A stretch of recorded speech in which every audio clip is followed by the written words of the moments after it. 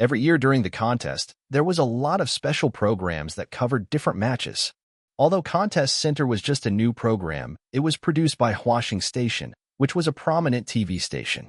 With a celebrity host Fong Mingguan, the program had good ratings and was among top 100 in the alliance. Top 100 may sound less than impressive, but was in fact an amazing achievement. In the entire alliance, each planet had tens of thousands of programs, many of which were from the authority. It was quite something to stand out and be among top 100.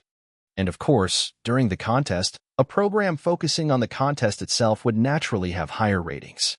On this day, the content of Contest Center caused an uproar in the alliance. Fong Mingguan had introduced and analyzed Dollar's current situation and predicted that this year Dollar would become the final champion, which had led to outspread outrage. Fong Mingguan is a retard. Look at Dollar's performance. How can he win? We know that you are famous because of Dollar's video, but there is no need to kiss Dollar's ass like this. Rubbish. If Dollar is the champion, I will live broadcast myself eating *T. What do you think of Idongmu if you think Dollar could win? Haha, Fong Mingguan is so dumb. Dollar will meet Idongmu before he gets to top 10. He'd be lucky to survive. To win? LMAO. My Tang Jinliu would never let him. My Lin Feng would never let him. Stupid, stupid, stupid. Although I also like Dollar, he didn't do that well in the contest so far. Fong Mingguan, you are too subjective about this. I can't even watch this stuff, and I am a fan of Dollar's. You call yourself a fan? Go be other people's fan, please.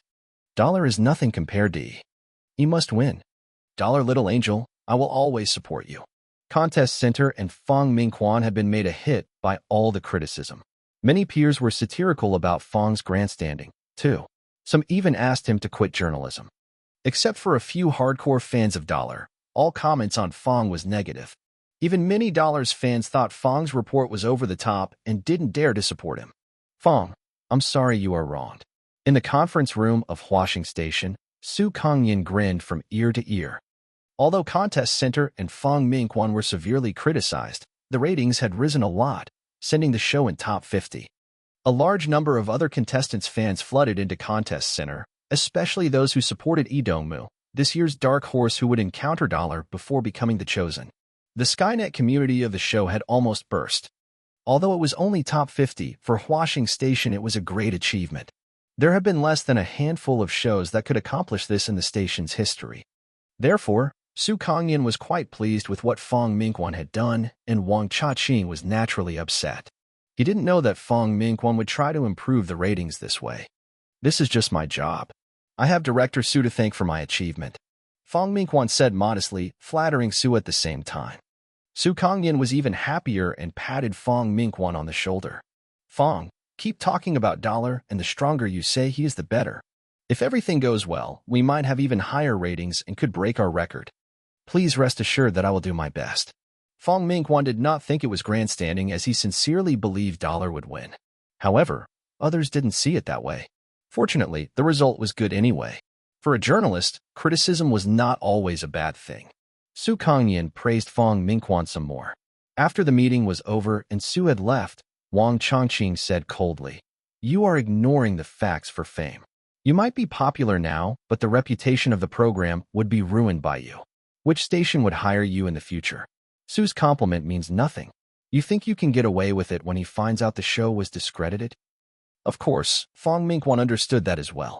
Someone had to take the fall when the fad passed. He himself would be that someone in this case. Su was just trying to keep him on board now to raise the ratings. Fong had been in this industry long enough to know that. Smiling, Fong Mingguan looked at Wang Chaqing and asked, "What if Dollar really wins?" Wang Chaqing paused. If Dollar really wins, then Contest Center would become famous for real and Fong Mingxuan's name would become a household name. Su Kangyan would treat Fong like the god of wealth. Keep on dreaming, Wang Changqing scoffed. Anyone could see that Dollar did not have what it took to win. He was just average and far from top 10, let alone winning. Whether you believe it or not, I firmly believe that Dollar will be the champion. Fong Mingguan got up and went away. Idiot, Wang Changqing whispered. He was waiting to see how miserable Fong would be. Han Sun did not go on the Skynet, so he was not aware of the debate about Contest Center. At the moment, he was practicing with Tang Jinliu in Fong Jingqi's villa. Although Tang Jinliu would not meet Yi Dongmu before top 10, he felt like they were going to meet when they were both top 10 eventually. So, he was still practicing with Han San when he had time. Only Hansen knew that Tang would not encounter Yi Dongmu because he would eliminate Yi himself before he rose to top 10. But a sparring partner like Tang was so precious that Hansen was happy to oblige. Having practiced for 2 days, Tang finally let Hansen go just before the next round of match began. Hansen knew who his opponent was and did not panic. He had made up his mind to practice in the match and gain some practical experience from his opponent. After all, these were the champions of different shelters, and it was such a rare opportunity to fight them one-on-one. Hansen had not much experience in this kind of matches and was happy that he got a chance to gain some. Hansen had made up his mind to practice Blade Storm in the contest by using Blade Storm only when facing his opponents. If others dared to do this, they might have died a million deaths already. But Hansen was in Sacred Blood armor, so hardly any attack was fatal to him. That was why he could practice in the contest. Hansen had given up on using his mutant sawfish spear. Without good spear skills, this weapon was useless in front of these champions. Fighting opponents of different styles, Hansen had made great progress, and his Blade Storm got better and better as long as his opponent was not too fearsome. He could always cope with using just Blade Storm, but it was always the Bloody Slayer that got him the victory. This way, Hansen's matches had become very hard to watch. He was always winning by a narrow margin, and there were times it seemed that he was about to lose. And there were 2 matches in which his opponents had already been seriously injured in their last rounds, and were thus easily defeated by Han's senator. Everyone thought he got lucky. The negative reports about Dollar were overwhelming, and in particular, the high praise Fong Mingquan sang in contest center fanned the flames. Fong Mingquan was talking through his hat. As an evolver who could not even enter First God Sanctuary, he managed to analyze so much from his reporter's oral account alone. In general, he was saying Dollar was invincible, everything was in control, and Dollar would be the final winner. This, of course, had attracted much hatred toward Fong Mingquan and Contest Center. It chanced that although Dollar's matches were never fun to watch, he had never lost either, which supported Fong's claim. The criticism got worse and worse. Especially those who were optimistic about Yi Dongmu were sniffy about everything Fong said and objected each day. Yi Dongmu was still keeping a formidable record. In 2 consecutive rounds, he was able to kill his opponents in one blow, causing many of his following opponents to quit the matches against him. In 3 consecutive rounds, all his opponents threw in the towel, which made his fame peak. Many media were running lengthy features about him, and many predicted he would be the final champion this year. He had even stolen Tang Jinliu and Lin Feng's thunder. As for the contest center, Fong Mingquan and Dollar, they had become a big joke in the press. Dollar will win had become a popular spoof this year, as an irony, of course. Some people found that Yi Dongmu and Han San would meet before one became the chosen and posted the finding on the Skynet, which caused a heated discussion. I sincerely pray every day that Dollar had to keep winning so that he could meet Yi Dongmu, who will teach him what a master looks like. Haha, funny. I agree. God bless Dollar. Bless Dollar. Bless Dollar. Bless Dollar had also become a buzzword and was seen everywhere in the comments of all sorts of programs about the contest.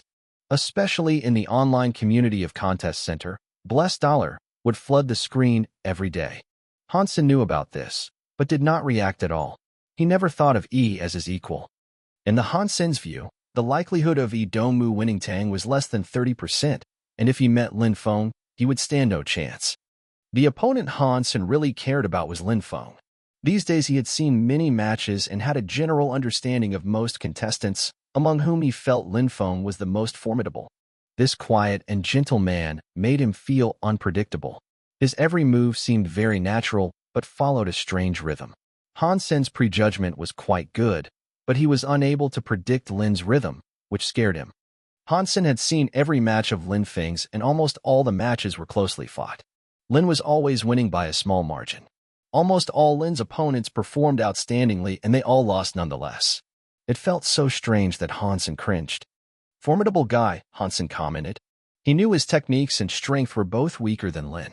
Luckily, he would not meet Lin before top 10, or else he was not sure if he could become the chosen. Tang was still practicing how to avoid Hansen's attacks in a close fight. He was not making much progress, though. But Lin Feng said if Tang met Yi Dongmu, he would not be much of a threat to Tang, which was close to Hansen's judgment, he didn't get the essence of the art of assassination, so he could hardly beat Tang. Perhaps the phrase, "bless dollar," played a role here. In the next rounds, Han Sen's opponents either were badly injured or lost important beast souls in the previous rounds, and some even had accidents in the alliance. It took Han Sen no effort to keep rising. Even Han Sen himself felt quite incredible. Those fans of the Idongmu gave Han Sen another nickname, Lucky D, taunting his lack of real skill. One day, after the end of a match, Han Sen came down from the stage and saw Lin Feng finishing his match as well. Their stages were close, so Lin saw him, and to his surprise, walked toward him. Many around them had noticed this scene. After all, Lin Feng was the runner-up last year. Although his performance was not that brilliant this year, he was still a favorite. Also, Han Sen had been the center of attention for a while. Lin Feng approached Han Senator. He smiled and reached out a hand. Always wanted to say hello to you, but never had a chance. Same here. Han Sen shook his hand. Lin seemed to be satisfied with this and said, "See you at the final." Lin turned away, but his words stunned everyone who was listening, as if they had seen a 12.0 magnitude earthquake. It turned out to be a 12.0 magnitude earthquake in the press indeed. Lin Feng had asked someone to meet him in the final, yet that someone was not Idongmu, but Dollar, who was considered an imposter. All major media had reported this, and Fong Mingwan from Contest Center was especially excited about it and had analyzed it from all angles. His conclusion was that Dollar was simply great. But obviously the major media and fans didn't share his enthusiasm. They thought Lin Feng wanted to gain popularity by participating in the grandstanding because he was no longer the center of attention. Rubbish. Lin was the runner-up last year, but he had no vision. No wonder he was only the runner-up. Let him keep his ranking and be second to my Idongmu this time. Keep his ranking? You think too much of him. He'd have to be lucky to make it in top 10. Lin and Dollar are just two weak guys feeling bad about themselves. Haha. Idongmu will get rid of Dollar in seconds before he beats Lin to show them who the real king is. What the heck? If Lin was going to see someone in the final, it should be Idongmu. Even if it is not at least it should be Tang Jinliu, right? How is Lucky D relevant? The Skynet had exploded for this matter. However, Lin Feng and Han Sen, the two who had caused it, did not realize this at all. One was enjoying tea with Tang Jinliu and Fang Jingqi, and the other was playing Hand of God in the gym of the teleport station. Han Sen had spent all his time playing Hand of God when he was not practicing with Tang, but he had never been able to make another breakthrough. He always had one or two small mistakes with Evolver 4. Han Sen knew that he had reached his limit in both physique and reflexes. If he had no improvement in Geno points, it was impossible for him to go any further. Therefore, he decided to take a break from Hand of God. Han Sen acquired 2 daggers and tried to practice Sleeve Blade with both hands. Although he was not as good as Gambler, he could produce the daggers from his sleeves and put them back skillfully at the moment. Even someone very observant could hardly see his hands move, but it was just a start on Sleeve Blade. When Han Sen took the daggers back, his hands would shake slightly, while Gambler was able to keep his hands perfectly still and retrieve the dirks using only his arm and palm muscles. Han Sen was not even close to that. This misled Han Sen to think that he needed to pass all the levels of Hand of God before he could get somewhere with Sleeve Blade. After I win tomorrow's match, I will fight Idongmu. If I beat him, I will become the chosen and enter the ranking round, where I will meet Lin Feng, which I actually look forward to. Han Sen recovered his dagger, slowly closed his eyes, and thought about all the matches he had experienced. The next day, Han Sen had an easy victory once again. His opponent still had not recovered from a bad injury and failed to show up. Han Sen walked down the stage and wanted to see Lin Feng's match, but someone stopped him. "I hope tomorrow you will have the guts to stand in front of me, because I will kill you," Idongmu said coldly and walked past Han Sen without so much as throwing him a glance. Almost everyone who saw this went crazy. Idongmu's words caused another storm on the Skynet. Basically, everyone was guessing if tomorrow Dollar would dare to show up. The majority predicted that Dollar would quit. After all, the difference between the two is huge. Idongmu's performance had been outstanding, and he had even killed several celebrity rivals, including Dragon Swordsman, who had the 10th place last year. Dollar, on the other hand, had a rough journey, and he was here more for his luck than for his actual strength. Except for Fong Mingwan, who predicted Dollar would get a total victory, Almost all TV personnel believed Dollar would either quit or die. On the day of the match, the marshal rings in all shelters were packed with people who were waiting to watch the match through the sacred steel. This was absolutely the most controversial fight in the entire contest this year, and people called it the fight between the king and the imposter. Almost everyone in First God Sanctuary was watching, and the number of viewers was even bigger than that of the final last year. The popularity of this match was in part due to Contest Center and Fong Mingquan, or else there wouldn't be so many people who were paying attention to Dollar, and the media would not have cooked up such a hype. The field reporters all wished to interview Lee Dong-moo and Dollar before they started. Although there was no way to record it, it was enough that everyone in the First God Sanctuary could see it at such a crucial moment. Unfortunately, neither Yi nor Dollar had appeared, but they saw Tang Jinliu and Lin Feng. It was hours until their own matches, so they must be here to watch the fight between Yi and Dollar. The clever reporters quickly squeezed over and circled Tang Jinliu and Lin Feng. They loudly asked, "Lin Feng, I'm from Contest Front. Who do you think will win this fight?" "Lin Feng, I am from Contest Corner. You said you would see Dollar in the final. Do you still believe that?" "I'm from Contest Center.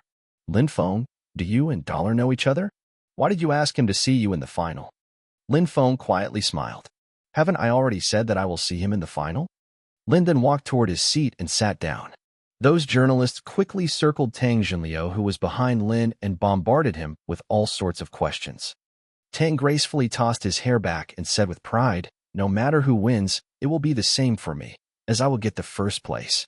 He paused, and before the reporters reacted to his comment, he continued, "If you are asking which of the two will win, then of course it's Dollar. Isn't that obvious?" The reporters were shocked. Not only Lin Feng, but also Tang Jinliu said Dollar would win, which was the opposite what they had thought. But when they were trying to ask again, Tang Jinliu had gone away as well. Only the reporter from Contest Center was overjoyed, who quickly teleported out of God's Sanctuary and reported what Lin and Tang had said. When Lee Dong-moo and Han Sun both showed up, First God's Sanctuary went buzzing. The cheers for E overwhelmed those for Dollar. In the martial ring of steel armor shelter, "Station Master, do you think Dollar will win?" Yang Monli asked Qin Xian sitting next to her nervously. "He robbed my quota to go, so I will not forgive him if he's not even in top 10. Qin Xian said fiercely, while knowing that it would be difficult to beat Lee Dong-moo, who had shown incredible skills in previous matches. "He will lose for sure. He was simply not on the same level as Lee Dong-moo," Son of Heaven said in a cold voice. "I do not want to listen to these words. My Dollar is the best." Displeased, Qin gave his mouth a downward twist and said, "He and Yuan have been going to all Dollar's matches. Whether you like it or not, it is the fact," Son of Heaven said casually. "Didn't you say the same thing last time?" "Well," Qin grinned and asked, leaving Son of Heaven's face darkened. On the stage, Lee Dong-moo coldly stared at Han Sun and said in a flat voice, "Well, since you dare to come, then get ready to die." Drawing the dagger from his waist, he had a murderous look on his face. "Do you think this is some kung fu movie?"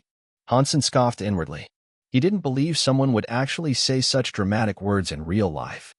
Hansen did not reply, but shapeshifted into the Bloody Slayer, grabbed the hilt of the Shura katana and ran toward Lee Dong-moo.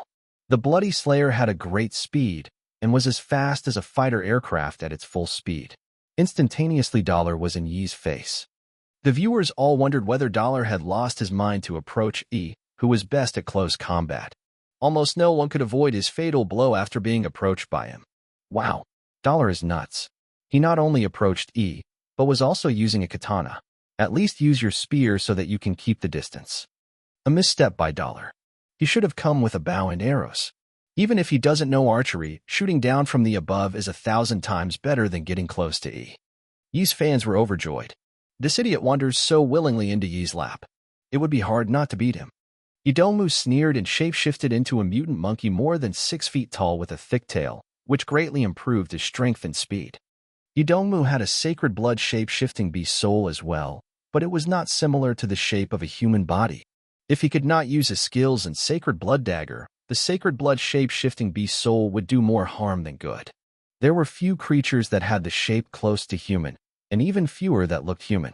Except for that Sacred Blood beast soul in the shape of a lady that was awarded to the Chosen, there was hardly any Sacred Blood beast soul that takes human form. Hansen's Bloody Slayer was a precious sacred blood shape-shifting beast soul because it had a pair of human hands that allowed him to use all sorts of techniques. Lee Dongmu watched Hansen bolting toward him and gave his dagger a harder grip.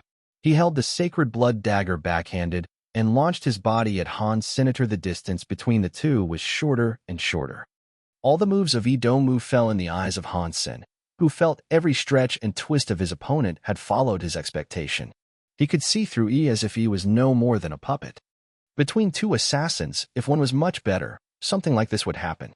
Hansen knew everything about E while he didn't even know Hansen was good at sneak attacks as well, and that had determined Yi's loss. It did not matter that his speed and strength were both greater than Hansen. When the two clashed, the katana painted golden by Hansen moved and was suddenly returned to its sheath. The movements of the weapon were as smooth as floating clouds and flowing water. They continued sliding nearly 30 feet in opposite directions before they stopped. Hansen's magnificent body was as steady as a mountain, while Lee Dongmu slowly turned around and stared at Hansen's back. He stressed each syllable. "What is that skill called?" "Bladestorm." Hansen replied without looking back. "I will fight you again, and next time I will not lose," he said and walked down the stage. The moment he went down, he fell to the ground with a thump. Blood was welling from a cut in his chest so deep that his bones could be seen. The entire First God Sanctuary went quiet. Billions of viewers of the match opened their mouths, but could not make a sound. No one could believe that the result would be like this. They could accept it if it was the other way, but Lee Dongmu, who was invincible like a king, was defeated by Dollar in one blow, which was hard to swallow. Not to mention Yi's fans. Even Dollar's fans had never thought that Dollar could win like this. Even the optimistic ones believed it would at least take Dollar quite some effort to win. But no one thought that he would lose in such a shameful way and in his strong suit, close combat. Hansen turned his head back and looked at Lee Dongmu, who was struggling to get back on his feet. He said calmly, "Not bad. You survived a serious strike from me." Hansen turned away. "Not bad, not bad." This sentence blew all the viewers' minds. In the eyes of the public, Dollar's figure suddenly became more and more grand and brilliant. Dollar's fans finally came to realization of what had happened and started shouting and jumping up and down.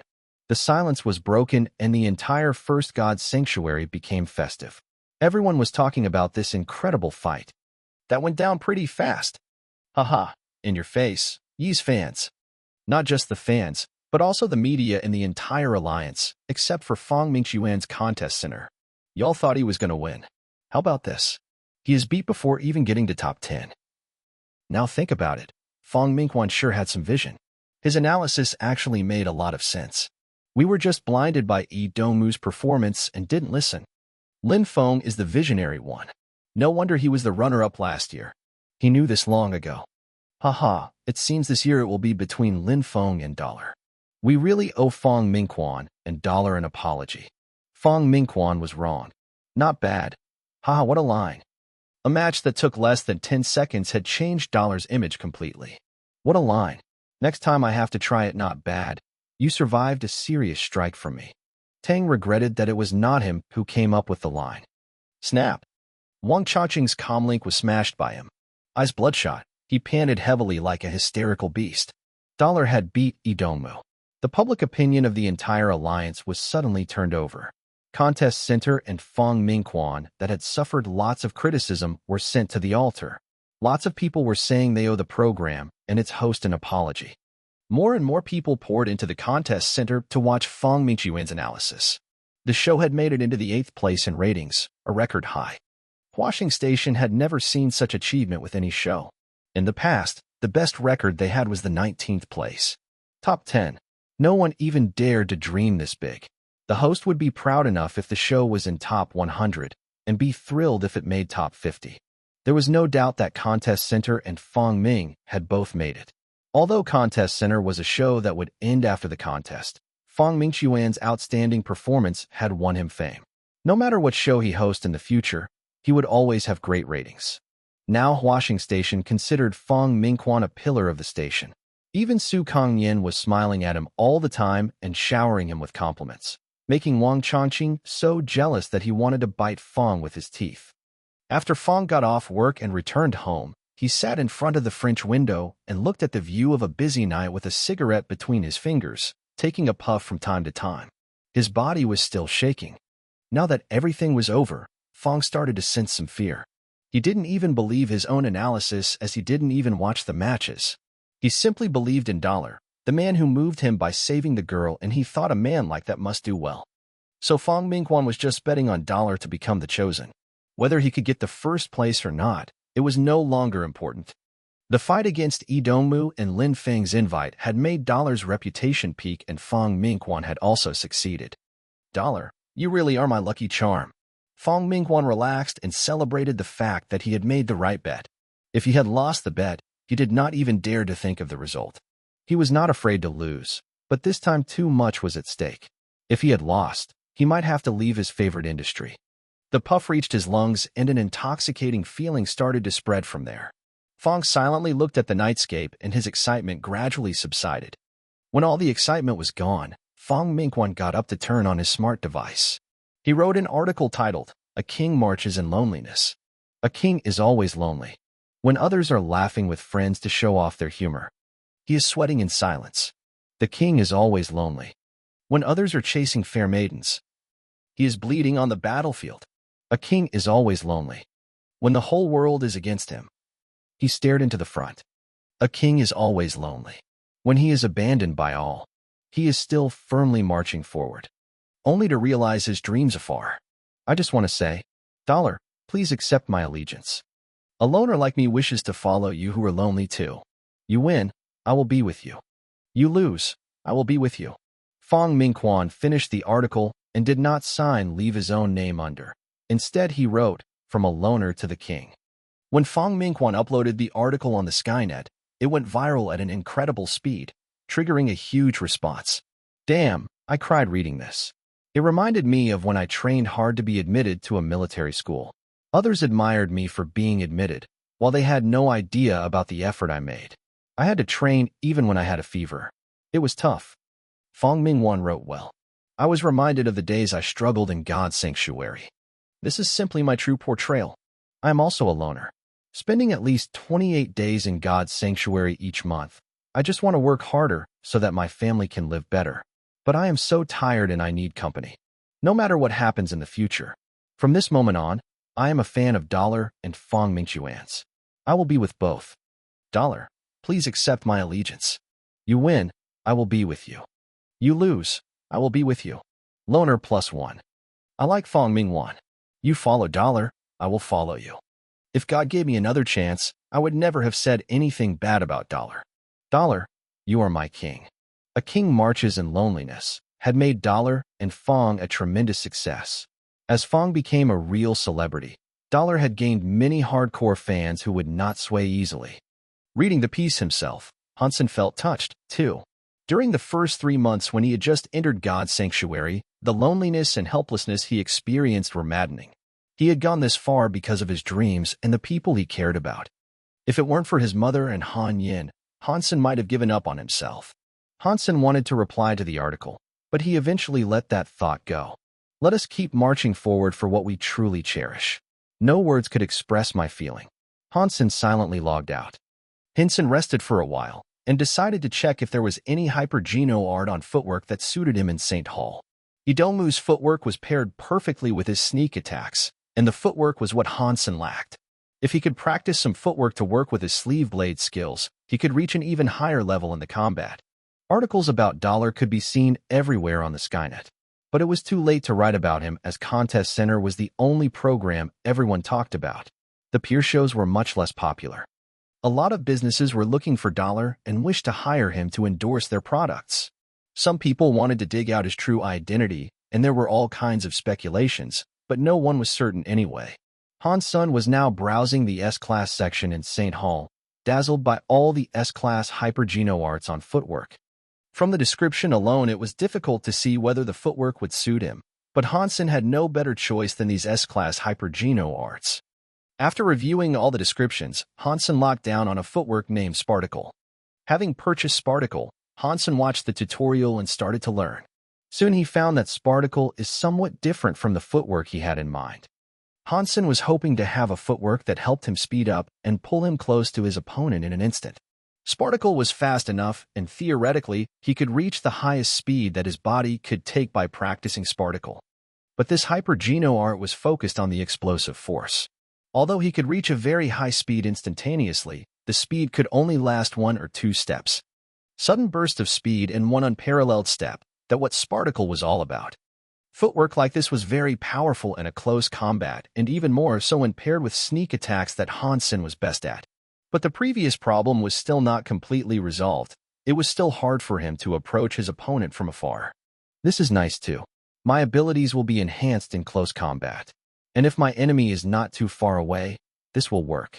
Hansen was not too disappointed. Sparticle was also helpful to him. It was just different from what he had imagined. Originally, Hansen thought that he should learn a footwork like the one used by Idongmu, which involved erratic and rapid steps. But this would do as well, just in a completely different style than Yi's. Hansen drank a bottle of Geno solution for Sparticle and hurried to start practicing. Hopefully, it would make a difference in the ranking rounds that was to begin in 10 days.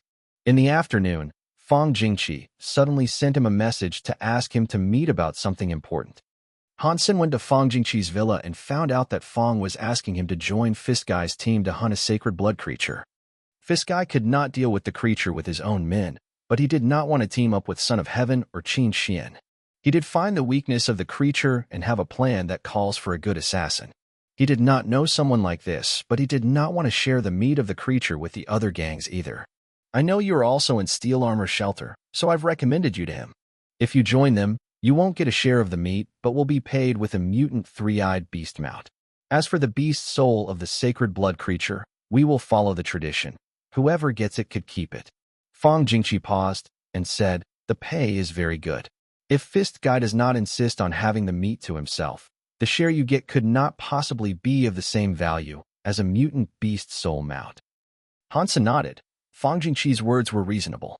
The share of meat he could potentially get was probably less than half of what a mutant mount was worth. When and where? Hansen was secretly calculating the time needed for this trip. It was 10 days until the next round, and he wondered if he could make it back. I cannot tell you the specific location, and you will need about 6 or 7 days in total, Fang Jingqi said. Hansen certainly understood that no one would leak the information of a sacred blood creature. With Fang Jingqi's estimate, he felt reassured as even if there was a delay, he could still make it back in time. In fact, Hansen did not care for the ranking matches. It did not matter to him how he ranked among the chosen as long as he could have the reward, which was the same for everyone in top 10. He was really looking forward to fight Lin Feng though, to see how good Lin actually was. Hansen promised he would join Fist Guy. He had always wanted a mount, and here came his opportunity to get a mutant one. Plus, he had a chance at the sacred blood beast soul as well. So why not? Fang Jingqi gave Hansen a coin and said with a smile, I only said that I would recommend someone good, but didn't name you. Take this to the agreed place and he will know. Hansen nodded and took the coin. Fang Jingqi took him to dinner before letting him go. The next day, when Hansen entered Steel Armor Shelter, almost all the people were talking about Dollar's match against Idongmu and a king marches in loneliness, but they preferred to call the piece from a loner to the king. After all, Dollar was from Steel Armor Shelter, and everyone in the shelter felt honored about it, except for Son of Heaven's gang. I am a celebrity now, but unfortunately I cannot tell anyone that is me, Hansen thought. First, he went to find young Manli and took a leave, explaining that he wanted to hunt an important creature, hiding the fact that he was in fact joining Fist Guy's team.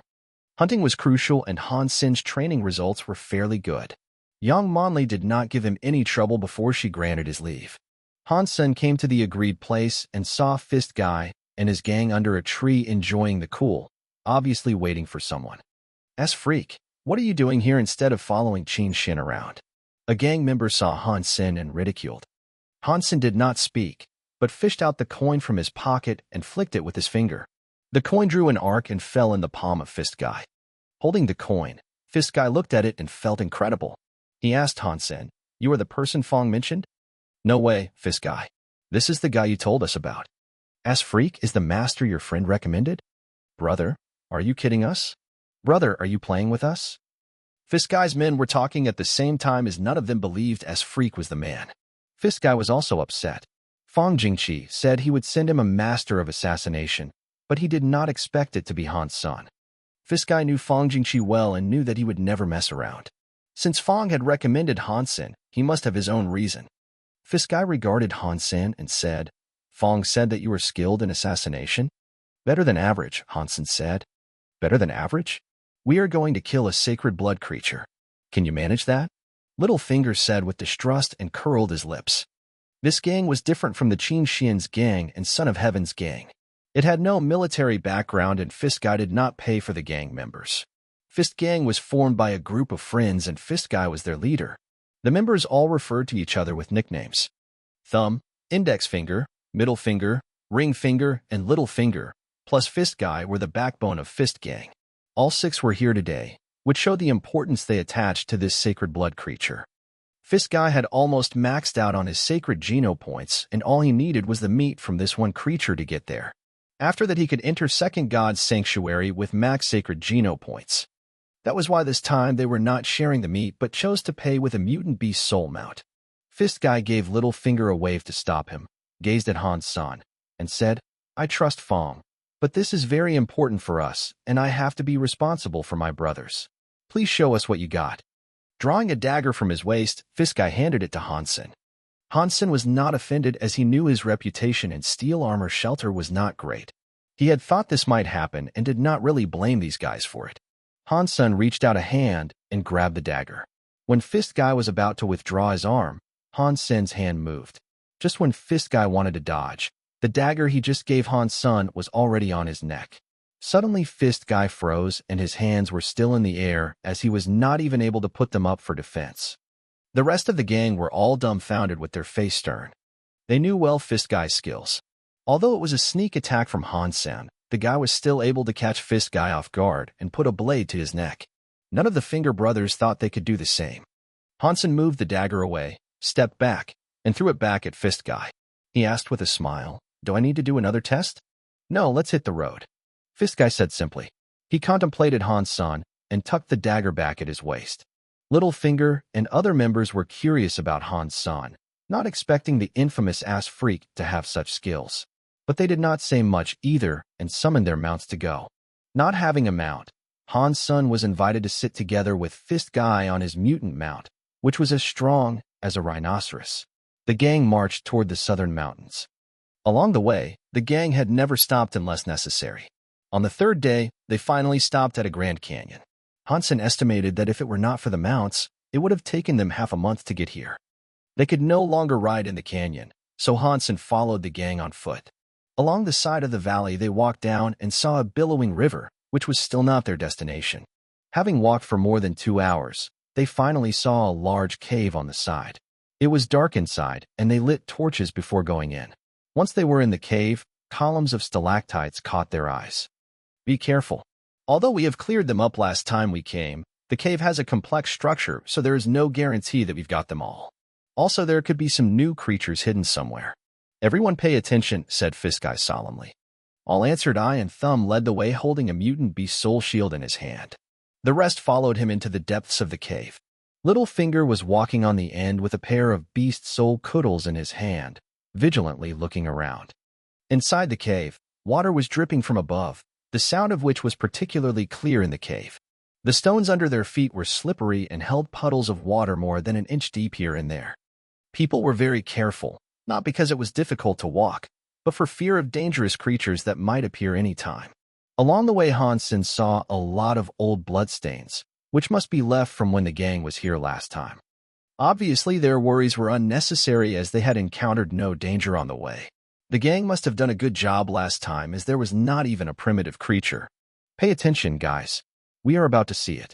Do not make a noise, whispered Fist Guy, who was directly behind Thumb after they had walked for 4 or 5 hours. In fact, these words were meant for Han Sen, as everyone else had been here before and knew that they were approaching the creature. They were tiptoeing like cats, making absolutely no sound. Han Sen nodded to Fist Guy, who then signaled Thumb to keep going. In a short while, they were at the end of the path and the space suddenly became huge. A stone hall appeared in front of their eyes. The stalactites hanging from the ceiling were about 30 feet long, which were not even 1/10 of the height of the cave. Unknown black vines were growing everywhere in the cave, and the leaves on the vines were as black as ink. There were even black flowers dotted on the vines. Where they came from was like a tunnel that was connected to the hall's wall, and there were many entrances like this one. Fist Guy indicated silence to Han-sun with his finger and then pointed underneath them. Han-sun looked down, and his eyes lit up. Han-sun saw that at the bottom of the cave, a black pangolin-like creature more than 6 feet long with its whole body covered within crystal scales was drinking water from a pool. That is the creature. Its hearing is no good, but it has got excellent eyesight. Even a sacred blood beast soul weapon could hardly hurt its scales. Its biggest weakness is its soft belly, explained Index Finger unhurriedly, who was a refined young man. Even if its stomach is its weakness, it is on all fours and I can't really flip it over and stab there, Han-sun said. Of course not. As long as there is a sign of trouble, this guy will roll itself into a ball. And then it would be like a snail hidden inside the shell, and its belly would be protected. Its scales could also flip up and become circular saw blades. When it rolls, it's like a spiked wheel, and even the thickest armor would be cut open by that. And no one's body could stand that either. Littlefinger cut in. How is this a weakness then? Han-sun could not help but frown. Certainly we cannot attack it head-on. Its strength is formidable and its speed is too high. No one could afford taking a hit from it. Fist Guy hesitated before he pointed at the pool at the bottom and said, "Our plan is that in a while, we will go out to drive it away, and you can take the opportunity to hide underwater in the pool. When it goes to drink again, you make the attack from below the water at its soft chin. It would be great if you could leave the weapon in its chin so that it could no longer curl up. At that time we could kill it however we like." Fist Guy, no wonder you were willing to pay me a mutant mount. I'd be risking my life. Han-sun said to Fist Guy, "If it is easy, we will not pay such a big price. Can you do it, or not?" Littlefinger whispered. Everyone awaited Han-sun's decision, looking at him. "I can try, but since I am putting my life on the line here, I have to get paid first in case I die there." Han-sun pondered and said, "Okay." Fist Guy agreed readily and transferred the mount to Han-sun. Now that they were here already, as long as Han-sun got into the water, they did not worry he would run away. So it was fine to pay him first. Index Finger took a small oxygen cylinder and respirator from his bag and gave them to Han-sun, so that Han-sun could stay in the water longer. After everything was ready, Fist Guy looked at Han-sun and said, "We'll go out to lead it to one of the tunnels, and you should quickly go hide underwater. You don't have much time, 30 seconds at best. Is that fine?" "No problem." Han-sun checked the distance to the pool and then confirmed. "Well, although its bare skin is relatively vulnerable, you would still need at least a mutant beast soul weapon to pierce that. Do you have one?" Fist Guy was a bit concerned. Han-sun nodded again. His sure katana was comparable with a mutant weapon, but he was not Dollar now, so he did not bring it along. But Han-sun still had a mutant black stinger arrow, and that would do. Everything was ready. Fist Guy and his gang members exchanged a look, and everyone except for Littlefinger climbed away using the vines. They carefully climbed to other entrances to the hall and then threw fist-sized iron balls at the drinking creature from each entrance. Dang, dang, dang. The balls hit the creature's black crystal scales and made noises of metal, not even leaving a white mark on the scales. But the sacred blood creature was obviously angered. In just a moment, it curled up its body and suddenly looked like a snail, a spiked one. The black scales were turning up and sharp as blades. The creature started rolling with a thudding, and even the stone was cut deeply by its scales. It was fearsome indeed. In just an instant, it rolled several dozen feet. Not only its speed was incredible, it could also roll itself onto a steep stone wall. Like a spiked wheel, it rolled upward on the wall and was behind Fist Guy's men in an instant. They could not afford to relax and all hid in the respective tunnel next to themselves. The sacred blood creature followed Thumb into the tunnel closest to it. "Come on." Thumb can't hold very long. Littlefinger urged Henson to go down. Han-sun took a deep breath, grabbed the vines, and quickly slid down to the bottom. He ran to the pool, but did not jump in for fear of making too much noise. Instead, Han-sun went to the water side, slowly slid himself into the water and sank. Seeing Henson diving in the water with the respirator in his mouth, Littlefinger was relieved and wiped off the cold sweat on his forehead. When he was about to check on the sacred blood creature, he saw a shadow rushing from the tunnel where it was and rolled to the bottom. Its eyes on the side of its body twirled for a while and detected no danger. It then slowly spread its body and crawled around to chew on the black vines. The reason why the creature had stayed here for a long time was to eat the black vines. Fist Guy's gang had discovered this and was thus certain that it would not leave before eating up the vines. The creature was still gnawing the vines when Fist Guy's gang returned from the back of the tunnel. It chanced that all the tunnels were connected, and they made a detour and found Little Finger. Thumb's arm was hurt. His blood was dripping and his bone was bared. "Thumb, you all right?" Fist Guy and others asked nervously. "I'm okay, but my mutant shield was ruined when used to block the creature. If we could not kill it, it would not be worth it at all," Thumb said distressed. "I wonder if S-Freak could finish the task." Little Finger watched the quiet pool and the creature eating the vines with a worried look on his face. "I hope he can." Looking down, Fist Guy was not sure either. One could never be sure about the result when one was about to hunt a sacred blood creature. The infamy of S-Freak also added to their lack of confidence in Hansen. The gang watched the creature nervously, but it did not have any intention to drink. After chewing on the black vines for more than half an hour, it lay down on a stone and fell into sleep. Fist Guy and others started to get anxious, as the oxygen cylinder they gave Hansen was only the size of a palm, and the oxygen was quite limited. If the sacred blood creature spent a long time sleeping, the oxygen would run out. When they were praying for the creature to get up, it eventually woke up and slowly climbed to the pool, as if their prayers had worked. It stretched its head above the pool and started to lap the water with its tongue. However, Fist Guy and the Finger brothers were not too happy about this, as where the creature stayed was far from where Hansen was hiding. If Hansen started to swim now, however, the waves he made would alarm the sacred blood creature for sure. What now? The gang members' hearts raced. Hansen could not even touch the creature in such distance, let alone kill it. Unfortunately, the water below was too dark, and they could not see what Hansen was doing under the water. Hearts in their mouths, the guys suddenly heard a screech from the bottom. The sacred blood creature lifted its head up, and there was a black arrow deep in its white jaw, with only less than half the length exposed. Blood was flowing along the arrow shaft. Not able to find its enemy, the creature wanted to curl up after being injured.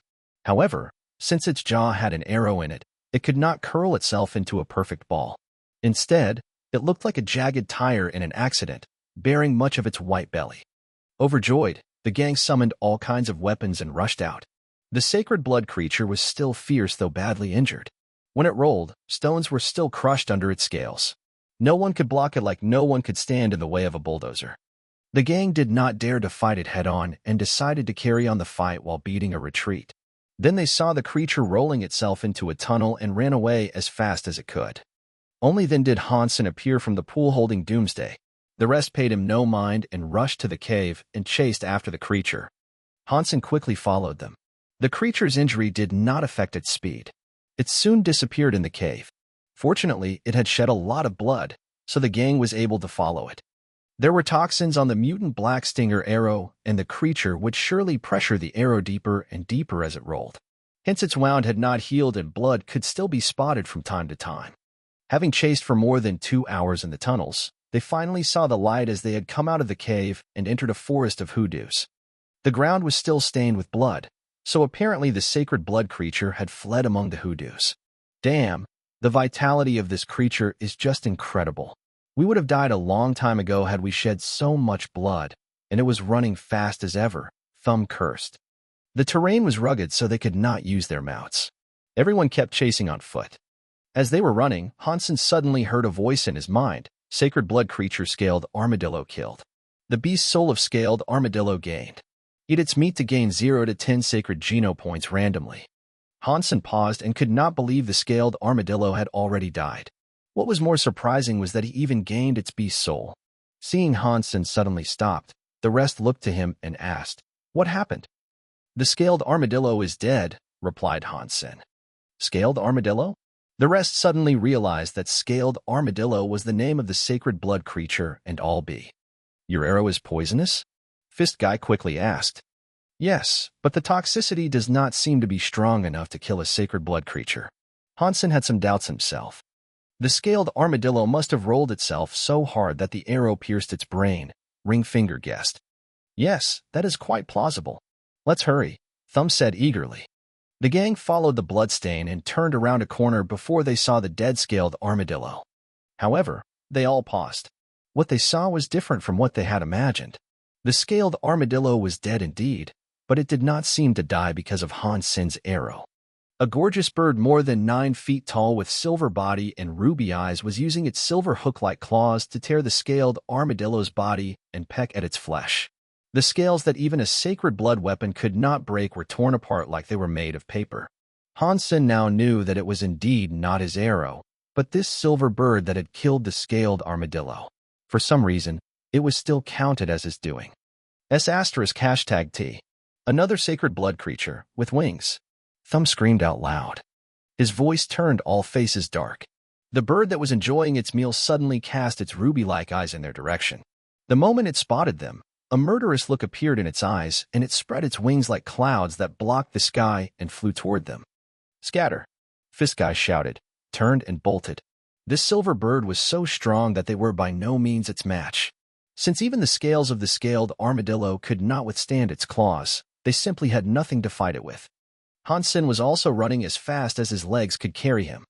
The gang had scattered, but as Han Sen looked back, he realized that the silver bird had chosen him to follow, its ferocious bird eyes red as blood gazing at him unblinkingly. *#. Maybe God envies my newly gained beast soul. Han Sen secretly cursed and continued to run desperately. Fortunately, it was a forest of pagoda-like weathered rock hoodoos. Han Sen was taking his cover behind the pagoda-like hoodoos and paid no mind which way he was going as long as he could get rid of the silver bird. However, the horrendous silver bird was still following him. Under its claws, even a car-sized stone was crushed in an instant. Its strength was almost divine. After running for a while, Han Sen was suddenly in the open and out of the hoodoo forest. He complained inwardly, "Now without the hoodoos as my cover, how could I outrun this damned bird?" Without the cover of the hoodoos, the silver bird uttered a ferocious hoot and rushed toward him. Without hesitation, Han Sen summoned the Bloody Slayer and Black Beetle and turned himself into a golden centaur, running with all 4 hoofs. Han Sen had always trusted the speed of the Bloody Slayer, but this time he failed to run away from the silver bird. Instead, the bird was catching up. "Am I going to die here?" Han Sen complained inwardly. The shape-shifting time was limited and his current Geno points would give him less than an hour. Once his time was up, how could he ever outrun the ferocious silver bird with his own feet? But now Han Sen had no time to think. He had to focus on running as fast as he could. As for the purple-winged dragon beast soul, Han Sen did not dare to summon it at all. Once he used wings to send himself in the air, his flying speed would be even lower and he would be turning himself into a meal for the bird. Looking at the endless plain, Han Sen ran desperately while the silver bird was snapping at his heels. As time passed, Han Sen started to feel a severe soreness and knew that his shape-shifting time was almost up. As Han Sen was considering whether to turn around and fight the bird head-on, he heard a rumbling of water ahead of him. It seemed that there was a wide river there. Suddenly, his eyes lit up. Without thinking any further, he ran at his full speed toward the sound and used Jade Skin fully so that he could shapeshift a bit longer. Han Sen soon saw a wide river with roaring waves more rapid than the Yellow River. Seeing this river, Han Sen was overjoyed. Now he only wished that this silver bird did not know how to swim so that he could take refuge in the water. Running desperately with 4 hooves, Han Sen felt his body muscles were being torn apart as he had exceeded his shape-shifting time limit. But the only thing left to do was to hang on and keep running to the river. Giving up shape-shifting now was equal to giving up his life. 600 feet away from the river, Han Sen's eyes were bloodshot, and the pain in his body almost made him scream. Yet he had to run. 500 feet. 300 feet. 100 feet. 10 feet. As Han Sen thought his body was about to explode, he had finally made it to the river. With acute pain, he threw himself into the water. Thump! Han Sen heard a loud noise behind him, and then felt a burst of pain on his back that almost made him black out. His heart froze, knowing the silver bird had followed him into the water. The desire to survive made him muster what was left of his energy and try to dive deep into the river. At this point, Han Sen could no longer keep up shape-shifting, or else his body would break down. The moment he turned into himself, he felt he was pushed downstream at an incredible speed. He tried not to faint, as he could drown in such torrents before he was eaten by the bird. He summoned the mutant black barracuda, and a mutant mount more than 4 feet long appeared next to him. Holding tight on the mount, Han Sen controlled it to dive to the bottom. When Han Sen could no longer hold his breath, he sent the mutant black barracuda to the surface. Finally getting a little break, Hansun was glad to find the silver bird was nowhere to be seen. It seemed that it did not know how to swim and just clawed his back when he jumped into the water. His back was still in great pain, and his whole body felt like it was falling apart with spasms in his muscles. He felt like he was made into a plate of sashimi with his flesh being sliced off. The consequence of shape-shifting over time made Hansun helpless. Fortunately, he had his black beetle armor for protection, or else the creatures in the river that had sniffed the smell of blood would have torn him apart. Groups of strange fish more than 2 feet long hovered around him and tried to bite his body from time to time. The sacred blood armor had thwarted all their attempts. Withstanding the maddening pain, Hansun grabbed the Z-steel dagger in his sleeve and stabbed it into a strange fish next to him. The fish was gutted as he pulled the dagger fiercely, and it died without struggling. Primitive creature black lantern fish killed. No beast soul gained. Eat its meat to gain 0 to 10 primitive geno points randomly. Seeing other black lantern fish hurrying over to the dead one, Hansun quickly cut off a large chunk of fatty meat from its belly and threw the rest of the dead fish aside. Watching groups of black lantern fish chasing the dead body away, Hansun took a bite at the meat in his hand. It tasted fishy and bitter, but Hansun could not afford to be picky. When he jumped into the water, his back was clawed by the silver bird and his backpack was lost. With no water or food left, he could only rely on this creature's meat to gain some strength. If he wanted to live, he must have enough strength. But the fish meat was so unpalatable that Hansun only ate half of it and threw the rest away. He would throw up otherwise. With some physical strength recovered, Hansun started to observe the surroundings. Although it was already at night, the starlight and moonlight were so bright that he could still see mountains and forests along the river. But he still had no idea where he was. Gathering his strength, Hansun commanded the mutant black barracuda to swim up to the shore. His luck was not too bad. Next to the shore was a grove of trees. He looked around and found no trace of creatures nearby. With a long sigh of relief, Hansun climbed up into a tall tree's crown. When he was about to take a good rest and treat his wound, a beast roar rang in the mountain near him. How bad can my luck be? With a wry smile, Hansun vigilantly looked in the direction of the roar. Seeing it was actually several youths hunting a lion-like creature, Hansun felt God had not abandoned him yet. Taking all his beast souls back and putting the dagger back into his sleeve, Hansun slowly walked toward the youths and said after they killed the creature, "Friends, may I ask where this is?" The youths that were still thrilled over their kill were startled by Hansun's voice and turned to him with weapons in their hands. After seeing Hansun, who was in rags that were dripping blood, they were suddenly relieved. "Why are you here alone?" asked a young man in beast soul armor, looking at Hansun with some doubt. "I came with some friends and not sure it was good or bad luck. We ran into a flying sacred blood creature and scattered." "I'm lucky to be alive," Hansun told half the truth. "A sacred blood creature? Where?" The youths were shocked. "I don't know now. I jumped into the river to escape from it and was carried here by the torrents. If you want to hunt it, you could go to the upstream and try your luck. I'm not sure if it would still be there, though." Hansun paused and asked, "Could you tell me where I am first?" A girl with wide eyes said, "We are not sure either. But if you are heading to a shelter, go west and it will take you about a month to reach Glory's shelter." Hansun was a bit surprised. Glory's shelter was where Xuanhuan and Lin Beifeng came from. It chanced that he was near Glory's shelter now. He wondered how far the river had carried him. It was fortunate that he did not encounter any great danger on the way. The young man who spoke first suddenly said, "You don't look like you are in good shape. It so happens that we are heading back. So if you are willing to pay, we could take you with us." Hansun smiled. "Does it look like I have money with me?" "We can sign a contract here, and you could pay when we are back in the shelter," replied the young man. "How much do you want?" Hansun pondered and asked. He was not familiar with this area. If he followed them, at least he would not get lost. 100,000. The young man regarded the bow and arrows Hansun was carrying and said, "It looks like you're injured. We can give you some medicine and food meat of primitive creatures." The rest of the youths were a bit shocked by this price, as 100,000 was not a small amount. "Okay, but I would have to pay after we reach the shelter," said Hansun, spreading his hands out. This trip was fruitful enough, and it was most important that he could reach a shelter safe and sound. 100,000 was not much for him at this point. It was a shame that he probably would not be able to make it to the ranking rounds of the contest. It did not really matter to him, though.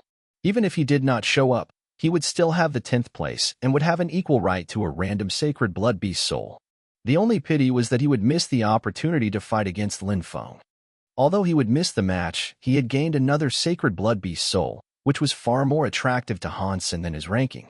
Even if he got the first place, there would be no extra material reward. Therefore, if Hansen could choose again, he would still have come along. It would be nice, though, if he had not been thrown in such panic. Deal. The young man happily took out pen and paper to draft a simple contract. After Hansen signed, he gave Hansen some food and water. After some self-introduction, the girl with wide eyes helped treat Hansen's wound. Once she lifted his shirt up and saw the wound left by the silver bird, she almost let out a yelp of surprise. A foot-long wound spread across Hansen's back, with flesh ripped apart. The bleeding had almost stopped. Hansen thought it was fortunate that he was already in the water, and both his backpack and sacred blood armor provided some protection when the bird attacked, so that his spine was not hurt, or he would have died a long time ago. The injury looked scary. However, he had great physique and jade skin. Even with no medicine, his wound would not get any worse. The girl cleaned his wound with alcohol and bandaged it. The youths all said Hansen was lucky to keep his life. The guys in the group chopped up the lion-like creature's body, picked some branches, made a fire, and put chunks of meat on it to barbecue. They shared a chunk with Hansen after it was ready. Hansen grabbed the meat and devoured it. He needed to gain some energy badly. Primitive creature, yellow lion's meat eaten. 0 primitive geno point gained. Hansen had got familiar with the youths after traveling with them for 2 days. They were not bad people. Because they were from humble families and had nothing special about them, they did not make it into some large gangs. Instead, they grouped up to hunt creatures themselves. They did not dare to poke any strong creature for lack of strength. This way there was not much risk involved, as they were always picking on primitive creatures that were alone. Their situation was much better than Hansen when he had first entered God's sanctuary, as they were together while he had been alone. But he could still relate to them sometimes. With the medicine and food supplies, Hansen was recovering much faster. With his physique and use of jade skin, his wound was no longer serious just a few days later. At the foot of a mountain, they suddenly heard a screeching. Several of them looked up and saw some black figures rushing down from the mountain, terrified. "Run! It's black-tailed monkeys," shouted Xuanhuan, the leader of the youths. Although the black-tailed monkeys were merely of the size of cats, as primitive creatures, they were rather swift and their claws were toxic, and it would be dangerous for one to be scratched by them. Seeing at least a dozen monkeys rushing down, the youths were all shocked. They might be able to cope with 1 or 2 of them, but once they were caught up by the dozen here, it would be hard for any of them to stay alive.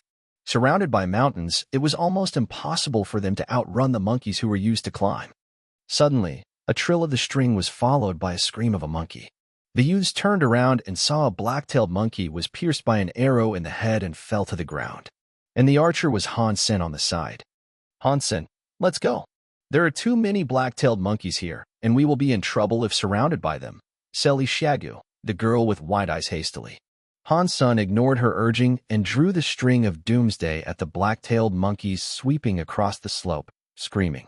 The youths thought Hansen was out of his mind. How many of the monkeys could he possibly kill? Once he was besieged by them, 1 scratch would mean death.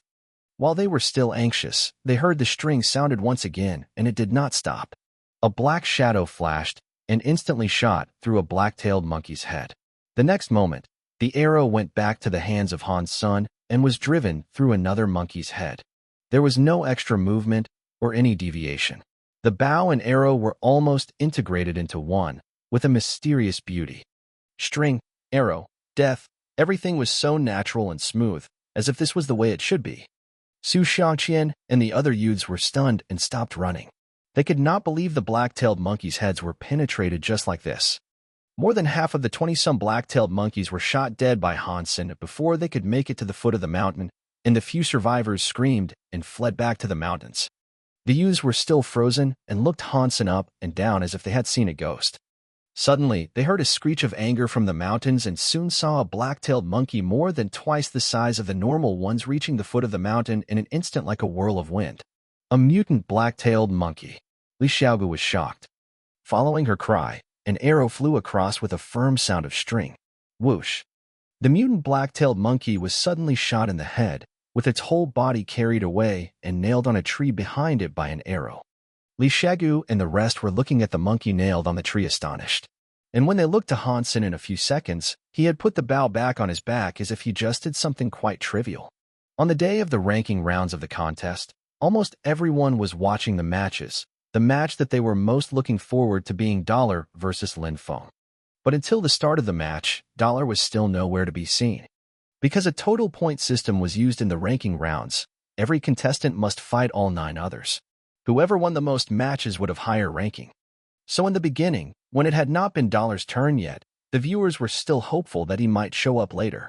However, Dollar did not even show up at his own rounds and ended up losing by default. There was an uproar among the viewers, as they were very disappointed in Dollar's absence after waiting for such a long time. All kinds of speculations and gossips began trending. Some said Dollar was injured when hunting a sacred blood creature and thus could not make it. Some said Dollar was an active duty soldier and was executing orders on the battlefield, so he could not participate in the contest. Of course, some said Dollar was afraid of Lin Feng and did not dare to come. However, this argument was relatively unpopular. After all, Dollar's strength had been recognized by the vast majority in his fight against Yi Dongmu. With all kinds of speculations in the alliance, people first thought of Fang Mingquan in contest center and wished that Fang would have a satisfactory answer to why Dollar did not show up at the ranking rounds. Naturally, Fang Mingquan had no way of knowing that. So he simply wrote an article, "You are my uncrowned king," to indicate the Dollar was his only king and champion forever no matter which place he ended up having. Getting no answer from Fang Mingquan, people were still curious. But there was no one who knew the reason why Dollar did not show up no matter how many analyses there were. Until the end of the contest, Dollar still did not make his appearance. He was considered lost by forfeit in all his matches and ranked number 10 in the end. But no one doubted the strength of Dollar. At least he would not be number 10. And the champion was highly predictable. Lin Feng still allowed all his opponents to perform wonderfully before defeating them. It was the same in every match of his. The focus of the ranking rounds was not the ranking. There was not even much discussion on who the champion would be. The hottest debate was if Dollar had come, who would the champion be? In an interview with Lin Feng, a female reporter asked him, "Did Dollar choose not to come because he fears you?" Lin Feng replied casually, "Just like I will never be afraid of any opponent, neither will he." He then ignored all other interviews. Unable to reach Lin Feng, reporters then turned to chase his buddy Tang Jinliu. This made Tang really depressed. He was the runner-up this year, which was the best ranking he had so far, and no one cared about that. They might congratulate him on that in the beginning, which was always followed by questions about Dollar. Tang Jinliu, if Dollar were in the matches, who do you think would be the champion, Dollar or Lin Feng? Tang Jinliu, why do you think Dollar was absent? Dollar and Lin Feng, who would be more likely to win?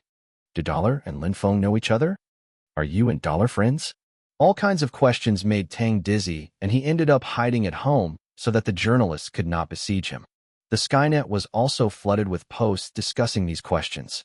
Some were praising Dollar and some criticizing. The debates lasted for about a month after the contest was over. It took Han Sun and the youths more than half a month to reach Glory Shelter. The youths told Han Sun it would take a month, which was an estimate according to their own speed, considering they had to bypass large groups of creatures. With Hansen on the team, they did not need to take detours anymore, as the archer could clear the path. As long as the creatures were not in too large a group, Hansen could always keep them at least 30 feet away, making the youths realize the benefits a great archer could bring. Because of the performance of Hansen, some of them had changed their focus to archery. After Hansen reached Glory Shelter, he found that he could not claim the reward for the chosen there, and had to claim it at the Sacred Steel and Steel Armor Shelter where he registered in the contest. Hansen could not immediately go back now, so he first teleported out of God's Sanctuary, and as soon as he was in the Alliance, he saw on his comlink many unanswered calls from Fang Jingqi. He called back and heard Fang's relieved voice.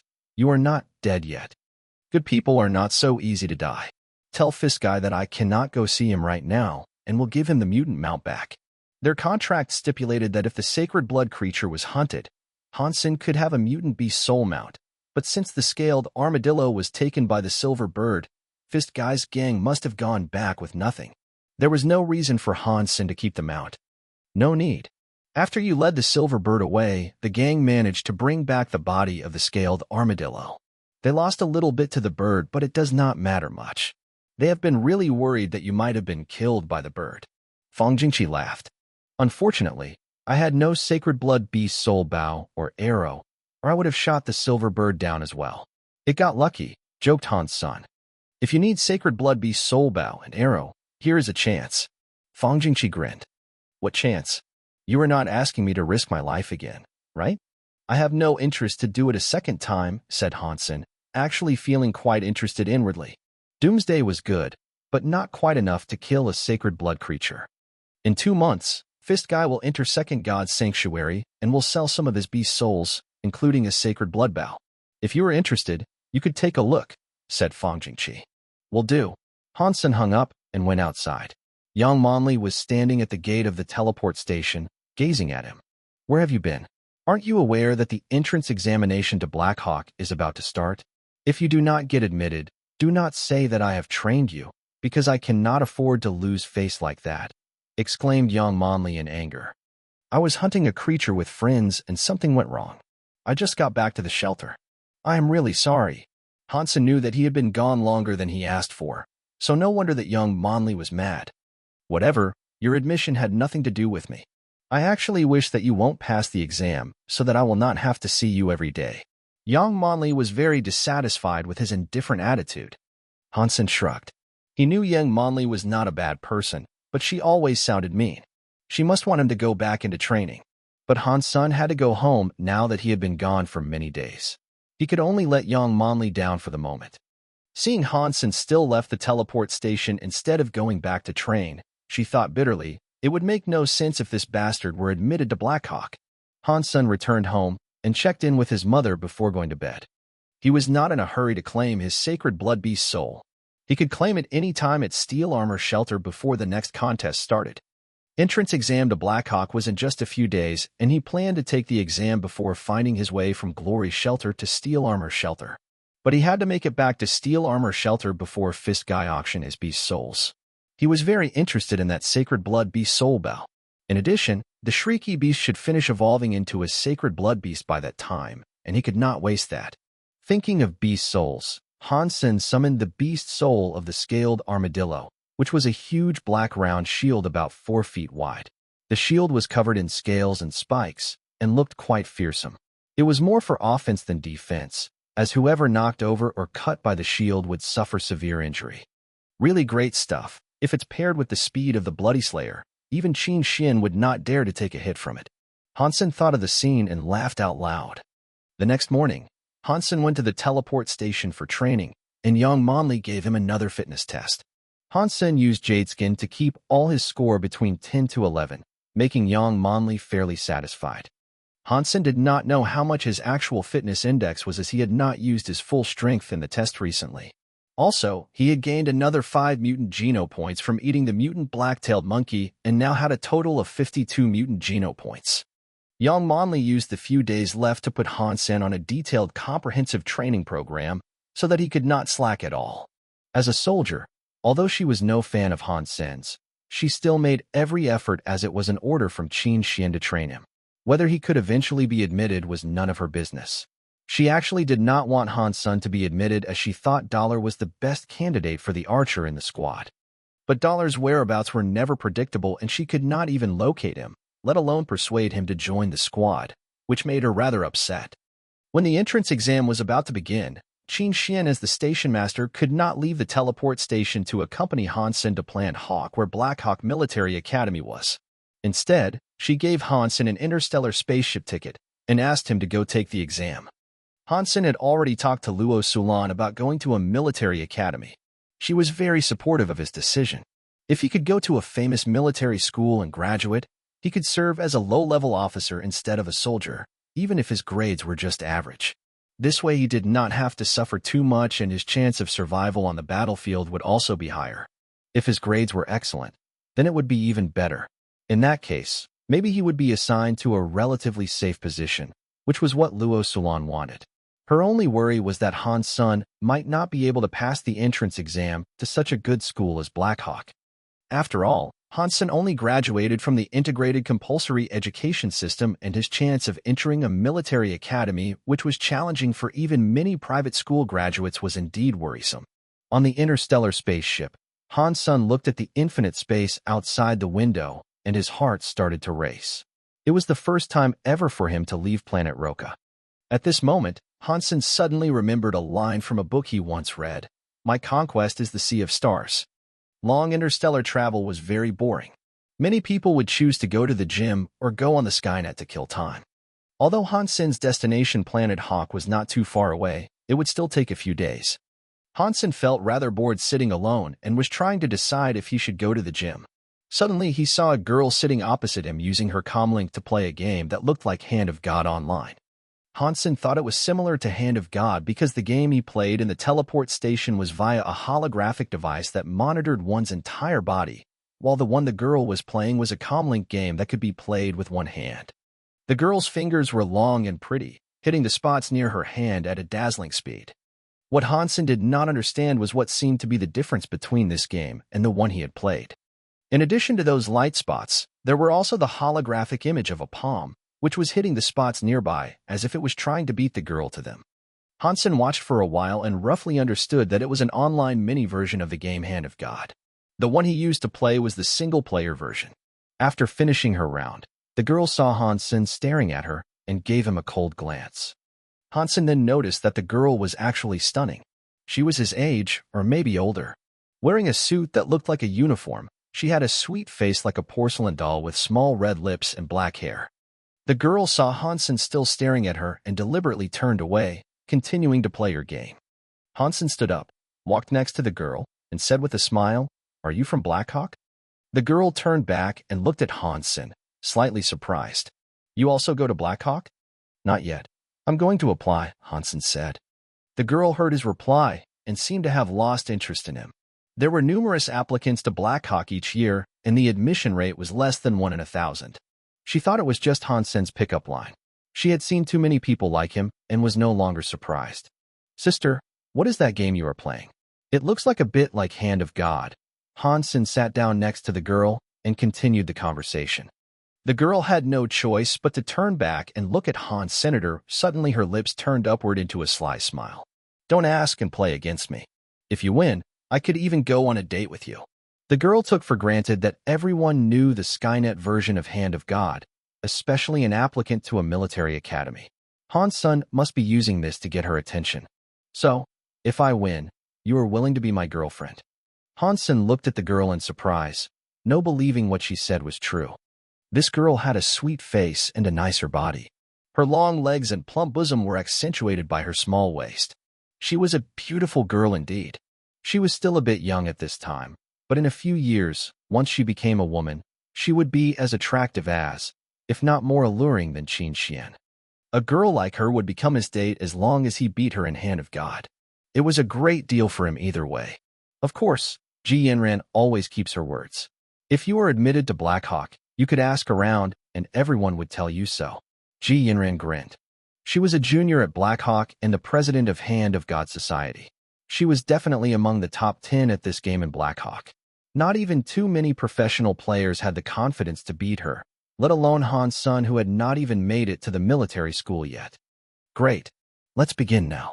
Han-sun felt he could not miss such a great deal to get himself a pretty date before even going to school. He would not have too many opportunities like this one. Ji Yanran gave him a sweet smile. "Since it is a showdown and you could potentially have me as your date, what would you offer if you lose?" "If I lose, I will be your boyfriend. Is that fair?" Han-sun said earnestly. Ji Yanran gave him a stare and said, "Save it. Your lines don't work on me. If you lose, you cannot show your face in front of me from now until the moment we arrive at Planet Hawk." "Deal." Han-sun nodded. He saw Ji Yanran play and thought she was much slower than himself. He was confident that he could win. "What is your game ID? I will add you and invite you into my group." Ji Yanran wanted to get rid of him as fast as possible. "I'm sorry, sister. I have never played this version of Hand of God. Could you show me how to play first?" Han-sun spread out his hands helplessly and said. He used to play on the device in the teleport station and had never tried using his comlink. "You really don't know how to play?" Ji Yanran did not believe him. "Which name should I search?" Han-sun turned his comlink on. "Well, I will see how long you could keep this up." Ji Yanran did not trust him at all, but she was not angry either. She wanted to see how long he could keep his pretense, so she told him how to enter the game. She saw Hansen using his comlink number to enter the game and was quite shocked, because the pop-up window on his comlink was a tutorial, which would only appear when the game was installed for the first time. You really have never played Hand of God? Ji Yanran threw a surprised look at Hansen. Not this version. I have only played the single-player version, replied Hansen. The two versions are quite different, and you dared to play against me when you have never played the versus mode? Ji Yanran felt both shocked and amused, as she thought this guy was driven purely by passion indeed. Should be similar. Hansen began to play in training mode, which could not be skipped and was meant to show new players how to use the versus version. Hansen used to play the single-player version and had no opponent. In training mode, there was a hand trying to beat him to the spots, which took some effort for him to get used to, so he looked a bit clumsy. Sometimes, Hansen only found a spot gone when his finger moved over, which was quite different from when he was playing alone. In addition to paying attention to the spots, he also had to pay attention to the action and intention of the other hand. Ji Yanran saw him playing in the training mode and was rendered speechless. He was such a rookie that she had no idea where he gained the nerve to challenge her, president of the Hand of God Society. It looks a bit challenging indeed. Can I practice a bit before playing against you? Hansen asked. Sure, anytime. Ji Yanran believed a rookie like him would not be her match even after practicing for a semester. She wanted to show him some grace, so that when he lost, he would have no excuse to bother her again. Hansen got Ji Yanran's permission and returned to his seat to play online. He soon discovered that versus version was much more interesting than the single-player version.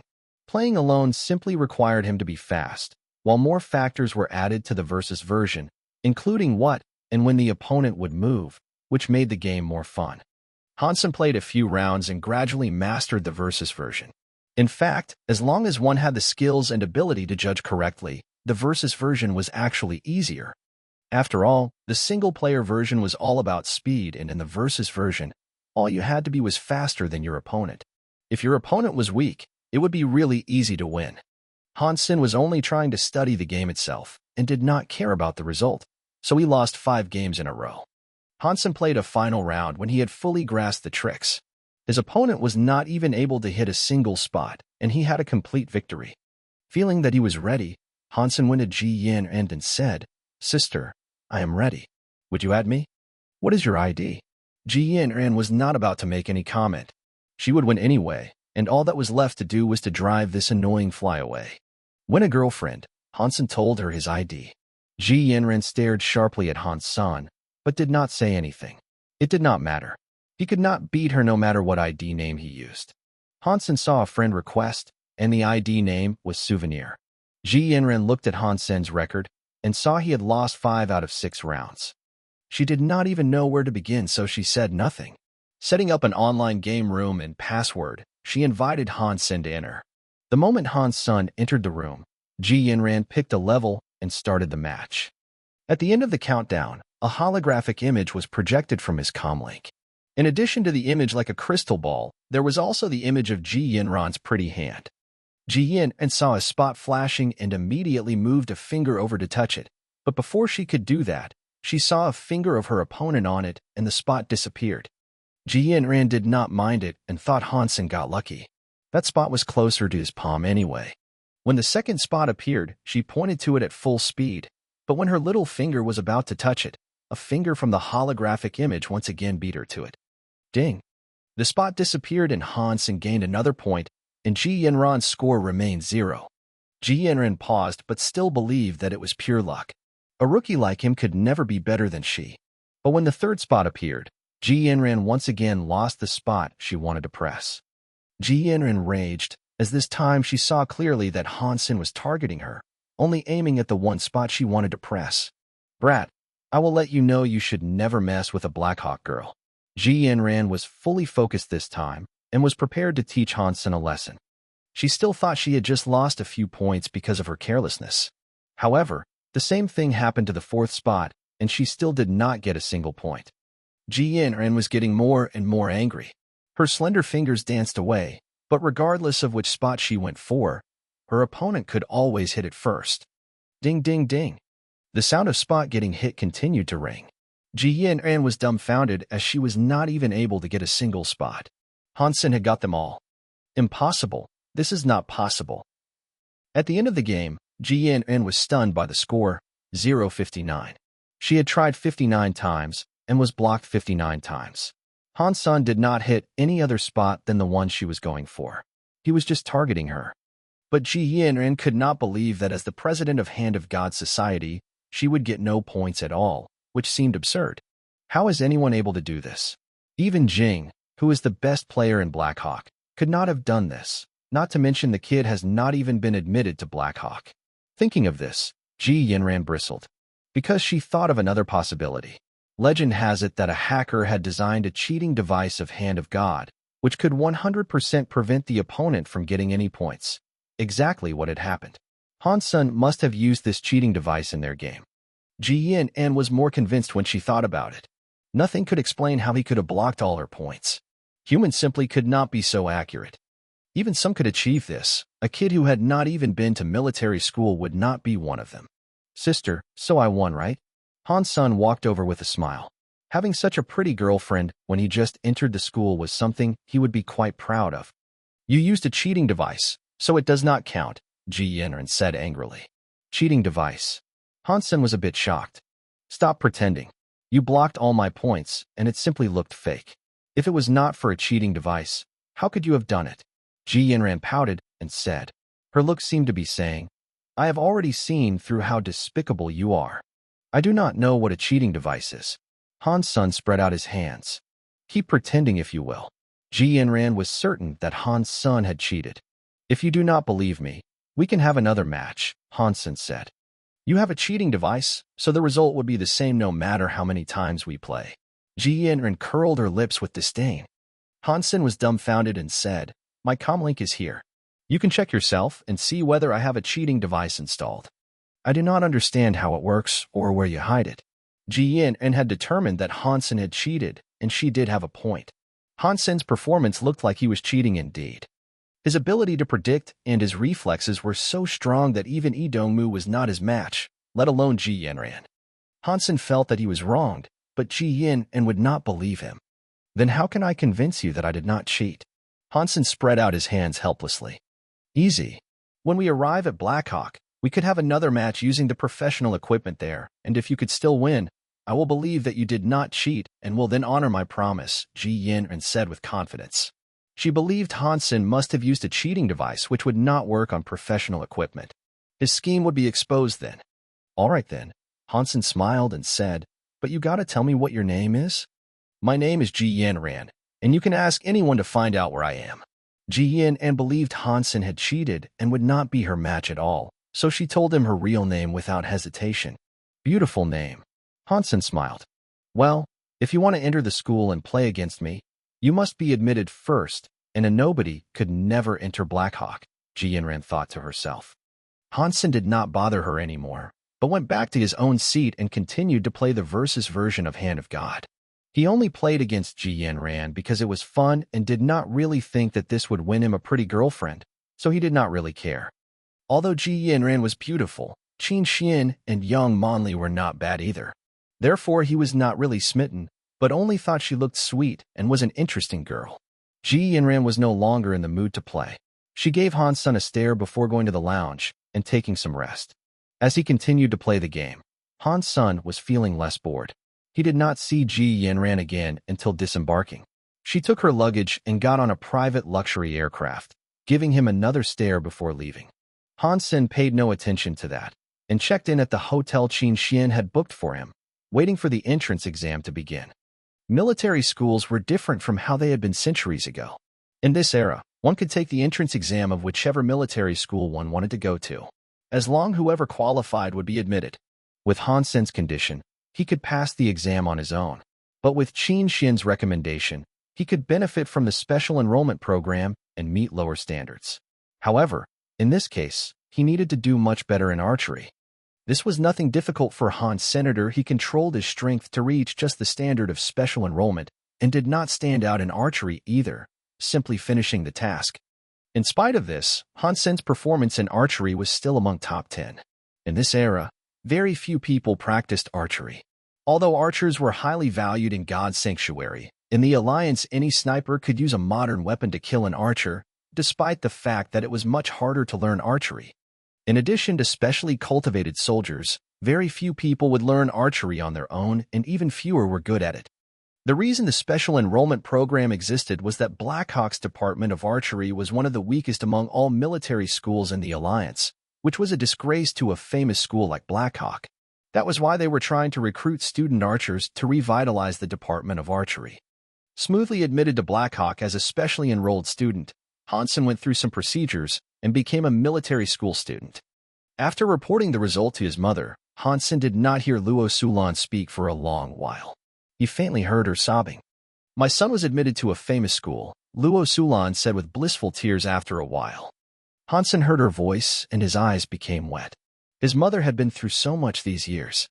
After informing his mother, Hansen called Qin Xian and she said casually, "Congratulations. I have taken care of the procedures for you to join the squad. From now on, you're my guy." "Station master, what does the squad do?" asked Hansen curiously. "Babysit," Qin Xian said in a strange voice. "Babysit?" Hansen was shocked and did not understand what a special squad would have to do with nurse or nanny. "Our task is to take care of some special kids, such as Yuan and Qing, whom you already knew. They are also our clients. By taking care of them in God's sanctuary, we can gain handsome rewards. For example, S-class licenses of St. Hall that can't be bought would be paid to you if you finish certain tasks." Qin Xian explained and then told him, "There are some formalities where your signatures are needed, and you need to keep some things in mind. But let's go into details later in the shelter." "My family." Hansen wanted to ask the most important question. "The report has been submitted. Within a week, your mother and sister will be under the protection of the military. Unless you kill Son of Heaven's father or marry his wife, he probably will not be so desperate that he risked doing something stupid. Your family will be safe in the Alliance, about which you can absolutely rest assured," Qin Xian solemnly committed. "What if he really is desperate?" Hansen asked again. "He does not dare," Qin Xian said casually, sounding full of confidence. After completing all the admission procedures, Hansen did not go directly to school. He must return to Steel Armor Shelter before school was in session. Otherwise, he would never have such a long period of free time. He needed to participate in various training programs and could not spend half a month or even longer in God's sanctuary. Hansen got in touch with Lin Beifeng and asked him about the route he took when coming to Steel Armor Shelter from Glory Shelter. Then Hansen also did some research on the Skynet. Because Glory Shelter was closest to Steel Armor Shelter, there were quite a few people that had traveled between the two. With all the information and his own experience, Hansen soon figured out a way to go back to Steel Armor Shelter. This route was very dangerous for others, but for Hansen it was fine. According to his judgment, the hardest part in this route was to travel through Dark Swamp, which he was familiar with and could fly across. "Son, you are still in Glory Shelter, right? Can you do me a favor? I will transfer some money to you. And can you acquire some beast souls of Jade Shell in Glory Shelter?" Lin Beifeng asked.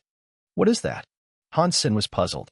"It's a primitive beast soul armor, very common in Glory Shelter.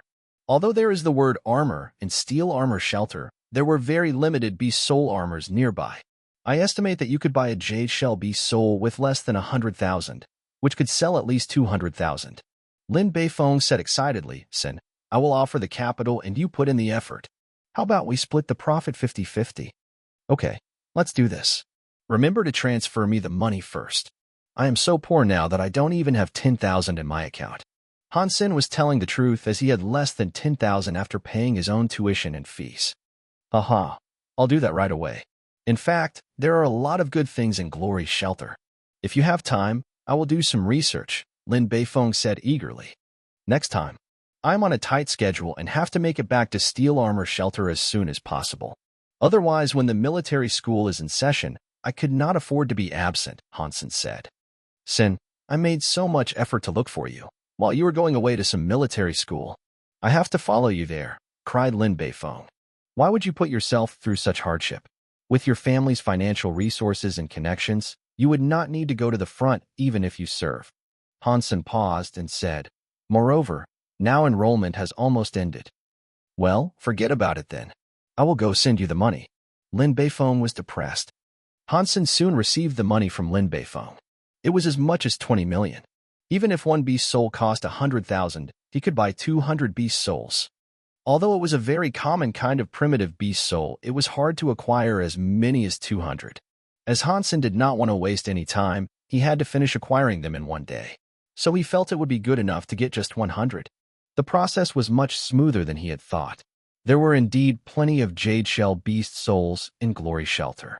In the beginning, he could buy one at 50 or 60,000. Later, the highest price he ever gave was just 80,000. In one day, Hansen bought 187 jade shell beast souls, and it was an incredible number. If he had more time, he would love to spend more time in Glory's Shelter. If he could go back successfully this time, he would come here again for sure. After preparing for the trip, Hansen finally embarked on the road between the two shelters. The journey was surprisingly uneventful.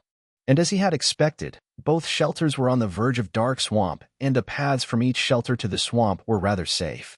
The most dangerous part was inside dark swamp, but Hansen was no stranger to the swamp. He had not really been to the part near Glory Shelter and could only try to fly in the right direction. A few days later, he saw the familiar black stinger forest. It was much easier after that. When Hansen returned to Steel Armor Shelter safely in only a little more than 16 days, he let out a long sigh of relief. It was just a couple of days until school started, and he did not want to be kicked out for being absent. He could come back so fast mainly because of the mutant beast soul mount Fiskeye gave him. The mutant three-eyed beast mount was as strong as a bull and carried him at full speed all the time except for when he was flying over the swamp. It was much faster than him walking. Otherwise, he might not be able to return to Steel Armor Shelter even in a month. Lin Beifong widened his eyes when seeing Hans Seniorson. Well done.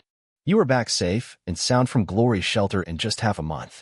Here are the beast souls. You sell them however you like. Out of breath, Hansen transferred all the beast souls to Lin Beifong. Although he only spent half a month on the road, he barely had any shut-eye. He was almost practicing jade skin to keep himself awake all the time and was about to collapse at this point. A deep sense of fatigue made him unwilling to speak and want to go to bed right away. Hansen fell directly on the bed in his room in the shelter and slept for 2 days straight. When he woke up, he felt like his whole body was falling apart. He did make some progress with jade skin, though. When he was practicing it, the coolness that flowed in his body got stronger. Hansen sat up, his eyes falling on the shrieky beast he was feeding. Its fur was dark and shiny like black jade, and it was twice the size it used to be. The shrieky beast has finally evolved into a sacred blood creature. Hansen was filled with ecstasy. Carrying a dagger to kill it, he felt his mouth watering.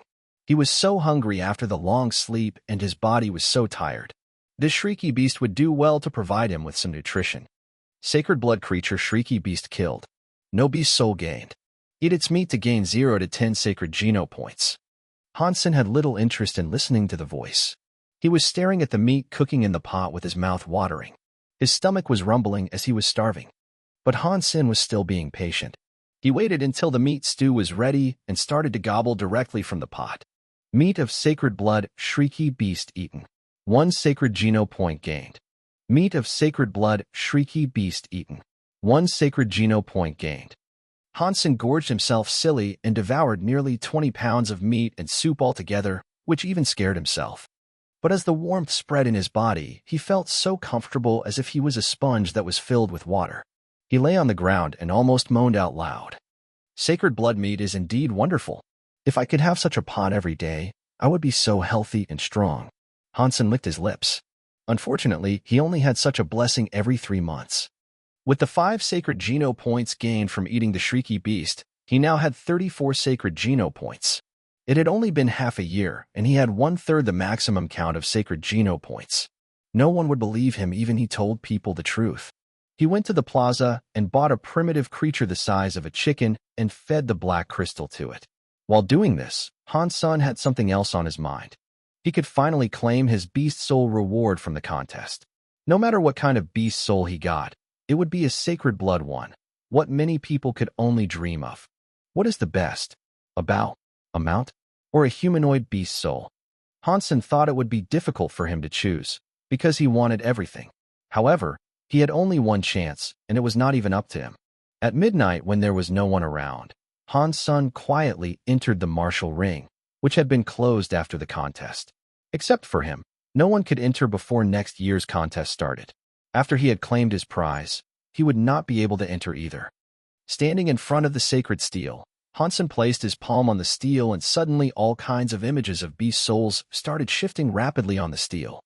Hansen removed his palm and the images were still changing and slowed down after a while.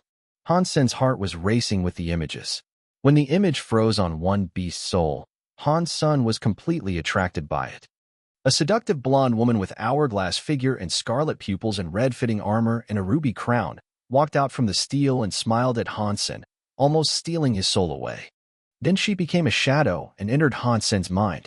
He suddenly heard the voice say, "Sacred Blood Beast Soul Fairy Queen gained." Hansen was ecstatic and quickly checked the details of Fairy Queen. Type of Sacred Blood Beast Soul Fairy Queen. Shape-shifting. Shape-shifting.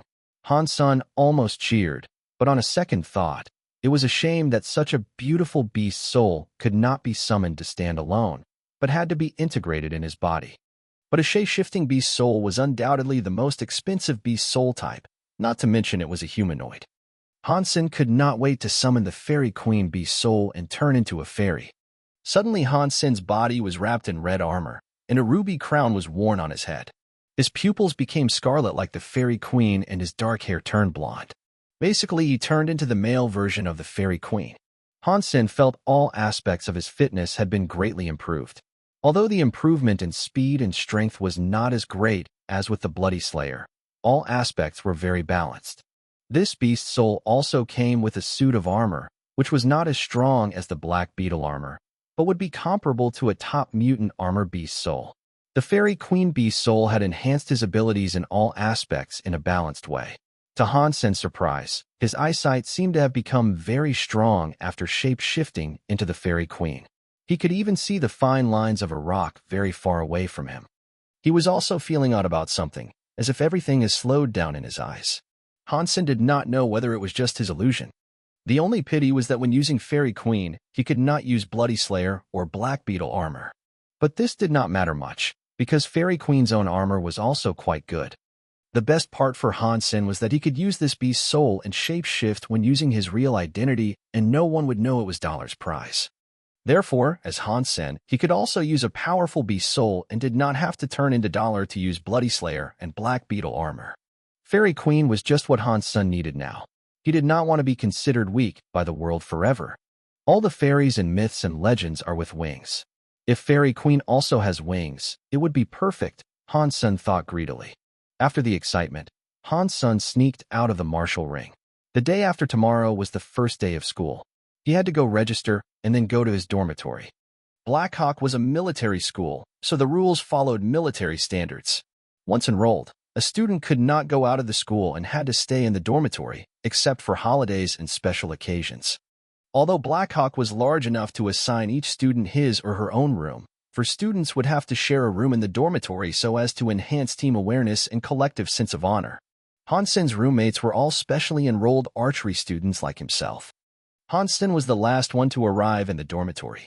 The other three had moved in for several days. "Brother, why are you so late?" "We cannot wait." When Hansen had moved into the dormitory, his three roommates surrounded him like a bunch of hooligans trying to tease a maiden. "What do you want?" Hansen subconsciously protected his chest and looked at them with vigilance. "Brother, do not be afraid. We just want to discuss with you who our leader should be. I think we should go by age. The oldest should be the leader. As you all know, wisdom grows with age. So, I will make a great leader." The speaker was a big man more than 6 feet tall. The rolling of his eyes suggested that he might not be so trustworthy, unlike what was suggested by his muscular body. To enhance team spirit among students, Blackhawk always trained students by room. So the leader of a room would have more say in most things. That was why they were all trying to be the leader. Shirjikong, that does not really make sense. Age does not represent anything.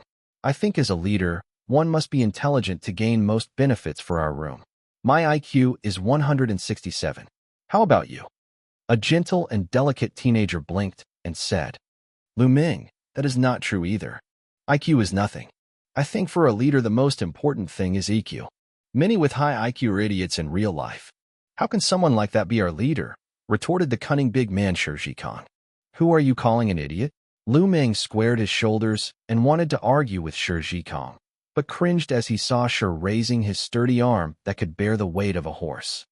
We are all in Department of Archery, so let's decide who the leader is by archery. Whoever is the best shot should be our leader, so that we could establish a goal together, suggested Zhang Yang with big eyes, bushy eyebrows and sunny disposition while doing push-ups. New guy, what do you say? Shi Zhikong and Lu Ming looked to Han Sen.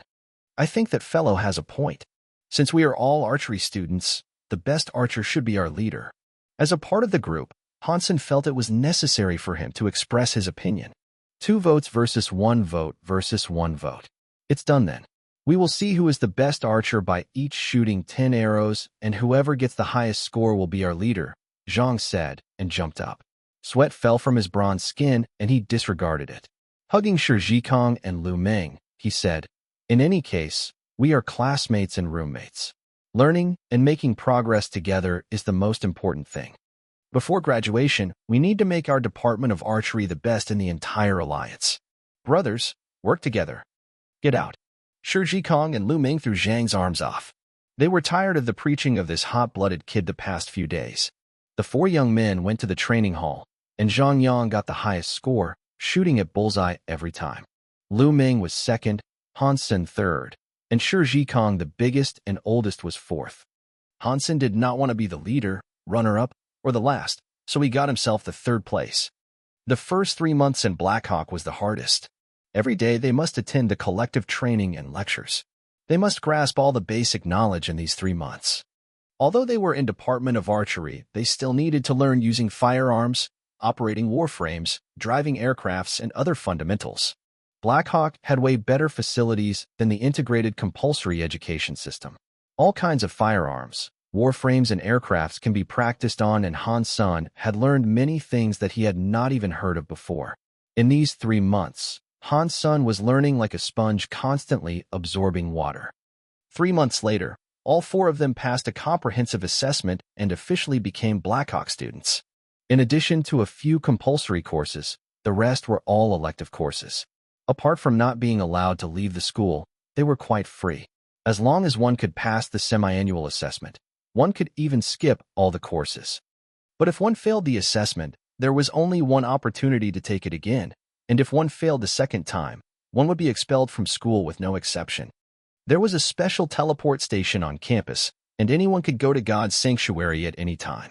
There was not too many restrictions about that. The 4 young men who had just passed the comprehensive assessment ordered a few dishes and several bottles of wine at the cafeteria, celebrating the beginning of their life in Blackhawk. When they were enjoying the meal, the holographic image in the cafeteria became a match, and instead of combat, it was a game of Hand of God. Ji Yanran. Shi Zhikong suddenly shouted, staring at the pretty girl in the holographic image.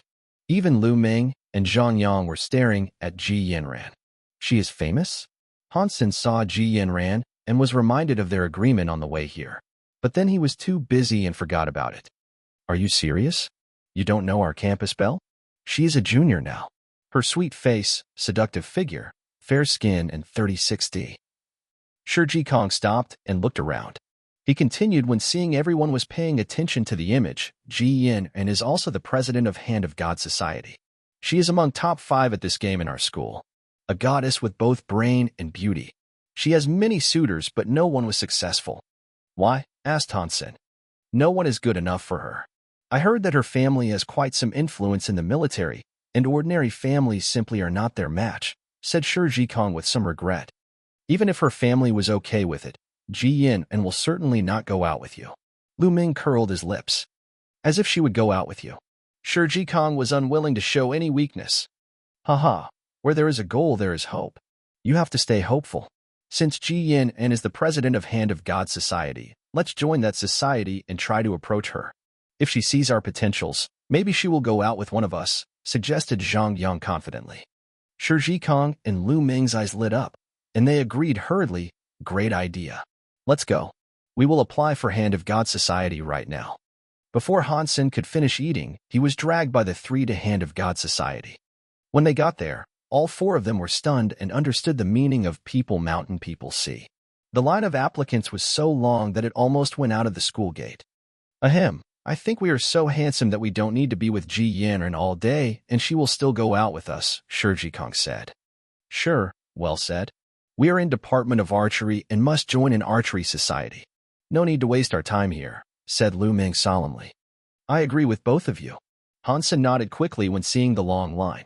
If he waited in the line, his whole day would be wasted. Go in the line now. A real man never quits. Zhang Yang grabbed Shi and Lu and joined the line. Hansen was lucky that Zhang Yang did not have a third hand. It chanced that his comlink was ringing, and he saw the call was from Fang Jingqi. Brother, do you still want that sacred blood bow? I haven't been able to reach you, and Fiskai has already entered second god sanctuary. Hansen answered the call and immediately heard Fang Jingqi's complaint. Hansen suddenly smacked his forehead and cried, I am sorry. I was in military training and was not allowed to use comlink.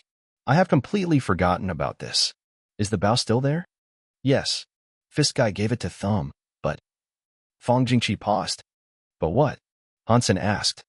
I need to ask you something, and you need to tell me the truth. Did you get the beast soul of that scaled armadillo? Are you willing to exchange? Fang Jingqi asked. Hansen hesitated, and then said, Yes, I have it. Do they intend to exchange with the bow? What type of beast soul is it? Fang Jingqi asked. A big round shield with spikes, Hansen replied. Haha, that will do. If you want to exchange, I will contact Thumb, and you two could meet and discuss between yourselves. Fang Jingqi laughed. Please contact him. Hansen was not the kind of guy that purely relied on brute force, so the shield was less useful to him. If he could trade it for a bow, it would be fantastic. Okay, I will get back to you. Hansen hung up and took a look at Lu Ming and Shi Jikong who were in the line, and walked toward the teleport station at school. The creature he started feeding before the military training should have evolved into a sacred blood creature by this time. That would provide some nutrition for him. Before Hansen reached the teleport station, Fang Jingqi called him again and asked if he had time to meet Thumb right away. Hansen entered God's sanctuary knowing the time and place to meet. Good shield, it really is a masterpiece. In a grove, Thumb caressed the shield as if it were his lover. The bow is also a wonderful bow. Holding a large black horn bow, Hansen was also obsessed. How shall we trade? Thumb looked at Hansen eagerly. One priceless item for another, Hansen said softly. Great minds think alike. Thumb gave Hansen a thumbs up cheerfully. Brother Thumb, I wish you will be unstoppable anywhere you go with this shield. Hansen laughed. Thumb wielded the spiked shield, laughed, and said, And Brother Han, I wish you will be invincible no matter who you are against with this bow. The two smiled at each other, put away their treasures, and left the grove, both very satisfied with the transaction. Hansen returned to his own room in the shelter and played with the horn bow. This horn bow was the beast soul of a magic horn snake. Its effective range was nearly 6,000 feet, and that was not yet its maximum range. The strength required to draw the string of this bow was even less than that for Doomsday, so this was an archer's ultimate dream. Hansen even believed that he could use it to shoot a fly 6,000 feet away dead with the eyesight of the Fairy Queen. A good horse should be paired with a good saddle. If I could get a sacred blood beast soul arrow, it would be perfect. Hansen stroked the curves of magic horn snake and thought blissfully. Of course, a sacred blood beast soul arrow was not so easy to find. Luckily, the cloud beast that Hansen had been feeding had evolved into a sacred blood creature, so he killed it to cook a pot of stew.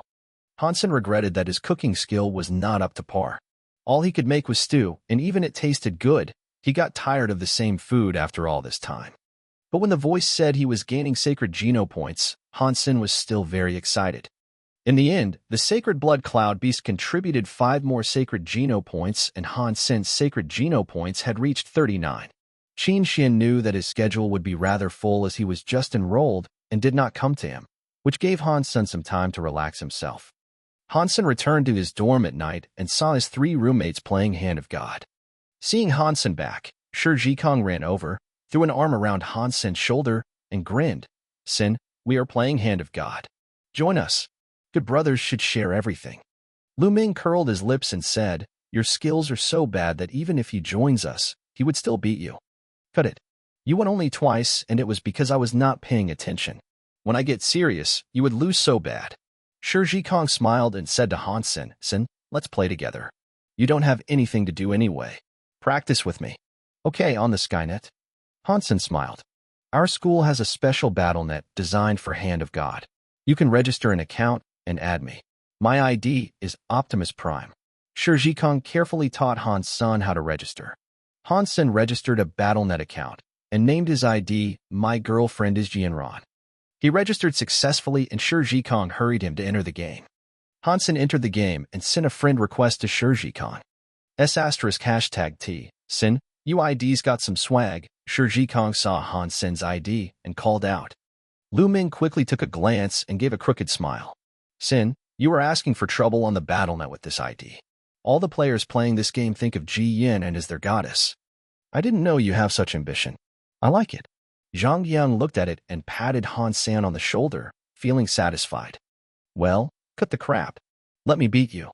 No. Let us practice. Shi Kong was so excited that he had a slip of the tongue and quickly corrected himself. Coming. Han Sen accepted the invitation of Shi Kong and entered his game room. Shi Kong chose the difficulty and started the game. After the countdown ended, the game officially began. Lu Ming and Zhang Yang were not in the mood to watch the match and each found another opponent online and started to play against. Shi Kong was very excited as he kept losing to Zhang Yang and Lu Ming in the game all afternoon and could eventually gain some self-confidence back by playing with Han Sen. He was thinking that he should go easier on Hans in the first round in case Han Sen gave up too soon. As long as he let Han Sen win by a narrow margin, he could get Han to play with him a few more rounds and settle his craving. A few seconds later, Shi Kong's face collapsed. Eyes wide and hands shaking, exclaimed, Sin, you asshole, are you the reincarnation of Takakato? Seeing Han Sen's hand quickly moving as if he was having spasms, Shi Kong was more and more shocked and panicked, as he had not touched many spots near him. Sure, you were yelling like a pig being slaughtered. Stop being so dramatic, Lu Ming, who was in the middle of a game, protested. Shi Kong had completely given up. Watching Han Sen's hand dancing, he lost all desire to play. Shi Kong rolled his eyes and told Lu Ming, Sen's skills are strong. I believe in our room. No one is his match except for the leader. Lu Ming replied, Sure, your loss is on you. Don't bring other people into it. Lu, you are not even as good as me. If you play against Sin, you would lose all the same. Shi Kong deliberately raised his voice and said, I'll show you who the real master is. But if I win, this month you need to do the cleaning, said Lu Ming. Shi Kong's face suddenly showed a trace of joy, but he then immediately suppressed it. He looked hesitant and said after a long while, All right. But if you lose, you need to do the same. Okay, no problem. Let me finish this round first. Lu Ming believed in himself. He had passed unevolved 9 in Hand of God, which was quite good among all freshmen. Maybe he was not the best player, but he could easily join Hand of God Society. In addition, they were all in the department of archery, which had no high demand for speed, so normally archery students were weaker at this game in general. Except for Han Sen, Lu Ming did not think any of his roommates could beat him. Shi Kong had lost to Han Sen because he had poor skills. Anyone could beat Shi as he was too slow. Therefore, Lu did not believe what Shi had claimed about Han Sen's strength. Lu Ming finished his game and flashed the score in front of Shi. See? This is what a landslide victory looks like, 63-45. I'm a genius. Now that is useless. You have to beat Han Sr. Shi Kong smiled at Han Sen and said, Son, you don't want to do cleaning either, right? If you beat him, we don't have to do anything for a month. Han Sen smiled and said, I know what to do. Lu Ming invited Han Sen to his game room and said casually, Son, your ID is going to cause trouble. If you don't believe me, try looking for a match on BattleNet. The boys will line up to kick your ass. I'm used to it, Han Sen smiled. Failure is good. It helps you make progress. Lu Ming began the game, slowly drinking from a bottle of water at the same time. While drinking, he provoked Shi Kong. Sure, check out how I beat Sun single-handedly. Don't deny it when you lose. Awesome. Lu, you are just awesome. Shi Kong curled his lips with his arms folded, waiting to enjoy the show. He thought, everyone is only allowed to use one hand in the versus mode anyway. Boast all you want now, you will cry later. So I am, Lu Ming answered proudly, unaware of Shi's sinister intention. At the end of the countdown, the spots popped out and Lu Ming did not plan to put aside the water bottle. Reaching out to touch the spots while drinking, he paid no attention to Han Sen's hand. He felt as long as he played normally, he could certainly beat Han Sen. Only a few spots down, he caught a glimpse of the other hand and felt its speed was abnormal, so he looked up. One look and Lu Ming was suddenly stunned, forgetting even to reach for the spots. The water bottle froze on the edge of his lips. He maintained that position and did not move for a long time. Han Sen's palm was shaking at a dazzling speed, as if it had a secret engine installed. All the spots were gone. Lu Ming had picked unevolved 10 for this round, and he could not even clear the spots on his own side, while Han Sen had cleared them up for him, while looking quite relaxed. Lu, what happened to beating Sun single-handedly? How about you try with both hands now? Shi Zhikong saw Lu Ming stunned and laughed. Try your ass. Sen, you must have passed unevolved 10?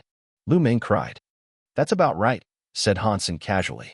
In fact, he had already passed Evolver 4, which was much higher than unevolved 10. *T. Lu Ming cursed and cried. Sure, you are so devious. There is no way our leader could beat Han Senator. You were setting me up deliberately. You are the one who suggested cleaning, not me. Shi Zhikong grinned and spread out his hands to show his innocence. Unevolved 10? Sen, let's have a go. Zhang Yang overheard their conversation and flames were burning in his eyes. Han Sen went into Zhang's game room and beat Zhang easily. Zhang's level was about the same as Lu Ming, or maybe slightly better. They should both be around unevolved 9. Play again. Zhang Yang was not discouraged. Once again he was defeated. Play again. Zhang Yang wanted to play even more. Defeated again. Again. Zhang Yang was almost burning. Brother, let's stop here.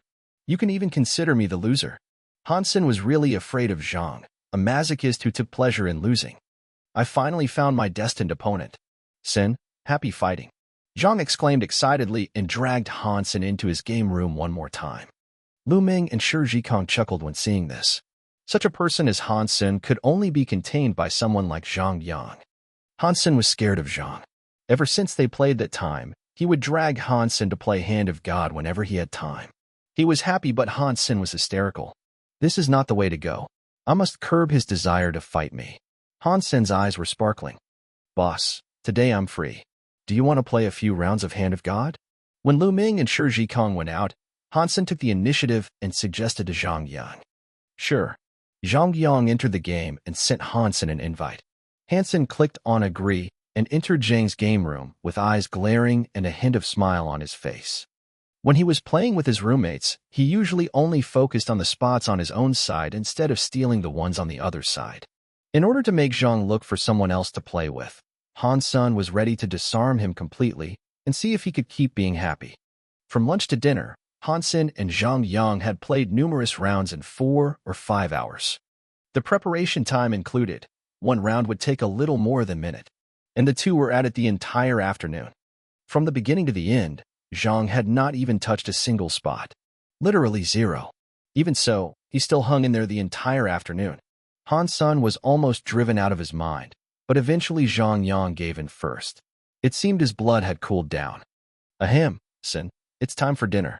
Zhang Yang's words almost moved Han Sen to tears. Okay, boss, we will go to dinner. Han Sen quickly turned off his comlink. He would throw up if he kept playing. He really admired Zhang Yang for being so committed. If Han Sen was in his place, Han would probably have lost interest within an hour, while Zhang played in excitement the entire afternoon. But since this afternoon, Zhang Yang had stopped bugging him to play Hand of God, which gave Han Sen some relief. This was curious to Lu Ming and Shi Zhikong, who did not know what had happened in the afternoon that could stop Zhang Yang. But Han Sen and Zhang Yang remained silent about what had happened that afternoon, and it was referred to by Lu Ming and Shi Zhikong as the most mysterious afternoon in room 304. And Lu Ming and Shi Zhikong veered play with Han Sen again, who could even put a stop to Zhang Yang's enthusiasm. Han Sen did not play the versus mode of Hand of God often. There were too many limitations, and he preferred the single-player version, which could better exercise his arms.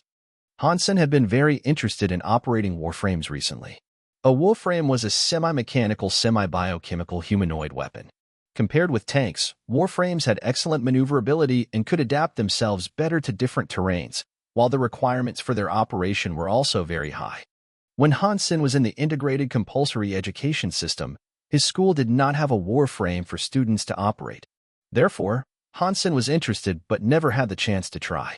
To his joy, Black Hawk had some warframes for teaching purposes. In the first 3 months, there was a training session of warframe driving and Han Sen had learned the basics of driving a warframe then. He had also been practicing after that. In the battlefield, a warframe was the most fundamental fighting unit, because generally no soldier would go fighting wearing bulletproof suits and carrying guns. Even in a street fight, soldiers would always be in warframes. Hence Han Sen felt it was necessary for him to practice operating warframes.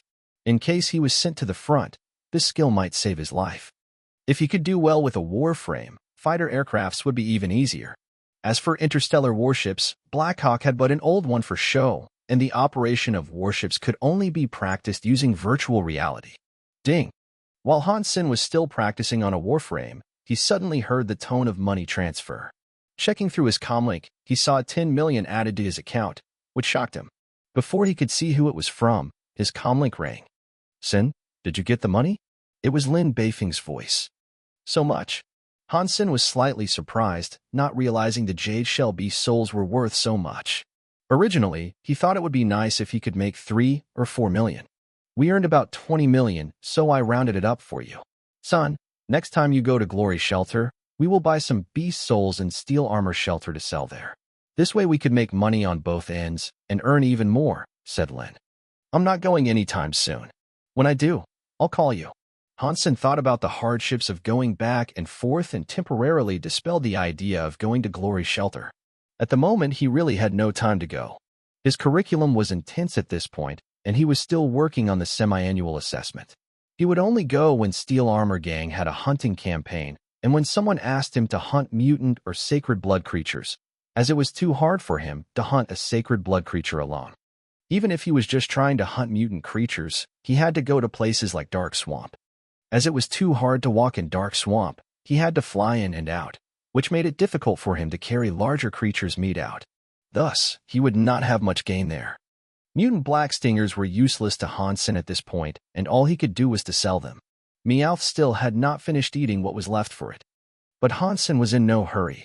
The black crystal could produce a sacred blood creature every 3 months, which was much more efficient than hunting on his own. He can wait. He hung up, transferred 1 million to his mother, and texted her to explain it was his earning in the shelter. He did not dare to give her too much, afraid that it might scare or worry her. He planned to transfer a part to her each month so that she could get accustomed to it.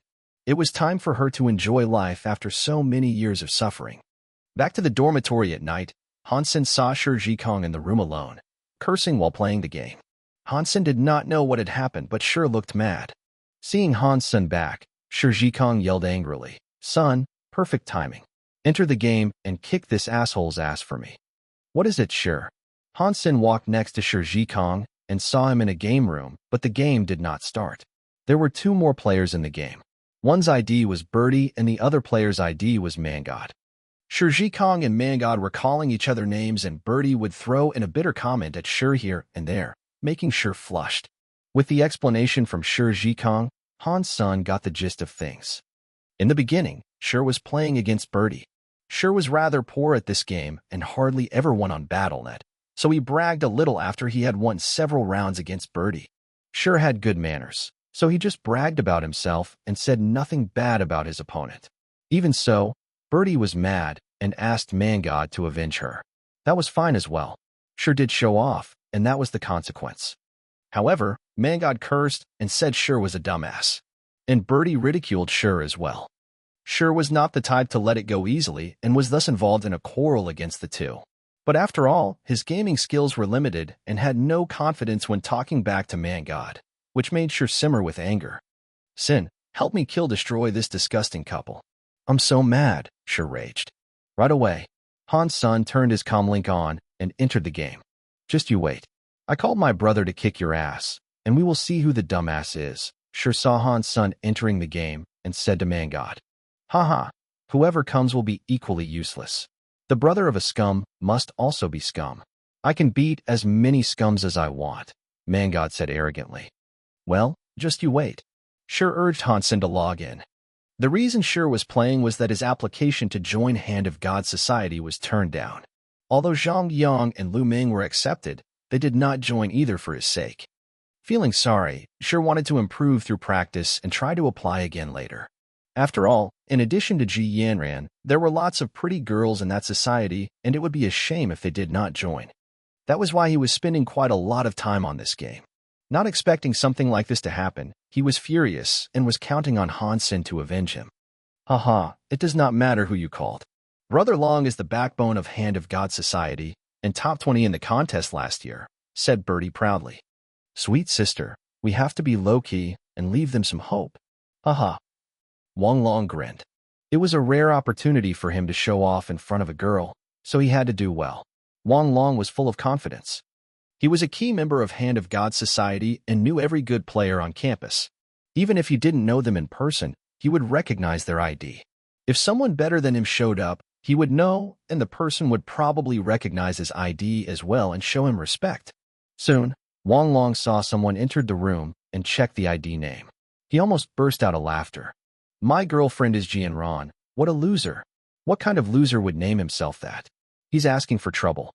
Wang Long asked, This is your friend? Yes. You got a problem? Sure was not that confident. Last time when he was trying to register, Hand of God Society did have a good player named Wang Long. Although he knew Han's son was good, Wang Long seemed to be one of the leaders in the society and was in top 20 on campus, so he could be considered a pro. Sure was not sure if Han's son could beat him. Nothing. I intended to play casually, but now I see his ID. I have to kick his ass. Wang Long then sent Hansen an invite. Han's son did not hesitate to click on agree, and the two entered the game. Bertie, who was watching, ridiculed. He must be so horny that he named himself that. What a shame. We still don't know who the shameful one is, rebutted Sure. Although he was not certain about the result, he would not let a woman throw mean comments at his brother. The result is clear. You scums could never win Brother Long. Well, maybe you can in your dream in another lifetime, Bertie said contemptuously. Sure gritted his teeth and did not speak. If he cursed, he would be stooping to her level. And Sure was not entirely sure about the result. Wang Long was a top 20 player after all. It was questionable if Han's son could beat him. Wang Long was ready to teach Hansen a lesion. And since it was a lesson, he could not limit his hand to the spots on his own side, but must make his opponent unable to touch any spot. Boy, it's not your day. With such an ID, I will change my surname if I don't beat you up. Wang Long saw the spots appear and reached out to the spots on the other side. But just when his hand was out, he was surprised to see his opponent already hitting that spot. He soon decided it was just pure luck, and he just needed to keep going. But then everything happened after made his face freeze, and Bertie was simply dumbfounded. Each time Wang Long reached out, Hansen had already hit the spot he was aiming for, and he had got 0 point after a dozen attempts. Damn, I met a master. Being anxious, Wang Long gave up on hitting Hansen's spots and focused his own side. But it was too late. The final score was 100-29. Hansen got everything, and Wang Long only got 29 on his side and missed 71. Seeing this score, Bertie's face darkened while Shi Kong laughed and texted, This is what you call top 20? Sister, you were fooled. 100-29. If such a player could be top 20, then Hand of God Society must suck as well. Sister, listen to me. If he is lying to get money from you, that's okay. When you haven't lost your body to him, just stop. Bertie was quiet and Wang Long was pale. He immediately invited Hansen again and thought maybe he simply used a bad strategy last time. Maybe he lost because he was aiming for the spots on the other side. He wanted to prove himself, otherwise it would be too big a shame. Hansen clicked on agree, and the two were at it again. Wang Long used all his efforts on his own spots and did not even look at Hansen's side. However, as Bertie observed, the difference in speed was so great that it was like bicycle versus motorcycle. Even an idiot could tell the two were not on the same level. Wang Long felt that this time he was even faster than usual and felt complacent about his performance. When he felt that he must have won, the game suddenly ended and he was stupefied. A neat figure, 100:80. 80 was the score of Wang Long, which meant his opponent got all 100 spots when he just hit 80. A huge gap. Who are you? Wang Long was shocked for a long while, and then texted his opponent. He thought it must be some famous player's alternate account. There were few on campus that could beat him by 20 points anyway. No reply from his opponent, but an invite to continue playing. Wang Long's face turned red, but he could not decline. Wang bit the bullet and agreed. Once again, Wang had no chance of winning. Hansen did not even try to steal Wang's spots and was only focusing on his own side. The result was again 100:80. Wang Long did not know if it was a coincidence or design.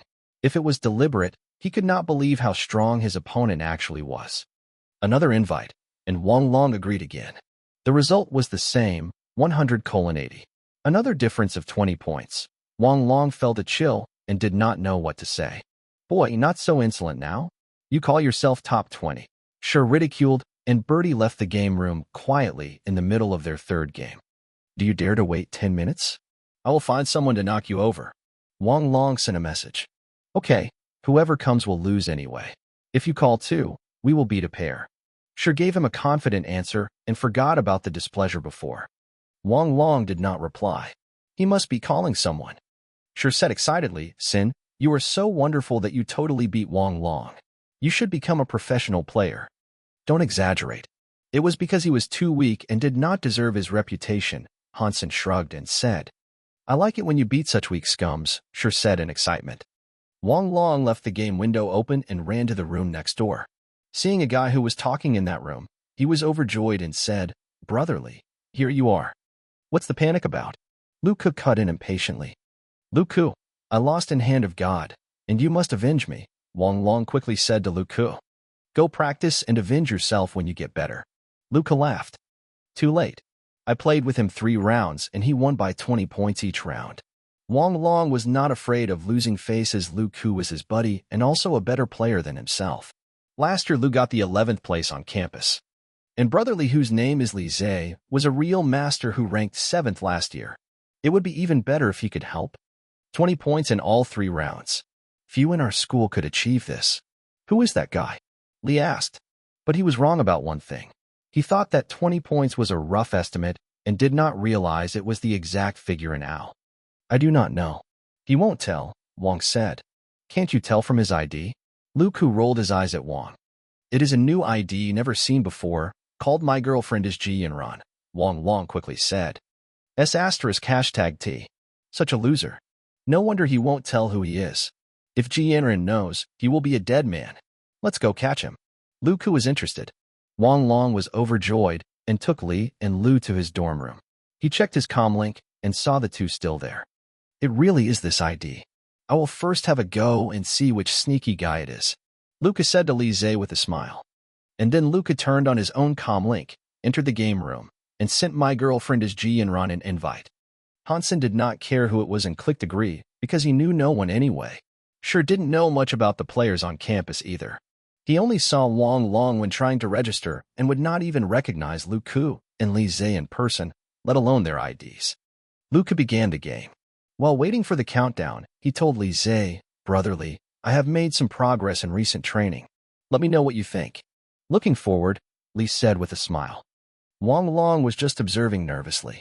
Although Lu Ku was much better than himself and could also win him by 20 points, yet he was not sure about the result, as that guy had beat him in all 3 rounds by 20. The game started. One glance at the opponent's speed, Lu Ku was immediately focused and did not dare to slack even a little bit. He started to clear up the spots on his side and was not distracted at all. But Li Zhe and Wang Long, who were watching, widened their eyes as if they had seen a ghost. Absolute gap in strength. This guy was so much faster than Lu Ku that Lu's hand looked as slow as a snail. Wang Long was beyond shocked. This guy was so fast. Lu Ku ranked number 11 on campus and was not even on the same level as this guy. And Li also watched the game with a grim face. This guy stunned him. During the game, many friends of Li and Lu saw they were online and came to watch, especially Li Zhe's friends. Many advanced players on campus flooded into this game room. *#K. My Girlfriend is Xuanhuan? Who is this loser? Some people saw Hansen's ID and yelled. Soon they all noticed this ID and felt it was too daring a move on BattleNet. They could not think of a single person with such guts. Later they noticed the game itself, and then found that My Girlfriend is Xuanhuan had the upper hand. He also seemed to be very fast and had an overwhelming advantage. A simple look would not reveal much, but with Lu as the reference, they could tell how fast he was. *#T. His opponent was Lu Ku. Xuanhuan's boyfriend is so strong that he is killing Lu, who was number 11 last year. The man felt that Hansen's ID was too hard to read and changed it to something easier. Yeah, he is so much better than Lu. Who is Ji Yanran's boyfriend? This must be an alt account of a master. Of course. It must be one of the masters, or else no one could do this to Lu. While they were talking, Luku had lost, and the score was fixed at 100-80. Seeing this score, others did not think much, but Wang was dumbfounded as this score was exactly what he got, no more and no less. Lu lost and was shocked for a moment, not expecting to see such score. He immediately sent another invite and seemed quite unconvinced. Hansen agreed. Another game started, and everyone was discussing who this mysterious guy was. When the game ended, all of them widened their eyes to see the exact same score. The score was still 100-80, no more, no less. Lu Ku could not believe it himself. He asked Wang Long, when you said you lost by 20 in all 3 rounds, was it like this? Wang Long nodded yes bitterly. He did not expect this to happen with Lu again. I have to try. Li Zhe looked serious and sent an invite to my girlfriend as Ji Yanran. Lu, who is the guy? He must be a master player using an alt account. I do not know. Luca had a wry smile on his face and shook his head. He really could not think of anyone who would do this to him. He knew less than 5 could, but none of them would. How do you not know? His friends refused to believe him. But soon, their eyes fell on Li Zhe's game. Li Zhe, the 7th best player last year, a celebrity at Hand of God, was falling behind in this game by a lot. It looked the same as when Lu was playing. If they had not seen Li's ID and hand, they would think it was still Lu's game. Complete wipeout. Li Zhe had even no way to fight back. Ji Yanran's boyfriend is so impressive. Is this real? Li could lose like this? Is there anyone on campus who could do this? Ouyang Xiaosan and Li Yufeng should be able to do this? Ji Yanran's boyfriend is Ouyang Xiaosan or Li Yufeng? As the crowd was gossiping, their chin almost fell to the ground when seeing the score. Wang Long was the only one to feel relieved. 100-80, again. But if even Li Zhe has the same score, then my loss did not matter at all, Wang Long thought. Li saw the score and his face twitched. Once again he sent an invite calmly. He knew he was no match to his opponent, but wanted to make sure whether this score was not a coincidence. His opponent accepted the invite and the game started again. At this time silence fell in the game room, and no one was typing. Watching the game in silence, all wanted to know if the 20 points was deliberate. If someone deliberately controlled the difference to be 20, it was maddening just to think about it. They could not imagine what kind of people could do this to Li Zhe. When the score was again at 100-80, all thought themselves must be insane. Li Zhe was beaten, or insulted completely. His opponent was not even making every effort, but was simply playing with Li. They could not imagine the gap in strength. Now everyone suspected that it was either Ouyang Xiaosan or Li Yufeng behind that ID. In the entire school, they were the only 2 that might have such capability. Maybe. Li sent a message to my girlfriend as Ji Yanran. Who are you? After a while, Hansen replied without answering Li Zhe's question, anyone wants to game? Everyone was silent. Seeing even Li Zhe lost like that, who would dare to go? Whoever going would lose miserably. Luku could not help but ask, who are you? Ji Yanran's boyfriend, replied Hansen and logged off. After Hansen quit the game, Sure went offline as well and laughed. Haha, Sin, you were great. You were smoking out there. It was so cool. Do not worry, I will not tell anyone your ID, or you will be murdered by Ji Yanran. They are too weak.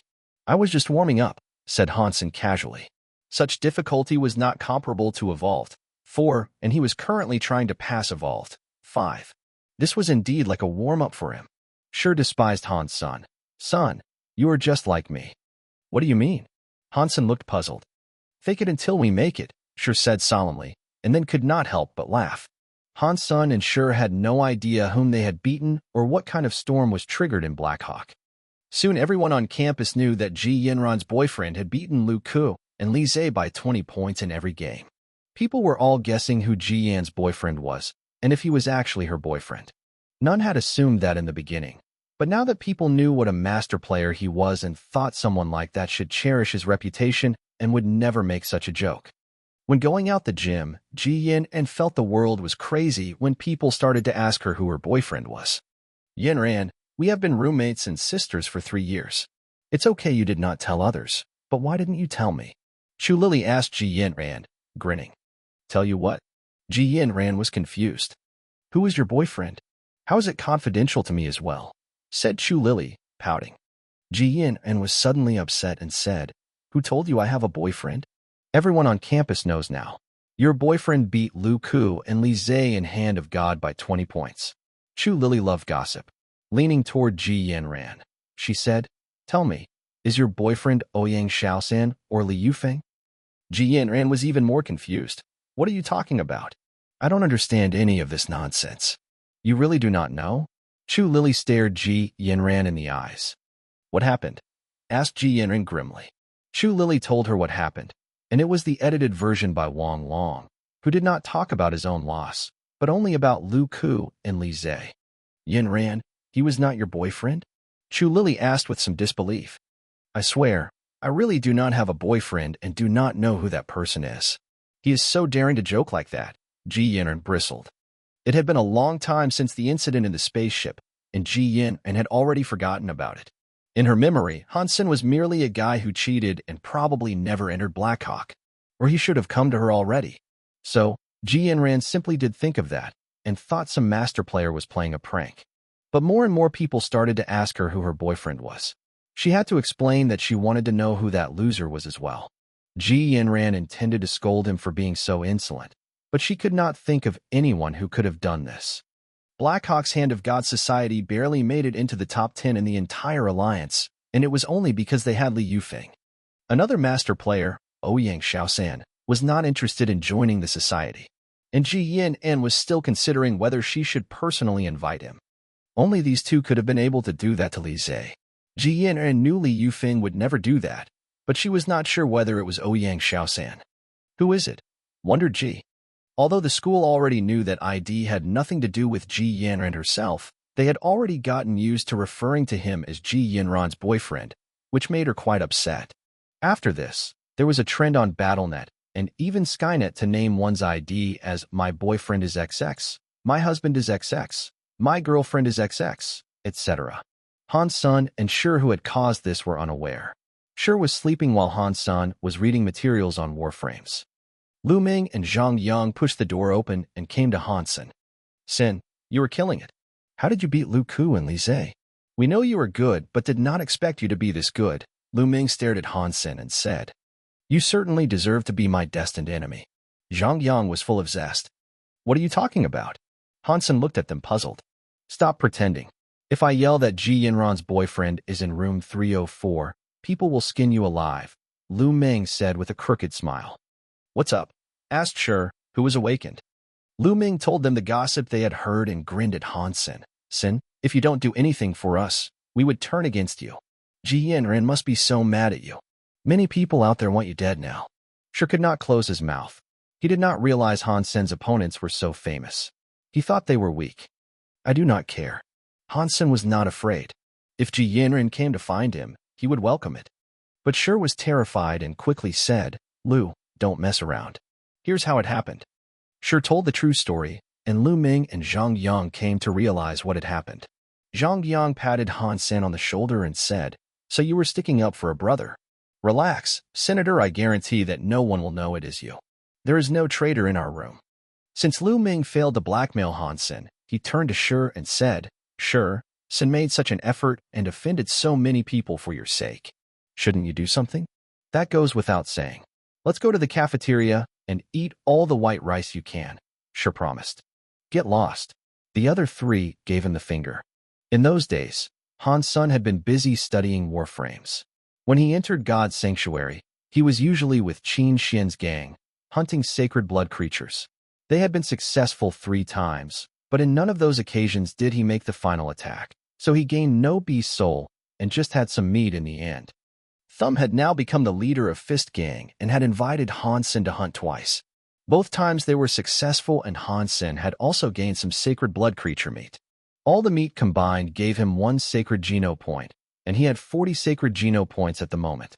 Han Sun was not satisfied with such progress and started to investigate where he could hunt sacred blood creature alone.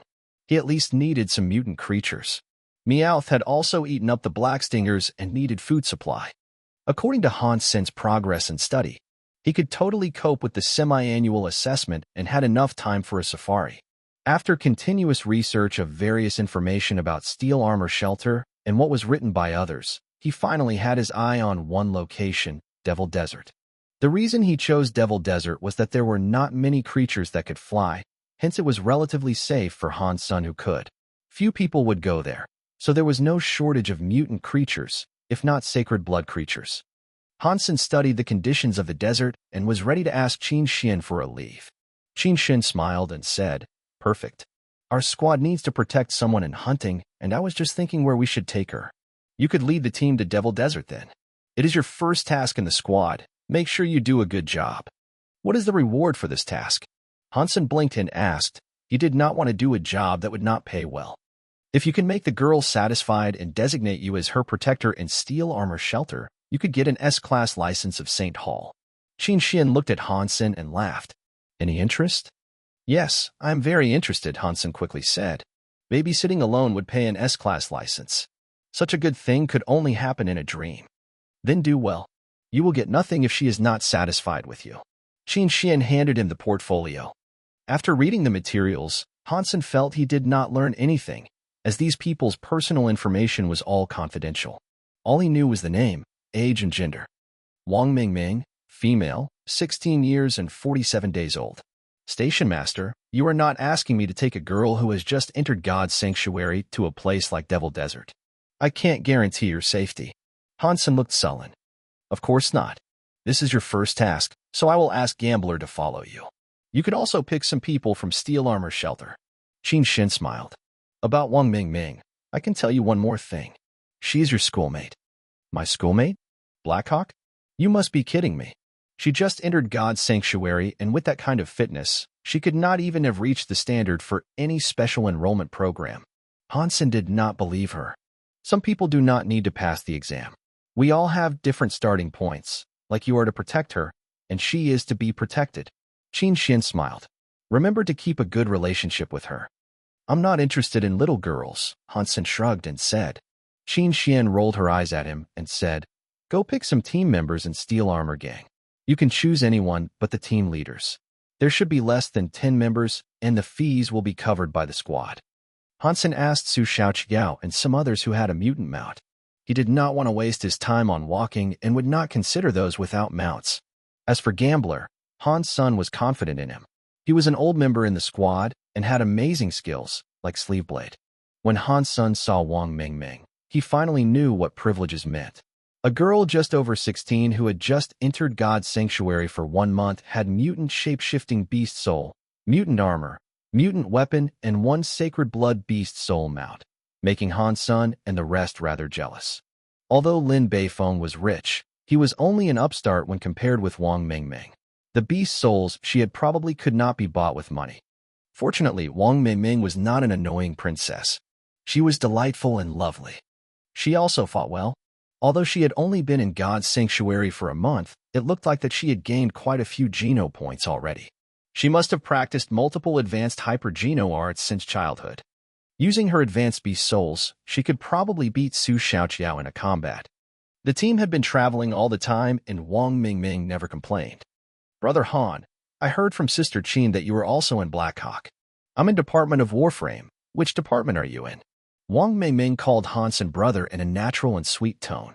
In fact, kids from prominent families like Wang Mingming, Qing, and Yuan were all quite well-mannered and easygoing. "Ahem, you can call me Senator. I was enrolled this year as well. We are both freshmen and I am an archery major." Hansen enjoyed talking to an adorable girl like her, which make the journey less boring. "Archery department is the department our school is trying to enhance this year, and I'm sure the change will happen fast. You must be specially enrolled?" Wang Mingming started to chat with him.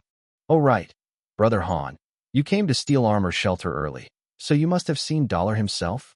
Wang Mingming asked hopefully. "Yes, we have all seen him at the contest. Why do you ask about him?" Hansen looked at Wang Mingming, surprised. "I am a fan of Dollar's, but unfortunately he never showed up since I came here, so I never got to see him," Wang Mingming said with some disappointment. Wang Mingming asked again, "Brother Han, can you tell me something about Dollar?" "Ahem, I have no way of knowing. You have to ask him, because he knows everything." Hansen pointed to Su Xiaoqiao. Su Xiaoqiao quickly thumped his chest and said, "What do you want to know?" "I'm Dollar's buddy, and it was me who named him Dollar." "Wow, then you must know what Dollar really looks like. He must be very handsome." Wang Mingming looked at Su Xiaoqiao happily. Handsome, of course, he is most handsome. He has wide chest, long legs and nice round bottom. Su Xiaoqiao babbled on and Hansen almost wanted to kill him. It took them 4 days to reach Devil Desert. Wang Mingming had nice skills and was improving very fast in hunting. Hansen and Gambler were always shadowing her. Even when she was fighting with a creature, Gambler was always following her and Hansen's bow and arrow were always ready to rescue her. If something happened to her, the entire squad including Qin Xin would be in trouble, so Hansen did not dare to slack at all. The next afternoon after they had entered the desert, Su Xiaoqiao, who was the scout, cried in surprise, "A mutant creature." Everyone quickly urged their mounts on and saw a fox-like, fire-red and golden-horned creature the size of a tiger barking at them. "It is mine." It was the first time Wang Mingming had seen a living mutant creature. She put away her mount and charged the mutant creature with a pair of mutant beast soul lancets in her hands. Hansen and Gambler exchanged a look and ran after her, in case of any accident. Wang Mingming's fighting skills were impressive. She could even match the mutant creature using several hypergeno arts. The rest were going in left and right, trying to outflank the creature.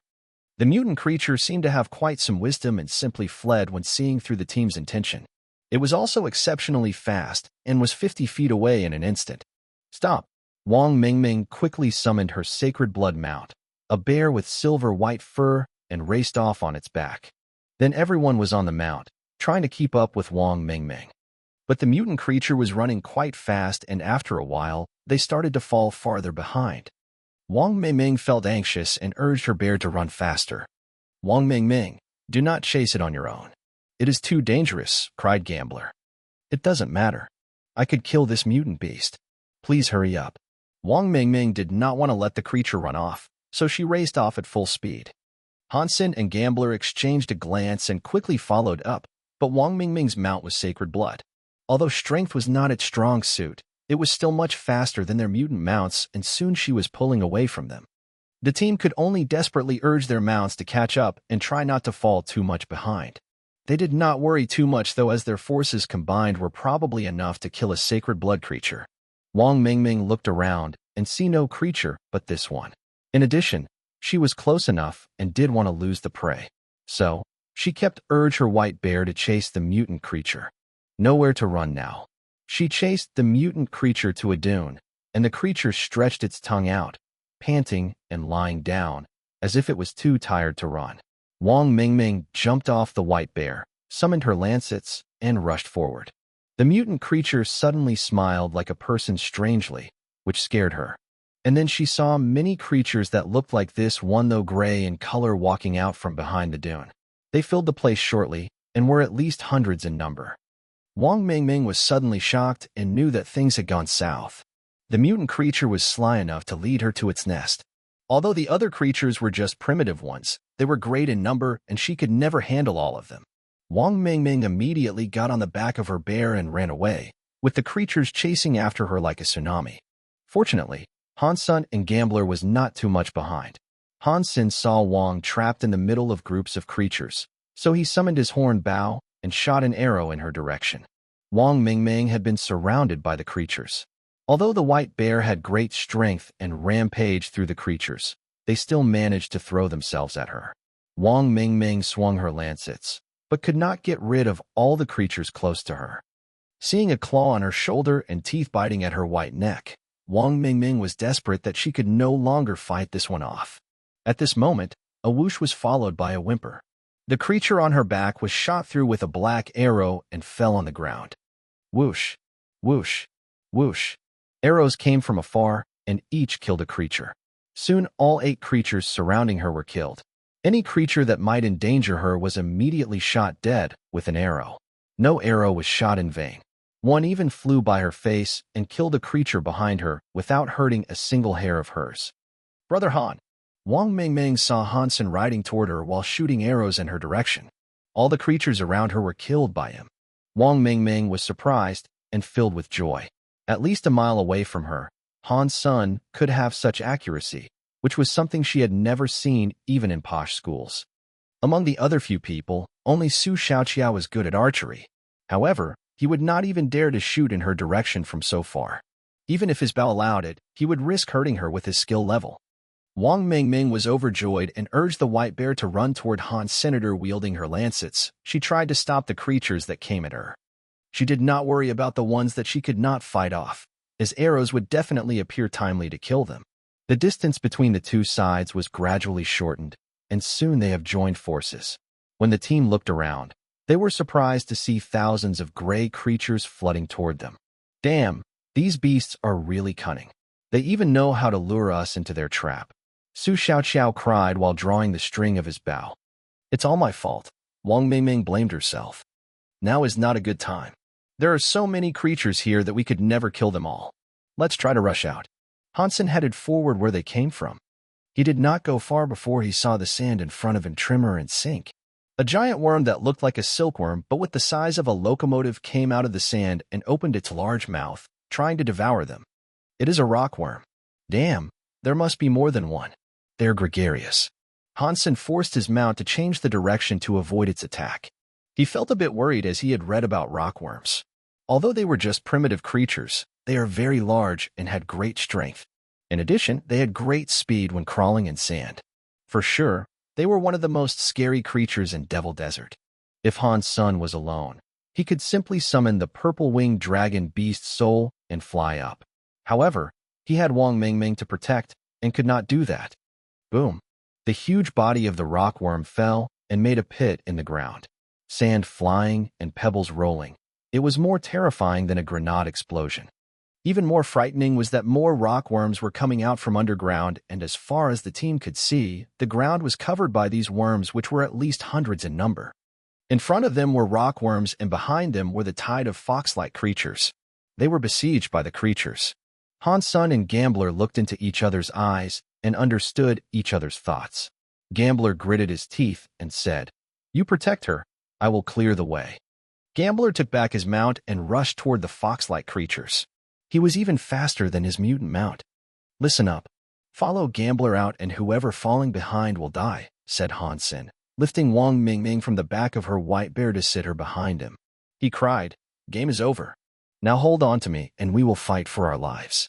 Wang Mingming fought well and had plenty of beast souls. However, in a melee like this one, an inexperienced girl like her would not be able to survive. When it came to life and death, only the veterans who had developed an acute instinct had a bigger chance at survival. Wang Mingming hurriedly hugged Hansen from the back. Hansen urged his mutant three-eyed beast mount, and the bull-like mount moved as it charged the fox-like beasts. Gambler was leading the way with one Jambia in each hand. The Jambias were flashing in his hands like butterflies, slitting the throats of all creatures near him. Nothing could stop him, and a bloody path was left behind him. Han-sun rushed into that path, and his arrows never stopped, killing all the creatures trying to gather around. However, he only had 50 Z-steel arrows, which had been used up. All he had now was the Beast Soul Arrow, which could be taken back and used again, but that process was too slow for him. Han-sun had to knock some creatures away with his horn bow. The rest of the team had also been fighting with every effort, wishing to clear out a way out from the endless creatures. Behind them, the rockworms were catching up at an incredible speed. Once caught up by them, there would be no other way of survival than flying. Blood was splashing, and they had almost made it. Then the mutant creature that Wang Mingming was chasing in the first place howled, standing on a dune far from them. And then they saw more creatures coming toward them from all directions. There were even some fox-like black-horned creatures that were almost exactly like the mutant creature, only with white fur. Seeing those white creatures, everyone's heart sank. Su Xiaoqiao cried, "No way. That mutant creature was not a mutant creature, but a sacred blood king of all these fox-like creatures. These white ones are mutant creatures. We have poked a hornet's nest." Wang Mingming saw the white mutant creatures among others and was mortified. There were so many mutant creatures that it seemed the whole team would die here. Gambler exclaimed in the front, "Damn, it is a sacred blood king. There are too many mutant creatures that I can't keep going." Hansen said to Wang Mingming sitting behind him, "Hand me your lancets." Wang Mingming paused and transferred her mutant beast soul lancets to Han-sun. Hansen grabbed a rope and got off his mount. He then carried Wang to the ground as if she weighed nothing and put her on his back. With the rope, he secured her there. "What are you doing?" Wang Mingming said, horrified. "Going out," said Han-sun in a cold tone. In a red shadow, he shape-shifted into the Fairy Queen, and his entire body was then covered in red armor, except for his head. Eye scarlet, ruby crown on his head and short black hair turning long and blonde. Hansen grabbed the lancets and ran toward Gambler like a red lightning bolt. "Gambler, cover me. I will clear a way out," yelled Hansen next to Gambler. "You got it." Covered in the creatures and his own blood, Gambler replied. Hansen had rushed to the front. The lancets were flashing in his hands, and each flash took a life. Primitive horned sandfox hunted. No beast soul gained. Primitive horned sandfox hunted. No beast soul gained. The voice in his mind rang nonstop. Hansen paid no mind to it, and just stared the mutant horned sand fox that were throwing themselves at him. Su Xiaoqiao and others were trying to keep up desperately, but when they saw the number of the mutant horned sand foxes, they were terrified. Hansen's eyes were red as blood. Moving like a lightning bolt, the lancets were so fast they became a blur. Ignoring the mutant horned sand foxes, he continued forward with Wang on his back. Holding Hansen's neck tightly, Wang Mingming was filled with guilt and regret. If it weren't for her, they would not be under such danger. Facing so many mutant creatures, she did not know if they could make it. The few mutant horned sand foxes were in their face, yet Hansen was still calm. With the slightest movement, a lancet bit into a fox's throat. A horned white fox head flew up. Hansen and Wang Mingming were showered in fox blood. Without a blink, Hansen ran forward and charged the second mutant horned sand fox. Wang Mingming watched what was happening with eyes widened. It felt like riding a roller coaster, but this experience was more horrifying than any roller coaster. She was lying on the back of Hansen and had the same angle of view as him. She watched all his movements, dodging, turning, wielding, charging. Seeing the endless horned sand foxes sweeping toward them, and then the deaths of all of them, she felt that Hansen was like a killing machine, his movements extremely swift and each attack harvesting a life. Both mutant horned sand foxes and primitive ones were killed with one blow each, without exception.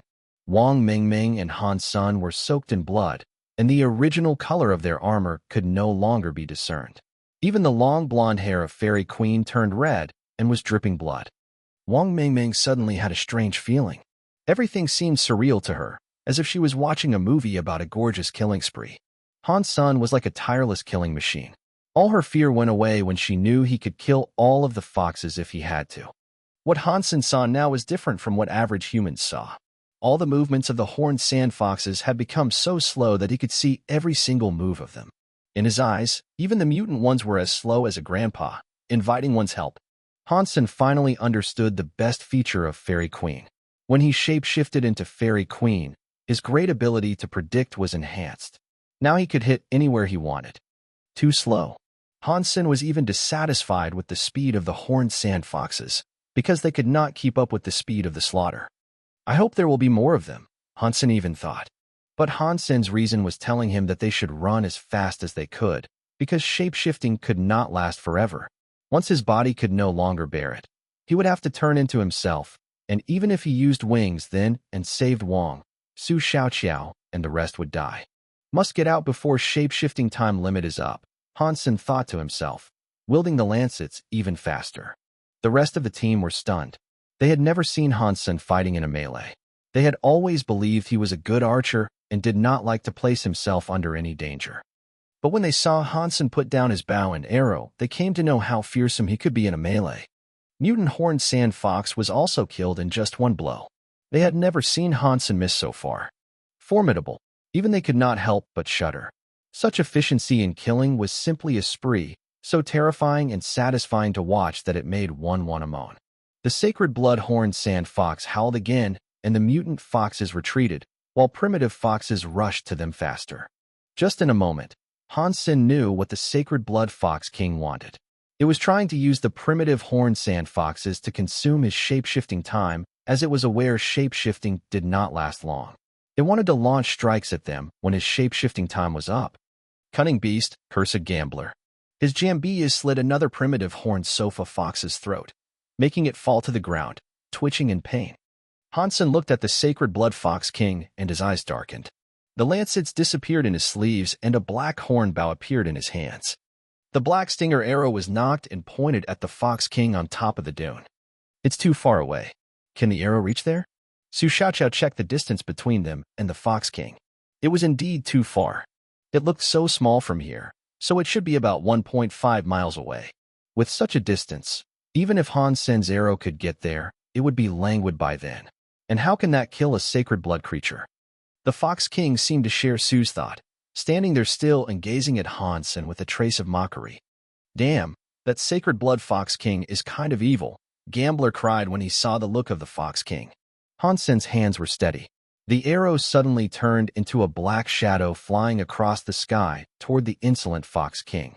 The sacred blood Fox King was too intelligent to believe the arrow could actually hurt it, and did not mean to dodge. If his arrow had that kind of power, then he should have used it before the Fox King led Wang Mengmeng into the ambush. Whoosh! But soon the Fox King panicked as it discovered that the speed of the arrow got even higher when approaching itself.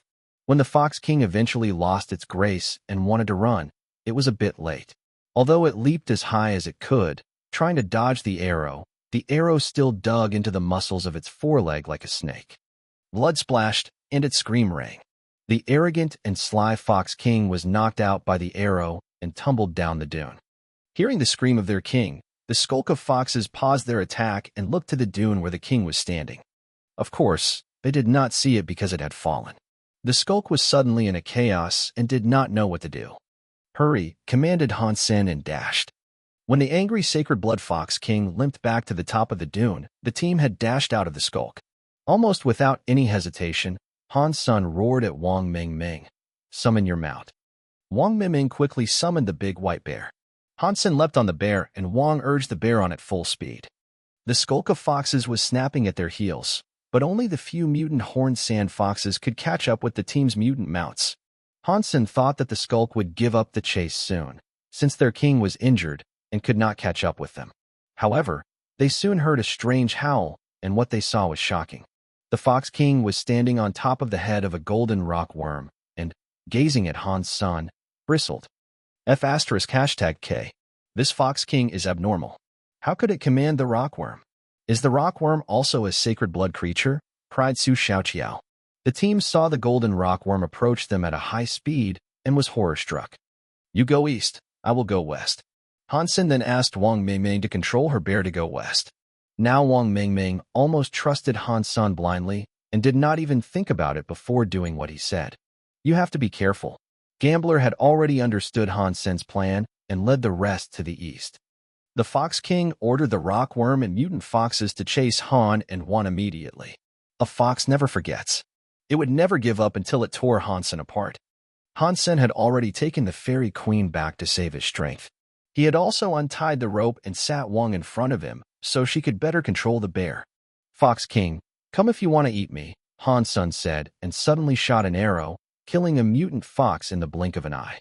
The Fox King was stamping with rage, roaring on top of the golden rockworm's head. The worm moved faster. The mutant foxes were also trying to catch up with the bear. Han Sen glanced at the Fox King and shot another mutant fox dead. Watching the Fox King losing its temper, Han Sen laughed. Fox King, come at me if you will, and watch me kill your buddies. Han Sen's hands never stopped, his black stinger arrow killing one mutant fox after another. Mutant horned sand fox killed. Beast soul of mutant horned sand fox gained. Eat its meat to gain 0 to 10 mutant geno points randomly. Suddenly a different voice sounded in Han Sen's mind. He gained a mutant horned sand fox beast soul. With great joy, Han Sen was shooting with great strength. The Fox King was about to explode. The white bear was a sacred blood mount, so the golden rockworm could not catch up with them anytime soon. Finally, at a howl of the Fox King, all the mutant foxes stopped chasing. Only the Fox King continued with the rockworm as its mount. There were no more mutant foxes for him to kill, so Han Sen made the Fox King his target. This time the Fox King was prepared and dodged. Although the distance was short, the arrow ended up hitting the golden rockworm. Clank. It sounded like the worm had a shell harder than metal. The mutant black stinger arrow only left a white mark that was barely visible on it. Han Sen was taken aback with a surprise. Sure enough, the golden rockworm is also a sacred blood creature. Brother Han, now what should we do? The white bear is slower than the golden rockworm. They will catch up eventually, asked Wang Mengmeng, riding the bear. She did not sound scared or worried, as for some reason, She believed Hansen could always take care of things. In such a dangerous escape, she did not even have any sense of crisis. Although there were occasionally some creatures in front of them, they would scatter at the sight of the golden rockworm. Hence, they did not encounter any obstacles on the way. The rockworms are only fast in the desert. If we can get out of here, we should be able to get rid of it, Hansen pondered and said. It's full of sand and rocks here. I do not see any other color. Wang Mingming looked around said disappointedly, just dunes and stony hills. Hansen's eyes suddenly lit up. Pointing in one direction, he said, go over there. Wang Mingming followed his order and urged the bear on. Soon she found they were on a cliff facing a deep valley. The path ended, and the valley was at least 100 feet wide. Brother Han, we have nowhere to go, exclaimed Wang Mingming. Go over, Han-san said with no expression. No, the white bear cannot jump so far, Wang Mingming quickly said, seeing the big white bear approaching the edge. Trust me. Go over, said Hansen firmly, while pointing an arrow at the Fox King. Knowing their despair, the Fox King looked cruel and pleased. Well, Brother Han, I believe you. Going over, Wang Mingming commanded her bear to rush off the edge at full speed. With her blind trust in Han's son, Wang Mingming was trying to make the impossible happen. Behind them, the golden rockworm was getting closer and closer. The Fox King watched the two humans viciously. Pointing the arrow at the Fox King, Han's son did not shoot. Brother Han, Wang Mingming screamed and closed her eyes as the white bear ran off the edge. Hansen finally shot the arrow, put an arm around her waist, and covered her eyes with his other hand. Take your white bear back, he said quietly. The Sacred Blood Fox King didn't even move when seeing the arrow approach. It even showed contempt in its eyes. But soon, the Fox King was aghast. That arrow was not meant for the Fox King, but a bean-sized eye of the golden rockworm. Although the golden rockworm had a huge body, its eyes were as small as beans and hidden in its stone-hard shell, hardly noticeable. Hansen not only saw them, but also managed to shoot an arrow in one of them. With a scream, the golden rockworm rampaged toward Hansen, who was in the air. The Sacred Blood Fox King had extremely high intelligence, but golden rockworms solely operated on instincts. Once it was provoked, it would go mad. It was too late for the Fox King to stop it, so it jumped off the worm with its injured leg as fast as it could before the worm fell off the cliff. Wang Mingming was held in Hansen's arms and took back the bear. She felt she was falling with him. With a sudden jerk, she felt ground under her feet. The impact was not that strong, though. It was as if they had jumped from somewhere 3 or 4 feet above the ground. Wang Mingming opened her eyes in surprise to find they were under a cliff more than 300 feet high. But nothing had happened to Hansen and her. When she was feeling incredible, the golden rockworm fell on the ground next to them like a bomb. With a boom, its stone-hard shell was broken in pieces. Worm juice, meat, and inner parts were splashing everywhere, staining the cliff wall. Sacred Blood Golden Rockworm King killed. Beast Soul of Golden Rockworm King gained. Eat its meat to gain 0 to 10 sacred Geno points randomly. A wonderful voice rang in his mind, almost making Hansen laugh out loud. The Fox King was still lingering on the cliff, gazing at him full of resentment. Let's go. Hansen summoned his mutant three-eyed beast Maum, carried Wang to its back, and went in the opposite direction of the Fox King. Should we take some of the worm meat with us? Wang Mingming asked. For such a big worm, there are only 10 Geno points in its meat. Even if we eat for a month, we might still end up with no Geno points. Also, it is hot in here, and the meat will go bad in less than 2 days. Just forget it, Hansen said with a smile. A creature too big in size was hard to consume, which was just the fact. But he had gained another Sacred Blood Beast soul and a mutant horned sand fox beast soul, so the voyage was fruitful enough. The only pity was that although he had killed many mutant horned sand foxes and a sacred blood creature, he did not even get to eat a mouthful of meat. Hansen took a look at the 2 beast souls he just gained and felt a bit bitter. The beast soul of mutant horned sand fox was a mount, which was fine.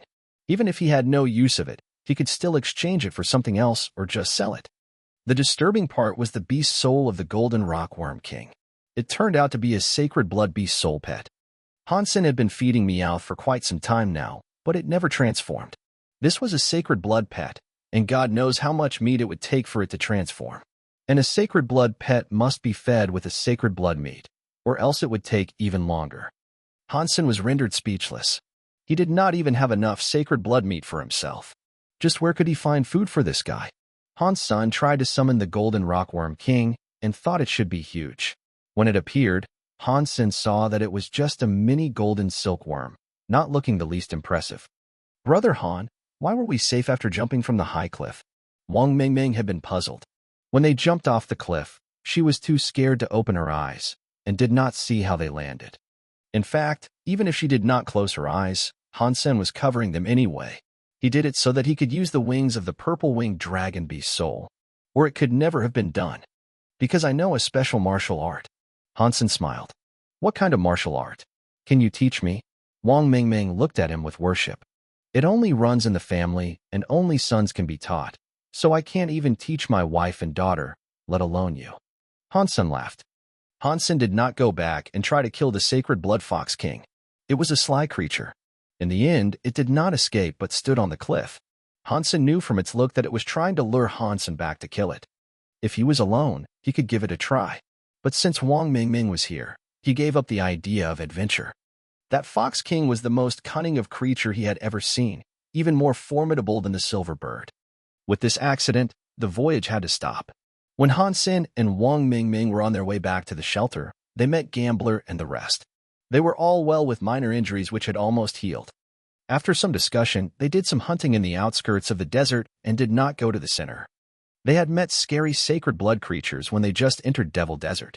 The team became more careful, especially they had to protect Wang Mingming in the meantime. Hansen made up his mind to return as soon as they could, and he will make some in-depth exploration next time he came alone. This task was successfully completed despite the accident.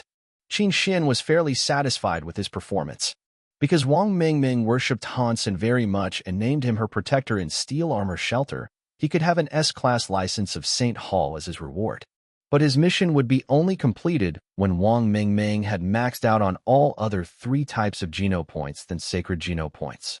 Only by then he could have the S-Class license. Hansen went back to school from God's Sanctuary and continued to study Warframe operation. Sin, you are finally back. You are in trouble. His roommate said to him excitedly when Hansen just returned to his dormitory. What kind of trouble? Hansen asked, puzzled.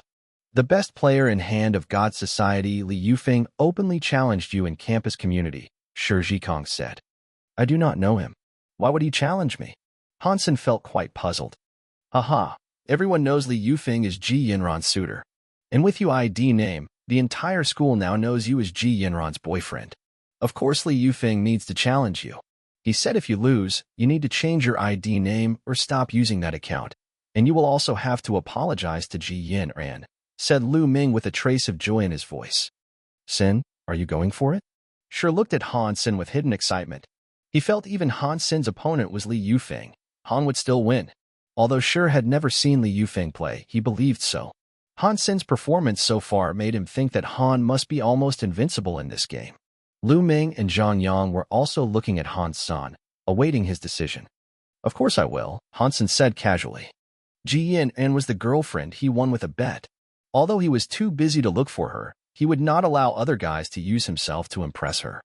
In the Hansen's view, it was fine if Li tried to show off in front of Ji Yinran, but there was no way Hansen would allow himself to be used in the process. Hearing Hansen's answer, Shi and Lu were both thrilled. Zhang Yang rubbed his hands together and said, now that's it. Young people should be motivated, and we all support you to defeat Li Yufeng and make Ji Yinran your girlfriend for real. Right. If you really have such a gorgeous girlfriend, the entire room 304 would all feel honored, said Shi excitedly. Go on the forum and reply him with the time for the duel. Sun has a big chance to beat Li, in my opinion. Lu Ming laughed. Chance. Li Yufeng is no match to Sun at all.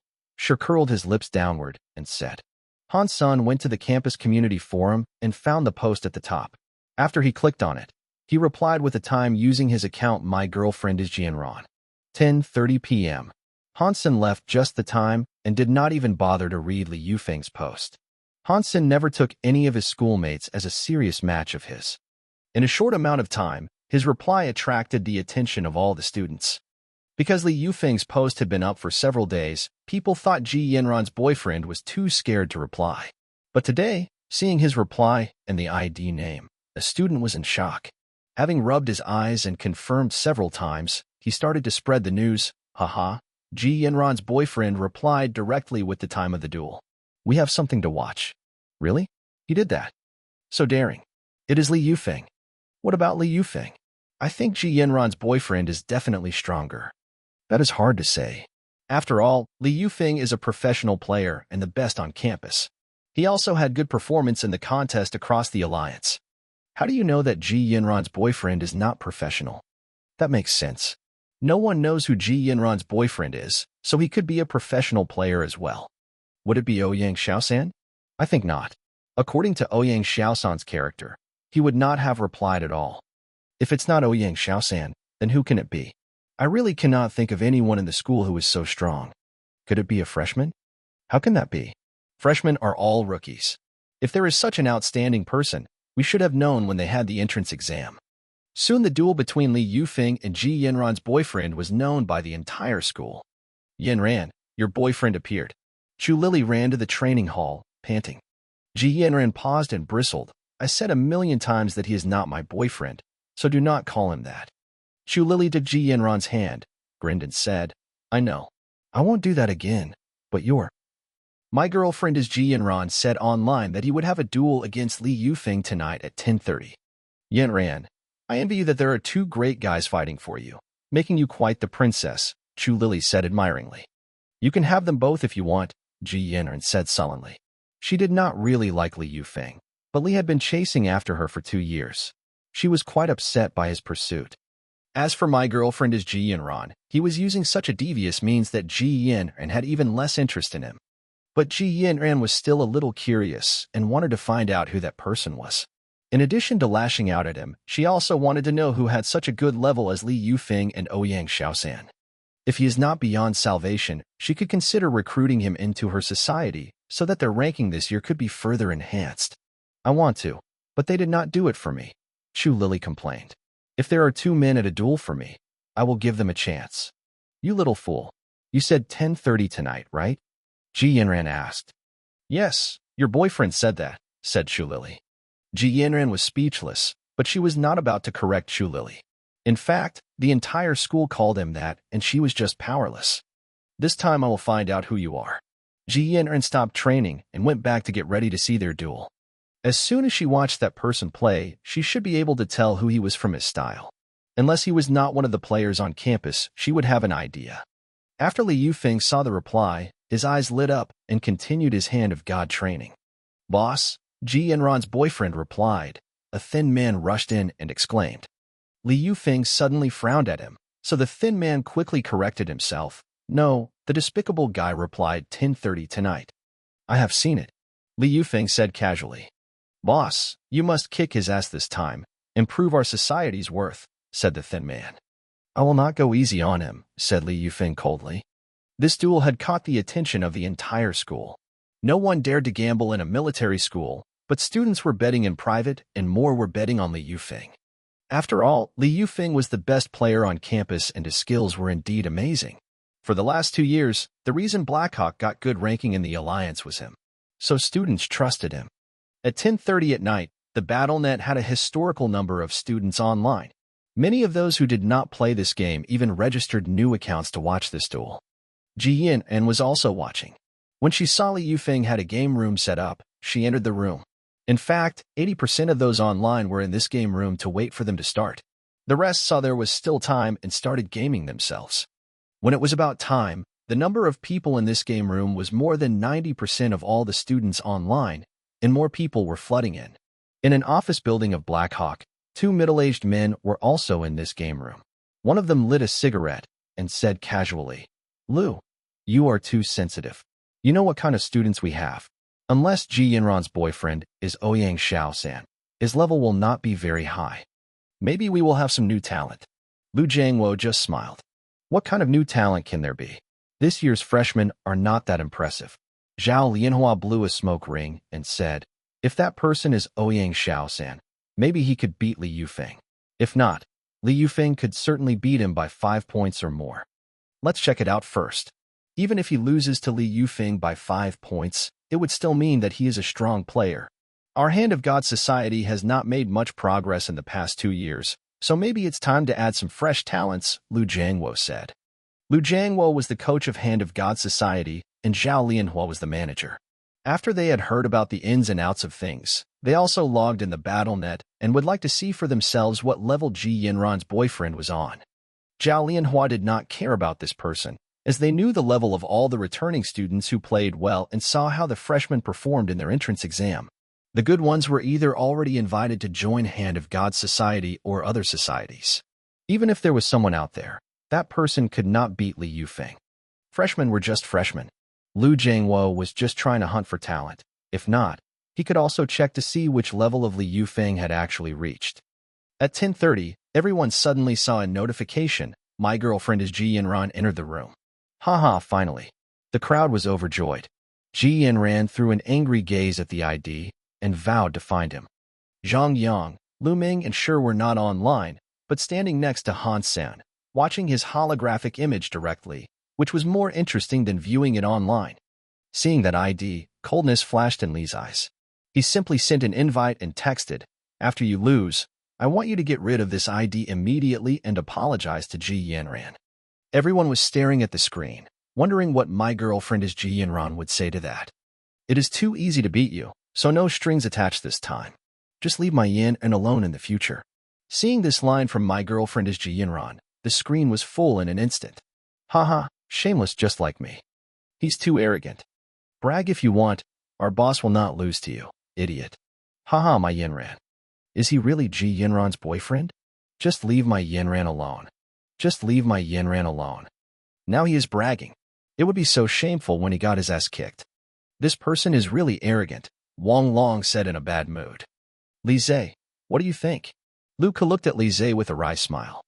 Li Zhe pondered for a moment and said, I used to play against Li Yufeng. He has beaten me many times and once by 27 points. You mean that Li Yufeng will win? Luca looked at Li Zhe and asked. Li Zhe shook his head and said, although Li Yufeng had beaten me by more points, but Ji Yinran's boyfriend gave me more pressure than Li Yufeng. When facing Li Yufeng, I could calm down to play. When facing Ji Yinran's boyfriend, I felt uneasy and afraid. Taking a deep breath, Li Zhe then said, if I am to predict the result, I think Li Yufeng will be defeated by a lot. Don't ask me why, it's just a hunch. What? Wang Long and Lu Ku were stupefied and did not understand Li Zhe's comment. Chu Lili pinched Ji Yin and said with a grin, my Yanran, so intimate. Tell me the truth, is he really your boyfriend? Of course he is not, that bastard. Ji Yin stared at the ID angrily.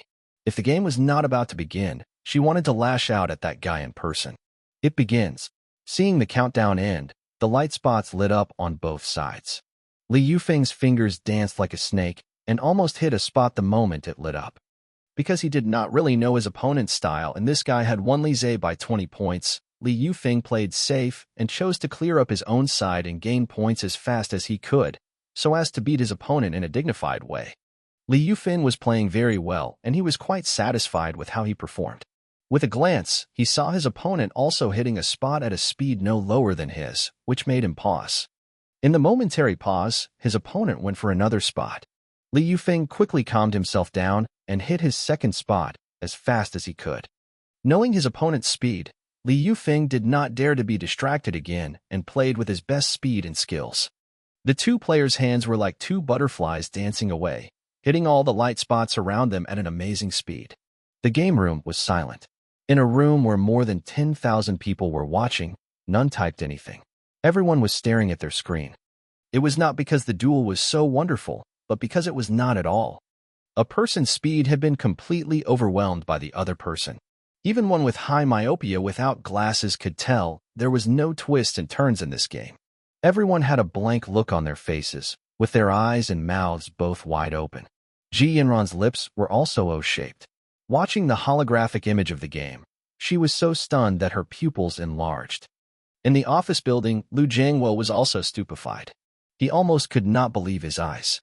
And Zhao Lianhua did not even realize that his burning cigarette had fallen on his pants. Zhao Lianhua did not even feel that, and kept gazing at the two hands in the holographic image.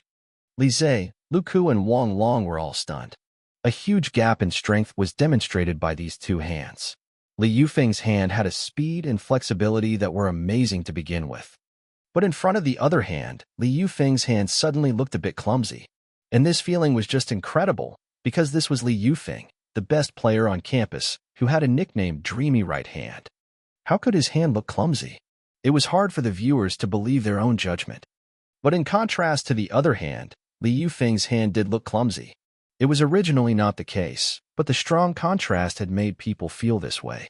It was not because Li Yufeng's hand was clumsy, but because the other hand was too fast and too flexible. At this time, people came to realize this fact and looked to the other hand. Slender but strong, this was an attractive hand. In addition to that, people could not tell anything else from the image. How they wanted to see the owner of the hand. But in Hand of God, all they could see was the hand and wrist. There was no way they could tell who he was. Total silence. Although the result was clear, many refused to believe that Li Yufeng would be beaten like this. That was Li Yufeng.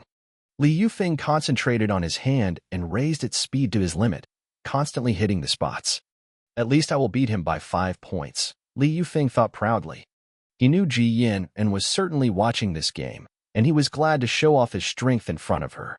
Although Ji Yanran had not given any response to his pursuit, and was even deliberately keeping distance from him, he had never given up and believed that with his ability and conditions, he must have the opportunity to make her his. And this was a very good opportunity. He knew Ji Yanran was mad at that ID. If he could beat this person to make him change his ID and apologize to her, she would be at least grateful to him. And this was enough. Li Yufeng had enough time and patience. Many a little make a mickle. He believed that sooner or later he could make Ji Yin and fall in love with him. But now, first he needed to beat this despicable and shameless bastard to approach his goddess. Li Yufeng was hitting the spots with all he had, thinking that if he went faster and raised the difference to 6 or 7 points, then the effect might be even better. But when Li Yufeng was reaching for a spot again, all spots suddenly disappeared. Is it a server failure? Why did all the spots disappear? Li Yufeng hesitated. With his rich experience, he knew that the 100 spots were not up yet, and there could be no other explanation to their disappearance than a technical failure. But when he looked up, he was suddenly stunned. In front of him, the holographic image said game over, and his score was also fixed at 80. He turned his eyes and looked at his opponent's score. 100 points. Li Yufeng could not move. He could not believe that he had been beaten by 20 points. He could not believe this. Nor could anyone who knew Li Yufeng and his skills at this game. Everyone looked blankly at that score, and no one made a sound. What Hansen said just now is interesting when they were thinking back. It is too easy to beat you, so no strings attached this time. Just leave my yin and alone in the future. At that time, they all felt it was pure insolence. But now thinking back, it was just honesty. Another 20, Li Zhe snapped to attention and said with a wry smile. His remark reminded Lu Ku and Wang Long, making their shocking expression even more twisted. Their mouths were so wide open that they could fit a big duck egg. This number was so familiar, and what it represented was even more shocking. Yanran, your boyfriend is so fierce. Chu Lily just recovered from surprise and said to Ji Yin, and who was still staring at the score. Who is this person? Ji Yin and had now forgotten about her anger and shame, and simply wanted to find out who he was. 20 points. Whoever could beat Li Yufeng by 20 was absolutely top 10 in the alliance. If she could invite him into Hand of God society, Ji Yin and could imagine how much their ranking could be improved. Now she just wanted to find out who this person was, but she just did not know. Now her heart felt like it was scratched by a cat. She wanted to go and look for him, but paused as she had no idea where to look. Ouch! The cigarette burned through Zhao Lianhua's pants and brought him back from surprise. While he was stamping, a big hole was left on his pants. I must have this person in Hand of God society. Lu Jiangwo looked at the score and yelled excitedly. He knew what this score meant. It was a score that would make Blackhawks soar in Hand of God contest. Go get this person and make him join us, Lu Jiangwo said to Zhao Lianhua. Zhao Lianhua looked depressed. Lu, I do not even know who this person is. Where should I start looking? Lu Jiangwo paused and said, Go look anyway. In any case, we must have him. He is too important for us. With him, we would soar, and it would be much easier for you to seek sponsorship in the future. I will try, Zhao Lianhua said helplessly. He knew this guy would have a great influence on them, but it was not easy to find someone based just on an ID. When Li Yufeng recovered from surprise and wanted to invite the guy to fight again, He found that his opponent was already offline. He was at loss and did not move for a long time. Blackhawk went mad. It was at night, but many continued to talk about the duel. What a speed! #hashtag King Awesome. Haha. After watching the duel, I know that my years of playing that game were wasted. Even Li Yufeng was wiped out. Ji Yanran's boyfriend was just amazing. Who is he anyway? You have to ask Ji Yanran. 20 points. Li was not his match at all. It is too easy to beat you. Haha. My Yanran. Could he really be her boyfriend? You really have to ask her yourself. Ji Yanran also wanted to know who her boyfriend was, but she did not. After logging out of the game, she had contacted a lot of friends, wanting to find out who that person was. However, almost everyone she called would tell her with a trace of gloating, you have to ask yourself who your boyfriend is. How do I know who my boyfriend is? Ji Yanran blurted out after hearing that reply a lot of times, feeling she was out of her mind after she realized what she had said. In room 304, Han's son was surrounded by Shi Zhikong, Lu Ming, and Zhang Yang. Send for dishes and a soup in the cafeteria. One dish less than that and I will out you, Lu Ming said with a grin. All 4 dishes need to be meat. If I see anything green, I will expose you first, Shi added. Sin, you deserve to be my destined opponent. Zhang Yang's eyes were full of sparks. Let's go eat then. I'm hungry anyway, Hansen smiled and said. The 4 walked toward a cafeteria. Blackhawk was the size of a small city and all cafeterias ran 24/7. There was no need to worry about where to eat. But after the 4 went out, they constantly heard people on the street talking about the duel. Son, just go ahead and admit it's you. With your skills at the game, maybe Ji Yanran will fall in love with you, and we can all benefit from that by asking her to introduce her friends to us, Shi whispered. She is my girlfriend, Hansen said. Shi made a contemptuous gesture at him. Ji Yanran was not the kind of girl that would fall for a good player, or else Li Yufeng would not have had to chase after her for 2 years. Everyone knew that.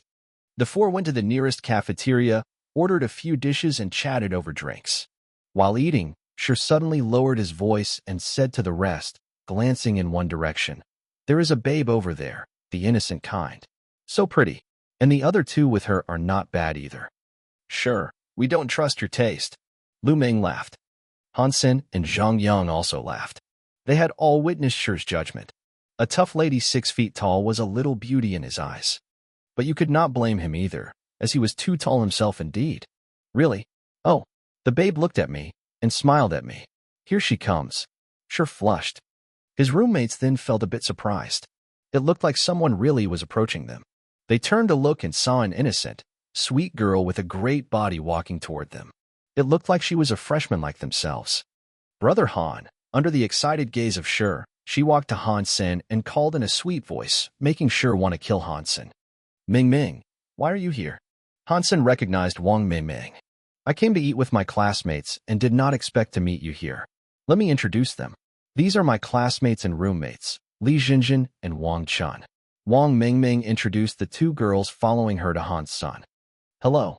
Hansen shook hands with the 2 girls and introduced his 3 roommates. Since we are all friends now, shall we sit together? Shi pulled the chairs and invited the girls. Well, we happen to have something to ask, Wang Mingming blushed and said. What's the matter? We will do anything for you. Promise, Shi. Wang Chun looked at Shi and seemed very happy. It would be great if you could help. We are looking for people to join our society. Have you already registered at some societies? If not, can you join us? Well, we did not register yet, so you have come to the right people. With us, your society will do so well. Right, which society are you talking about? Shi quickly said, making faces to his roommates to ask them to play along. Judging from the 3 girls' looks, it was easy to tell that the society they were in must have lots of babes.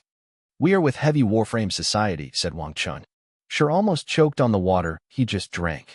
Warframe Society was considered a temple of monks, where members were almost all guys. And Heavy Warframe Society would be Shaolin Temple among all temples, where girls were probably nowhere to be seen. The guys had not expected the girls to be members of Heavy Warframe Society. The reason why Heavy Warframe Society was independent from Warframe Society was that heavy warframes were much bigger in size than average warframes and were much harder to operate.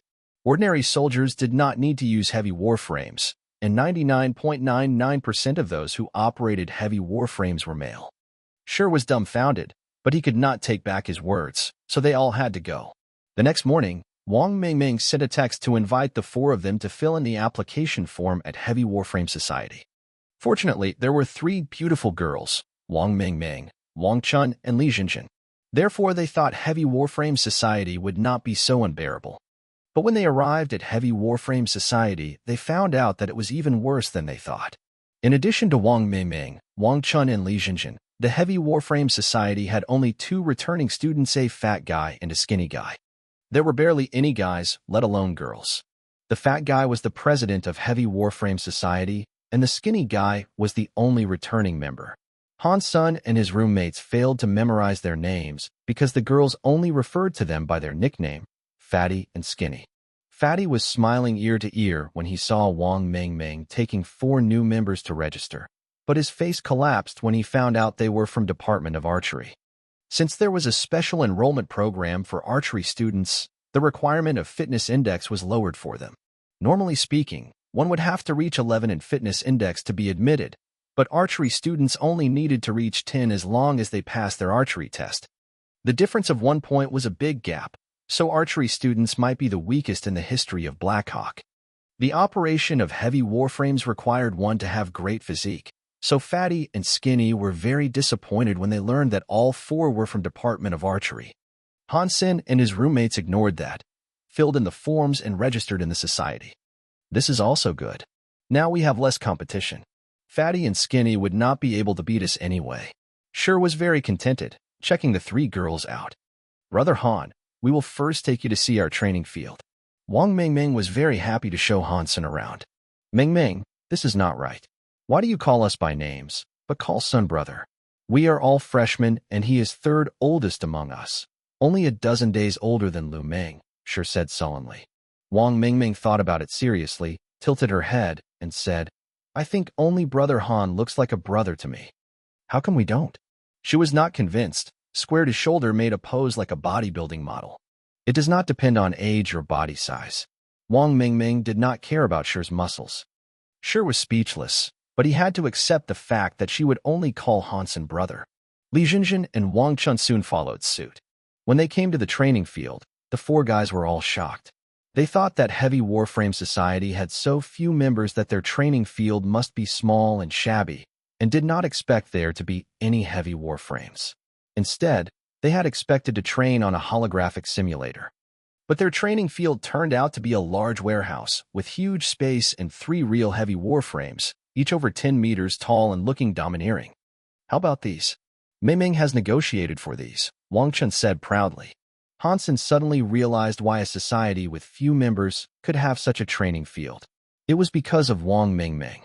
But it made Hansen very excited, as he had been studying warframe operation, but the performance of the warframe for practice was wanting, and people had to take turns to use it. Although these are heavy warframes, they were warframes nonetheless.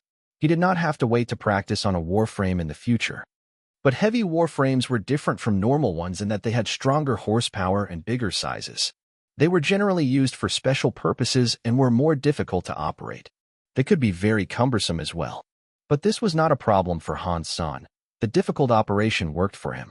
If he could operate a heavy warframe well, an ordinary one would be easy.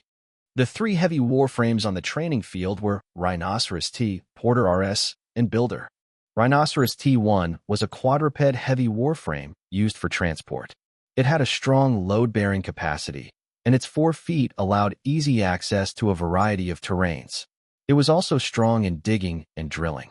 Even when buried in a mine, it could get out on its own. Porter RS was also a quadruped heavy warframe, with an extra arm and strong horsepower.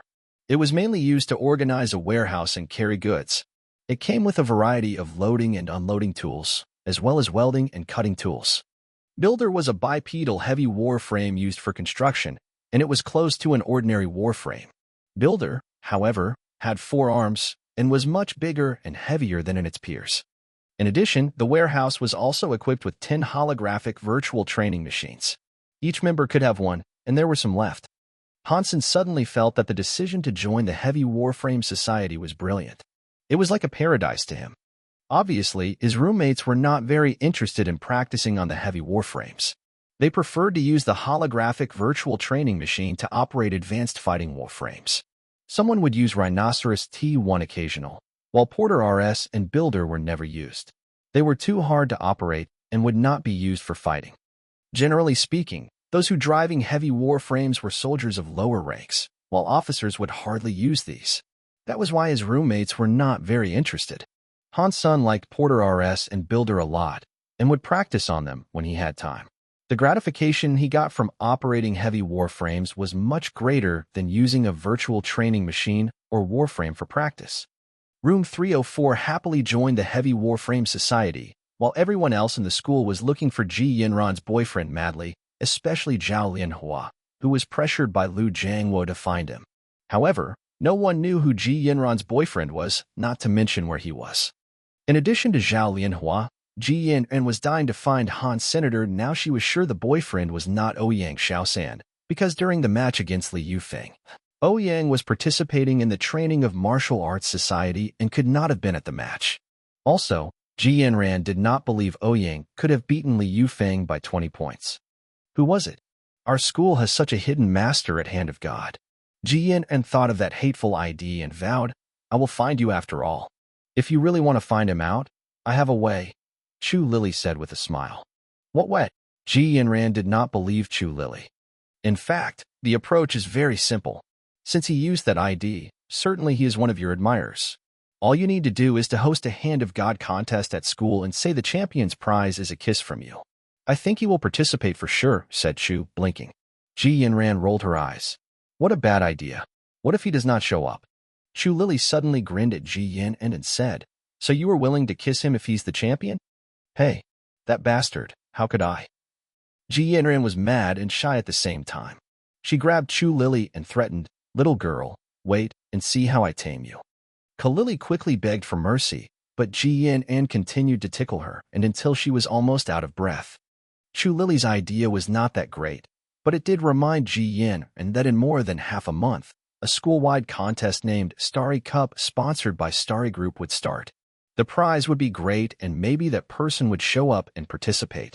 But Ji Yinran did not know which department he was in. Hand of God was just one item in Starry Cup, which also included combat, warframe, archery, and other items. If that person did not come to Hand of God, but registered in another item, it would be difficult to tell who he was. It calls for a little trick, Ji Yinran thought with a devious smile on her face. In the training hall, several students were sitting together. Have you heard that the champion of Hand of God in Starry Cup could get a set of Z Steel Weapons of King series and visit the main factory of Starry Group? Who doesn't know that? I heard that Starry Group had also invited the president of Hand of God Society to visit their main factory. The president of Hand of God Society? Isn't that Ji Yinran? Yeah, the visit is 5 days and 4 nights. Wow, I'm definitely going to participate in the contest this time. What is the point?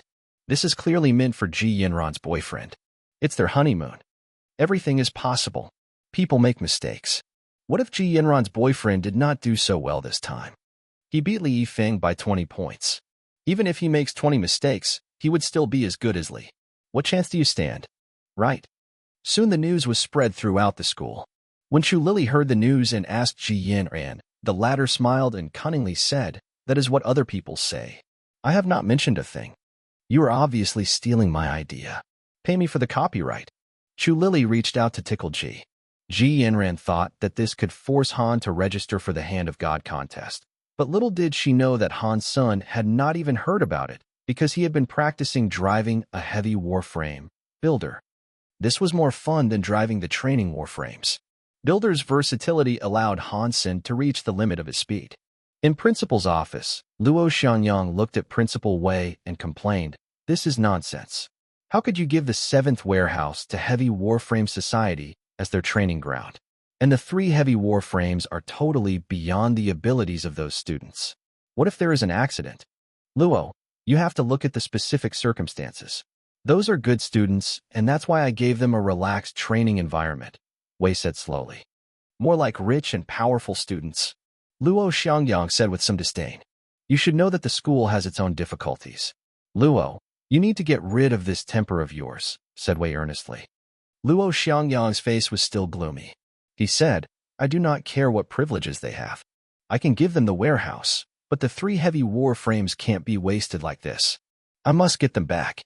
Luo left, disregarding Principal Wei's calling him. Wei shook his head and sighed. A nasty temper indeed. He thought about it and let it go. That young lady would not touch those heavy war frames anyway, so there should be no problem that Luo were to take them away. Luo Xiangyang stepped toward the 7th warehouse and was quite upset. He had wanted this warehouse for a while, and the school never agreed. Then they gave it to the Heavy Warframe Society. He knew everything about Heavy Warframe Society, just several people who were wasting their time. Who would pay attention to heavy warframes anyway? Normal soldiers would not even have the chance to touch them. Only the specialized soldiers would like them. He was now the coach of the Warframe Society, which was doing very well and had lots of members, among which a lot were excellent. However, their training field and equipment were quite lacking.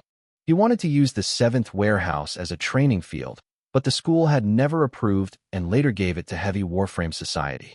How could he stay calm knowing that? But Luo Xiangyang also knew that Principal Wei was having a hard time.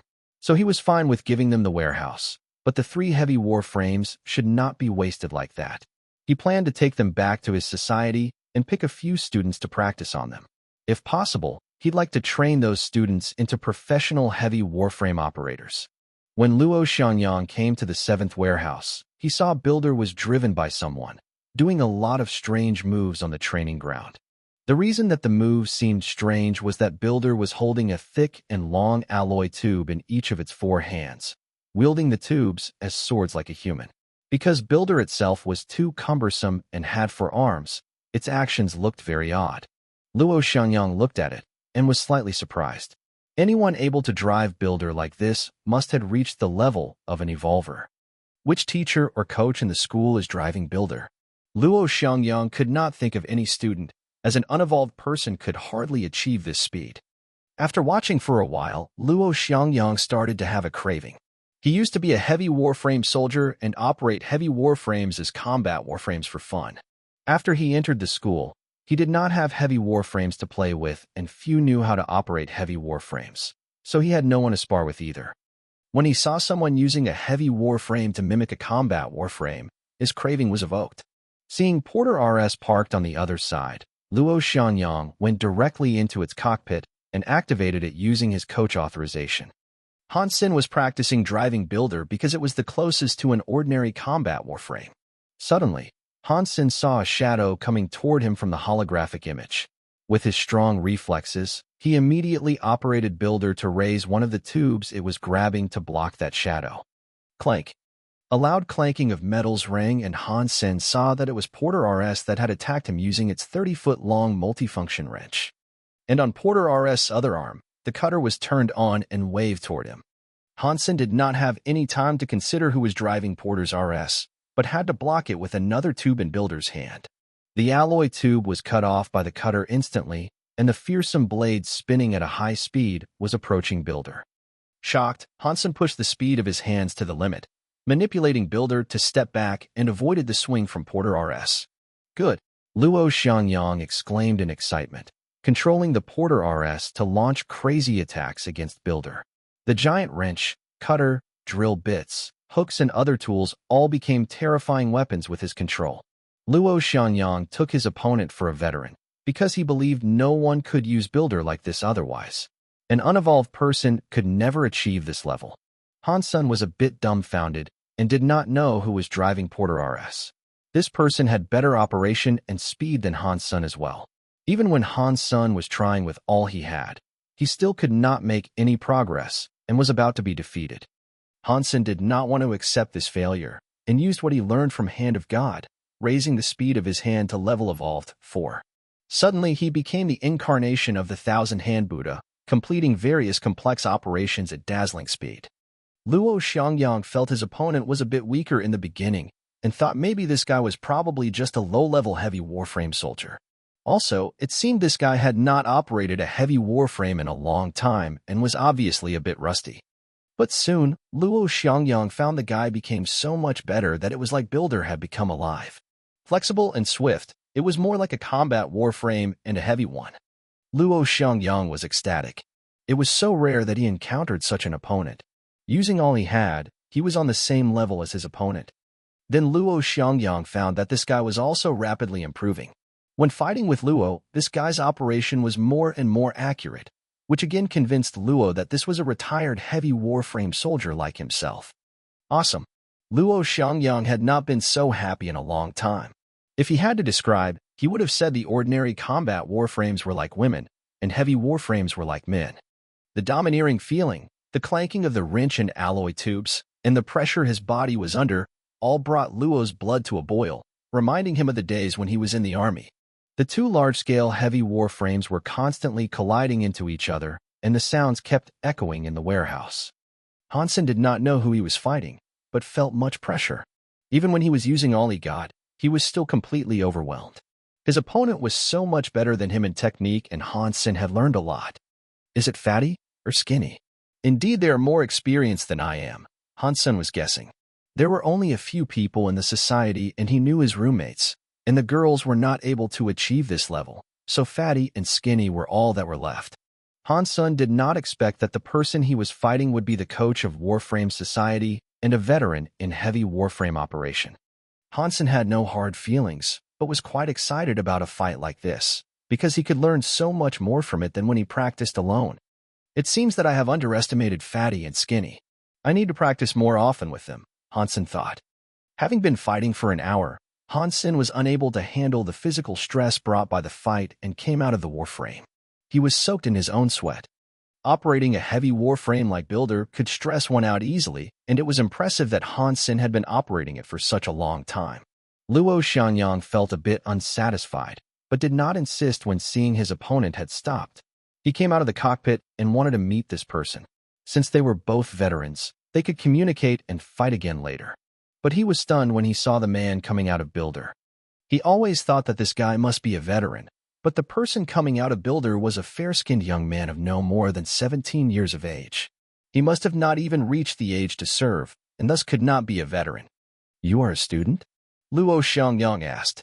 Hello, I am Han Senator. I have just entered the Heavy Warframe Society. Are you also in our society? I have never met you. Your skills are amazing. Could you teach me when you have time? Han-san said with a smile. You just entered the Heavy Warframe Society? You are a freshman? Luo Xiangyang could not believe that he was just sparring with a freshman. Yes, I joined our society 7 or 8 days ago, replied Hansen. Have you ever driven a heavy warframe before? No. Before I was using the training warframes at school to practice, and only had the opportunity to use a heavy warframe after I joined the society. It is much harder than using a training warframe, and I have not made much progress. You, on the other hand, are so much better. I had to shift using a beast soul to hang in there, explained Hansen. Although in Han's view, this schoolmate seemed a bit older, Hansen had to admit that he was skilled. Luo Xiangyang thought sullenly, you only touched a heavy warframe for the first time a few days ago, and now you can fight me. If you were calling this not much progress, then everyone in my society should probably kill themselves. What is your department? How did you join the Heavy Warframe Society?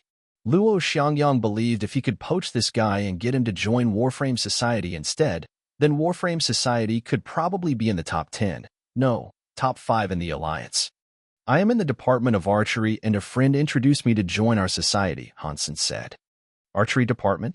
Luo Xiangyang regretted so much that he had never looked into that department full of specially enrolled students. Had he looked, he would have never let a talent go somewhere like Heavy Warframe Society. When Luo Xiangyang was thinking about how to persuade Hansen to quit Heavy Warframe Society and join Warframe Society, Han's comlink rang. Hansen only thought Luo Xiangyang was a senior, so he answered the call. Brother, I need to run now. Let's have another go next time. Han-sun hung up and said, waving to Luo. Not having had the time to start his persuasion before Hansen took off, Luo thought to himself, anyway, now that I know who he is, I can always come back later. Looking at the 3 heavy warframes, Luo Xiangyang did not intend to move them away anymore. Since Han-sun was still here, he will let Han use them and move these warframes when Han transferred to Warframe Society. Luo Xiangyang was really glad when he left the 7th warehouse, celebrating the fact that he had found such a genius. No longer discontent about the fact that Principal Wei gave the warehouse to someone else, he was focused on the idea of getting Hansen to join Warframe Society.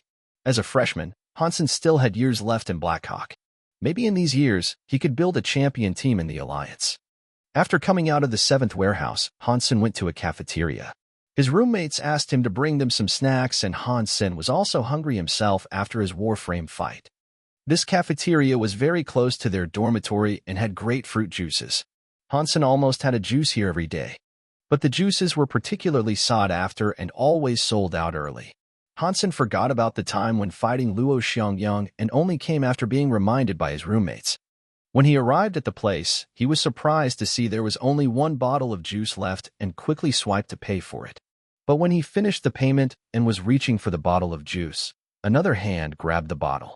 Hansen quickly looked up and saw that person looking back at him. "You," the two called out almost at the same time. Hansen saw the sweet face in front of him and was slightly surprised, not expecting to see Ji Yanran here. Apparently, Ji Yanran was also surprised to see him. She frowned and asked, "Why are you here?" "I am a Blackhawk student and have, of course, come here to eat," Hansen replied. "Didn't think you would be admitted." Ji Yanran curled her lips and looked at Hansen's hand on the bottle. "Let go.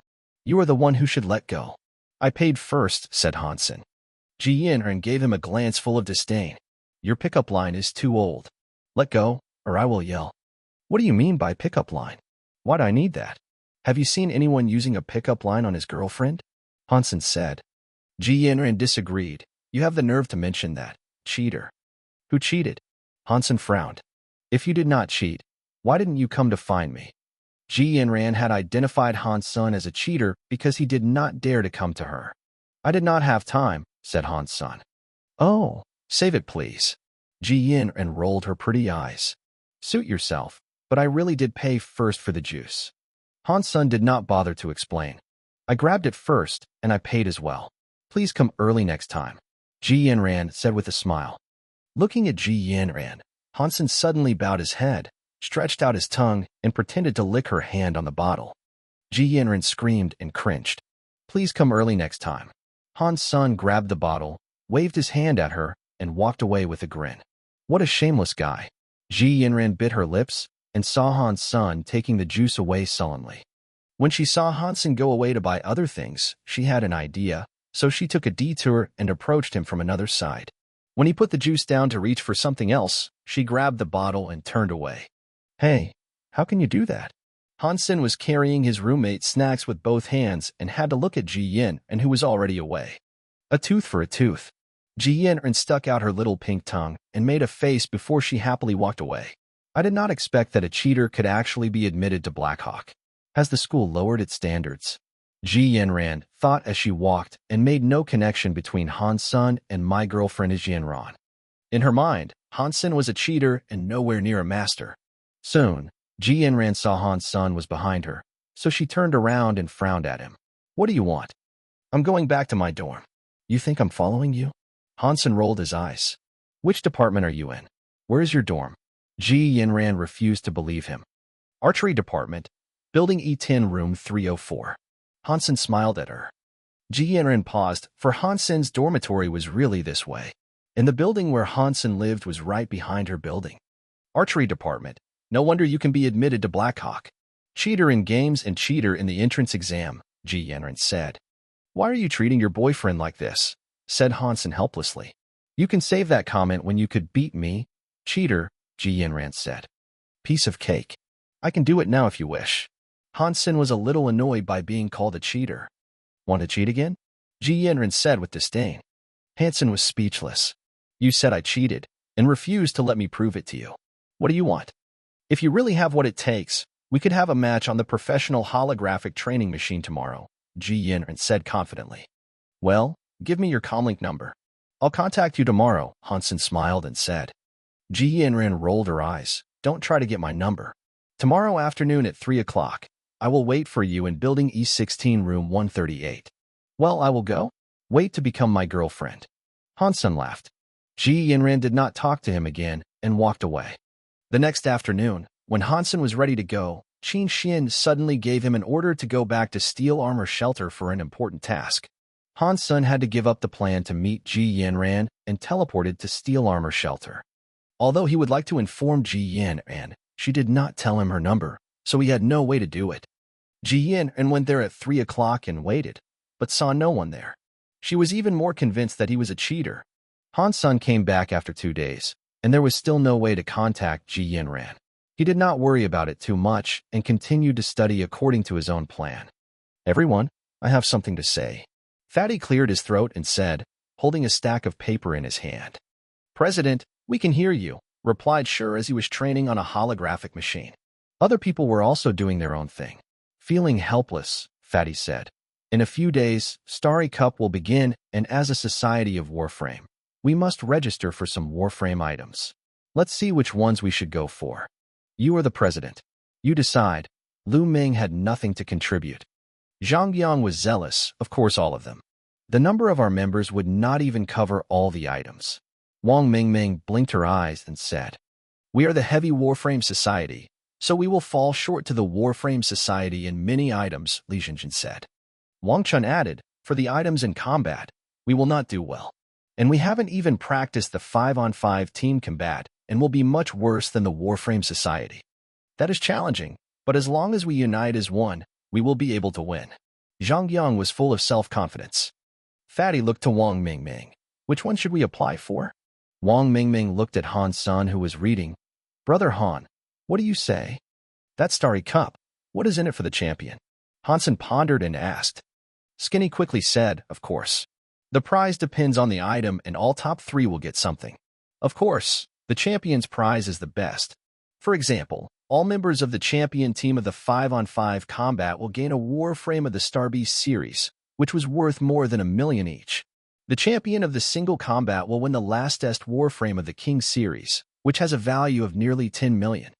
There are prizes for the top 3 of all items. We should try our best.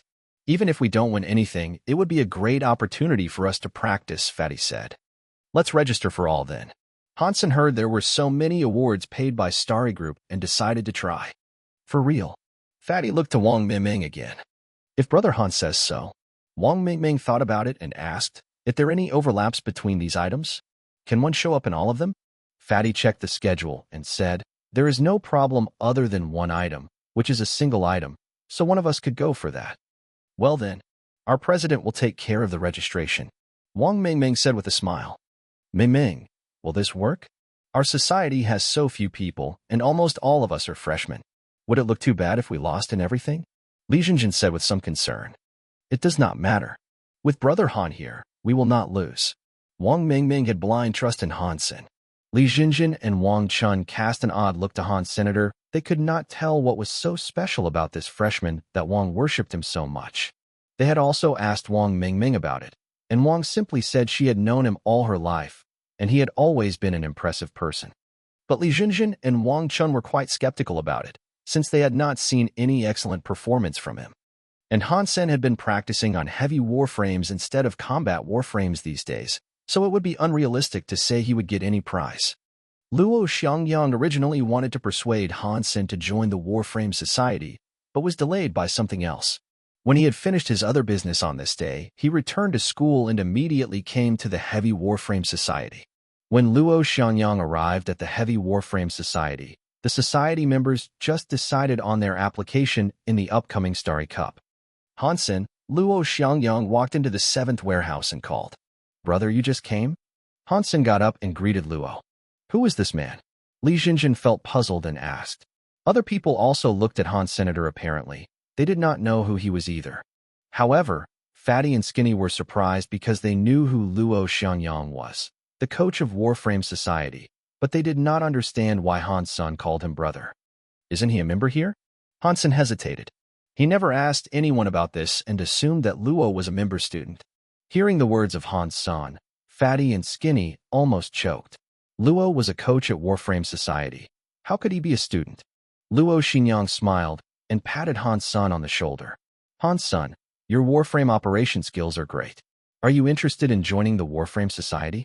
Oh, I forgot to tell you that I am the coach at Warframe Society, and I promise you will be able to get the best training, use the best training equipment in school, and get the best guidance. Luo Xiangyang's words shocked everyone but Wang Mingming. They could not imagine that a coach of Warframe Society would personally invite Han's son to join them. Warframe Society and Martial Arts Society were the two most popular societies. Many talented students took the initiative to join them each year, and these two societies never needed to recruit any members. Those who wanted to join even needed to go through their selection. These two societies carved up more than 60% of the talented students of Blackhawk. Different from Heavy Warframe Society, they never lacked talents. But then the dignified coach of Warframe Society even personally went to poach someone from Heavy Warframe Society and made such a promise, which was quite shocking. Fatty and Skinny had their mouths wide open but could not make a sound. They were familiar with Luo because the only reason they were here was that they had failed to enter the Warframe Society in the first place. They were surprised that someone that Luo Xiangyang would personally invite was in their society. "I am sorry, Coach Luo, but I have joined the Heavy Warframe Society already," Hansen declined. The reason Hansen had promised to join Heavy Warframe Society was twofold. First, he did it for Wang Mingming. Second, he valued the freedom here. He could come and go as he wanted and did not need to worry about anything. This way he could take tasks as he wanted any time or go to God's sanctuary to hunt. He would not quite like it if he had to practice on a warframe every single day. Luo Xiangyang did not give up and continued to persuade him. "With your talent and ability, it would be a waste if you stayed here. Give me 2 or 3 years and I can get you into the top 3 in the entire alliance. The championship is not impossible either, which is exactly my goal."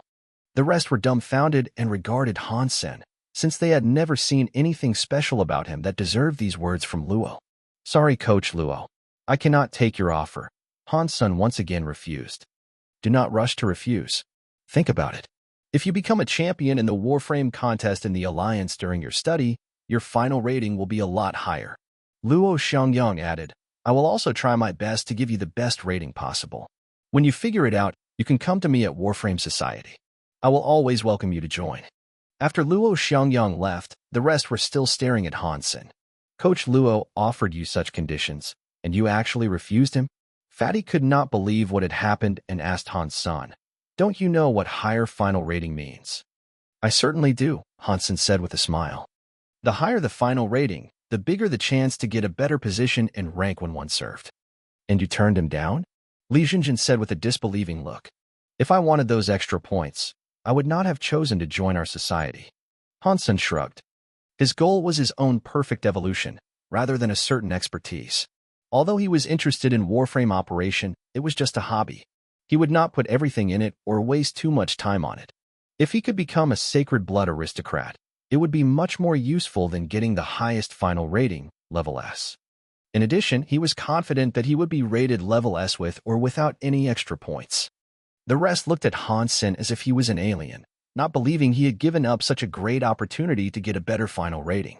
His roommates were not too surprised. With Hansen's skill in Hand of God, he could beat Li Yufeng by 20 points. Had he joined Hand of God Society, he could have gotten the extra points a long time ago. Why would he wait for Luo Xiangyang to invite him? "I said that we would be great in the contest with Brother Han here. Now do you believe me?"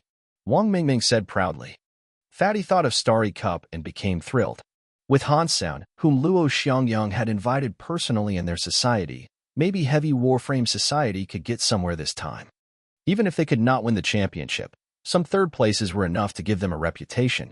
Obviously, Fatty was still underestimating Han's senator. Had he known that Hansen had fought Luo Xiangyang for an hour without losing, he would have set his goal higher.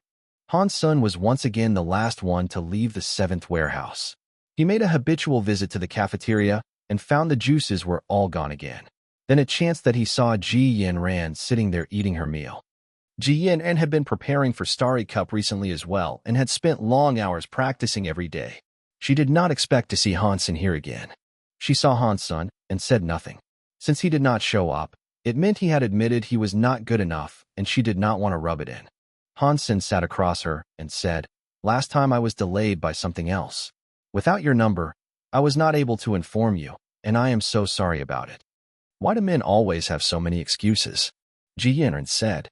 Hansen opened his mouth and felt it was hard to explain. He had failed to show up indeed, so no explanation seemed good enough. "Shall we have a match tomorrow?"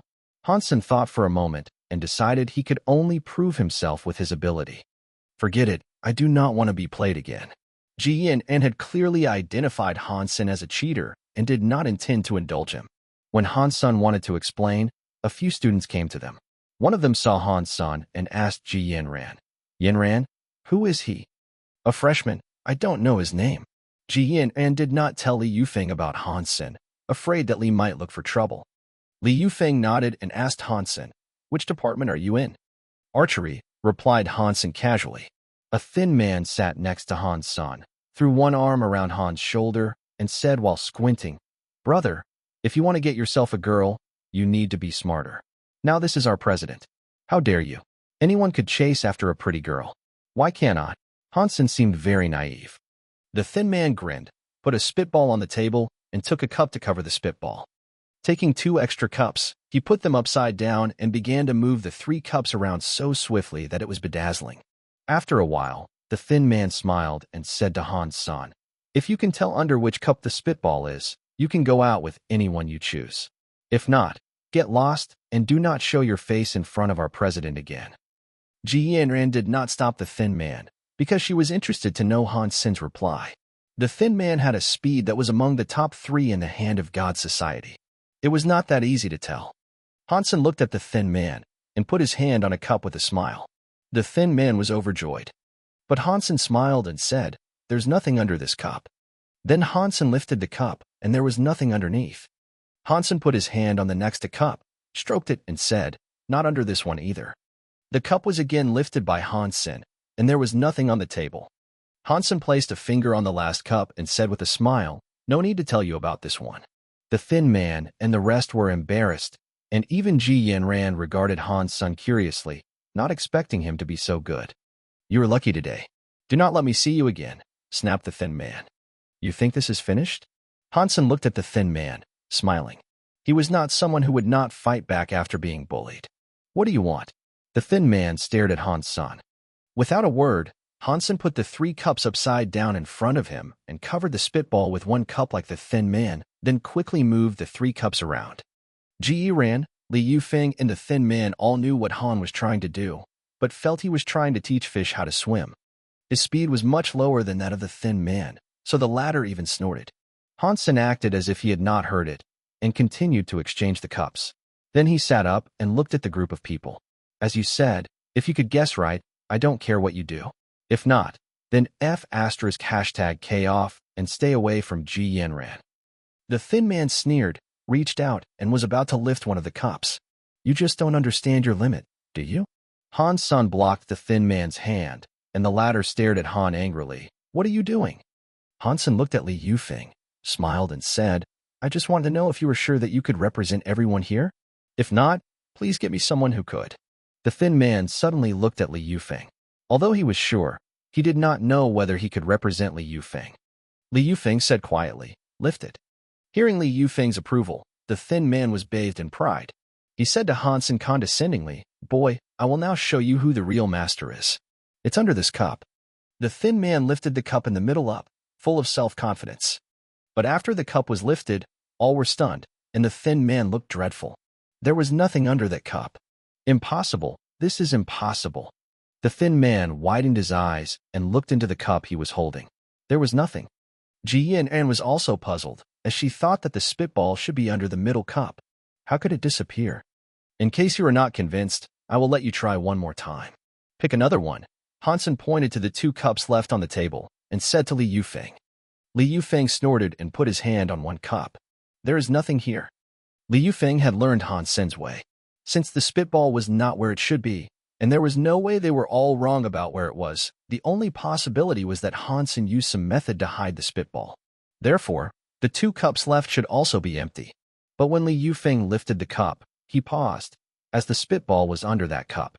The thin man and the rest were stunned. If Han-sun simply took the spitball away, they would not be surprised, because that was exactly what the thin man had done. And there should be nothing under all 3 cups. However, the spitball was indeed under a different cup, which appalled everyone. Ji Yanran looked at Han-sun in surprise and did not know how he could have done that. "Now you can disappear, right?" said Han-sun while drinking water. "Boy, don't be too arrogant," exclaimed the thin man. "Go," Li Yufeng stood up and said. Watching the group going away, Han-sun was then able to focus on his food. "How did you do that?" Ji Yanran looked at Hansen curiously and asked. She trusted her own judgment, and the spitball should be under the middle cup originally. What she did not understand was when Hansen retrieved the spitball from the middle cup and placed it in another cup. She did not see how he did it. Hansen just smiled at Ji Yanran and said faintly, "It's a secret." "Big deal. You must have used some cheating method as well," Ji Yanran said, pouting. "You show me how I cheated then." Hansen blinked and said, "I don't know how to cheat," Ji Yanran said, with her gaze on the 3 cups, wanting to know how Hansen did it. "If you really want to know, I can tell you on one condition," he said. "What do you want me to do?" Ji Yanran looked at Hansen vigilantly. "Since you are my girlfriend, shall we go to dinner and movie sometime?" Hansen suggested with a smile. Ji Yanran stared at Hansen and said, "Who is your girlfriend? If you say that again, I won't be polite anymore." "So, you do not want to know?" Hansen was not the least scared by the ferocious look on her sweet face. Ji Yanran paused. She really wanted to know how Hansen did it. The members of Hand of God Society were always playing this game, the key factors of which were speed and eyesight. If she could learn the method Hansen had used, she would be invincible in this game. "Just a meal and movie?" Ji Yanran blinked and asked. "Yes." Hansen laughed. "Well, that's fine. Now tell me how you did it." Ji Yanran hesitated and said, "In fact, it is very simple. As long as your hand is fast enough, you can do it with some special gestures." Hansen did not lie. He was simply using sleeve blade. But his hand was too fast and his movements too subtle, so Ji Yanran could not have seen how he had managed to do it. "If you won't tell me the truth, then forget it." Ji Yanran refused to take Hansen's word for it, as she did not believe that he was that fast. "If you do not believe me, then there is nothing I could do. I've said all I could." "Don't forget about the dinner and movie tomorrow," Hansen shrugged and said.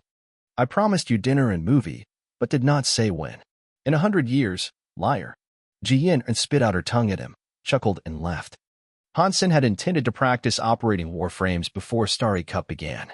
However, Lin Beifeng told him excitedly that he had discovered a nest full of mutant creatures, which Lin could not take care of alone, and asked Hansen to hunt with him. "Sen, hurry. Teleport now, and we could split the mutant creatures 50-50. Lin Beifeng did not dare to go alone and was reluctant to cooperate with any of the gangs. If he did that, he might not even be able to get 30%. After all, he only provided a location, and in accordance with the rules, if he did not contribute anything else, all he could have was 30%. "How long does it take?" Hansen hesitated. "The Starry Cup will begin in a few days." He had promised Fatty that he would go. It was also his idea to apply for all the items, so it would not make sense if he missed it. "It's not far. Just in the southern mountains. With mounts, it would take us less than a day," Lin Beifeng quickly said. "Fine, wait for me at the gate of Steel Armor Shelter. I will be there." Hansen was very interested as he only had 52 mutant geno points and wished to gain more. Hansen used the school's teleport station to enter the shelter and saw Lin Beifeng walking around the gate in circles, looking very anxious. "My brother, you finally come. Let's go now." Lin Beifeng grabbed Hansen the moment he saw Han. The two summoned their mounts and marched into the southern mountains. Hansen saw that Lin Beifeng was still riding a primitive mount and laughed. "Lin, why are you still riding a primitive mount? Mutant mounts are very rare. I have been looking, but no one was selling." Lin looked at the mutant three-eyed beast Hansen was riding admiringly. "I have one. Are you interested?" Hansen was ready to sell the mutant horned sand fox mount since he had no use of it. "You should have said so earlier. What kind of mount is it?" "Show me," Lin quickly said. Hansen summoned the mutant horned sand fox. Lin fell in love with the strong white fox and said, "Senator, I will take it. Name your price." "Do you have S-Class license of St. Hall?" Hansen asked. "Those are hard to come by. My family had some, but we have used them up," Lin said helplessly. "All right, then I will take a larger share of the mutant creatures this time," Hansen pondered and said. "No problem, but they all seem to be the same type of creatures, and it does not do anything if you eat too many." Lin looked at Han puzzled, not understanding why he would want so much of the same kind of meat. "I'm not eating them myself, but feeding a pet." Hansen summoned his golden rock worm king. Feeding a pet with mutant meat. How extravagant. Lin saw the golden little worm in Han's palm and asked, "It must be a mutant pet." "Guess again," Hansen said with a smile. Lin Beifeng suddenly widened his eyes. "This is a sacred blood pet?" "Why not?" Hansen said. Wow, Sin, you are so awesome that even your pet is sacred blood. Lin Bifeng thought about it and said, so I will take this mutant beast soul mount. No matter how many mutant creatures we hunt, I will only take 5, and the rest are all yours. Cool. Han Sen agreed right away. What Lin Beifeng found was a large nest of mutant creatures, and it would not be a bad deal. When Lin Beifeng arrived at a crevice of the mountain, Han Sen was shocked. A crevice was cracked into the mountain for either an earthquake or other reasons. Many giant blue ants the size of mice were going in and out of the crevice. From afar, they could only see an ocean of blue lights, so there should be at least 100 or 200 of them. Son, these are the creatures. Their bodies are very hard, and there are too many of them. When I just found them, I tried to wield my mutant beast soul knife at one of them, and was only able to leave a white mark on its shell. Lin paused and then said, although they are small in size, they are very fast. In shorter distances, their speed was about the same as our mutant beast soul mounts. They couldn't keep that speed up though. After running for 100 feet, they will become slow. And each of them can lift a stone of 300 pounds easily. When Lin Beifeng was explaining, Hansen examined the giant ants that looked like they were made of blue crystal and found that they were biting at the rocks and making the crevice wider and wider. The rocks were like chocolate in their mouth, and it was hard to tell the rocks were hard just by watching. There are so many of them that the two of us would die there if we went inside, Hansen said quietly. How should we hunt then? Lin sounded anxious. It does not matter. I am an archer, and we do not need to approach them. Hansen looked around to find a suitable location and summoned his horned bow and mutant black stinger arrow. He then tied a high-tech load-bearing thread on the nock of his arrow. Although the thread was as thin as a hair, it could withstand the weight of 100 pounds. A big ant would be easy. Sin, is it too far from here? These creatures' shells are very hard, and even mutant beast soul weapons could hardly hurt them. Lin Beifeng estimated that they were at least half a mile from those ants, and even if the arrow was a mutant beast soul, it probably still could not pierce their shells. If an archer could only shoot at the enemy's armor, then he would not be considered a competent archer, Hansen said and aimed his arrow at the crevice. Not the armor?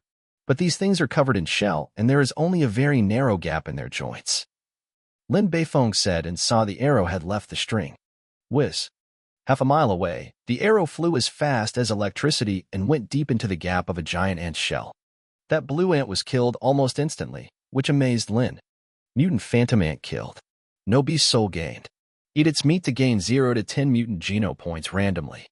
With the voice in Han Sen's mind, he saw the phantom ants nearby were all alarmed and looking around for traces of their enemy. But after they covered the ground nearby, they found nothing and went back to the crevice and started to consume the rocks. Hansen used the thread to pull back the arrow and the dead phantom ant. Soon he made another shot and killed another ant. Lin Beifeng admired Han Sen very much.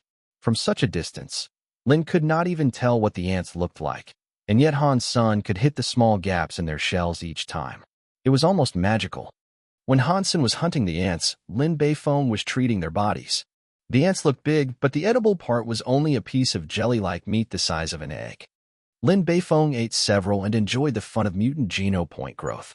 But like any other creature, only the first few of the same kind worked. Lin Beifeng had stopped after eating 5 ants. According to people's general experience, 5 was the limit. If one continued to eat the same type of meat after the 5th creature, it might take a dozen creatures for one to gain another geno point. The phantom ants killed by Han Sen afterwards were treated with salt by Lin. They would then bake the meat dry so that it would be easier to carry and store.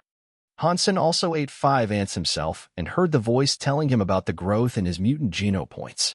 Hansen's mutant geno points also rose from 52 points to 64 points. He had a relatively high number of mutant geno points, so in the future, even when he ate new meat, the effect would not be as good. Hansen summoned the golden rockworm king. The small worm almost devoured a phantom ant instantaneously, and even the shell of the ant was crunched down by the worm. The worm king was not even as big as the ant, so Hansen had no idea how it ate the ant up. Having consumed a dozen phantom ants, the worm king's body swelled up and became as big as a fist. Hansen told Lin not to treat the meat anymore and threw the ants' bodies directly at the worm king, which was still able to continue eating. After eating 3 dozen ants, the worm king grew as big as the phantom ant and had no other change. A sacred blood pet is indeed impressive. It at least has an Olympic-size appetite. Lin Beifeng was already stunned. The Worm King was basically eating gold. Hansen was not distressed at all. He could not put large quantity of mutant meat on the market anyway, so he might as well feed it to his pet. But Hansen was not about to give it all the meat, as he needed to save some for Meowth. In front of Lin Beifeng, Hansen could not summon Meowth.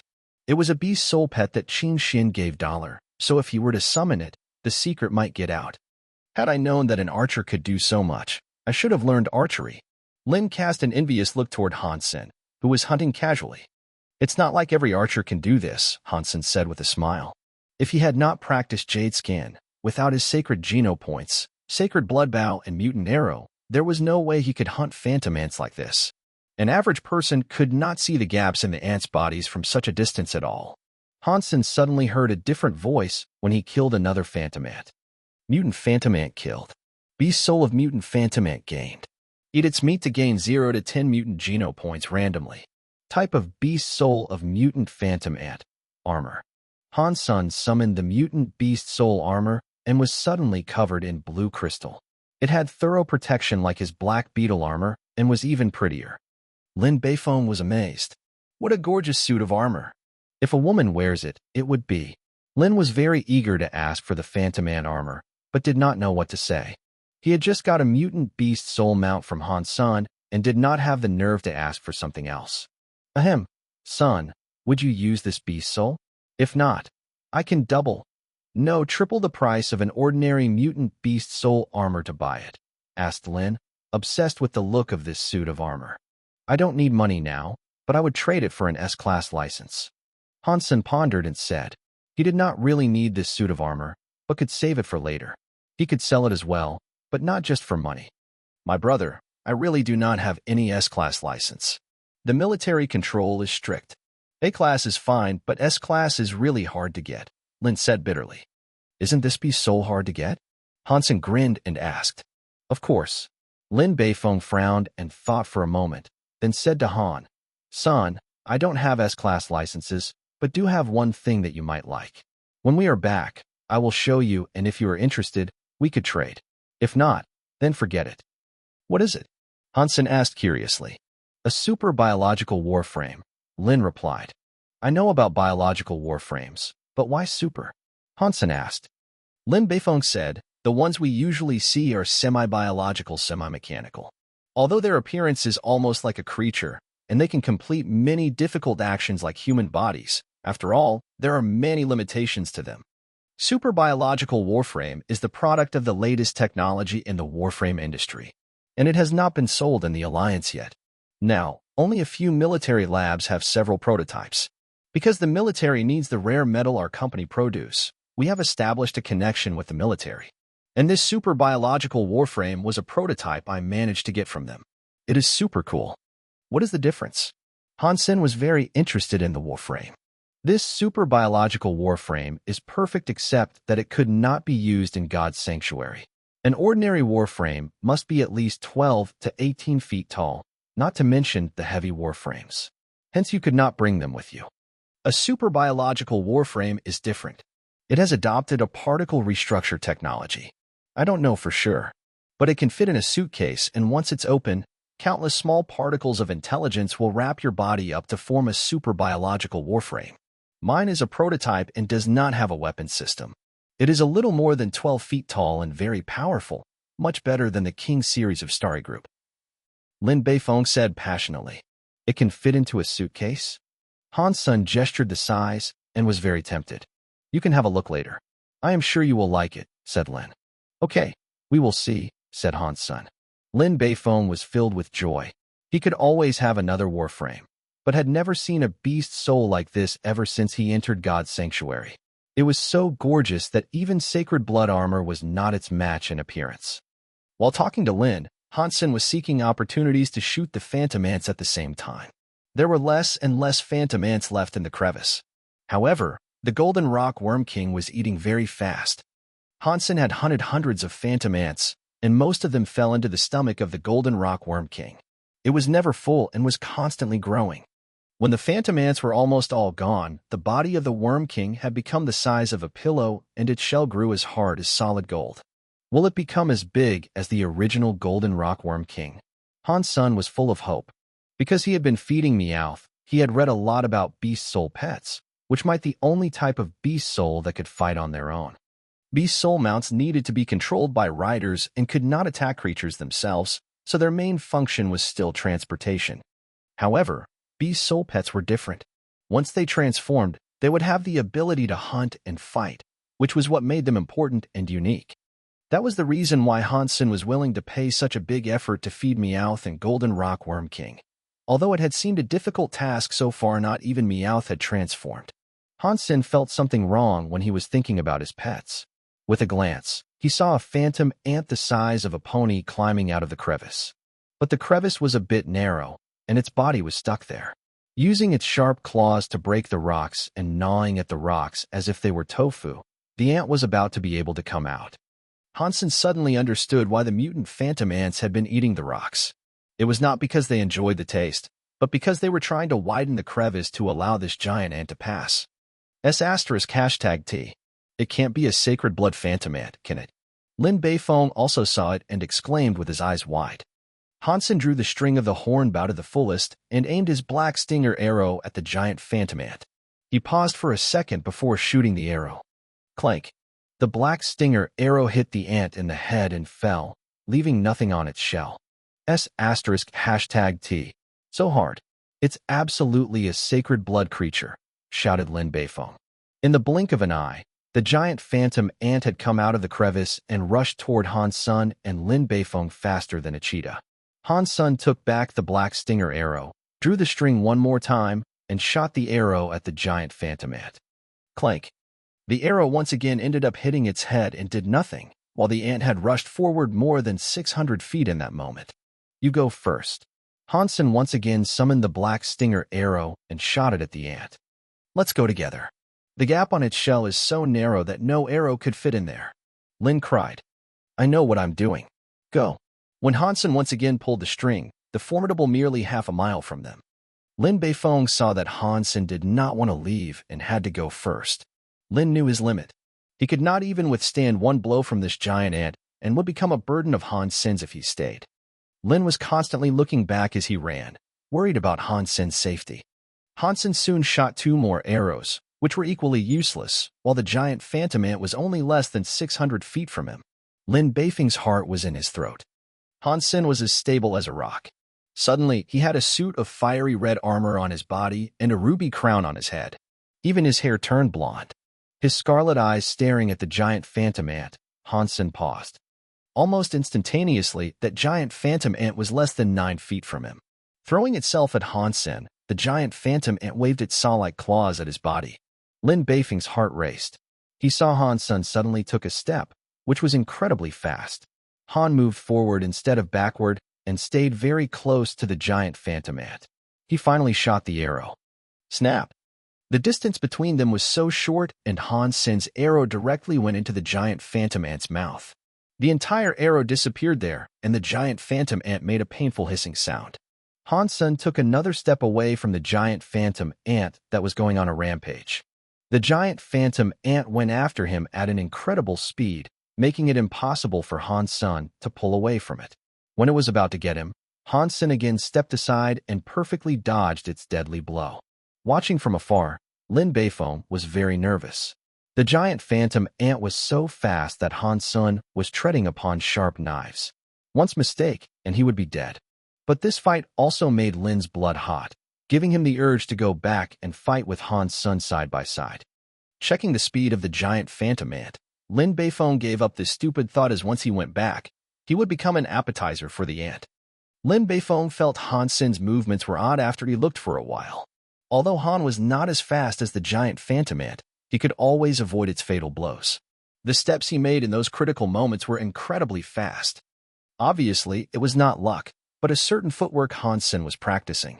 Even so, Lin's heart was still racing when seeing signs of danger everywhere. Hansen had practiced Sparticle for just a short amount of time, so his acceleration could not last more than 1 step. He must wait for a while before he made his second step, and that was enough for Hansen as long as he could avoid the fatal attacks from the giant phantom ant. He still had time to seek opportunities. The seemingly dangerous situation had become quite predictable for Hansen since he had shapeshifted into the Fairy Queen. The movements of the giant phantom ant did not look too swift to him, and he had enough time to react. If it weren't for the fact that his speed was not as good as his reflexes, he would not even need Sparticle. While dodging the attacks from the giant phantom ant, Hansen was seeking opportunities to shoot his arrows. He had but one goal, which was the mouth of this ant. The ant's shell was too hard, and it did not even matter when the arrow hit the gap. He could only shoot the arrow directly inside its body. Snap! Another arrow disappeared in its mouth, making the giant phantom ant roll around on the ground in pain. Hansen took the chance to pull away from it. When the giant phantom ant again threw itself at him, he had already pulled the string again. Snap! Between his steps, Hansen shot another arrow into the ant's mouth. Lin Beifeng, who was watching from afar, was dumbfounded. It was the first time he had seen an archer like him. Hansen was shooting the arrow from all kinds of weird angles without so much as a pause, and all his arrows hit the target. Hansen's achievement should be attributed to his opponent at the contest, Lei Ban, who showed Han what a real archer should do. Shooting while moving was the key. Since then, Hansen began to consciously train himself. Coupled with the training from young Manli and what he had learned at Blackhawk, Hansen became very good at this. But compared to Lei Ban, his accuracy was still lower.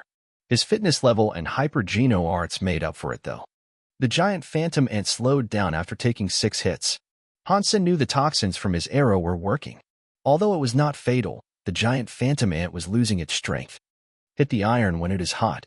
Hansen would never give up an opportunity like this, and was looking for a chance to shoot his next arrow. This giant phantom ant was not nearly as intelligent as the Sacred Blood Fox King. When it was injured badly already, it still did not have the sense to retreat. Sacred Blood Phantom Ant killed. Beast Soul of Sacred Blood Phantom Ant gained. Eat its meat to gain 0 to 10 Sacred Geno points randomly. The Sacred Blood Phantom Ant finally collapsed in front of Hans Senator, hearing the voice in his mind.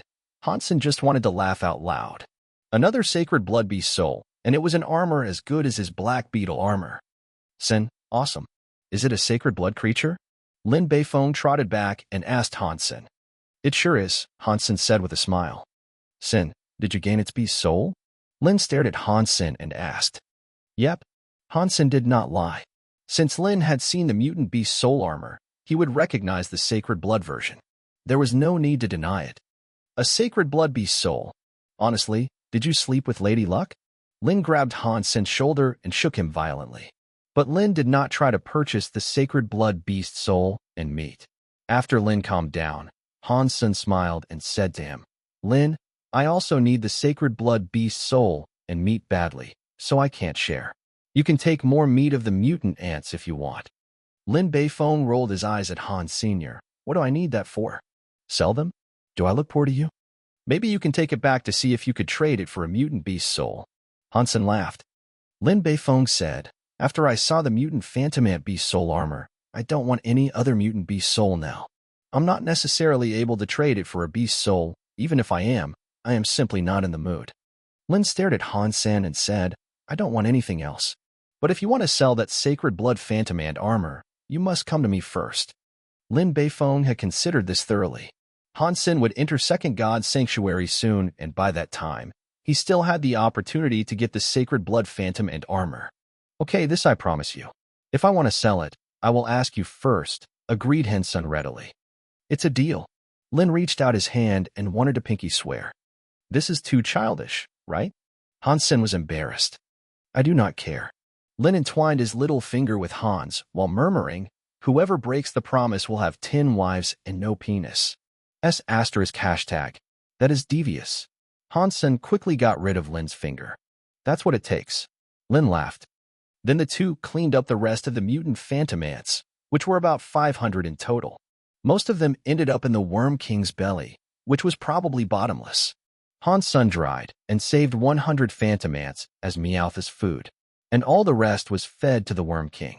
In addition to the 5 he ate, Lin Beifeng was not the least interested in the mutant meat. Hansen asked him to take some back, but he declined. Lin repeatedly begged Hansen to inform him immediately once Hansen wanted to sell the Sacred Blood Phantom Ant armor. Hansen assured Lin that he would do that. Lin Beifeng watched Han Sun ate a whole pot of sacred blood phantom ant stew and drank the liquid up, feeling upset. Another 5 sacred Geno points gained. Han Sun had a staggering 45 sacred Geno points, almost half of the max. And Han Sun had only entered First God Sanctuary about a year ago. To comfort Lin Beifeng, Han Sun gave him the mutant phantom and armor first. So as soon as Lin was back in steel armor shelter, he immediately brought the warframe he was talking about to Han Sun. Sure enough, it was just a silver alloy box the size of a suitcase. Although heavy, it was still hard for one to imagine that it contained a warframe more than 12 feet tall. In God's Sanctuary, there was no way to test this warframe, but Han Sun believed that Lin Beifeng would not deceive him for a mutant beast soul. Hence, he left God's Sanctuary with the case. It was night when Han Sun teleported back to school. He paused and went to the 7th warehouse with the super biological warframe. The warehouse was empty. Han Sun opened the case the way Lin Beifeng taught him. A light beam was projected from the case and scanned Han Sun's body. Scan completed. Analysis completed. Super biological warframe Silver Killer unlocked. The moment the case was opened, liquid like mercury mixed with colorful particles flowed out of the case. The entire case then became part of the liquid and flowed toward Han's senator soon. He was covered in that liquid. That feeling was hard to describe. It was like the Iron Man putting his armor on, but a bit different in that all the parts were constructed by the particles. Soon a silver humanoid warframe more than 12 feet tall appeared where Han Sun was standing and Han Sun was sitting in a tight cockpit. Han Sun could only praise the great power of science and technology. A small case of less than 100 pounds could become such a huge warframe, and its weight was also matching the tonnage of a regular warframe. Unfortunately, human science and technology are completely useless in God's Sanctuary, or else human would have dominated God's Sanctuary already, and all the creatures would have been wiped out. Han Sun sighed. In fact, the reason why Han Sun had this idea was that he was still in First God's Sanctuary. If he evolved and went to the higher phases, he would change his mind. Han Sun tried to drive the Silver Killer, which was indeed powerful as Lin Beifeng said. Such a small warframe was actually more powerful than a heavy one like Builder, and of course much more flexible. As long as the operational level was there, Silver Killer could perform all the movements a person could. Like Lin Beifeng had said, except for the lack of weapon system, Silver Killer was perfect. Of course, the more difficult the operation, the greater the burden on one's body. Most people would have a hard time controlling their own bodies on a roller coaster. So, to operate a warframe at a high speed was not something anyone could do. After all, it was only a prototype from the military laboratory, so it was impossible to equip it with a weapon system, or else they would not give it to Lin. Han Sun was content. Although there was no weapon system, Han Sun could install some individual weapons himself, such as laser sword, laser gun, and particle gun. In short, Han Sun was more than satisfied with Silver Killer. If it was not for Lin Beifeng, he could never have a warframe like this for a mutant beast soul. Perhaps it was arranged by fate. Huaxing Station had designated Fang Mingquan to host the live broadcast of Starry Cup and Blackhawk Division. Contest Center was, after all, only a temporary show and went off the air soon after the contest. It will resume until the contest next year. Since Fang Mingquan had no shows to host at this point, he chose to host the live broadcast of Starry Cup and Blackhawk Division when asked to choose his next show. Fang Mingquan and Han Sun seemed to have been brought together by fate once again. But Fang Mingquan did not know that Dollar was a student at Blackhawk. At the moment, Fang was quite distressed because he did not know which items he should cover. Because there were many items, some of them were arranged at the same time. As he had brought limited manpower, he had to pick and choose which ones to cover. Lu, what were the traditionally strong items of Blackhawk? Fang Mingquan asked his assistant while checking some data. Lu did some searching on his smart device and quickly replied, Blackhawk's strongest item is men's singles and martial arts. In last year's Starry Cup, they got the 3rd place in the final of the entire alliance. The student who won is still studying here. His name is Ouyang Xiaosan, and he is also signed up this year. Any other strong item? Fang Mingquan asked. Not much. Their Warframe Society and Hand of God Society had good performance, which was not that outstanding across the alliance. They were both top 20 to top 10. Lu looked at the data and said with a smile, but it is interesting that with a terrible record in archery, Blackhawk had recruited lots of students specialized in archery this year. I believe they will do much better than in previous years. Archery. Fong Mingquan slightly frowned. Archery was, after all, an unpopular game. The popular ones in the Alliance were mainly related to aircraft, warframe, or combat. Archery was quite peripheral, because most people were even more willing to see a game of firearm. Anchor, the only highlight in Blackhawk will be martial arts. We should cover Ouyang Shaosan's games and throw in some warframe and Hand of God matches in between, suggested Lu. Still 2 days until the games start. We can decide after learning more about Blackhawk. Fong Mingquan looked at the time. It's late. Let's call it a day. We have been working all night. Some snacks now would be a good idea. Fong Mingquan and Lu left the room assigned to them by the school and went to a cafeteria. It was midnight. The cafeteria was almost empty and food was still being sold at the smart machines. Fong Mingquan looked inside the hall, and only one student was sitting in the corner, eating. Fong then took the food they just bought and sat opposite the student. "Fellow, you were eating so late." Sitting opposite the student, Fong Mingquan said with a smile. Fong believed that the student would recognize himself, because judging from his age, the student must be in First God Sanctuary and should have watched Contest Center, of which Fong was the host. Hansen looked up and did not recognize Fong. He had read and appreciated A King Marches in Loneliness, written by him, but he had no time to watch Contest Center. That was why he had heard of Fong Mingquan, but had never seen his face, and thus could not have recognized him. "Because I just finished training and felt a bit hungry." Hansen looked at Fong Mingquan and Lu, wondering who they were, as they were a bit too old to be students. Fong Mingquan was a little disappointed that Hansen did not recognize him, but soon let it go. He asked casually while eating, "What is your name? In which depart?" "Hansen, Archery Department," Hansen answered simply. "Archery Department." Fong Mingquan and Lu were surprised that they had met a specially enrolled student the first day they had arrived. Fong Mingquan looked Hansen up and down. "So you are from the Department of Archery. Have you applied for Starry Cup? Which items in archery did you sign up for?" "None in archery." Hansen smiled. "What did you sign up for then?" Lu could not help but asked.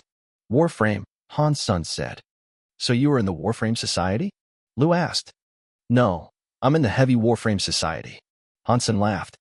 Lu knew what the Heavy Warframe Society was about since he had graduated from a military school as well. That society was most likely full of people who were just wasting their time. Fong Mingquan said with a smile, "Heavy Warframe Society is also a society of Warframe." "Sin, you must be great at that then. Which items did you sign up for?" "I have enrolled in all the items, with one exception due to a time conflict." Hansen thought about it and said. Lu was even more convinced that Hansen was a dawdler. Although there were many Warframe items, the differences between them were huge. Most people would focus on 1 to 2 items to strive for the best results possible. "So, what kind of performance can we expect from you?" Fong Mingquan asked with a smile. "I will try to get championship in all the items I have signed up for," Hansen casually replied. Lu almost choked on his drink when hearing his reply. After coughing for a while, Lu cast an odd gaze at Han. "Fellow, I think you should sign up for more items then, such as Hand of God. The more championships the better, right? Hand of God is boring." Hansen did not care about the irony in Lu's words. "Why?" Fong Mingquan was quite curious. "Because all the opponents are too weak," said Hansen casually. Lu regarded Hansen, unable to believe what he had heard. Lu felt that students nowadays were so arrogant that they would say anything just to impress others. Lu had checked Blackhawk's record in Hand of God, which was quite impressive, and Li Yufeng, among others, was in the top 50 in the Alliance.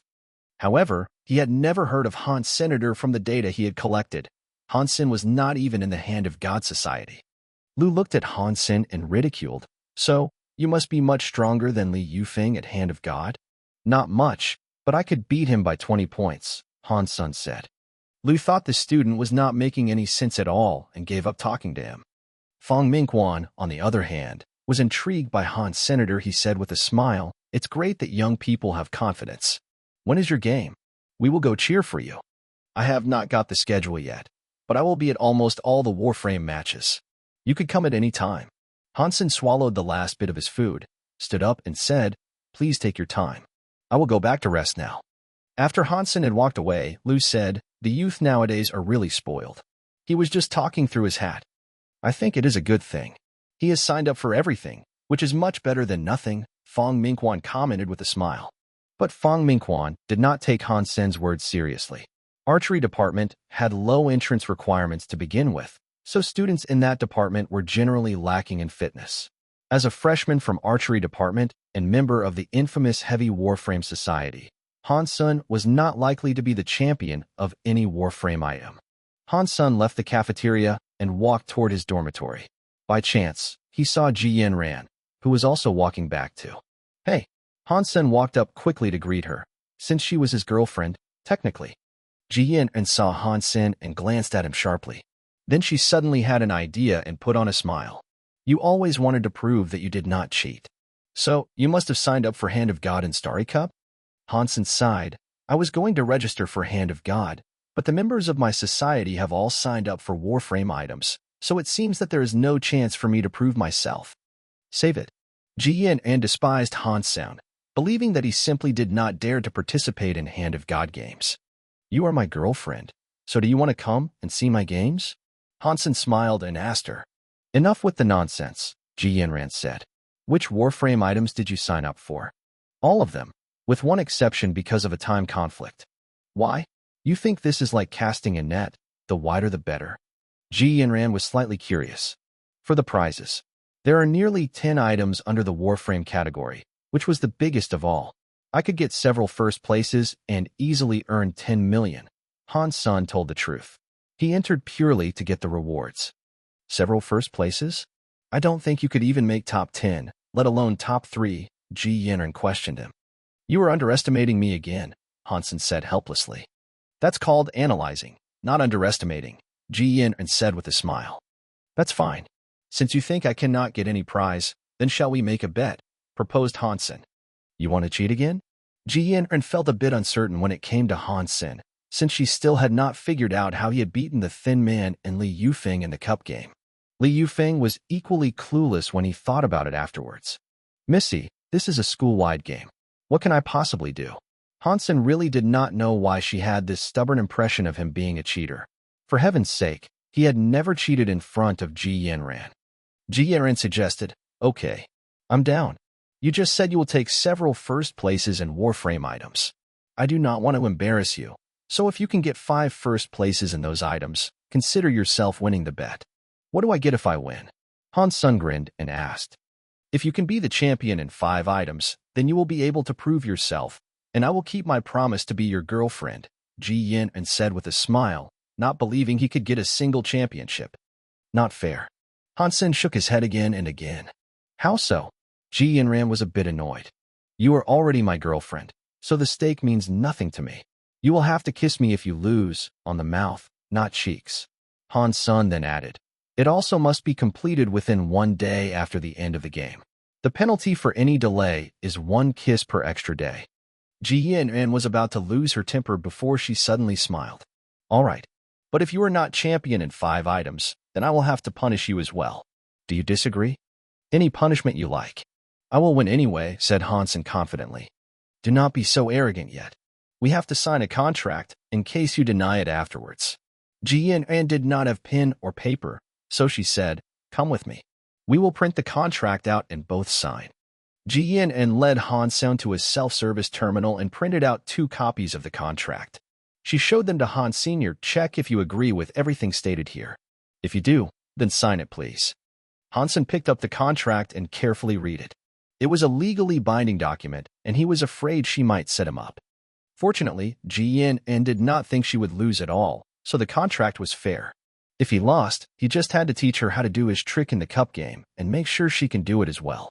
Also, he would need to promise that he would never show up and talk to her without her permission.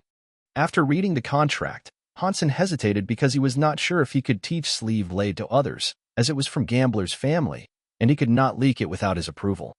Ji Yanran saw Han Sen's hesitation and thought he got cold feet. She pouted and said, You were scared now? Where did your arrogance go? I cannot agree on this term. Can we use a different one? Han Sen said frankly. Although he was sure that he would not lose, but he would not bet with what belonged to others. It was a matter of principle. I know you will act this way. Ji Yanran looked like she had guessed this would happen. She said with disdain, Well, it's fine if you do not teach me, but you will have to show me how it is done until I don't want to watch anymore. Deal. Han-sen pondered and thought that should be fine. Ji Yinren provoked him. Are you a man or not? You are so fussy. Right away. Han-sen signed both copies of the contract and scanned them with his comlink to approve with his personal code, which was key to the signature. None could imitate a signature since it was linked to one's comlink number and personal identity. Ji Yinren was delighted and thought Han-sen was provoked to sign. She quickly did the same. This one is yours. I will check on your matches later. Don't be a deadbeat. Ji Yinren proudly waved her copy of the contract. That's exactly what I wanted to say, Han-sen said with a smile.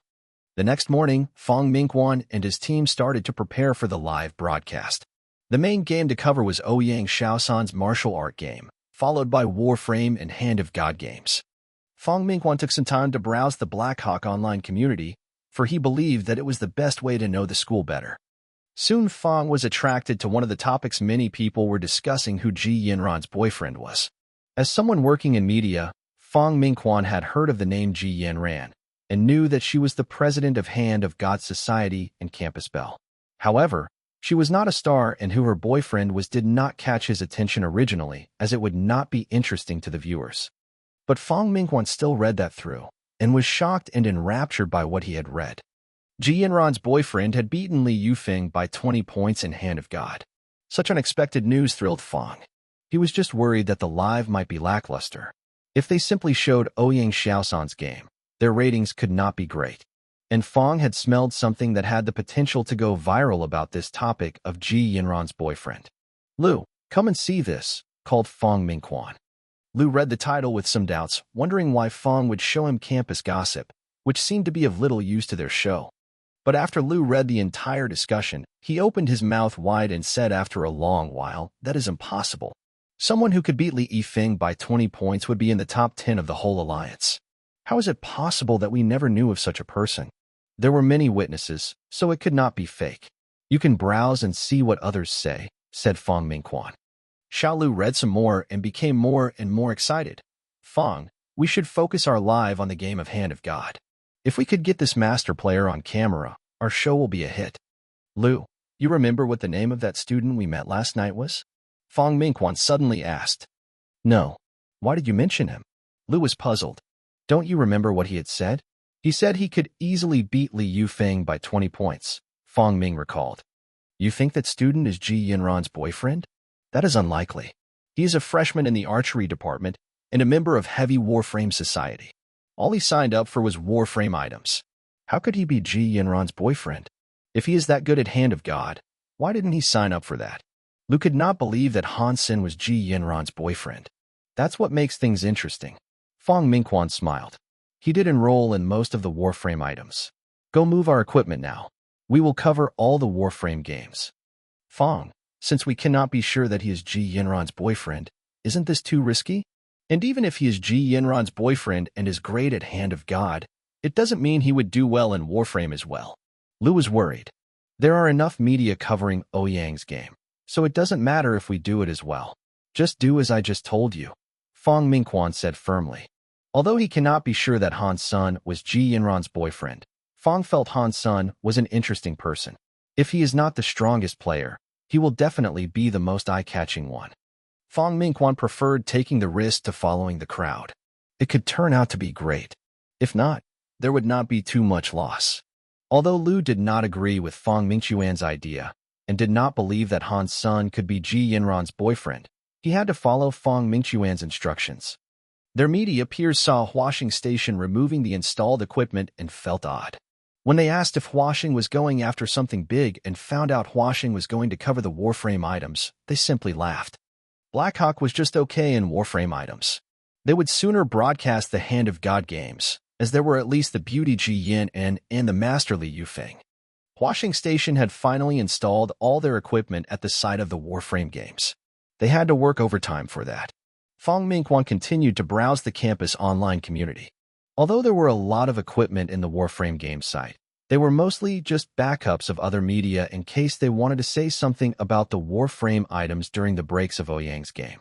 Huaxing Station was the only one that had their full set of equipment at the Warframe game site, since martial arts were Blackhawk's strong suit. On the day of the game, Hansen drove Silver Killer out of the 7th warehouse because it was allowed to use one's own warframe in the warframe items. After all players were skilled in different types of warframes, and it was impossible to ask everyone to drive the same type. For those who did not have their own warframe, the contest committee would even provide their warframes. Since Starry Group was the sponsor, the warframes provided were not bad, normally worth 1 million to several millions. But many students were still using their own. Generally speaking, the advanced players would all bring the warframes they used every day. This way, they would be more familiar with the functions and parameters and able to eliminate errors. The advanced players from the Warframe Society all had their own warframes, some of which were even worth 12 million. Sin, I did not know you were rich. This warframe is gorgeous. Sure stared at Silver Killer. Among the heavy Warframe Society members, Fatty, Skinny, Lu Ming, and Wang Mingming all had their own warframes in addition to Hansen. Wang Mingming's was the most high-end one. Lu Ming's also looked quite expensive. But when it came to the appearance, Silver Killer was the winner. The streamlined shape and exquisite craftsmanship was simply beyond any mass-produced products. It was a true limited edition, and the only one in the laboratory. All prototypes would be different as the design concept and technology changed. And Silver Killer was especially unique. It is just an ordinary warframe, and doesn't even have a weapon system. Han Sun told the truth about the only flaw of Silver Killer. With a weapon system, it would not look so fine, Lu Ming said. The heavy Warframe Society members went toward the match venue. Silver Killer caught a lot of attention, but more people were attracted by Wang Mingming's warframe. Some people even shouted out, "Destroyer, someone is driving a destroyer. Who is this player? Which master in the Warframe Society is it?" More and more people were noticing the warframe Wang Mingming was driving. Destroyer had been discontinued a few years ago. As a classic luxury model, many warframe lovers took pride in owning a destroyer, and it was so incredible to see it in the school-wide match. Although the performance of Destroyer was just as good as the current ones, its value as a collective was over 100 million. Who would drive it to a match? Outside the venue, more and more people were paying attention to Destroyer, and many were inquiring about who the driver was. Later, they were stunned by what they learned. The person driving Destroyer was not one of the advanced player in the Warframe Society, but a heavy Warframe Society member. And they also learned that the driver was a girl in freshman year, and her fellow Society members were almost all freshmen. Heavy Warframe Society is in the match? Shouldn't they go participate in some moving contest? Do not say that. There is at least Warframe in their name. It's a pity. Such a great warframe. It is the Destroyer. Naturally, no one was optimistic about the heavy Warframe Society's performance. After all, no matter how good a warframe was, the key was the player. On the other hand, Fong Mingquan had started the live and focused the camera on the heavy Warframe Society members. The holographic footage was being uploaded to the Skynet simultaneously. Many loyal fans had been waiting in front of their screens already. Most of them did not care too much about the content, but who the host was. With Fong's reputation, the live started with several 100,000 viewers. Wow, Destroyer. Starry Cup has some class. Many people could not help but praise when recognizing the Destroyer in the holographic image. Hello friends. This is your host Fong Mingguan. From today, I will be covering Starry Cup, Blackhawk Division for you.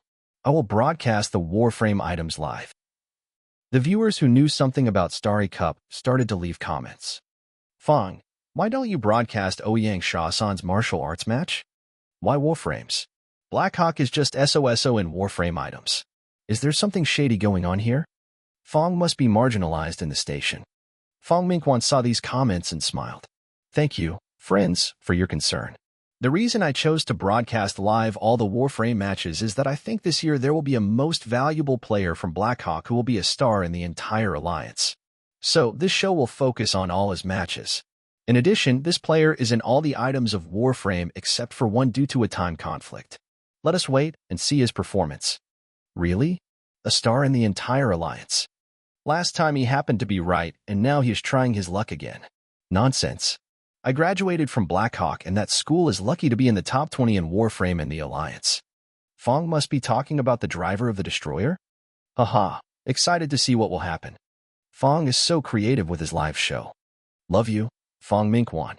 Both the believers and non-believers gazed at the Destroyer. I will tell you something about this player briefly. He is a freshman in Black Hawk and majors in archery, as a member of the school's Heavy Warframe Society. His introduction left the audience confused. Freshman, archery, and Heavy Warframe Society seem to have nothing to do with a most valuable player. Fong Mingquan must be crazy, thought Wang Chongqing, who was also watching this live show. In Black Hawk Military Academy, many students were also watching the live show hosted by Fong Mingquan. No one could be in all the match venues at the same time, so some students in other venues were watching Warframe games through Fong's program. But most of them watched because of the fame of Fong Mingquan. Military school students were mostly in First God Sanctuary and all knew of Fong. Ji Yin was in the match venue of Hand of God, also watching Warframe games through Fong Mingquan's live show. Fong Mingquan is so dramatic. A star? Our school does not have anyone like that, Chu Lily protested. Ji Yin smiled. Journalists are all like that, and Fong Mingquan is no exception. Ji Yin then started to search Han Sin's figure in the frame, but Fong Mingquan's introduction caught her attention. Freshman, archery, Heavy Warframe Society. These all seemed to fit that cheating guy. Fong couldn't be talking about him. Ji Yin felt a little uneasy. But she did not find Han Sun in the image since she did not know which Warframe Han Sun was in. And her gaze fell on the destroyer like the rest. With the intense discussion of the audience, the first match in Warframe items had begun. It was the most straightforward 30,000 feet ring race. All the Warframes were at the starting point, awaiting the order to start. Everyone thought Fong Mingquan's introduction was about the driver of the destroyer. Ji Yin also watched the destroyer with her heart racing. A whistle sounded, and under the crowd's watch, the destroyer took the first step with the rest, and all were waiting to see its performance. But in the next moment, the destroyer, which was only one step away from the starting point, fell to the ground with a thump. A strange silence fell on the venue. This is what Fong Mingquan calls MVP? Is this supposed to be funny? Haha, hilarious. Fong Mingquan, you should do stand-up comedy instead. It was a destroyer. Ji Yin could hardly believe her eyes. She had seen bad players, but not this bad. Tripping at the start point in a race. It was difficult to imagine that someone like this would dare to come to the competition. Haha, this is what Fong Mingquan called a star. A star indeed, but a comedy star. Chu Lily laughed herself into a state of helplessness. But suddenly they heard the smart machine announcing the results. Warframe ring race, first place, number 69, Hansen from Archery Department and Heavy Warframe Society, second place. Everyone was shocked and found a gorgeous silver Warframe standing on the finish line. When they were laughing at the funny destroyer driver, the game had ended, and the champion was someone fitted Fong Mingquan's description. Ji Yin was also a little dumbfounded. She had clearly heard Han Sun was the champion of the Warframe ring race. The Starry Cup covered a wide range of schools, and within the Black Hawk division, the games were rather straightforward. The ring race, for example, did not involve any pre-finals. *#T. So the driver of that silver Warframe was whom Fong was talking about. I know that Fong would not joke like that. How did he win just now? I didn't even look. I do not know. I was just laughing too hard. Haha, they are both in Heavy Warframe Society and are so different. This live is so interesting. Fong makes much better shows than others. Fong is the best host. Who is the driver of the silver Warframe? Fong Mingquan clenched his fist and was so excited that he almost called out. Han Sin was even better than he had thought. It seemed that he had made the right bet again. Everyone watched the silver Warframe walking on the podium and raising the trophy and prize for the ring race champion. The advanced players from the Warframe Society were rather mad. They thought that the only reason Han Sun could beat them was the performance of his Warframe. Looking at the Heavy Warframe Society cheering, some members in the Warframe Society sneered. Lying back on his Warframe isn't worth bragging about. We will see how he does in the items that test operational skills. Yes, the next one is hurdle race, and we will kill it. Exactly. Luo Xiangyang gazed at his students in silence. He did not mention Han Sin to them on purpose, to humble them, so that they would focus more on improving their skills than bragging about themselves. Soon the hurdle race began, which took place on the same ring, only with many obstacles. The players had to keep the speed while avoid the obstacles, which called for more than a strong engine. When Silver Killer stood on the starting point again, all eyes were focused on it, and Fong Mingquan's live was gaining popularity. More and more people had heard about Fang Mingxuan's prediction and wanted to see for themselves the person Fang Ming had called a star in the alliance. Ji Yin was gazing nervously at the silver killer in the holographic image. She was a little scared because she could not imagine what she should do if Hansen really got 5 championships. The players from the Warframe Society vowed to show Hansen their strength this time. As the whistle sounded, all the Warframes took off like arrows leaving the string, and that silver figure was obviously faster than the others by a body length, pulling away from them. So fast, Chu Lily could not help exclaiming. At this speed, he had no time to avoid the first obstacle wall. Ji Yinran slightly frowned. Hansen's silver Warframe was too powerful that it was now within 30 feet from the first obstacle wall. He had no time to run around the wall with such speed and distance. The Warframe Society members were overjoyed to see this. They were slowing their Warframes down to bypass the obstacle wall, while Hansen could not do that at the speed he was going. What a fool. Doesn't matter if his Warframe is good, thought the Warframe Society members contemptuously. Boom.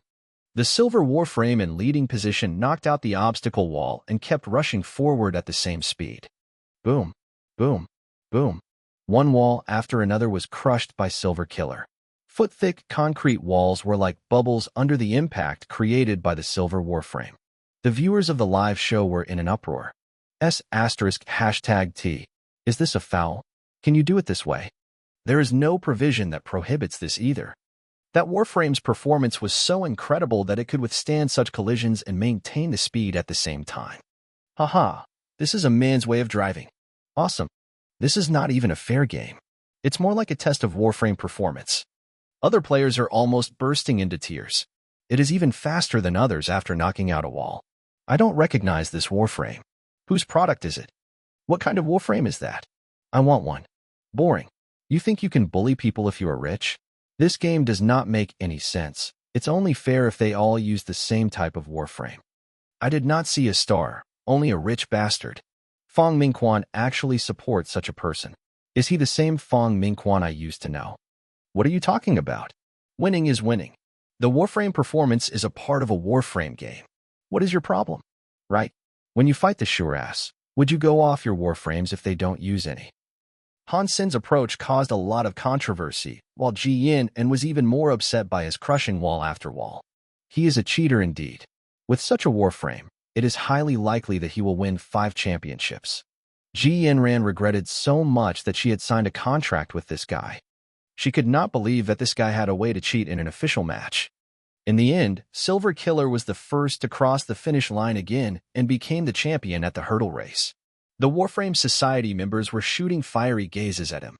Due to Hansen's highly controversial win, many students who were watching other games came to the Warframe match venue.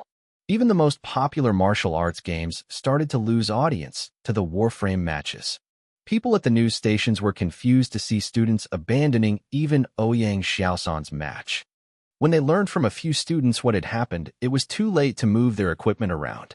They had to use simple equipment to do the report of the Warframe game, which was not comparable to Fang Mingxuan's show. On the Skynet, more and more people were watching Fang's live show. The number of the viewers had reached 1 million and continued to grow. Although 1 million people were nothing compared to the entire alliance, for the game in one division, this number was quite impressive. After all, most people interested in Starry Cup would rather focus their attention on the schools that were potential champions. Despite the fact that Blackhawk was a famous school, it did not have one item that was outstanding. Therefore, not many people would choose to watch this division. Many people watched because it was Fang Mingquan who was doing the live show. Other stations that focused on Blackhawk division had even less viewers, 10,000 tops. Fang Mingxuan's live show was also quickly gaining momentum. The viewers came for Fang's fame, but became more and more interested in Hansen and Silver Killer later. Hansen beat all his opponents in one item after another, relying on the excellent performance of Silver Killer. When people believed that it was only because of the Warframe that he won, they had ignored the importance of his operation. Even in Warframe shooting, Hansen was using a mounted manual weapon system and achieved high accuracy, which was also considered to be one of the virtues of Silver Killer. Everyone thought it was the performance of Silver Killer that led to Hansen's success and started to discuss which company had produced it. Other discussions were focused on whether such a victory was meaningless. Most people ignored the driver of Silver Killer. Ji Yanran's face darkened when seeing Hansen winning again and again. Each time he won, she felt as if she was punched in the chest. When Hansen won his 5th championship, she was about to cry. The thought of having to kiss that brat, which would also be her first kiss, made Ji Yanran feel hopeless. "What's the matter? You look pale," asked Chu Lily, concerned. "I am fine." Ji Yanran continued to watch the game, absent-minded. Hansen kept winning, which made Ji more and more upset. She was distracted when it was her turn to compete in Hand of God and only got the 13th place in the end, worse than her performance last year. The thought of kissing that bastard made her uneasy. Hansen's winning streak was unstoppable. He had won all the games he was in, counting 8 championships out of 9 now. The Warframe Society won the only item he did not participate in. There were now only 2 items left. One was single Warframe combat, and the other was group Warframe combat. The Warframe Society members could not wait to hit Hansen hard in these 2 items, because they needed to vent after being sullen from the previous matches. Different from other Warframe games, single Warframe combat and group Warframe combat were both realized via the virtual simulation to avoid casualties and Warframe damages. After all, it was not a real war, and the players were only military school students, so they would not be asked to fight like real soldiers. In a virtual combat, the data of their warframes would be scanned and virtual warframes would be generated. The operation was also the same as that in reality. As the sponsor of the game, Starry Group suddenly changed the game rules. Luo Xiangyang put both hands on the table in anger, stared at Zhao Nangtian, director of Starry Cup, and asked, "Why did you change the rules of single warframe combat? This is not fair for most of the players."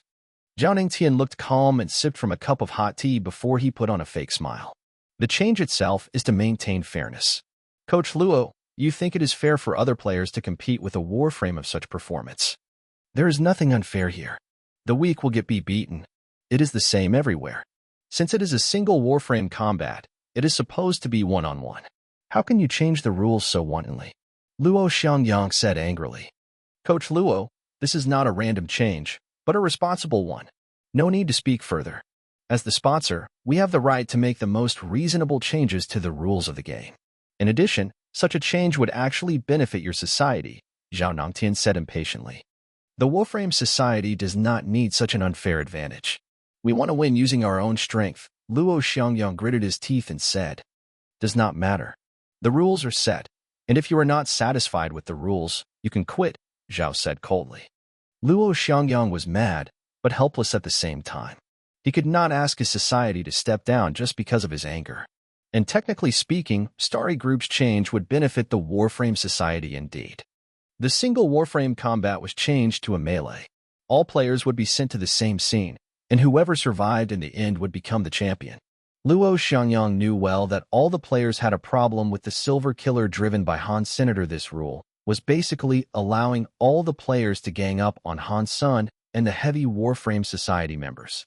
Even if Han Sun was outstanding, he would not be able to withstand the attack from hundreds of Warframes. He was doomed. Starry Group did not do that to help the Warframe Society, but because of Han Sin and Silver Killer's excellence in Starry Cup. After all, Silver Killer was not one of their products. Before knowing which company made Silver Killer, Starry Group would not tolerate a Warframe that was not one of their own products to appear and stand out in the finals. That was why Starry Group had changed the rules to eliminate Han Sin and Silver Killer. Luo Xiangyang was extremely angry about this. He wanted his students to beat Han Sin, but not in such a way. This would bring his society shame instead of glory. People would probably even speculate that they were behind this change and consider them sore losers. When the changed rules were announced, there was suddenly an uproar. Not only the Blackhawk students, but also viewers on the Skynet were debating. This rule is clear, targeting Silver Killer's driver.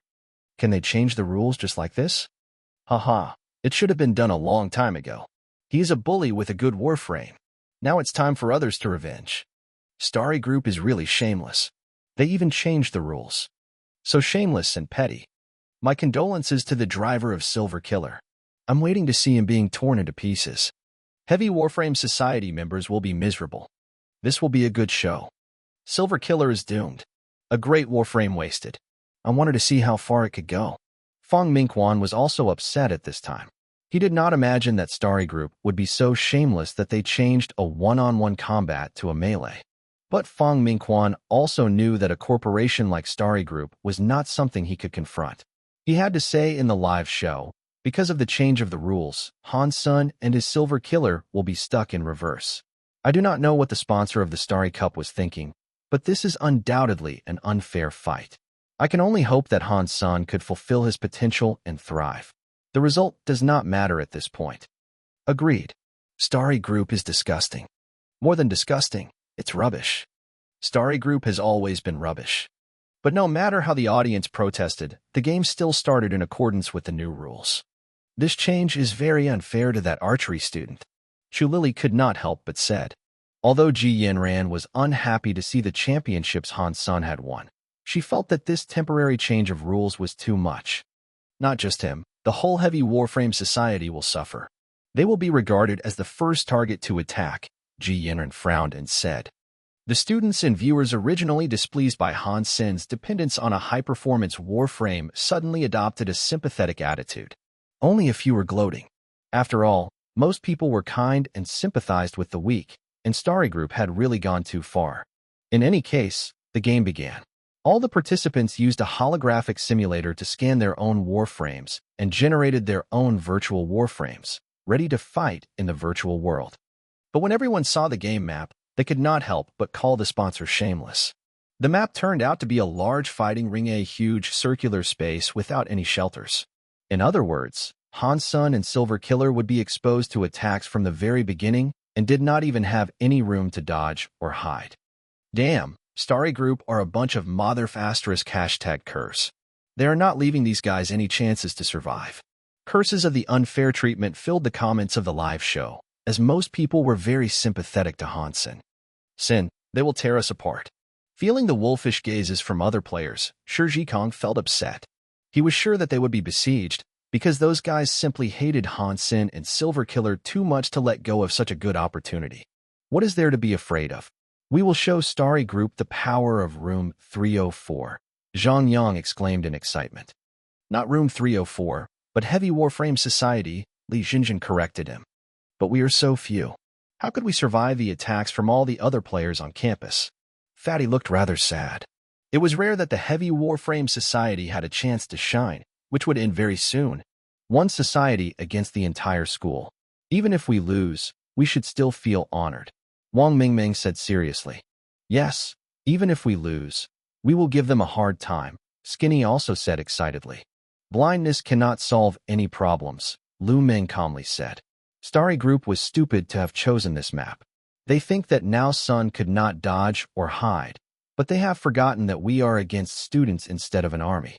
Maybe the Warframe Society members have better disciplines, but the rest of them have no experience in group fight.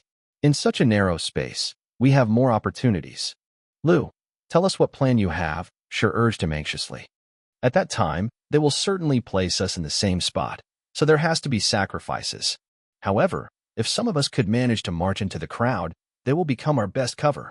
Lu Ming said confidently, among us, Sin, Zhang Yang, and I have the best skills, so the rest of you should cover us to get to the crows. I made a diagram, and we should all have a look. Fatty and Skinny will come with us and sacrifice themselves when necessary. The three girls are responsible for covering the team by firing. Great. Let's do this and kill those sons of bitches out there. Skinny cried after looking at Lu Ming's diagram. No problem. This is our chance to shine. We will go as far as possible and none would dare to look down on Heavy Warframe Society. Fatty gritted his teeth and said. Brother Han, rest assured that I will cover you, Wang Mingming said. Don't, Mingming. Please do not try to cover Senator, just avoid firing on us, Shi quickly said. He was worried about Wang Mingming's operational skills. She was like a kid and completely wasted such a good Warframe as Destroyer. Huh, others laughed. Well, Mingming, you will be the one responsible for covering me. Don't mind other things, Han Sun said with a smile. A brother is a brother. Much better than the rest of you, Wang Mingming said happily. At the start of the fight, in the virtual scene, all players were sent from the surrounding channels. And the sponsor, Starry Group, did what Lu Ming said they would do, sending the Heavy Warframe Society members in the same spot in order for the rest to besiege them. The moment they appeared in the ring, Han Sun, Lu Ming, Zhang Yang, Fatty, and Skinny drove their Warframes at full speed and rushed to the crowd. Wang Mingming, Wang Chun and Li Jinjin were firing at them at the same time to cover the 5 warframes leading the team. What Lu Ming said was right. The opponents were not a well-trained army after all. Seeing the 5 coming over, everyone's first reaction was to fire at them, which made a complete mess.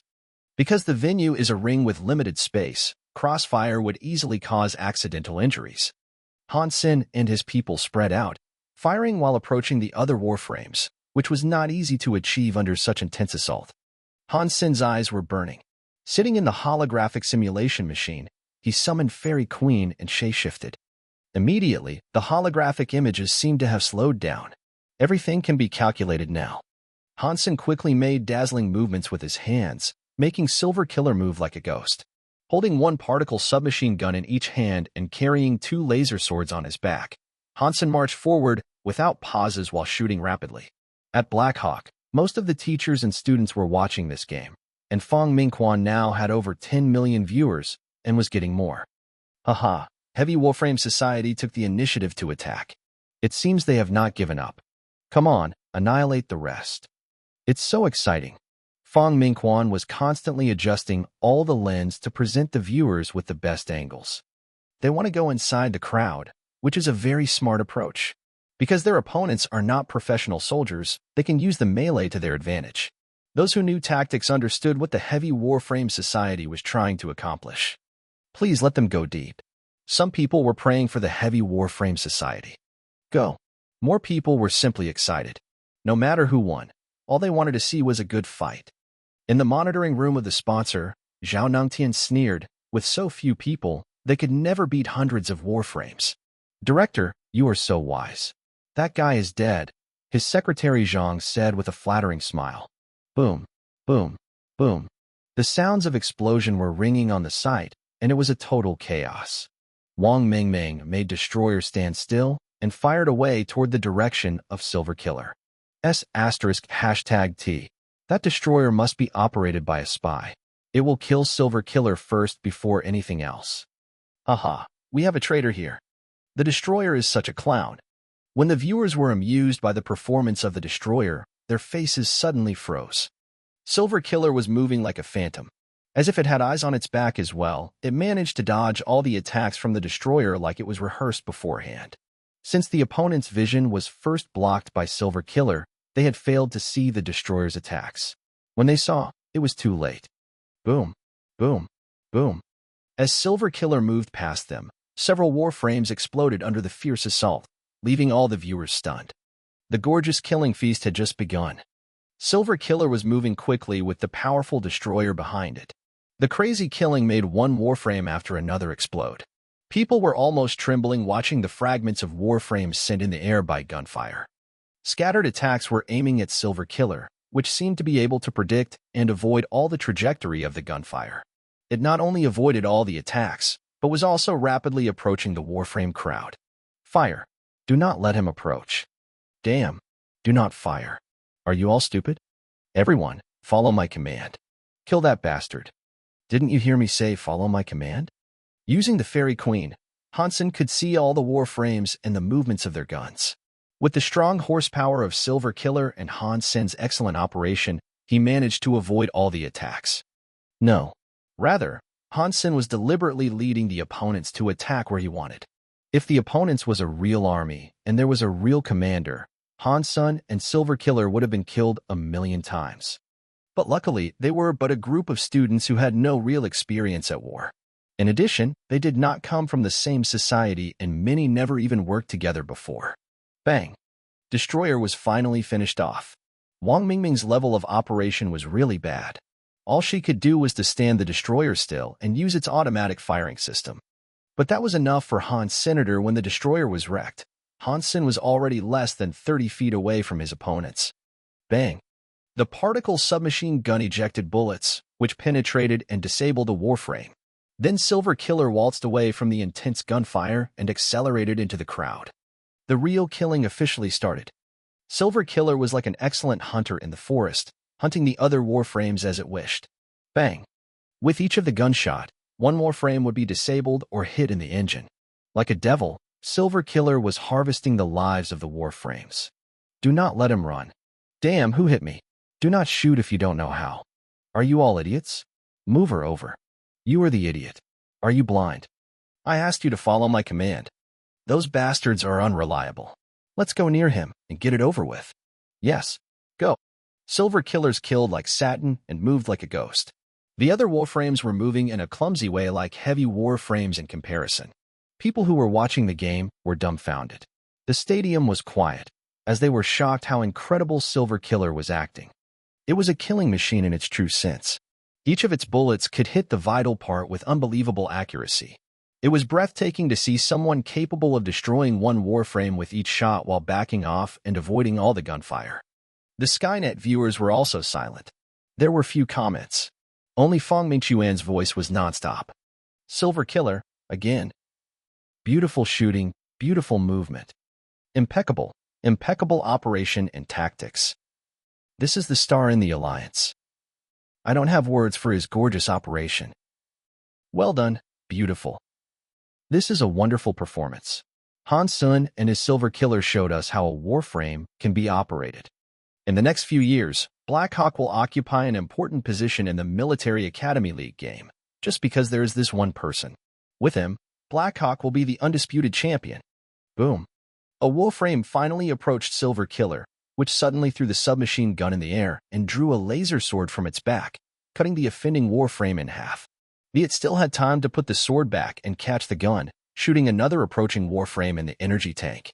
My God, this guy must be an alien, Fong Mingwan roared excitedly, using all his enthusiasm and strength. This was his job, his favorite job. #King A, who said Silver Killer was the only reason for his victory. He is a master himself. Haha, what a victory. Starry Group will be humiliated. They tried to set him up and still failed. A star in the Military Academy League game. Wow, is it a Warframe veteran playing actually? No way. The players are all sitting inside the holographic simulation machine. Really cool. I want to see the sponsor's expressions. Silver Killer is a very high-end Warframe. Ordinary Warframes could not go like that. Their power and flexibility could not reach this level. I also want to know where to buy Silver Killer. The Skynet was exploding. Fong Mingchuan's live was being watched by more than 30 million people.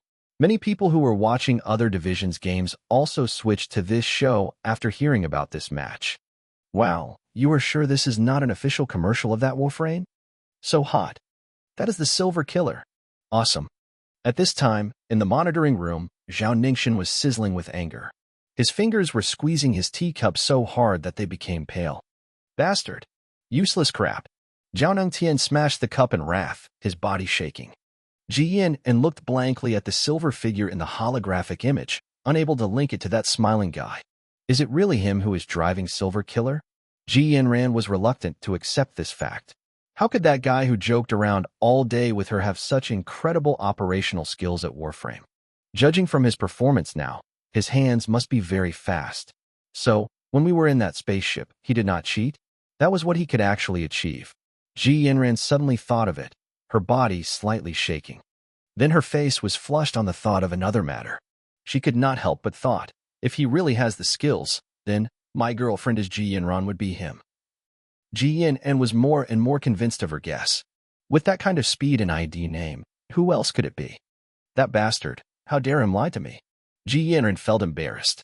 On a second thought, she suddenly found that she was the one who took him for a cheater, while he was always trying to explain. Hansen had never lied to her. He even told her who he was via the ID name. My girlfriend is Ji Yinran. This ID is not already told Ji Yin, and who is he? But Ji Yinran had never made that connect. Thinking of Hansen and that ID, Ji Yinran blushed a little more. On the thought of the bet they made, her face was burning. Bad, bad, bad. Ji Yinran covered her face with both hands and cried in a meek voice. Sweetie, are you okay? Chu Lily was stunned by Ji, because she had never seen this girl acting this way. People next to them were also shocked by Ji Yinran's bashful look. Ji Yin then realized she was still at the venue of the Hand of God Games, surrounded by the members of Hand of God Society. She was mortified and wished that she could become invisible. It's a great victory. Let's remember these two names, Silver Killer and its driver Han Senator. Maybe we're witnessing the rise of another king in the Military Academy League. He is creating history. Fang Mingxuan's passionate voice marked the end of an extraordinary single warframe combat.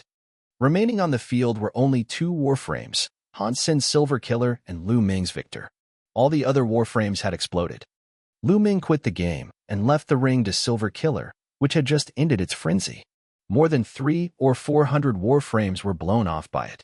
When the Silver Killer stepped on the podium and accepted the trophy, thunderous applause lasted a long time. In any case, this was a memorable game. The two names, Silver Killer and Han Sun, were also imprinted on all viewers' minds.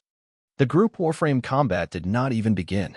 After the single combat, all other players were crushed psychologically and thus conceded in the beginning. The team of the Heavy Warframe Society won the championship by default. After the end of the game, a lot of people were still too excited to leave, talking about the crazy game. 1 hour after Fang Mingxuan's live show had ended, the number of people watching his program even increased. More and more people were hoping to see Fang Mingxuan's recording of the game. Although other news stations had also recorded this game, their equipment there was not good enough, and the quality of their recordings was poor.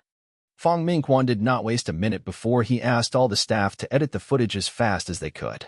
Silver Killer was the center of attention in the edited recording, except in the beginning when it was covered by the destroyer. Silver Killer's movements were so perfect that the staff did not want to give up any frames. So, the final version was more than 30 minutes. Fang Mingxuan named the video himself before uploading. Best Division Single Warframe Combat Champion, Silver Killer, and its gorgeous conquer. The moment the video was uploaded, it was downloaded and spread at an incredible speed. All the people who had watched it could feel nothing but satisfactory. They were impressed by the silver warframe that moved like ghost and its violent gunshots. Everyone enjoyed the pleasure of seeing its incredible accuracy and swift slaying. People even became addicted and watched it over and over again. This is a true warframe. Have watched a dozen times. I can't stop now. A gorgeous killing feast. Which company made this? I want one so much. Same here. I need this warframe in my life. I want to buy 10 of this. Do not just look at the warframe. The driver is the key. He is definitely beyond the unevolved level. I bet that you can count the top players like him in the whole Military Academy League with one hand. Haha, and he is in the Archery Department and Heavy Warframe Society. The Warframe Society must feel humiliated. Funny to think that an archery student is the champion of a warframe game. I heard that the Archery Department of Blackhawk was on the bottom of Military Academy League in the previous year. I wonder how his archery skills are. Of course, he is good at archery. He is in the Archery Department. He has way too nice skin to drive in such a brutal style. I barely saw him miss. He is an archery student. How is his accuracy even worth discussing? The video went viral all over the Alliance quickly. Students from all military schools had seen the video and made a variety of analyses of it. Most of their conclusion was that Silver Killer and its driver had gone beyond the level of ordinary military school students. More people wanted to know where to buy a warframe like Silver Killer. They had searched the Skynet for all products available, but found nothing like it. Many people had guessed that it was custom-made, but still have no idea which company had produced it, as there was no imprint on Silver Killer. At the same time, in a military factory, Lu Changming said to Professor Tang, "Come and look at this." Tang Mingxiu was an authoritative figure in the warframe industry and specialized in biological warframe. The super biological warframes that they were preparing to launch was a product developed by Tang's team. After Tang Mingxiu sat down, Lu Changming played a video showing Han Sin and Silver Killer's game, the version edited by Fang Mingxuan. Tang Mingxiu was slightly surprised and said, "This is the T9 prototype from our lab. Its driver must be an Evolver player." "Good eye, Professor Tang. It is the T9 prototype, but its driver is a freshman at Blackhawk, 17 years old and unevolved," Lu Changming said with a smile. "A military school freshman?" Tang Mingxiu was stunned and carefully looked at the video again. He could not believe an unevolved person can reach this level. "Professor Tang, the video you see right now is a single warframe combat, which had aroused great attention among all major military schools. Now almost all the military school students know about Silver Killer, which is our T9 prototype," Lu Changming said with a smile. "You want to take advantage of this opportunity to launch T10? Tang Mingxiu immediately understood what Lu Changming was going for. "I think this student is fit to be T10's spokesperson to help us promote T10, and T10's appearance needs some changes to imitate T9. Professor Tang, what do you think of this idea? Lu Changming explained his proposal. I'm okay with it, but he is just a military school student. Can he really be the spokesperson of T10? Tang Mingxi wondered. Lu Changming laughed. I have done a detailed investigation of him, and it chances that he is a member of the special squad. He is a special squad member? Tang Mingxiu was surprised again, because it was very rare that someone Han Sen's age could join the special squad. Yes, you remember Qin Xian from House Qin? She was the one who recommended Han Sr., Lu Changming smiled. That girl, she is still in First God Sanctuary? Tang Mingxiu nodded. He had a great impression of Qin Xian. She should evolve and go to Second God Sanctuary very soon, Lu Changming replied. Tang Mingxiu nodded and said, since he is recommended by that girl, he should be able to endorse T10. Since you agree with me on this, then I will go ahead and execute the plan. Lu Changming was quite excited.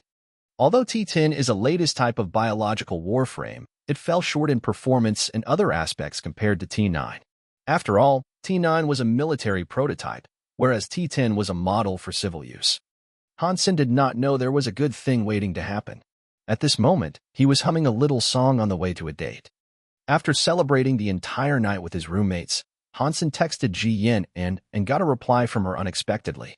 Ji asked him to meet at the cafeteria near their dorms, the one that had the fruit juice that they both enjoyed.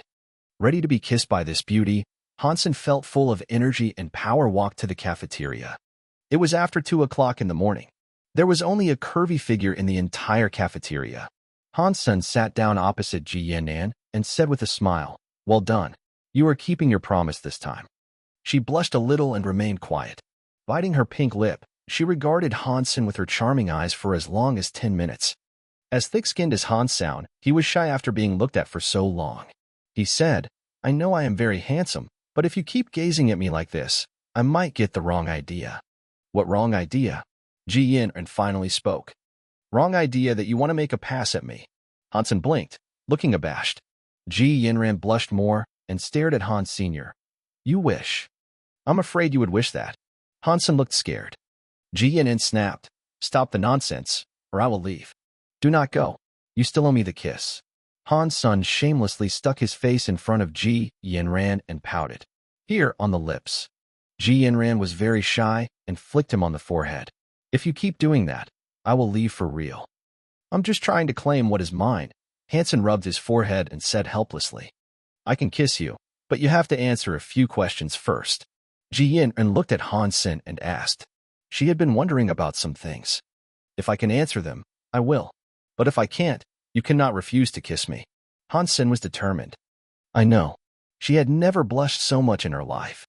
On the spaceship, did you or did you not cheat in the game? Ji Yinran stayed calm and asked. I've told you a lot of times. I have not cheated. Hansen spread out his hands. Did you have an account on the BattleNet? Ji asked again. Yes, replied Han Sen. What is your ID? Ji Yinran hesitated and asked anxiously. My girlfriend is Jinran. Han Sen answered directly. Ji Yinran's face was burning. She cried. How can you use such an ID? I was just stating a fact. You are my girlfriend. Han Sen looked at Ji Yinran, blinked and said. Ji Yinran bowed her head and bit her lip. She had mixed feelings and had never dreamed that she would feel this way. Sister, shouldn't you honor the contract now? Han Sen pouted. You cannot expect me to do this in public. Ji Yinran looked like she was drunk with her crimson cheeks. Han Sen's heart suddenly raced. He widened his eyes and said, Do you want to get a room? Shut up. Ji Yinran threw her cup at Han Sen and turned away. Han Sen caught the cup and quickly followed her. He walked side by side with her and touched her arm with his. What? Ji Yinran snappily glared at him. A couple should walk like this. Han Sen put Ji Yinran's hand on his arm and said with a smile. Ji Yinran's cheeks were flushed, but she did not pull her hand back. She rolled her eyes and said, Cheeky. My mother said girlfriends are for cheeky guys, said Han Sen without shame. Ji Yinran was trying to say something when she saw a few students approach them. She quickly lowered her hood like a frightened little rabbit. Holding Han Sen's arm tightly, she used it to cover her face. Although Ji Yinran hid herself well, the students still came over to greet Han Sen. Han Sen, are you Han Sen? You are my idol. Your game was so great. Your skills are amazing. These freshmen talked excitedly to Han Sen, who had become a celebrity at Blackhawk. This is your girlfriend? Soon they noticed the Hansen had a girl next to him, but did not recognize Ji Yin, and since she was hiding her face.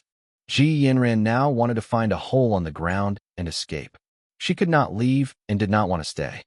Yes, my girlfriend. She is shy and does not like to speak, Hansen said with a smile. Quiet girls are great, commented the students, and Hansen was very happy to chat with them. At this time, Ji Yinran was tightly holding his arm, and he could feel the softness surrounding his arm, which he enjoyed very much. Hansen hoped he could prolong the conversation as much as possible. But the students were very polite and did not want to disturb them. Hansen had to let them go. You did that on purpose. Ji Yin and pinched Hansen on the waist after the students had gone far. What's wrong with that? Asked Hansen. Ji Yin was speechless. Hansen took her hand and continued to walk. It was the middle of the night. They did not run into anyone else before they reached Ji Yinran's dormitory building. Sister, you will not go back like this, right? The contract has not been fulfilled yet, Hansen bitterly said. Ji Yinran rolled her eyes at him and reached out a hand. Give me the contract. Hansen obediently gave her his contract. She took the contract back, blushed, and said, Close your eyes. Hansen followed her command. Ji Yin took a deep breath and fought back her desire to escape. With her heart racing, she stood on her toes, pressed her pink and tender lips on his lightly, and quickly turned away. It was too late. Before her lips could leave his hand held her waist, and his other hand slipped into her silky hair and hugged her beautiful neck. Ji Yinran was suddenly in Hansen's arms, and her lips were pressed against his. Ji Yinran's body was stiff at first, and then slowly softened. Her hands helplessly clutching Hansen's shirt, she stepped back uncontrollably as her legs became weak. Hansen just had the best experience and would not let her off the hook. He kept up with her and pressed her body against a column of the building. The two just had the first taste of love and was lost in ecstasy. Suddenly, they heard a crisp female voice, Friends, at least you should find somewhere less public before you continue. Ji Yin heard this voice and was suddenly terrified. It was the voice of Chu Lily, her good friend and roommate. Her first reaction was to push Hansen away, but she could not do that since she would expose herself. Ji Yinran quickly buried her head in Hansen's chest, her face on fire. She also blamed Hansen secretly for putting her in this awkward position. Sister, why don't you go to bed now that it's late? Do you want to join us? Hansen knew Ji Yinran was shy and covered the back of her head with one hand, blocking Chu Lily's sight. Shameless, Chu Lily stomped on the floor and ran back to her dorm room. After Chu Lily went up, Ji Yin brought the heel of her shoe hard on Hansen's foot and ran into the building, leaving Hansen clutching his feet. Ji Yin did not dare to go back to her room right away. She hid in a restroom for a long while before she returned to her room. Chu Lily saw Ji Yin was back and said, Sweetie, did you see that nasty couple downstairs? What nasty couple? Ji Yin pretended to be making her bed, her face crimson. The couple that were making out in front of our building. OMG, are they horny? And the guy is so shameless, he even said, forget it. I can't even repeat that. And the girl must be such a slut. Chu Lily said madly. Ji Yin was so shy that she wished she could become invisible, but she had to act like nothing had happened. In Hansen's room at Steel Armor Shelter, Hansen was taken aback by the black tiger with a third eye on its forehead in front of him. The tiger's claws looked like they were made from black metal. Hansen could not believe it was Meowth that he was looking at. What was more surprising to him was the change in Meowth's data. Type of beast soul of sacred blood three-eyed cat. Pet, transformed, and evolved. The words were easy to understand, but shocking nonetheless. After eating some meat of mutant phantom ants, Meowth started to transform as a mutant pet. But after the transformation was over, it became a sacred blood pet, which was something Hansen had never heard of before. Hansen repeatedly confirmed the word sacred blood and decided to go back to the Alliance and look it up on the Skynet. How could this happen? I have read a lot about beast soul pets, but never knew a pet could evolve. After a lot of searching, he finally found a relevant post on the Polar Night forum. The poster was someone with the ID Pet Life, a fanatic about beast soul pets. Because beast soul pets were very rare and high maintenance, people would not bother to feed an average pet, since they would be useless even after transformation. But Pet Life had fed nearly 1,000 beast soul pets in a decade, all of which had transformed. Of course, What Pet Life had bought was mainly ordinary beast soul pets, some primitive beast soul pets, and just a few mutant beast soul pets. Among all Pet Life's pets, there was an ordinary mini dog that had evolved after transformation and became a primitive beast soul pet. Pet Life posted the picture of this primitive mini dog and speculated that all beast soul pets had a certain chance to evolve. Although this post was old, there were a lot of replies. Many were calling Pet Life a liar, as there were other pet lovers who had fed hundreds of beast soul pets and saw no such thing as pet evolution. But some people said that their pets had evolved as well. It seemed like a popular post at the time, but had been replaced by other topics later. There is really such a thing as pet revolution. So this only happens for beast soul pets, while other beast souls could not evolve. Hansen was ecstatic, not only because Meowth had evolved, but also because he had a sacred blood beast soul pet golden rock worm king. Although the chance was slim, what if the rock worm king evolved as well? What level would it reach then? But Hansen knew that this was almost delusional thinking. The evolution of Meowth was great luck, which would not likely repeat itself. Although it was not quite possible, Hansen was still feeding the rockworm king more vigorously. Looking at Meowth, which could switch back and forth between combat state and pet state as he wished, Hansen grinned. When Hansen entered Steel Armor Shelter again, his destination was Devil Desert. Taking Wang Mengmeng last time, he could not have hunted as he had wished. This time Hansen had made up his mind to make the Sacred Blood Fox King into a barbecue if he saw it again. Putting his Sacred Blood Black Beetle armor on in a secluded place, Hansen summoned Meowth and made it transform into the combat state. Meowth had fur like tungsten and was twice the size of a tiger. Hansen was riding it like a mount, and it was much faster than his mutant three-eyed beast. And whenever it encountered different creatures, Meowth would go ahead and kill them. Average creatures would simply avoid it when smelling its presence. Haha, feeding it for so long was totally worth it. This is so much better than a beast soul mount. A beast soul mount would not take the initiative to attack, and could only cause some damage when charging. However, a beast soul pet was simply a specialized killing machine. The only bad thing was that this guy was running too wild, and did not provide a comfortable ride.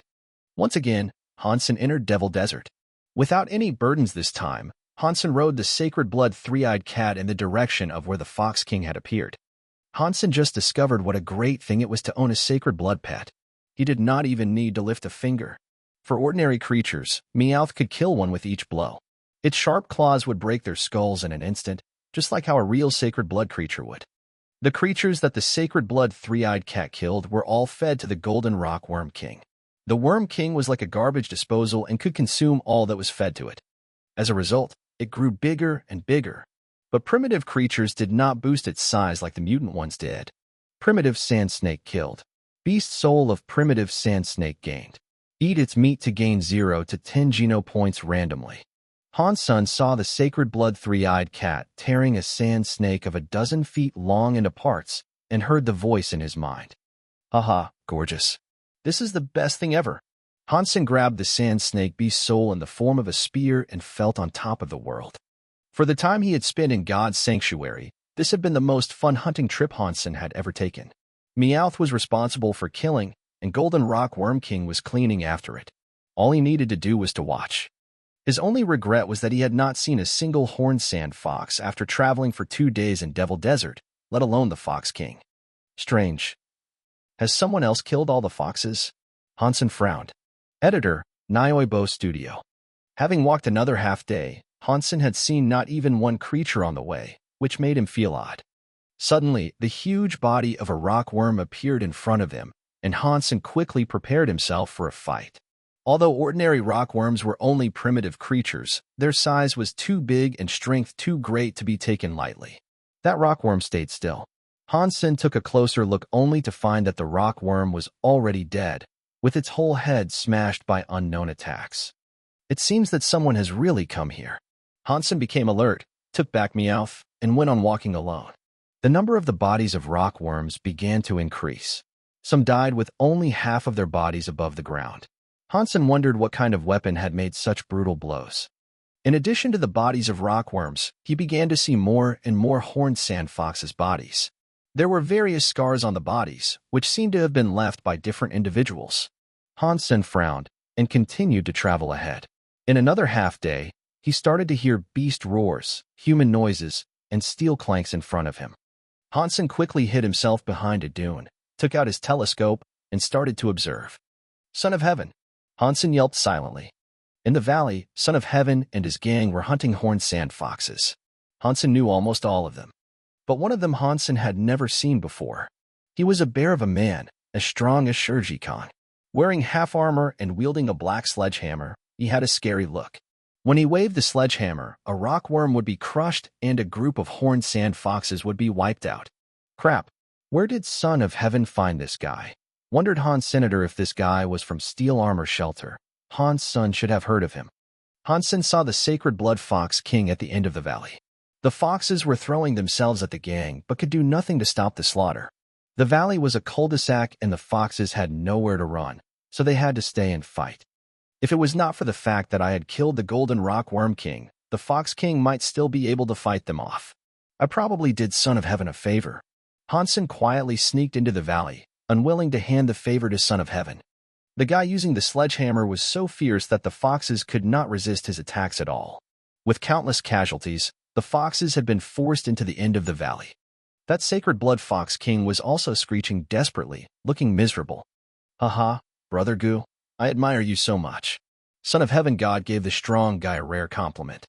Brother, you flatter me. I just got lucky by gaining this Sacred Blood Beast Soul Sledgehammer is all. With Gu's modest words, he could not cover the pride on his face. Hansen was outside the valley, hesitant whether he should rush into the fight right away. The foxes were obviously desperate now with their king stuck in the corner. The gang was about to make it. Suddenly, Hansen saw a trace of inexplicable slyness from the eyes of the Fox King and suddenly felt a chill. How could I forget how cunning the Fox King is? If it really wanted to run, it would have never come to this place. There must be something wrong. Hansen quickly hid himself in the valley and looked outside. As Son of Heaven and his gang thought they had all the foxes in their pocket, the Sacred Blood Fox King suddenly arched its body and moved a large stone away, revealing a bucket-sized hole. The Fox King suddenly disappeared in the hole and all the mutant foxes surrounding it entered the hole one by one. Damn, this beast is treacherous. Follow it, and do not let it run away. Son of Heaven commanded furiously. Hansen shook his head. Son of Heaven had let the Sacred Blood Fox King get under his skin. If Han's son were Son of Heaven, he would have ordered retreat immediately. With such a small hole, only one person could squirm through like a snake at a time. There was no way to use weapons and God knows what tricks the Fox King had set up. According to Hansen's understanding of the Fox King, it would not have come here just to escape. There had to be something odd going on. So, if it was up to Hansen, he would have chosen to run. Apparently, Son of Heaven and his gang did not share his thoughts and wanted to go after the Fox King. But when only half of them had gone through the hole, the entire valley started to tremble. All the sand and stones were trembling in waves like the ocean. Indeed, its tricks are about to come. Han's son quickly retreated and watched this strange scene in the valley from afar. Retreat, quickly withdraw from the valley. Son of Heaven suddenly realized something was wrong and yelled, wanting to rush outside the valley. It was too late.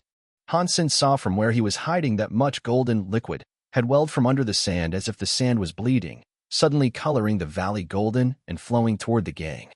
With his extraordinary eyesight, Hansen had seen that the liquid was formed by a sea of numerous bean-sized golden bugs. The golden bugs flowed over the bodies of rock worms and horned sand foxes, leaving nothing behind, not even a bone. When covered by these bugs, the huge rock worm's body disappeared in seconds, which made Hansen nervous. Now this is going to be fun. Son of Heaven's gang might all die here. Well done, Fox King. Hansen thought delightedly. He was waiting to see if Son of Heaven would be killed. If not, he would finish Son of Heaven off himself. He had wanted to kill Son of Heaven for a while now, but never had the chance. Son of Heaven was too strong himself, and was always followed by his gang. Finally, he had encountered such a good opportunity, and Han's son did not intend to let it go. Son of Heaven's gang was soon surrounded by those golden bugs. There was no way to run from the sea of bugs. Go out. Son of Heaven gritted his teeth and started to run. The gang stomped on the bugs and rushed out. The bugs were more fragile than Hansen had imagined and could not even withstand their weight. But there were so many of the bugs that many managed to climb into the gang's clothes. Ah! Screams suddenly sounded, giving Hansen goosebumps and pleasure at the same time. These people deserve this. Follow me, roared the guy using the sledgehammer. Wielding his weapon, he had blown away the bugs and sand and cleared out an area of 6 by 9 feet. Waving the sledgehammer, the big guy threw sand and bugs in front of him in the air and made a way for the rest. Following this guy, Son of Heaven's gang managed to leave the valley. *T. Who is this fierce guy? I can't believe Son of Heaven survived that. Hansen was upset. When the gang left the valley, those golden bugs did not follow them. After swallowing all the dead bodies, the bugs descended into the ground again. It took less than half an hour before the valley was quiet again. Not even a drop of blood was left. It was as if nothing had happened.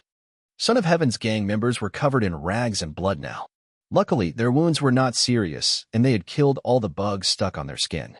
Damn, that Fox King is too cunning, a gang member cursed while dealing with his wounds. Brother Gu, thanks to you, we are still alive, Son of Heaven said to Gu. Gu smiled and said, it's nothing. We are friends. Suddenly Gu's expression changed as he felt acute pain in his waist. 2 daggers were stabbed deep into both sides of his waist, and only the handles were exposed. 2 of Son of Heaven's men each took one of Gu's arms and pushed him down on the ground. The rest helped control Gu as well, leaving him no chance to fight back. Blood flowed from his waist. Hansen was appalled. He did not expect to see such a turn.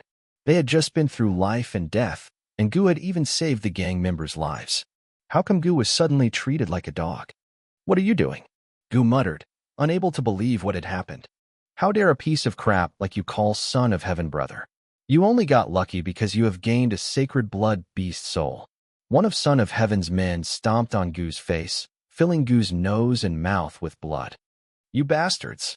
Seething with anger, Gu tried to struggle. Pushed down by several people, his strength still almost allowed him to throw them off. One of Son of Heaven's men grabbed a dagger stuck in Gu's body and gave it a twist. With a scream, Gu suddenly lost all his strength. The gang kicked and hit Gu, about which Gu could do nothing as he was held down.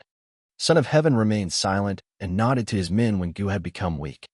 Gu, since you have saved us, hand over your sacred blood sledgehammer and we can let you live, a man said fiercely as he grabbed Gu's hair. Even if I had to die, I will not give you anything. Gu spit out a mouthful of blood at the man's face. Snap! The man slapped Gu hard in anger and said viciously, *King think that you can die whenever you want? If you don't give me the hammer, I will make you beg for a chance to kill yourself. Get rid of his claws first. The gang was skilled at torture. They held Gu's hand down and nailed it on the ground with a dagger. Gu let out an excruciating scream. His fingers could not help spreading out. A man held one of Gu's fingers and stuck a knife under his nail. Covered in blood, the nail had almost been separated from the flesh.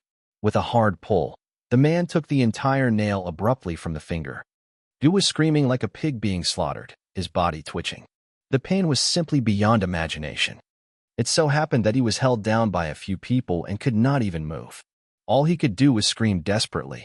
Damn, this gang is heinous. Originally Hansen did not want to meddle in this, but he could not stand watching this anymore. The enemy of his enemy was his friend.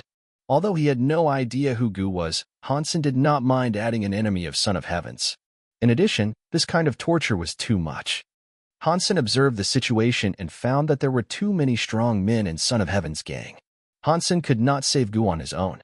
Why did you have to rescue them? Look at what's happening now, thought Hansen, waiting for an opportunity.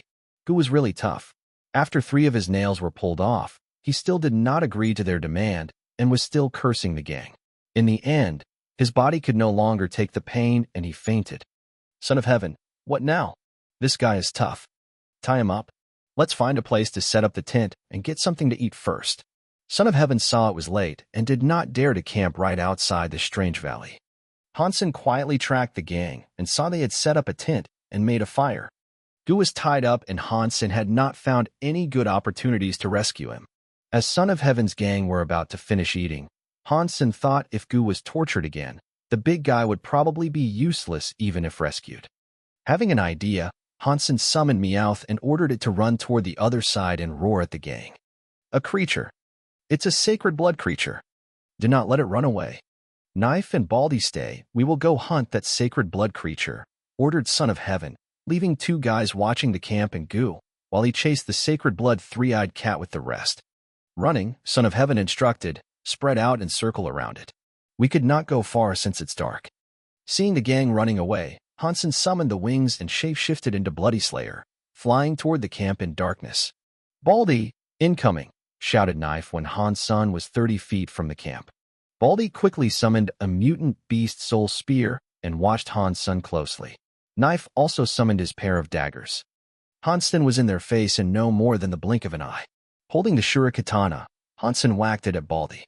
This strike from above was swift and powerful, but Baldy raised his spear with two hands and tried to block it. The Shura katana cut into the spear deeply, and Baldy's legs were forced into the sand by Hansen's terrifying strength. When Baldy thought that he had warded off the strike, his spear broke. Baldy wanted to go back, but his legs were still in the sand, and there was no way to run. Another katana strike cut Baldy in half. Ding! Ding! Two daggers were shot at Hansen and mercilessly nailed in the gaps on the elbow part of his armor. To kill Baldy, Hansen had no time to dodge. Fortunately, these two daggers were only mutant beast souls. Although they were swift enough, they were still stuck before they could cut deeper. Otherwise, Hansen's arms would have been disabled. After killing Baldy, Hansen turned to deal with Knife, who immediately started running at an incredible speed, not leaving any chance for Hansen to approach him. Shouting while running, Knife managed to alert Son of Heaven and the rest of the gang. Hansen did not chase him, but lifted Gu, who was tied up, and ran away with all 4 hooves of the Bloody Slayer. Dollar, you son of a bitch. If you are a man, fight me one-on-one, cursed Son of Heaven behind him. I think it is more like one gang on one person, said Hansen full of disdain, running at full speed. The gang thought that lifting a big man like Gu must slow Hansen down, and they could eventually catch up. But suddenly, a black three-eyed tiger appeared next to Hansen, and he simply laid Gu on the tiger's back. The Bloody Slayer and the tiger disappeared from their sight in an instant. Why would that sacred blood creature help Dollar? The gang members were confused. Son of Heaven finally understood. Damn, that is not a sacred blood creature. It is a sacred blood beast soul pet. That motherf asterisk hashtag or had fed a sacred blood pet. Everyone was shocked. A sacred blood pet must have cost so much advanced creature meat to transform. After chasing for a while, the gang gave up. In fact, when they found out that the tiger was a sacred blood pet, they had lost confidence. How did he make a sacred blood pet transform? Did he use sacred blood creature meat to feed his pet? Everyone was shocked by the fact that Dollar had a transformed sacred blood pet, which implied incredible power of him. Hansen ran for a while and shapeshifted back after losing the gang. He put Gu on the ground and cut loose the ropes. Dollar. Gu recognized him. Friend, how much do you think your life is worth? Asked Hansen. Gu was suddenly taken aback. You also want my sacred blood sledgehammer? Not necessarily that beast's soul, but I did save you. You do not mean to say the risks I took are for nothing, right? Said Hansen. Gu did not speak and cast an odd look at Hansen. And now you have nothing but injuries. Can you leave Devil Desert alone safely? If you pay me properly, I can get you back to the shelter, Hansen continued. Why should I believe in you? Asked Gu. Do you have any other choice? Hansen laughed. Except for the sacred blood sledgehammer, you can pick from all the other beast souls I have. But you have to take me to the shelter first, said Gu, wiping blood off his face. Brother Gu, is it? Hansen looked at Gu. Call me Gu Ming, or whatever you like. I will not hear Brother Gu ever again. Gu Ming gnashed the teeth in anger. Hansen smiled. Okay. Now you have 2 options. One is to go out on your own, and the other is to pay up front. There is no other options. I am not Son of Heaven and will keep my promises. If you pay me 2 mutant beast souls, I could promise to get you back to the shelter alive. Gu Ming looked Hansen up and down and summoned several beast souls. The enemy of my enemy is my friend. I know you and Son of Heaven are enemies, so I believe you. Here are all my mutant beast souls. Take your pick. Hansen glanced at them and pointed twice. This one is my reward for saving you, and that one is the price to take you back to the shelter. In the station master's office of the teleport station on planet Roka, Qin Xian and Yang Monli were watching a video, the edited game recording made by Fong Mingquan. He is this good at warframes? Yang Monli could not believe Hansen was the one driving Silver Killer. His operational level was almost the same as the evolved warframe drivers in the army, which was so hard for her to believe. After all, Hansen had just spent a few months in Blackhawk. Although Yang Monli already knew that Han Sun had fast hands and that he had passed Evolver 3 in Hand of God, she still could not help looking surprised, since this kind of operational skills took more than fast hands. Station Master, so Dagang is really asking Han Sun to endorse their new warframe? Yang had mixed feelings. Dagang was one of the 3 major suppliers for the military in the Alliance, with their products ranging from combat suits to interstellar warships. Dagang made countless products for the military each year, but they also had product lines designed for civil use, which were known for their high quality. Although Dagang did not sell as many as Starry Group, Daigang's reputation was much better. It was not as well known as Starry Group only because its main client was the military. Recently, Dagang had been committed to expanding its civil products.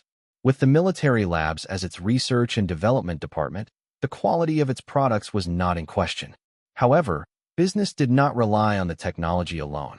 Currently, Dagang was still much worse than its peer Starry Group in terms of sales.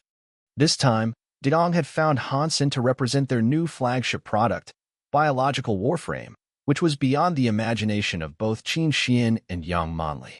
With Daigang's influence, it would be easy for them to seek endorsement of Evolver or Surpasser stars, yet Dagang had chosen Han Sun, an unevolved person.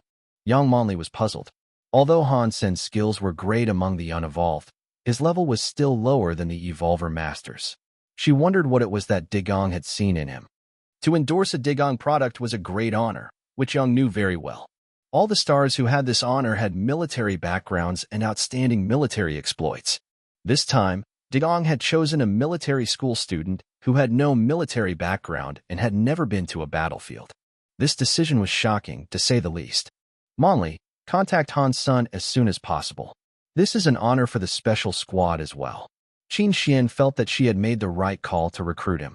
A few months after he joined the special squad, Han Sun had become the spokesperson of Dagang, which was a boost in the relationship between the squad and Dagang. Many weapons of the squad were supplied by Dagang, after all.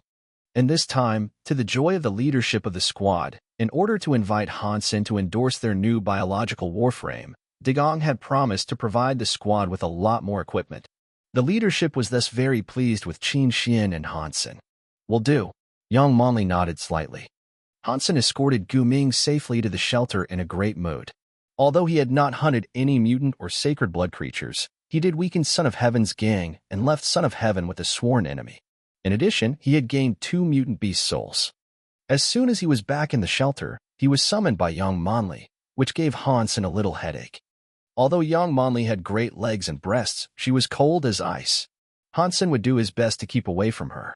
Between Qin Xian and her, Han Sun thought Qin Xian was a true woman. Dagang has invited you to endorse their new warframe. Go prepare yourself. When you are back in the Alliance, Dagang will send someone to Blackhawk to sign a contract with you. If you have any concerns, speak to me right now, and we will talk to Dagang, Yang Monli said and laid a file in front of Han Sr. This is your incentives for the endorsement. Can I turn this endorsement down? Han Sun picked up the file, read it, and then asked, why? Yang Monli was shocked. It was a great honor even for many stars to be able to do this. She herself had dreamed of becoming the spokesperson for Dagang someday. But presented with such an opportunity, Han Sun was asking whether he could turn this down, which confused Yang. I would have to be a part of their campaigns and roadshows. And that sounds like a lot of work, Han Sun said with his head crooked. Yang Monli was sizzling with anger, wishing she could choke Han Sun to death. You don't want to do the endorsement because it is a lot of work. Yang Monli clenched her fists until her knuckles turned pale. She was controlling herself not to slap this guy in the face. Dagang is blind to have picked this guy, thought Yang Monli. After a while, Yang Monli calmed herself down and handed some more files to Han Sun. Take a good look and let me know if you need anything. Han Sun was satisfied with the offer. Each year he could receive a handsome endorsement fee, and Dagang would provide him with a full set of the endorsed products and free lifelong after-sales service. That was to say Han Sun could receive one of each warframe that he endorsed and would not need to pay a penny for their maintenance. Although Han Sun did not know how much their new biological warframes would cost, he knew that even Daigang's low-end products would cost a few million, much more expensive than the products of Starry Group. I have one condition. Han Sun looked up at Yang Monli and said, say it. Yang Monli did not want to spare any words on this lucky, yet shameless guy. If soldiers had the chance to endorse any Dagon products, they would probably even do it for free. Not to mention Daigang's offer had been very generous considering Han Sen's identity. Such an offer was more than enough to hire a big unevolved star such as Tang Jinliu. Now Han Sen was getting this great offer as a student, and he even dared to ask for more. I have a warframe from a Degong lab and wish that Degong could install a weapon system to it and give it the same free lifelong after-sales service. Han Sen knew that although his was a prototype, the military standard was applied during its making, and the ones that he would endorse would be for civil use and not as great as Silver Killer. The only beef Han Sen had with Silver Killer was the lack of a weapon system. Using independent weapons was not convenient, and he did not want to carry the weapons around, which would defeat the purpose of portability. Also, once Silver Killer was damaged, ordinary repair stations would not be able to fix this super biological warframe. Hence, he really needed Daigang's service. Any other conditions? Yang Manli asked mechanically. Not at this time, Han Sen said with a smile. Yang Manli got up and said, I will submit your request, and the leadership will negotiate with Dagon. Go back and stay in Blackhawk so that I could notify you with the result. Yang Manli turned to leave, not wanting to spend one more second with this guy. I am finally rich. 20 million endorsement fee per year and the latest warframes to use. If Dagon could agree to my conditions, it would be perfect. After Yang Manli left, Han Sen excitedly shook his fist. Han Sen naturally would never have turned down such a good deal in the first place. Little did he know that Ji Yin was simmering with anger at this point. After that night, Ji Yin had quite complex feelings, not sure what she wanted to do, to become Han Sen's girlfriend, or turn him down. But how could she make him give up? He had shown her that he would not easily let go. Ji Yin thought about all kinds of possibilities for the entire night and was expecting hot pursuits from Han Sen to follow. However, she never even saw him again. The first day she did not see Han Sen, Ji Yin curled her lips and thought, playing hard to get? I've seen this trick before. I will ignore you and see what kind of excuse you'd come up with to see me tomorrow. But on the next day, Ji Yin still did not see him. You do have some patience, but this would never work on me. On the third day, Han Sen was still nowhere to be seen. Ji Yin became a bit impatient. He must have been in an accident. Was he hit by an aircraft? Is his leg broken? Ji Yin thought. On the fourth day, still no Han Sen. That bastard must feel that he doesn't deserve me who is gentle and pretty, regal and sexy. That must be why he did not dare to approach me. Certainly, that must be the case. The fifth day, the sixth day, the seventh day, after 10 days she still had not seen him. And she lost her temper. Han Sen, you bastard, what do you take me for? You want to kiss and run? There is no such thing in my world. Ji Yin was mad. And at this time, Han Sen had just come back to school and did not even have the chance to find her. Son, you have come back just in time. Come with me to Professor Yan's class.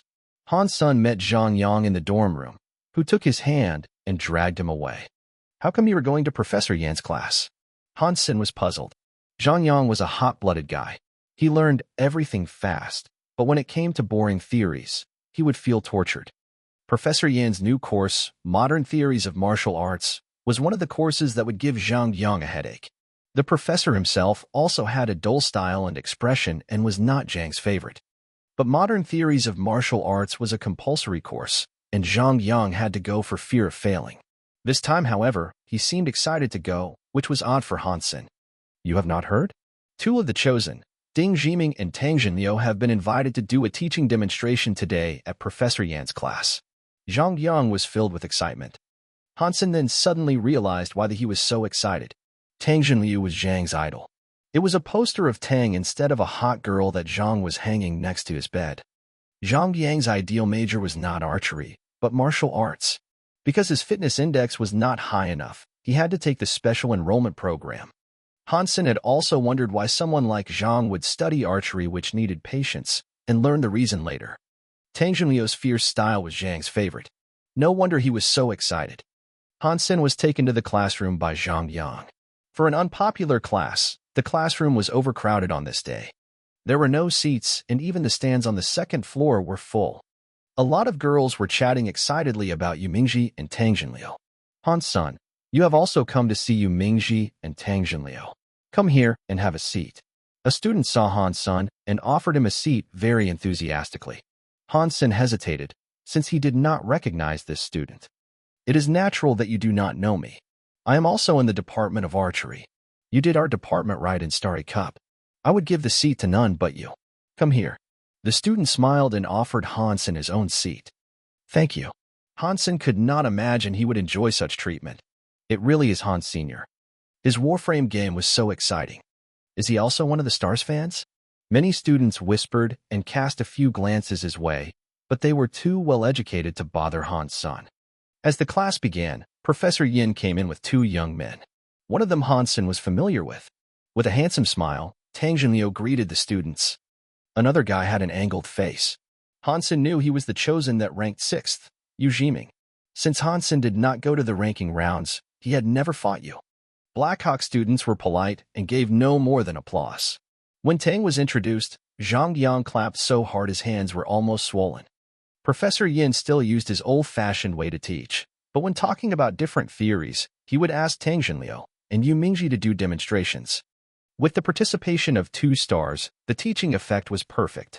Both stars showed high attainment in martial arts, and their demonstrations were successful. In a few words, the ultimate goal of the martial arts was to leverage one's own strength. And in real combat, in addition to strength, the psychological factor would also be very important. Hence, in the various categories of martial arts, there would be training for psychological gaming. For example, the focus of Tai Chi was the application of the true and false forces. Professor Yin continued with his monotonous voice. Another example is the black and white boxing. Please welcome Yu Jiming and Tang Jinliu to demonstrate black and white boxing for us. Yu Jiming cut in, "Professor Yin, if it is just the two of us, the students would not feel for themselves the essence of black and white boxing. Would you invite 2 students to spar with Tang and me?" The proposal led to applause. To spar with such stars was of course a rare opportunity. "Tang, what do you think?" Professor Yin looked at Tang, as the school did not arrange any interactions with the students and he must seek his approval first. "This is your class. I will follow your lead," Tang said with a smile. Tang also glanced at Yu Mingji. He knew what Yu was thinking. Yu had fought him in the contest before and lost miserably. Now Yu was afraid he would lose again and did not want to be humiliated in front of the class. That being the case, we will choose 2 students to spar with Yu Mingji and Tang Jinliu in black and white boxing. Any volunteers? Professor Yin glanced across the room. Almost all the students raised their hands at the same time, except for Hansen and a few others. Tang had noticed Hansen a long time ago. Seeing Hansen not raising his hand, he felt relieved. Hansen was so great at this that he would definitely lose if Hansen came up on stage.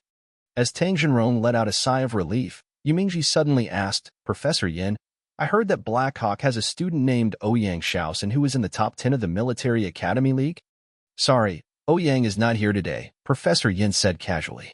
"Would you choose someone else yourself?"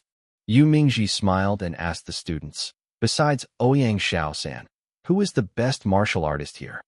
All eyes were on Han Senator. Although they had never seen him practicing martial arts, they could tell from his skills of warframe operation that his fitness was great. Yu Mingji paused. He did not expect the students to have the same candidate in mind. It seemed that the student that was looked at was very influential in the school. But you did not take Hansen too seriously. There were so many military school students in First God Sanctuary, yet few were among the chosen. As one of the chosen, he did not really think of the students as his true opponents. Tang Jinliu saw the look in Yu's eyes and knew he was about to do something stupid. But Yu did not know what was on Tang's mind. He smiled at Hansen and asked, "What is your name? Would you spar with me in black and white boxing?" Hansen was a bit upset. He did not raise his hand, so why would you appoint him? "Go ahead, senior. You will be great." His classmates were very supportive and curious about Hansen's martial arts skill level. Yu Mingji was glad to see that Hansen's popularity even exceeded himself as a star. He wanted to appoint Ouyang Shaosan to show off, so that these students would realize the difference between a military student and the chosen. However, Ouyang was not there, and beating a nobody would not help him achieve his objective. "Friend, your classmates have strongly recommended you, so please come up.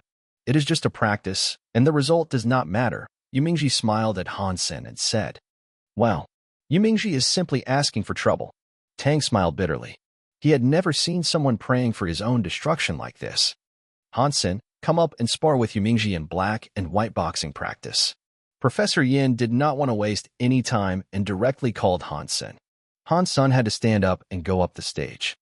Tang Junliu saw it and said, "Professor Yin, since you was chosen a student, should I do the same?" He did not want to play black and white boxing with Han Sen and ask for trouble. Yu Jiming could enjoy that himself. Professor Yin had no objection and agreed to Tang's proposal. Who was willing to practice black and white boxing with me? Tang Junliu felt relieved and asked with a good-looking smile. There was a great show of hands. Tang smiled and said, "I am going to benefit myself and you guys by picking a pretty girl. Miss, would you practice with me?" The students laughed, and the girl asked by Tang blushed a little and went on the stage. Tang Junliu learned her name and asked Professor Yin first. "Professor Yin, should we start first?" Professor Yin agreed. Tang Junliu and Miss Jing started to practice black and white boxing. Tang did not really use all he had, but followed the professor's instructions and demonstrated a variety of movements before he beat Miss Jing. The process was delightful, and the students all applauded. "Han Sen, it is our turn." Yu Mingji could not wait to go up. He smiled and waved to Han Sen. Tang returned to his seat with a faint smile, waiting to see Yu Jiming embarrassing himself. Tang did not know Yu well and was not a fan of his. There was no way Tang would stop Yu. Han Sen smiled, walked opposite Yu, and stood with a starting position like Yu did. The so-called black and white boxing practice was, in fact, a training of the judgment of yin and yang forces. Two players stood opposite each other face to face, one arm's length apart. One was to swing one's arm to attack, and the other was to defend oneself. There were two ways of making the attack. A black fist was a yang blow and a white fist was a yin blow. The one on defense needed to determine whether the opponent was using a black or white fist. If it was black, it should be dodged, whereas if it was white, it should be blocked with an arm. Black and white boxing was an entry-level martial art to train psychological gaming and yin and yang forces. All military school students would learn it in the first 3 months of training. Therefore, all military school students had practiced black and white boxing. The black and white fists were thrown in similar manners in black and white boxing. It was not easy to tell one from the other. Observation, judgment, and psychological gaming were the key factors, and reflexes were less important. If one's judgment was not accurate, it did not matter if one's reflexes were good. "Han Sen, would you throw the punches first?" Yu Mingji said generously. The one who attacked would enjoy certain advantages. Yu was confident in his accomplishments in black and white boxing, and believed that he could tell from Han Sen's micro-movements which fist Han Sen was using. "Can we start now?" Han Sen looked at Yu and asked. "Sure." Ouch. Yu Mingji had just agreed when a punch hit his chest before he could react. Yu stepped back and became furious. Professor Yin was explaining seriously. Han Sen did very well. This is a classic psychological gaming technique, taking advantage of the weaknesses in the opponent's mind and hitting hard. However, Han Sen could have improved by hitting the vital parts of his opponent's body, such as nose or eyes, which would disable his opponent and help himself in the future rounds. The students nodded, while Yu Mingji was very pissed. Then he had to suppress his anger, since the professor had put it like this. Han Sen did very well. Now we will continue. Yu Mingji squeezed a smile and went back to his position. Tang was laughing so hard inwardly. "Yu Mingji, you really did ask for this. It is just a demonstration. Have fun with a girl. Why did you have to provoke a monster? Even God cannot save you now." Yu Mingji, of course, did not think so. He thought he was just being careless and it had nothing to do with his skill level. Once he became serious, Han Sen would stand no chance. How could a military school student be compared to the chosen? In fact, most of the students also thought so. Although they felt that Han Sen should be great, they believed that against one of the top unevolved individuals in the alliance, Han Sen would still fall short. After all, you basically ranked 6th in the first God Sanctuary, while Han Sen was only the champion of a school-wide Warframe game, not even a martial arts game. Therefore, the students still felt that you would do better than Han Sen. "Han Sen, go ahead." Yu Mingji finished his sentence and immediately became alert, staring at Han Sen. Han Sen directly threw his fist at Yu Mingji's face, since Professor Yin had instructed him to hit hard in the vital parts. Yu Mingji looked at Han Sen's standing position, angle of his body, and the ups and downs of his shoulder. Soon Yu easily made his judgment. Such exaggerated acting. Clearly there is no momentum. He clearly seems to be bluffing, but it is a yin blow for sure. I was better than this in kindergarten. Yu Mingji raised his arm with some contempt, ready to block this white fist from Han's senator. He even used only one arm to show off his self-confidence and accurate judgment.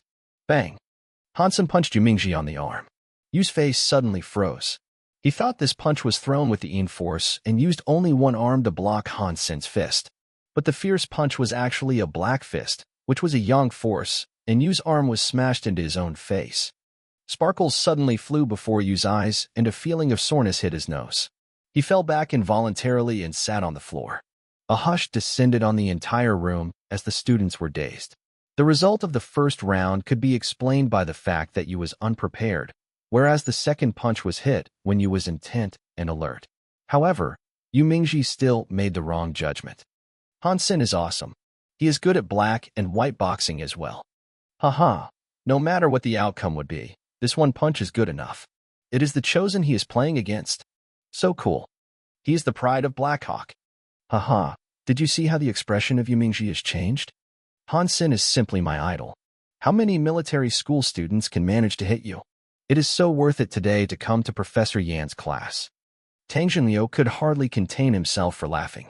Yu Mingji, if you're smart, then quickly find an excuse to step down now before you humiliate yourself any further, thought Tang. Professor Yin was making a serious analysis. This is textbook application of yin and yang forces. Pay attention to his toes, which were slightly pointed outward. This is an appearance of using the yin force, since the toes would normally point inward when using the yang force. Hansen managed to use this disguise, among others, to confuse his opponent. Now if you would pay attention to his waist and shoulders. Professor Yin played back the holographic image of Hansen's punch and made a detailed analysis, pointing out the strengths of this blow. Although the professor's tone was monotonous as ever, he did highly praise Hansen's performance. *T. Well done. So many details in one punch. After listening to the professor, the students shook their heads in tribute. Yu Mingji wiped his bloody nose and got up, unable to keep smiling. But he did not give up like Tang thought he should. Yu Jiming continued to believe that his loss was due to his carelessness and walked up to Hansen again. Hansen knew what was on Yu's mind and understood that Yu wanted to use a student to show off his own strength. Hence Hansen did not plan to save his face. Another punch was thrown at Yu's face. Eyes locked on Hansen, Yu again made a judgment. From any perspective, Hansen's punch was not firm though it looked fierce. Yu decided that it was a harmless punch. Having spent nearly a decade in First God Sanctuary, Yu had experienced millions of combats. With his rich experience, he was confident in his judgment. Even if it was just a practice between friends, as long as the punch was thrown with any intention to beat the opponent, he would sense it. White fist. Yu Mingji confirmed his own judgment and put two arms across his chest to block the punch. Bang! Yu Mingji's face turned ashy gray and was only able to stabilize his body after stepping back. He looked at Han-san, astonished. It was impossible. And the students were so excited that they were about to cry out loud. No one had expected Hansen to beat you once again. If it was not for the fact that the class was still in session, they would go up and hug Hansen, because it was such an honor for a Blackhawk student to beat the Chosen 3 times in a row. If anyone dared to praise the Chosen in the future, they could say, the 6th Chosen was beaten up so badly by one of my classmates. Oh, I did not go. If I did, that Chosen would lose even more miserably. You think I'm bragging? You can ask around yourself. Professor Yin was still doing his job, explaining the theoretical knowledge embodied in Hansen's performance to the students in detail, but unfortunately few were paying attention to his words at this point. Tang even felt embarrassed for Yu Mingji, who had suggested to switching with Hansen. Tang Jinliu shook his head. Yu Mingji has such a small mind. It did not need to be like this. Hansen agreed to Yu's proposal and became the defensive side. Fixing his gaze on Hansen, Yu threw a hard punch at the young student. Seeing the fear on the students' faces, Yu smiled within himself. Now all of you must have thought that I have been angry and want to retaliate. So this punch must a black fist?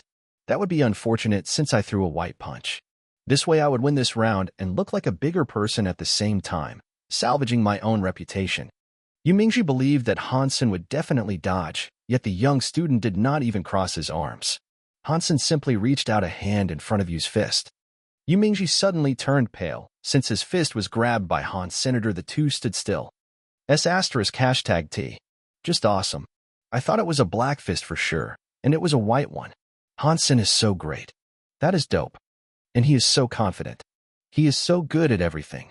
Professor Yin was still meticulously analyzing and teaching. More and more students had come since they heard about Hansen's performance. Even the corridor outside the windows was full. Those who could not come were also watching the synchronous holographic session via their smart device.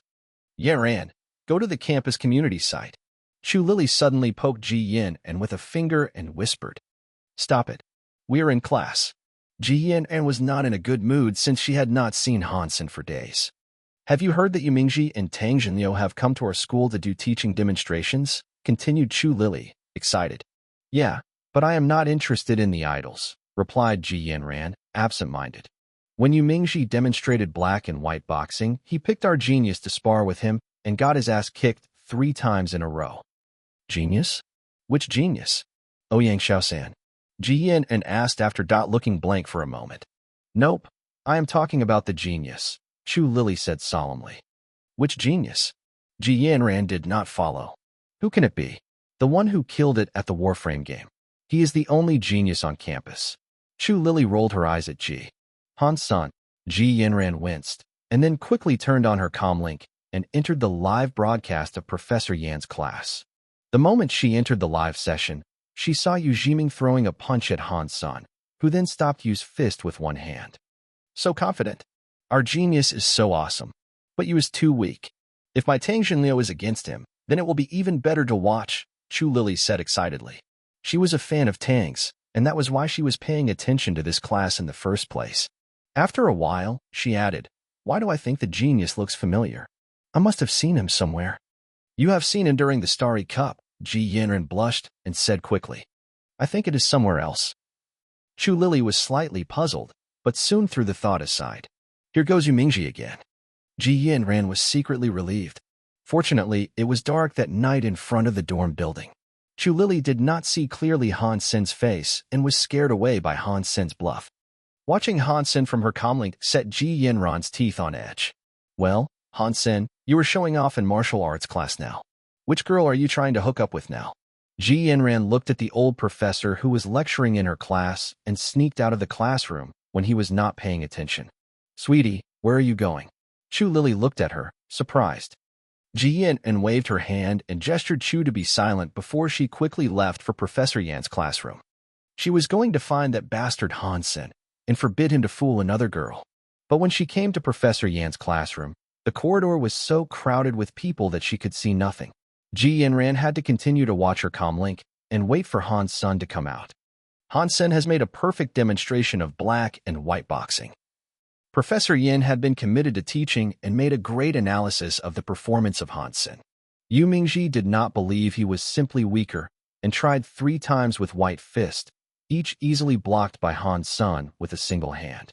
Yu's face was the color of pig liver in the end, and Professor Yin had to declare an end to the black and white boxing demonstration. Yu Mingji's face was almost blue. He wanted to show his skills off at Blackhawk and had been humiliated big time.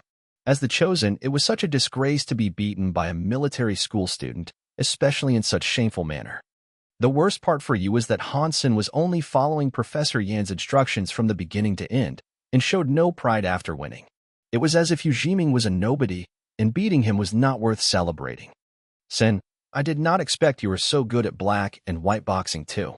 When we go back." Zhang Yang stopped when thinking of the mysterious afternoon in room 304, and gave up the thought eventually. The rest of the class was somehow awkward. Yu Mingji was restless with his face dark. The students kept glancing at Han Senator although no one was whispering in class. The online community was bombarded. The genius beat the chosen. 3 punches knocked the chosen out. Haha, a genius from Blackhawk. Great at both Warframe and black and white boxing. I want to see a fight between Han Sun and Tang Jinliu. Not sure who would be better. Is that still worth asking? Of course it is Han Sr. Not necessarily. Tang is much better than Yu Mingji. Tang has been the chosen for years and will soon go to Second God's Sanctuary. Makes sense. Tang's only 2 matches in the unevolved would be Dollar and Lin Feng. Tang is great, but we have a genius here. I do think he could fight Tang. I am afraid there is no chance for us to see that. Our genius did not want to go up, and Yu Mingji had to make him. Tang would not do such a thing. It's a pity that we could not see them fight. Reading the comment in the campus community, Ji Yanran couldn't help smiling when seeing others praise Han San, as if she was praised herself. After Professor Yan's class, Ji Yanran saw many students hovering over Han Sen and decided not to join them. Ji Yanran checked the time and turned toward the cafeteria. She knew for sure that around this time, Han Sen would go to the cafeteria where there were their favorite juices. Ji Yanran did not go far before she was stopped Chu Lily, who had run over. "Sweetie, did you go and check on our genius in the middle of our class?" "Who said I went to see him?" Ji Yanran curled her lips and said with shame.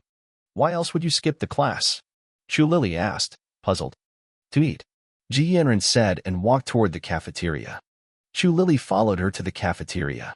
Ji Yanran deliberately sat in plain sight and thought with venom, "If that bastard does not take the initiative to come over, I will not forgive him." "Sweetie, are you waiting for someone?" Chu Lily suddenly asked. "No," Ji Yanran replied absent-mindedly. "Then why do you keep looking at the door?" asked Chu Lily, puzzled. Ji Yanran suddenly blushed and withdrew her gaze in panic. She bowed her head to eat and replied, "I did not." "Sweetie, you are a bit weird today." Chu Lily looked her up and down. "The genius is here," someone whispered. Chu Lily quickly looked to the door and saw Han Sen and Zhang Yang entering the cafeteria. Chu Lily suddenly looked at Ji Yanran with disbelief. "Sweetie, you were waiting for him, right?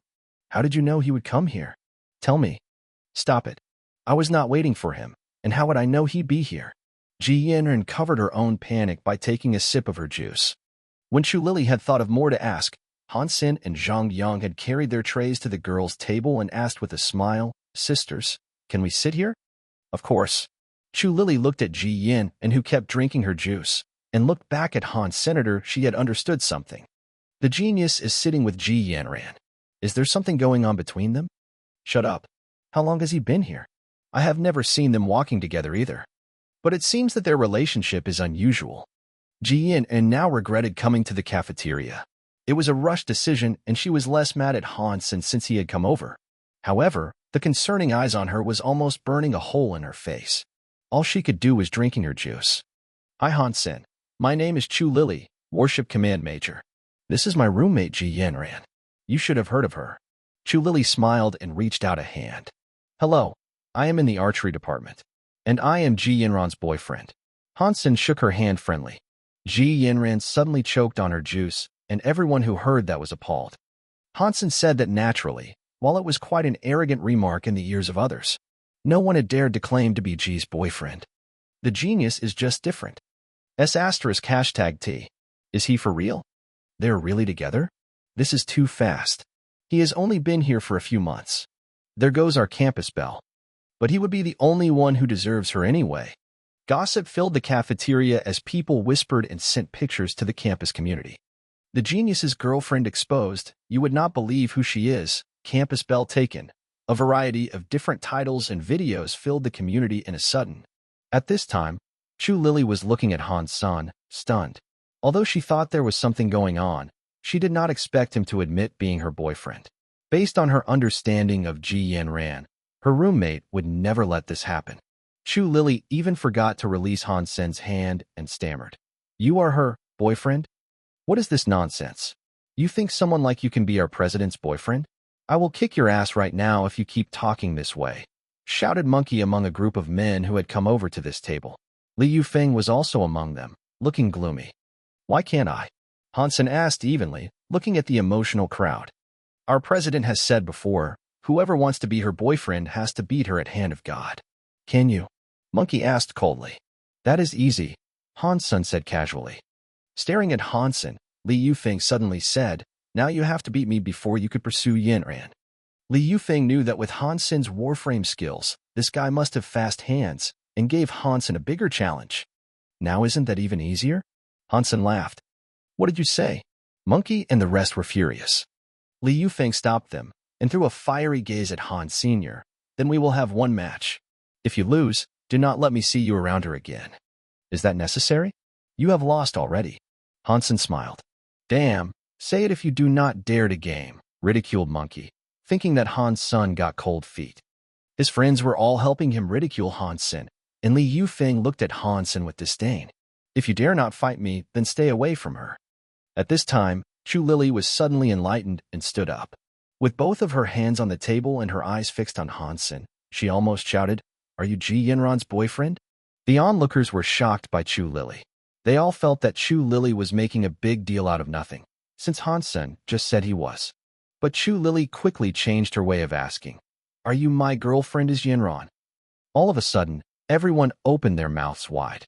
They did not expect that this was the guy who had beaten Li Yufeng by 20 points on the BattleNet.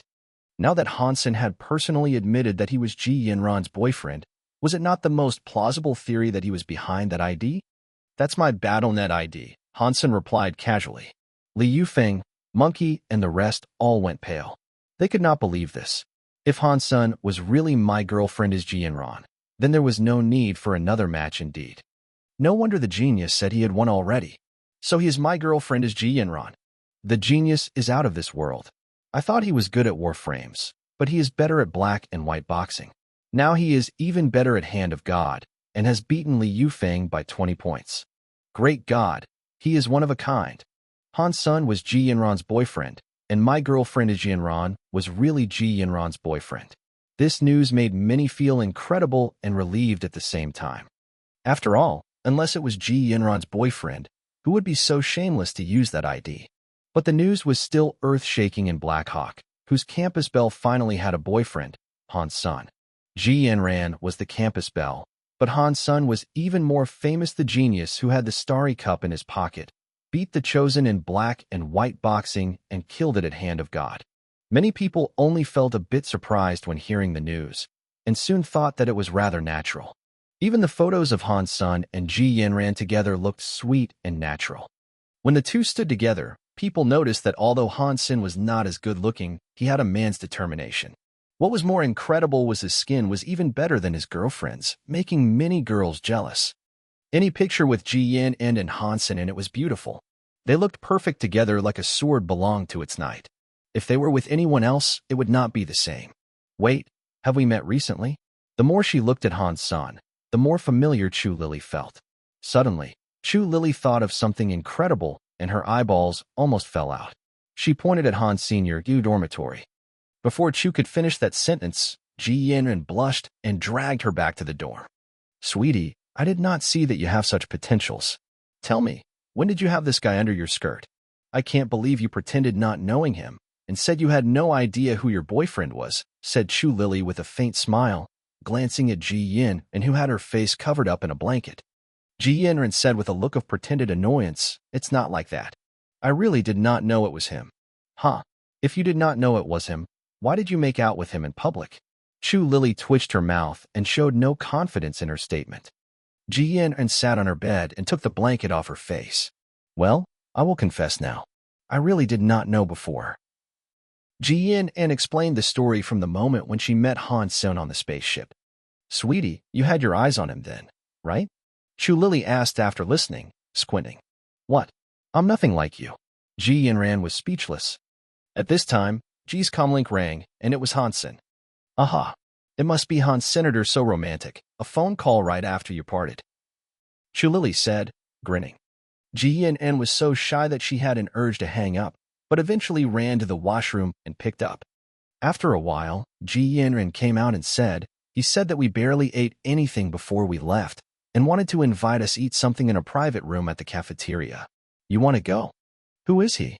Chu Lily gave an ambiguous smile. "Are you going or not?" Ji Yanran pouted prettily in embarrassment. "Of course, I will ask him to spare me one of his friends." Chu Lily twirled away to get dressed. When Ji Yanran and Chu Lily entered the private room, they saw Han Sen and Zhang Yang sitting there chatting. Seeing Ji Yanran and Chu Lily come in, Han Sen quickly pulled a chair next to him and asked Ji Yanran to sit there. Zhang Yang did the same for Chu Lily. "Han Sen, you hid the secret well and had Yanran to yourself so quietly," commented Chu Lily with a faint smile. "I have not had the opportunity yet," replied Han Sen with a smile. Ji Yan turned red and ground her foot into Han Sen's, making him yelp. Chu laughed herself senseless and said, "Han Sen, let me reintroduce myself. My name is Chu Lily, Yanran's best friend." Han Sen, Yanran's only boyfriend. And this is my classmate and roommate Zhang Yang.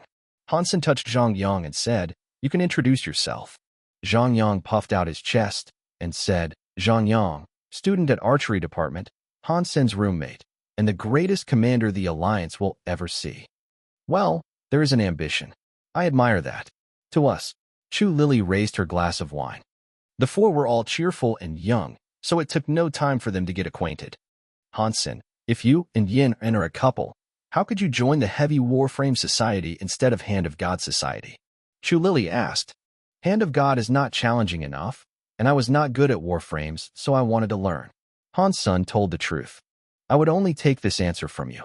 Chu Lily heard Hansen's answer and suddenly laughed. When Hansen was about to say something, his comlink rang. Hansen checked the number and excused himself to answer the call. So mysterious. Is it a girl? After Hansen finished, Chu Lily asked directly. Ji Yanran also wanted to ask, but was too shy to do that. Hearing Chu Lily's question, she stared at Hansen. "No, a friend is looking for me, and I'll go to meet him later," Hansen said. "Such a fussy friend. Just ask him to join us," Chu Lily said. Hansen paused, and Chu Lily continued, "Hansen, are you afraid we are going to see your friend?" Hansen suddenly laughed. "Sister, if you do not mind, we can ask him to come over." "Do it. I can handle 10 friends of yours." Chu Lily was cheerful and carefree. "Then I will ask him." Hansen called his friend and said a few words. Then he smiled and said, "He is close and will be here in a minute." In a minute, they heard a knock on the door. Hansen opened the door and a guy wearing a hat and sunglasses walked in. "Friend, this is a military school. You think you can scare anyone by dressing like this?" Chu Lily commented bitterly. "Lily," Ji Yin pulled her sleeve. The man laughed. "That is true. I wear these because I was afraid of trouble." He took off the hat and sunglasses, revealing a handsome face. Several people inside the room were suddenly dumbfounded, especially the Chu Lily and Zhang Yang. Tang Jinliu. Chu Lily stuttered, not expecting her idol would appear here, and she seemed to have been rather mean to him. "Hi, I am Hansen's friend Tang Jinliu. I hope I did not disturb you," Tang said with a smile. "No, of course not." Chu Lily, who was nagging all the time, suddenly turned into a shy girl. Hansen felt amused and thought, there is always one thing to conquer another. A girl like Chu turned into a kitty cat when seeing Tang Jinliu. Nice. Now she probably won't try to give me a hard time. Hansen introduced everyone, basically just his friends to Tang Jinliu, since everyone knew who Tang was. Zhang Yang shook Tang's hand very excitedly. He had always admired Tang's fierce broadsword skills and saw Tang as his idol and goal, so he was thrilled to meet Tang in person. "Tang Jinliu, I will beat you one day," said Zhang Yang, holding Tang's hand. Tang froze, and Hansen nearly died laughing. He explained, "Tang, these words from Zhang Yang are absolutely without any malice. Among the people whom this guy will beat are the Shura King, Alliance President, and lots of senators." Tang Jinliu suddenly came to understand it. He smiled and said, "Zhang Yang, it would be my honor to be beaten by you." The girls both grinned. "Tang Jinliu, if you were in a black and white boxing match with Hansen, will you win?" Chu Lily asked unexpectedly. 60-40. Tang gave a reluctant laugh and blinked at Hansen. "Sun is so strong that he stands a 40% chance of beating you." Zhang asked surprised. "Ahem, I mean I only stand a 40% chance of winning," Tang said helplessly. The rest looked at Hansen as if he was a stranger. Someone like Tang Jinliu said he only stood a 40% chance of winning when playing against Han Senator. This was so hard for them to imagine. Tang ranked second in the Chosen. After Tang Jinliu left, Hansen resumed his routine and spent most of his time in the Heavy Warframe Society. There remained to be many problems in his operation techniques. He could easily beat anyone on campus, but in the finals of Starry Cup, he might not be able to get the championship. The championship of the finals was very rewarding, and Hansen was quite interested. Soon bad news came from the sponsor of Starry Cup. Hansen and his Silver Killer were disqualified, on the grounds that Hansen had used an ineligible warframe. Blackhawk protested this decision and tried to approach the Starry Group, but the group insisted that Hansen and Silver Killer be disqualified. The reason for Starry Group's adoption of this strong attitude was that their young master Son of Heaven had ordered them to kick Hansen out. It did not matter who had objection. The decision had been made. Han Sen's disqualification aroused a lot of controversy in the Military Academy League. Some cheered the decision, and some said they could not accept it. The biggest controversy was whether or not the Silver Killer should be considered ineligible. Starry Cup had not specified the details of the participating warframes, so what Starry Group called ineligible was just their version. I know that there must be something wrong with the warframe. As a freshman, there is no other explanation for his victory. But how did his warframe violate the rules? Starry Group did not give a reasonable explanation, so it is difficult to convince the public. It violated some rules for sure. I think that Han Sen is the son of some general and thus uses a military warframe. Or else why couldn't we find it on the market? It is a military warframe for sure, which cannot be used in the Alliance. Han Sen has violated the law and should be arrested and interrogated. I thought he was somebody, but he simply cheated with a warframe. If you give me a good military warframe now, I can definitely become the champion of a school division in the contest. This is extremely unfair to the other players. I think it is not enough to cancel his qualification. They should cancel his division championship as well. Indeed, why was such a person made a champion? There were a lot of posts criticizing Han Sen all of a sudden on the Skynet. Needless to say, Son of Heaven was behind that. Many students who did not know the truth were also confused by these voices. After all, it must be true what all men say. But at this time, Han Sen chose to ignore those. Degong had agreed to Han Sen's terms and signed a contract with him. There were many activities that he needed to attend.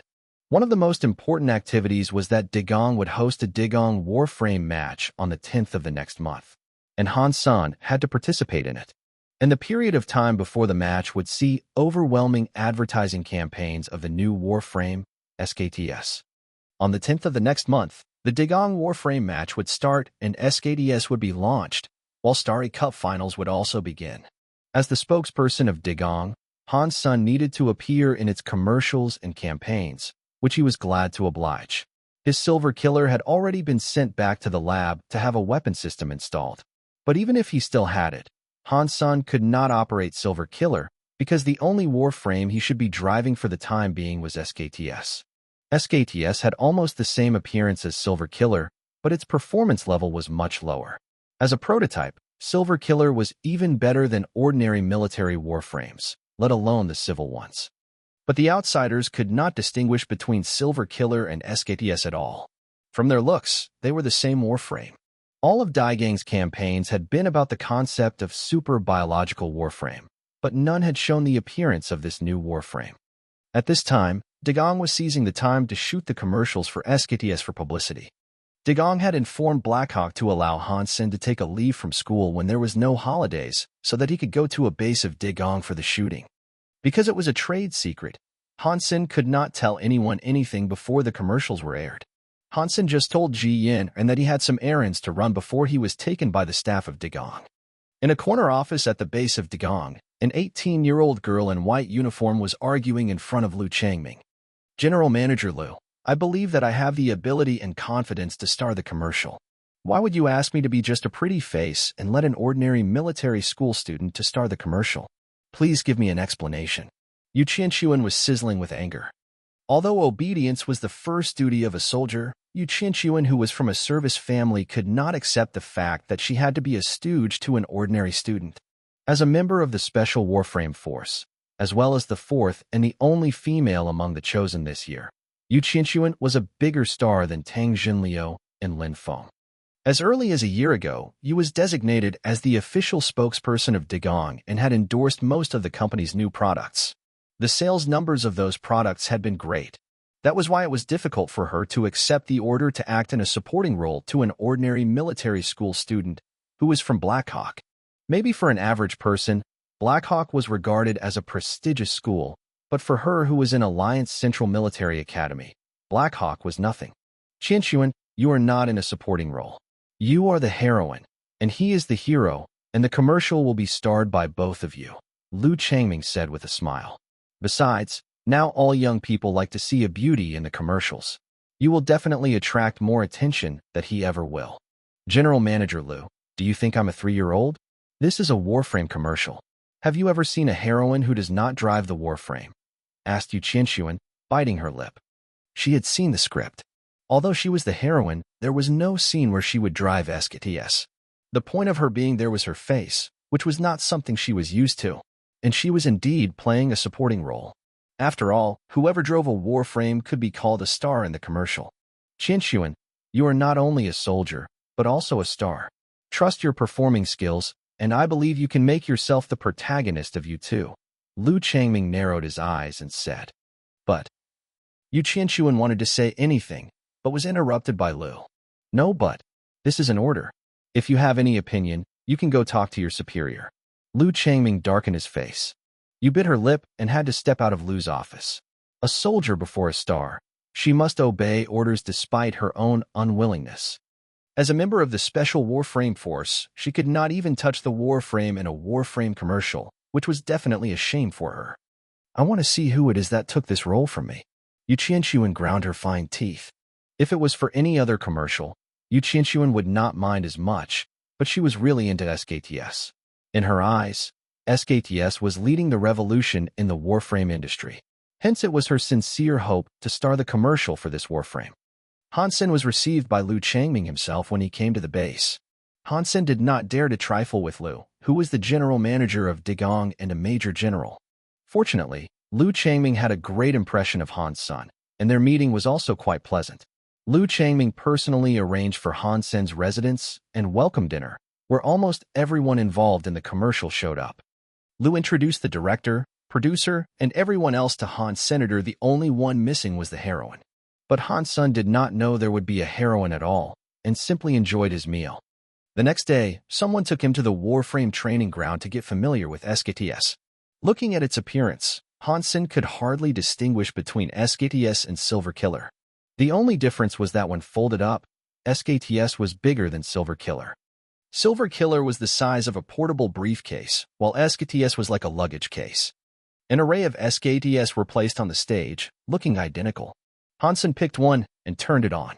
Although it had the same appearance, Hansen felt the difference after he started to drive. In SKTS, the comfort of driver was improved, whereas the performance was significantly reduced. But even SKTS was much better than the King series of Starry Group in both performance and smoothness. Used to using a high-performance warframe, Hansen was driving SKTS in his usual style, which led to small deviations in the warframe's movements. Some acts that Hansen assumed that SKTS would perform easily actually failed due to its lack of horsepower.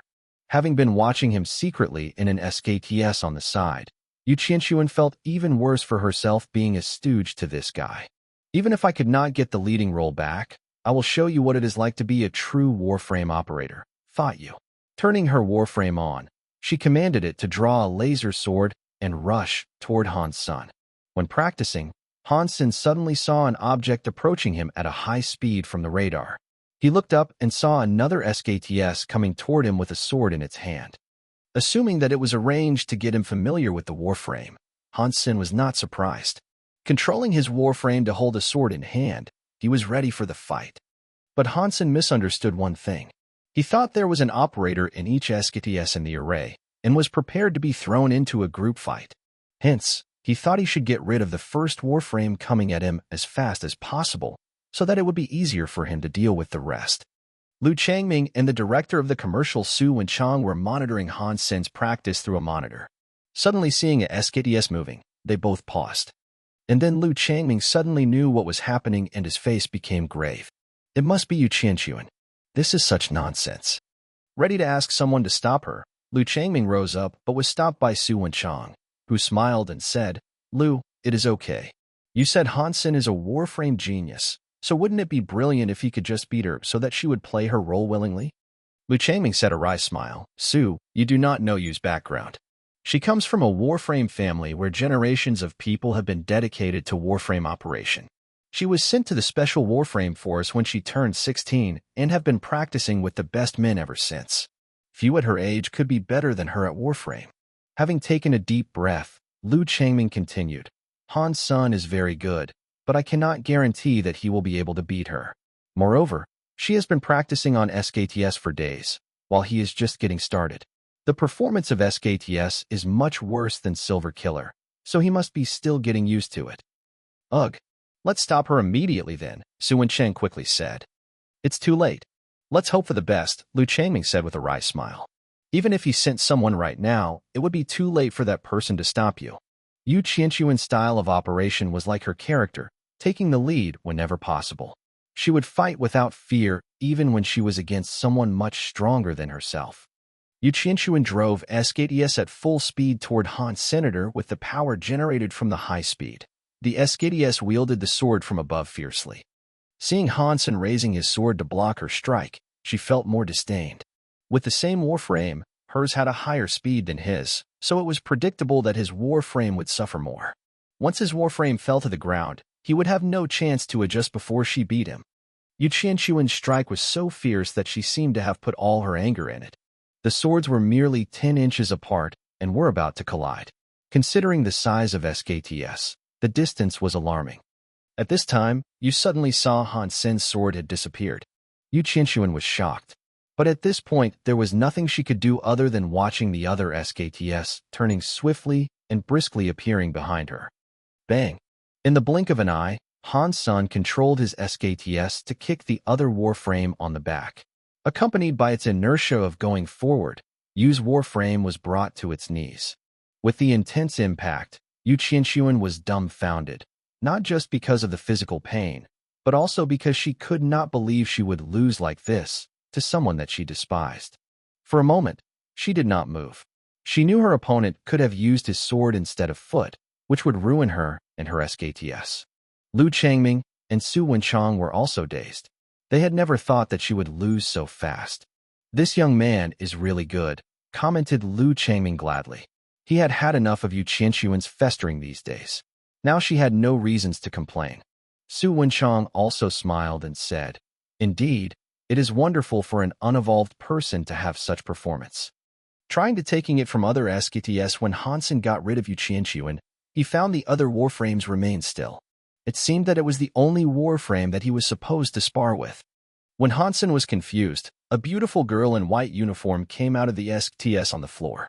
She was breathtaking and even comparable to Ji Yanran, although Ji was sweet, while Yu Qianxuan was valiant. They were both gorgeous in their own style. The real warframes have too much constraint. We should fight again using the holographic simulation machine, Yu said aloud, walking toward Hansen. She was not convinced and thought her loss must be because she had underestimated her opponent.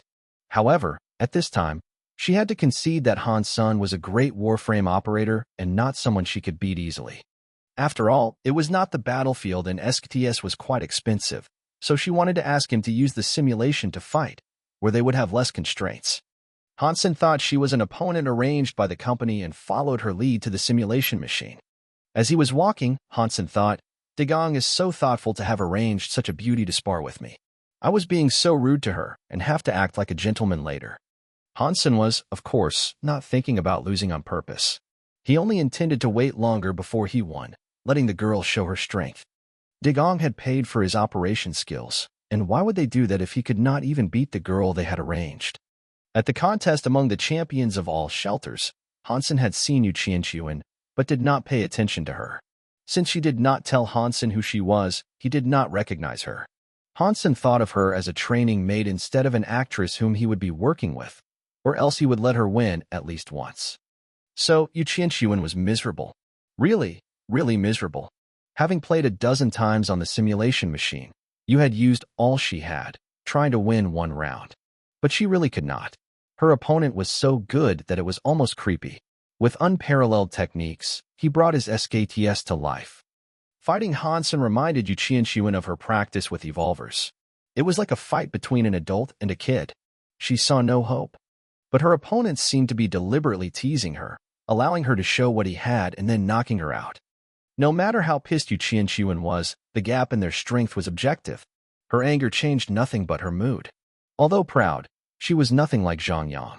After losing a dozen times, Yu Qianxuan quit the fight and walked out of the simulator. Is he really an unevolved student from a military academy? Yu Qianxuan was very skeptical that Hansen was simply an evolver. There was no other explanation for him to be able to achieve this level. But when Hansen came out of the simulator, she saw his face and denied her own guess. Hansen's look was on the tough side, but his skin became very smooth after he had started practicing Jade Skin. Yu Qianxuan could tell at first sight that Hansen was not an evolver, but her peer.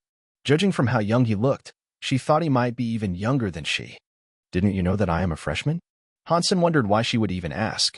Since she was arranged to practice with him, Degong should have briefed her on his portfolio.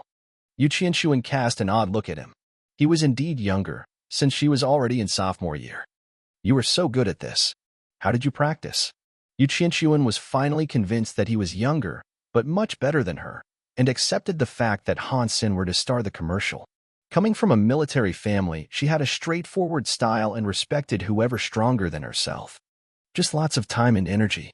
Haven't you heard that saying? Hansen shrugged, feeling slightly proud of himself being praised by such a beauty. What saying? Yu Qianxuan was confused. Success is 99% of talent plus 1% of hard work. Hansen laughed. You hesitated and asked him, you mean that success is 99% of hard work plus 1% of talent, right? Sorry, made a mistake there. Hansen felt a bit embarrassed, thinking that he should go more often to the cultural courses at school so that he could pass the school's semi-annual assessment. Yu Qianxuan looked at Hansen and suddenly felt he meant what he had said. Without any calluses on his hands, he had skin as smooth as tofu and looked nothing like someone who would work hard. 99% of talent plus 1% of hard work? I will keep that in mind. She cast another glance at him. Although she did not believe in geniuses, Hansen seemed to be a living example. Lu Changming and Su Wenchang both watched their simulated fights and were surprised by the outcome. It was hard to find any match for Yu Qianxuan among her peers. However, she lost to Hansen completely, which was absolutely beyond their expectations. It seems that Hansen was better than we have imagined. Great addition to the special squad. When he becomes an evolver in a couple of years, he will be even more extraordinary, Lu Changming pondered and said. Su Wencheng nodded. Qin Xian has great judgment. It was impressive that she was able to pick him out. I have always had faith in the people chosen by the chains. Lu Changming laughed. Hansen later learned that Yu was the heroine instead of his training mate. As cheeky as he was, he felt embarrassed. Fortunately, Yu Qianxuan did not know his thoughts. Because she had been convinced by Hansen's talents, she was very cooperative in the shooting. In fact, even if she was not convinced, as a soldier, she would do her best to follow the order. The only difference was that she would act more naturally this way. During the shooting, Yu Qianxuan would spar with Hansen and ask him questions whenever she had the opportunity. As she got to know him better, she felt even more intimidated by him. Hansen's speed was one of the things that made her feel inferior to. She estimated that she would only be able to do that when she maxed out on her sacred Geno points. Later, she treated him as a superior and even an idol to catch up with. If it weren't for his tender skin, she might even treat him as a teacher. However, she rather enjoyed squeezing Hansen's face for the nice feel, which was actually quite alarming for Hansen. The effect of jade skin had shown, and he was afraid that someone might be able to tell that he was practicing this hypergeno art. The whole process of shooting the commercial lasted a total of 13 days, much less than the original plan. Lu Changming and Su Wenchang were more than satisfied with the result. Hansen too was happy about everything. In addition to working with a beautiful actress, he also ended up having his Silver Killer modified. After the modification, Silver Killer was not only equipped with a weapon system, but also shrunk in size. It was only as big as a 15-inch laptop at this point, and Hansen could take it with him anywhere. Lu Changming told him that it was the best the current technologies could reach and a breakthrough in science had to be made before its size could be further reduced. In accordance with their agreement, Hansen was also given an SKTS, which had a special Degong mark on it, meaning it could enjoy lifelong free maintenance service. Unless this warframe was completely scrapped, anything could be fixed for free in a Degong maintenance station. Of course, if it was located within the range of door-to-door service, that could also be arranged. This type of maintenance service was not commonly seen, and only 2 SKTS had the mark. One belonged to Hansen and the other to Yu Qianxuan. And Hansen's Silver Killer was also stamped with this mark. But when Hansen looked at his own SKTS, he made a small request to Lu Changming. Because of the special properties of a biological warframe, its color could not be changed. An ordinary SKTS was in silver, and even the owner added a coating on the outside. As long as the warframe was turned to its compressed form, the coating would disappear. So, Hansen's request was to ask Lu Changming to add some blue patterns on his SKTS. Hansen had already had his silver killer and was not interested in driving SKTS. With some decoration, it could at least look impressive when he took it out for a spin. Lu Changming agreed, but the color changing was quite difficult and required high-level technology. If the Warframe were to be made entirely blue, it would be easier. However, to add blue patterns required the professors in the laboratory to manually change part of the particle structure. When Xuanhuan found out about Hansen's request and saw the holographic design of the blue and silver Warframe, she requested the same patterns in red to be put on hers. For this reason, Hansen stayed at the base for several more days and did not immediately return to school. In more than half a month, Degong had been pushing its campaign, but none of the consumers had seen the look of the super biological Warframe. A revolutionary creation, a landmark in the Warframe history, all the words Degong was using were viewed as a tail-spinning effort. The competitors also turned the public opinion against Degong and reduced the company into a passive position. Degong did not issue a counterattack, but was quietly waiting for the press conference to be held on September 1st, when they would launch the new super biological Warframe. Finally, on September 1st, Degong held the press conference on time. Different from the press conferences before, this one was hosted by Lu Changming personally. Facing the journalists from all the major press in the Alliance, he said only one sentence: "Please enjoy epic-making creation presented to you by Degong." After that, a holographic commercial started to play and all the audience were placed in a campus in the springtime, with breezes blowing gently. Then, they saw a beautiful girl sitting under a tree next to the playground, reading a book, her silky dark hair slightly fluttering. The scene was so breathtaking that the audience were afraid their breath might disturb her. Sunshine, green grass, and the beautiful girl brought them back to their innocent school days. Xuanhuan, I knew it would be her, all the journalists were thinking. The recent Degong products were all endorsed by Xuanhuan, with great market effect. Therefore, everyone thought Degong would continue to hire her, and it seemed that they were right about it. The scene was followed by a close-up of the book in her hands. In the sun, it felt like the ink could be smelled. However, darkness suddenly fell on the pages and Xuanhuan looked up, frightened.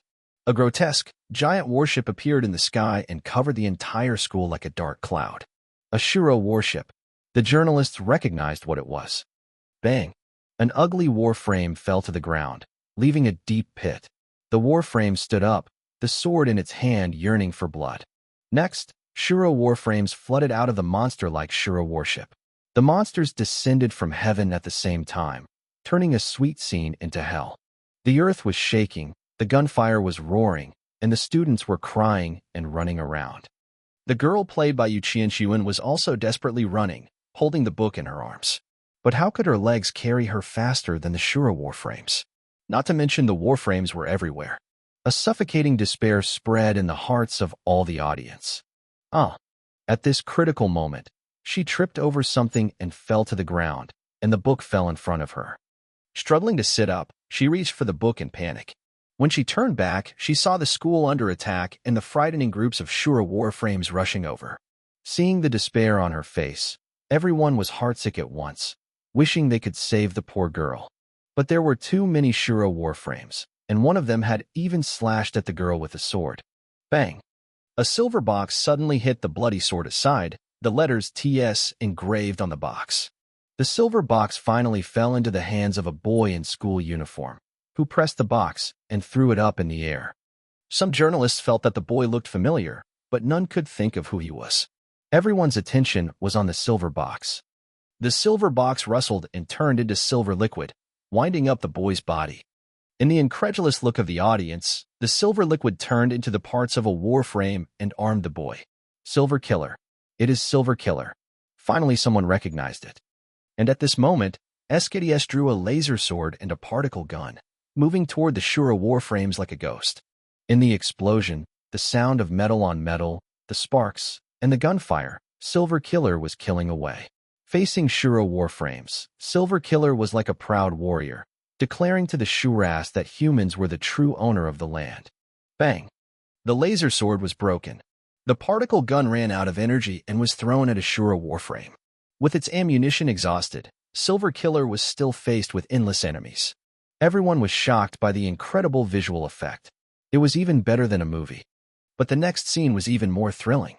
From the bombarded school, the The students rushed out one after another, each holding a silver box engraved TS. When the box was turned on, all of them were covered in silver warframes, which then launched fierce attacks on the Shura army. Warfare between Shura and human was displayed with passionate background music, motivating each audience to join. Boom. The last frame was focused on the first silver warframe, which blew away a Shura that was trying to attack the girl. The lens was zoomed in on the TS engraved on the breastplate of the warframe in the end. A line showed up slowly, with a low male voice reading, SKTS by Digong, September 10th, D Garden. After a moment of silence when all the journalists looked at the screen with a blank look, Lu Changming appeared once again on the stage. The journalists were raising questions like crazy. Mr. Lu, is that a real warframe shown in the commercial? Mr. Lu, can a warframe really be compressed into such a small case? Mr. Lu, has any special effect been used in the video? Mr. Lu, is SKTS the same warframe that appeared on the Starry Cup? Mr. Lu, that boy driving SKTS must be that Blackhawk student disqualified by Starry Group, right? Lu Changming lifted his hands to quiet the room down and said quietly, "See you on September 10th. And then he did not say one extra word before leaving under the escort of security personnel. The whole alliance was in a heated discussion of SKTS, and the commercial had gone viral. *#T. That cannot be real. Must all be special effects. How can it be special effects? It will be sold on the 10th. So Silver Killer was the latest super biological warframe SKTS. No wonder it was not on the market. It had not been launched yet. Starry Group is rubbish to disqualify the student. How is this a warframe for military use? Everything is clear now. Digong deserves the hype. Amazing stuff. If it really works like this, I need one in my life. I had decided to buy 10 when I saw Han Sen at the Starry Cup. Come on. They have said it is a limited edition. It is still in question whether you could snag one, let alone 10. Digong is playing dirty by showing a virtual image as its selling point. A shame on the military business. Exactly, Digong rubbish. Yu Qianxuan is gorgeous. She has changed her style too. Yes, she is so beautiful. I did not expect she could also perform such a role. A true goddess. Han Sen's operation skills are top-notch as ever. Can't wait for September 10th to come. I'm so eager to get my hands on this. On September 10th, Digong will be humiliated by its own lie. How can we produce something like this with our current tech? Haha, I am a Blackhawk student. That is our genius there. The genius is a big shot now, being the new face of Digong. He must have always been their spokesperson. Before the new warframe was rumored to be launched, he had used an SKTS already. SKTS was a total hit. All kinds of experts were analyzing if it was possible to make such a product. Some experts supported Digong, while some snorted, thinking it was merely a stunt. The debate was endless, and before SKTS was officially sold, the result would remain in suspense, which worked in Digang's favor, because either way, SKTS had enjoyed unparalleled popularity. And Digong also released the news about the Digong Warframe match on September 10th, the top 3 of which could each win an SKTS provided by Digong. But the applicants needed to be unevolved to be eligible. Only a few minutes past the announced application time, the application sites on the Skynet were almost out of capacity. The application period was only 2 days, after which a Skynet qualifier would be held, and the top 9 would join Han Sen as finalists to compete in the Digong Warframe match on September 10th. Many commented that Digong was rather stingy by awarding only the top 3 with SKTS so fussy over a warframe. The most expensive warframe for civil use at the time was the King series of Starry Group, which cost no more than $12 million and could be customized as required. SKTS, however, would not allow customization. Every warframe was the same model, not even the color could be changed. A warframe like this would be at most 10 to 20 million. Plenty could afford it. But when they saw the pricing, people were all dumbfounded. It was an absurd 76 million, which could buy 6 or 7 King series warframes and probably broke the record of civil warframes. One could even get 2 or 3 military warframes with that price. Also, only 100,000 units would be sold. It sounded like a bit number, but with so many planets in the Alliance and tens of billions of people on each planet, 100,000 was not a lot at all. The competitors attacked Digong ferociously, and the people were also very dissatisfied with the company's strategy. The negative news of Digong was almost overwhelming. Yet Digong had no comment on any of that, waiting for September 10th to come. More and more applied for Daegong Warframe match. Fortunately, in the beginning there had not been too many applicants and there was a limit of 2 days for application, or else the preliminaries could not be finished before the finals at all. Han Hao, come to see this person. This person looks like Han's son. Han Yume frowned and called Han Hao while watching the Daegong Warframe match. They just look alike. There is no way that's him. This is a star and Han's son does not even deserve to polish his shoes, Han Yume's commented cynically. That's right. How could Hansen star a Daegong commercial? But they do look terribly alike. Han Hao, come here and look at this latest Daegong Warframe. 76 million. So expensive that we could probably afford one if we sold everything, Han Yume said admiringly. Han Hao came out of the room, his face dark. Seeing the commercial, he gritted his teeth and said, that is Han Sr. What? It cannot be. Where did you hear the gossip? Han Yume and her husband were staring at Han Hao. That is no gossip. Check the list of actors and you will see. Han Hao is in a bad mood. He could not believe that Han's son would turn things around so quickly. First, his cousin was admitted to a famous military school, and now he was in the most popular commercial of the entire alliance. Han Yume and her husband were dazed.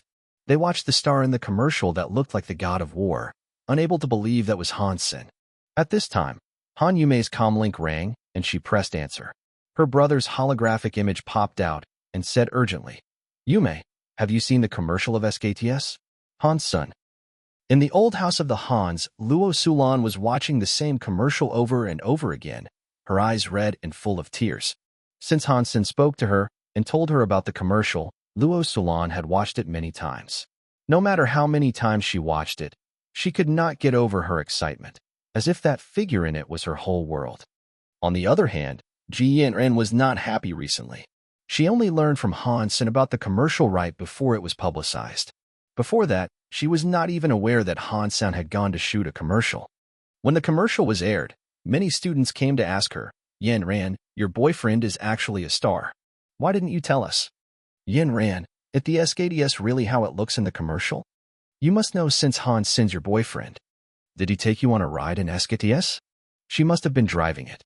Yanran, could you talk it up to the genius and get me an SKTS internally? I am afraid I won't be able to snag one. Ji Yanran was so depressed, since she knew as much as they did. Asshole, I need to show him who the boss is when he's back. Ji Yanran fiercely ground her teeth. But when she continued to watch the commercial and saw the incredibly pretty Yu Qianquan, she suddenly sensed crisis. Han, good job. You are now the spokesperson of Daegong, Zhang Danfeng said to Hansen over the phone excitedly. Haha, do you want an SKTS? Han's son asked with a smile. Yes, but unfortunately it costs more than 70 million, and even if you could get some discount for me, I still would not be able to afford one. Zhang Danfeng laughed. Hang on, I could get you one in a few days. Han's son was someone who remembered others' kindness. Since her family went downhill, Zhang Danfeng and his father helped them a lot. Otherwise it would have been even harder on Luo Sulan. And a while back, Zhang Danfeng gave him a $2 million broadsword and Hansen took it. Although he never used it, he remembered. 2 million was not much for Hansen now, but it was quite a lot for both of them back then. Even if Zhang could not use it himself, he could have used it to exchange for the meat of creatures, which he did not, but gave the weapon to Hansen. That's not right. Zhang Danfeng was slightly surprised. Although Hansen had endorsed the Warframe, there was no way Daegong would give these Warframes away. That's nothing. I have 2 now, and we'll get you one in a few days. We could hang out together in them and get the swag. Hansen laughed. I appreciate it, but I am not interested in driving Warframes. If you see some nice broadsword skills, remember to teach me, replied Zhang Danfeng. Okay then, said Hansen. Hansen returned to school on September 6th. The remodeling of SKTS took longer than he had thought. He could only stay at school for 1 day before going back to D Garden for the Daegong Warframe match. He could get another SKTS if he was among the top 3. Unfortunately, this one would not come with a free lifetime maintenance service. Ji Yanran was on the battle.net playing Hand of God when she saw a reminder saying my girlfriend is Ji Yanran was online. You finally showed up. Ji Yanran would like to invite Han's son to her virtual room, but thought it would make her look bad. Hesitant if she should ignore him, she saw an invite from him. Ji Yanran subconsciously clicked yes, and immediately entered a room Hansen set up. Sister, playing Hand of God so late at night? Hansen sent a voice message. Yes, I do not have a commercial to star or any pretty girl to perform with. What else could I be doing? Ji Yanran said sourly. Hansen quickly said, do not mention it. I had thought that an actress would be pretty, but was so disappointed when I saw her in person. She does not have 1/10 of your beauty.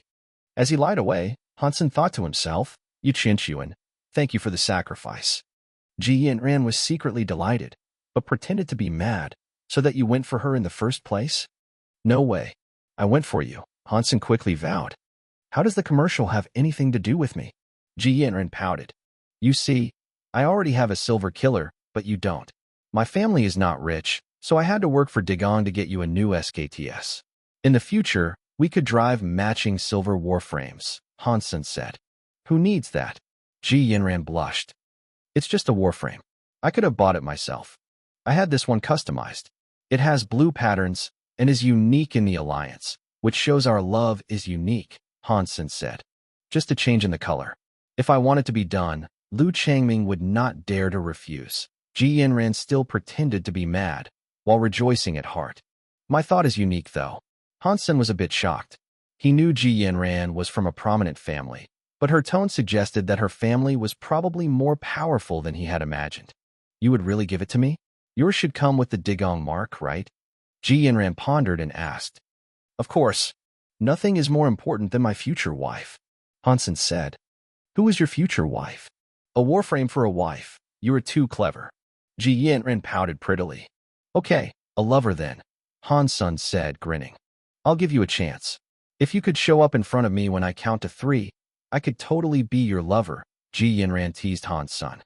That is not fair. You know I'm not on campus, cried Hansen. Anyway, I gave you the opportunity. It's not my fault you can't make it. Ji Yanran knew Hansen would participate in the Digong warframe match and must not be at school. 1. Ji Yanran counted with delight. No. Hansen whimpered. 2. You have to seize the time. Ji Yanran laughed. Can you count down in a few days? Hansen begged. No. I cannot wait to want to be your mistress. I've showered and been waiting for you to come. How can I stop now? Okay, 2.5. Hurry. Ji Yanran continued to tease him. Sweet sister, wait for me a bit longer. Hansen continued to plead. I have been so horny.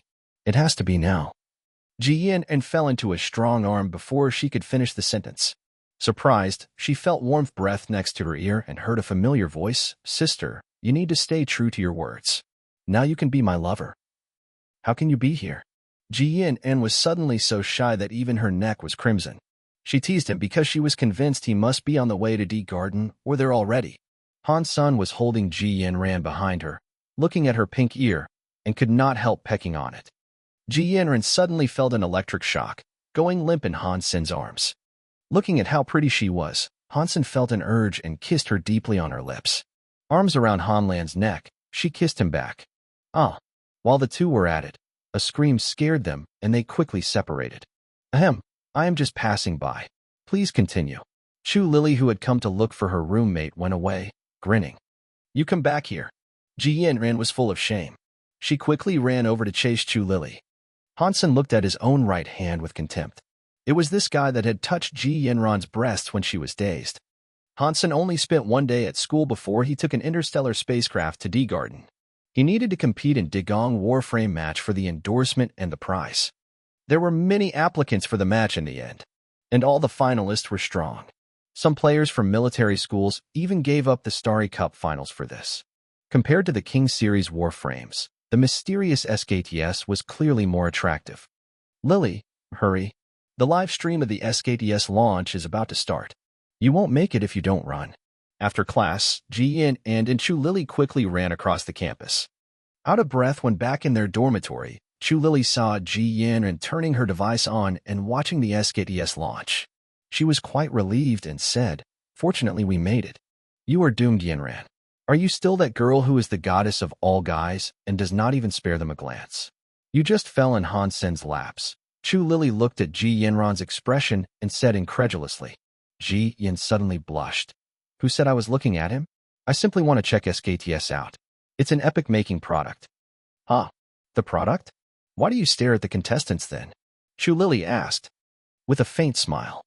Ji Yanran continued to quibble. That is because he promised me his prize. Otherwise, I will never look at him. Stop it. I know all about your family's Warframe collection. You have even the historic Warframe from the Battle of Planet Blackdeer. You expect me to believe you care about this Warframe? Chu Lily twisted her lips. So what? I enjoy watching my boyfriend. Ji Yanran did not even care at this point. Doomed. You are so doomed. Chu Lily was surprised to see Ji Yanran like this, changing from a goddess to an ordinary girl. At the launch, a large number of media and consumers were waiting for the release of SKTS. It was even more crowded than Liu Changming had imagined. Although there were a lot of bad comments on the Skynet, many were simply attracted by this controversial Warframe. When Liu Changming walked up to the podium, the major media were desperately taking pictures. Reporters that wanted to ask questions were all stopped by the guards. I will not say anything, but ask you to enjoy Daigang's recent masterpiece. The gate was lifted after Liu Changming finished the sentence. Boxes with TS engraved on them were neatly arranged on the shelf in a huge warehouse. It looks the same as in the commercial. It sure does. It's just the look. Its performance cannot be compared with the ones in the commercial, right? The media and those who wanted to buy SKTS were staring at the rows of silver boxes.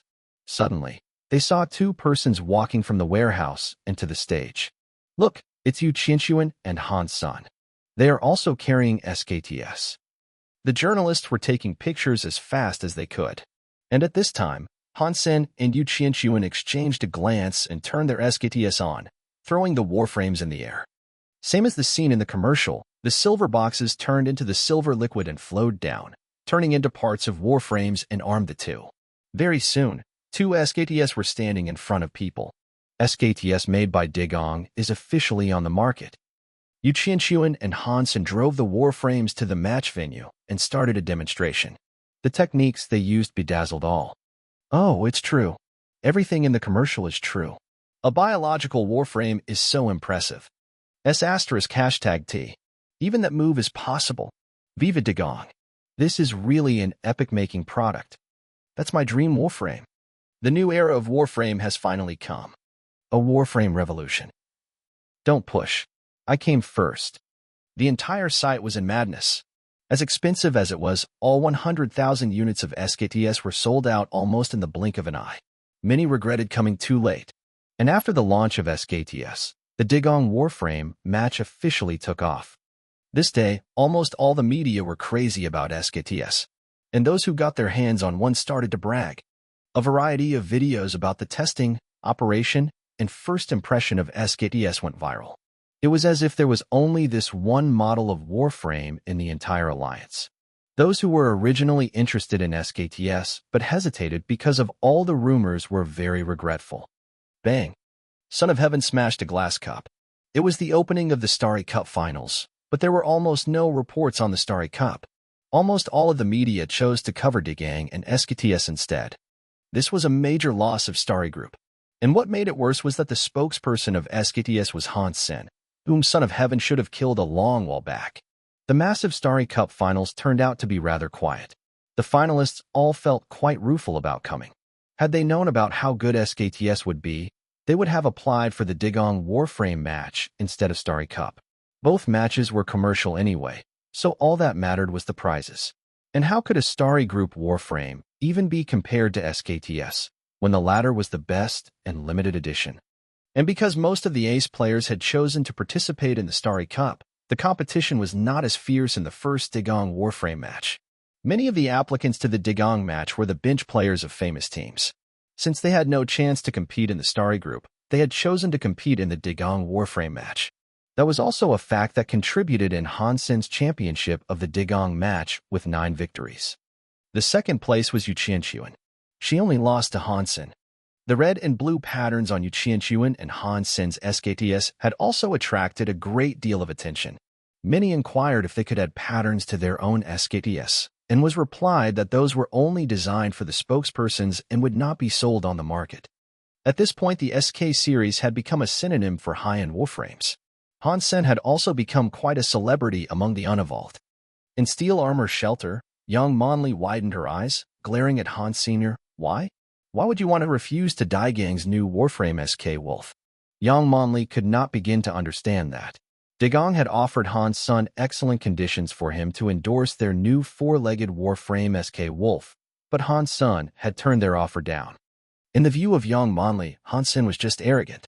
He thought he had become a big star after shooting a commercial. Why did you turn it down? Qin Xin looked at Han Sun and calmly asked. Endorsement could bring me a lot of wealth and popularity. Han Sun paused and then continued. But my goal is not to become a big star, and this endorsement takes up too much of my time. I do not have time to be wasted on these things. SKTS was quite enough for now. Please explain on my behalf and turn down Daigang's offer. I believe you would not want to see me failing the semi-annual assessment either. Qin Xin smiled and said, since you have decided, I will reply Daegong, and you can focus on other things. Thank you, Captain. Han Sun was glad that he was working for Qin Xin, who was an admirable boss in every aspect. After Han Sun left, young Manli was very puzzled. She looked at Qin Xin and said, Captain, why did you agree to let him turn down the endorsement? It would do him and the special squad good. Qin Xin grinned. An endorsement does not mean much. He has done quite enough. And he was right that the special squad does not need an expelled student. Do you really believe what he said? Young Manli widened her eyes. He was exaggerating, but was right about one thing. If his own strength cannot keep up with his fame, then everything is just void. He really should not waste too much time on vanity. Qin Xin paused and said, draft a document to turn down Daigang's endorsement request, please. Han Sun was taking Wang Mingming to Devil Desert. In order to get the S-Class license as soon as possible, Han Sun spared no effort to make Wang Mingming max out on all types of Geno points other than the sacred ones.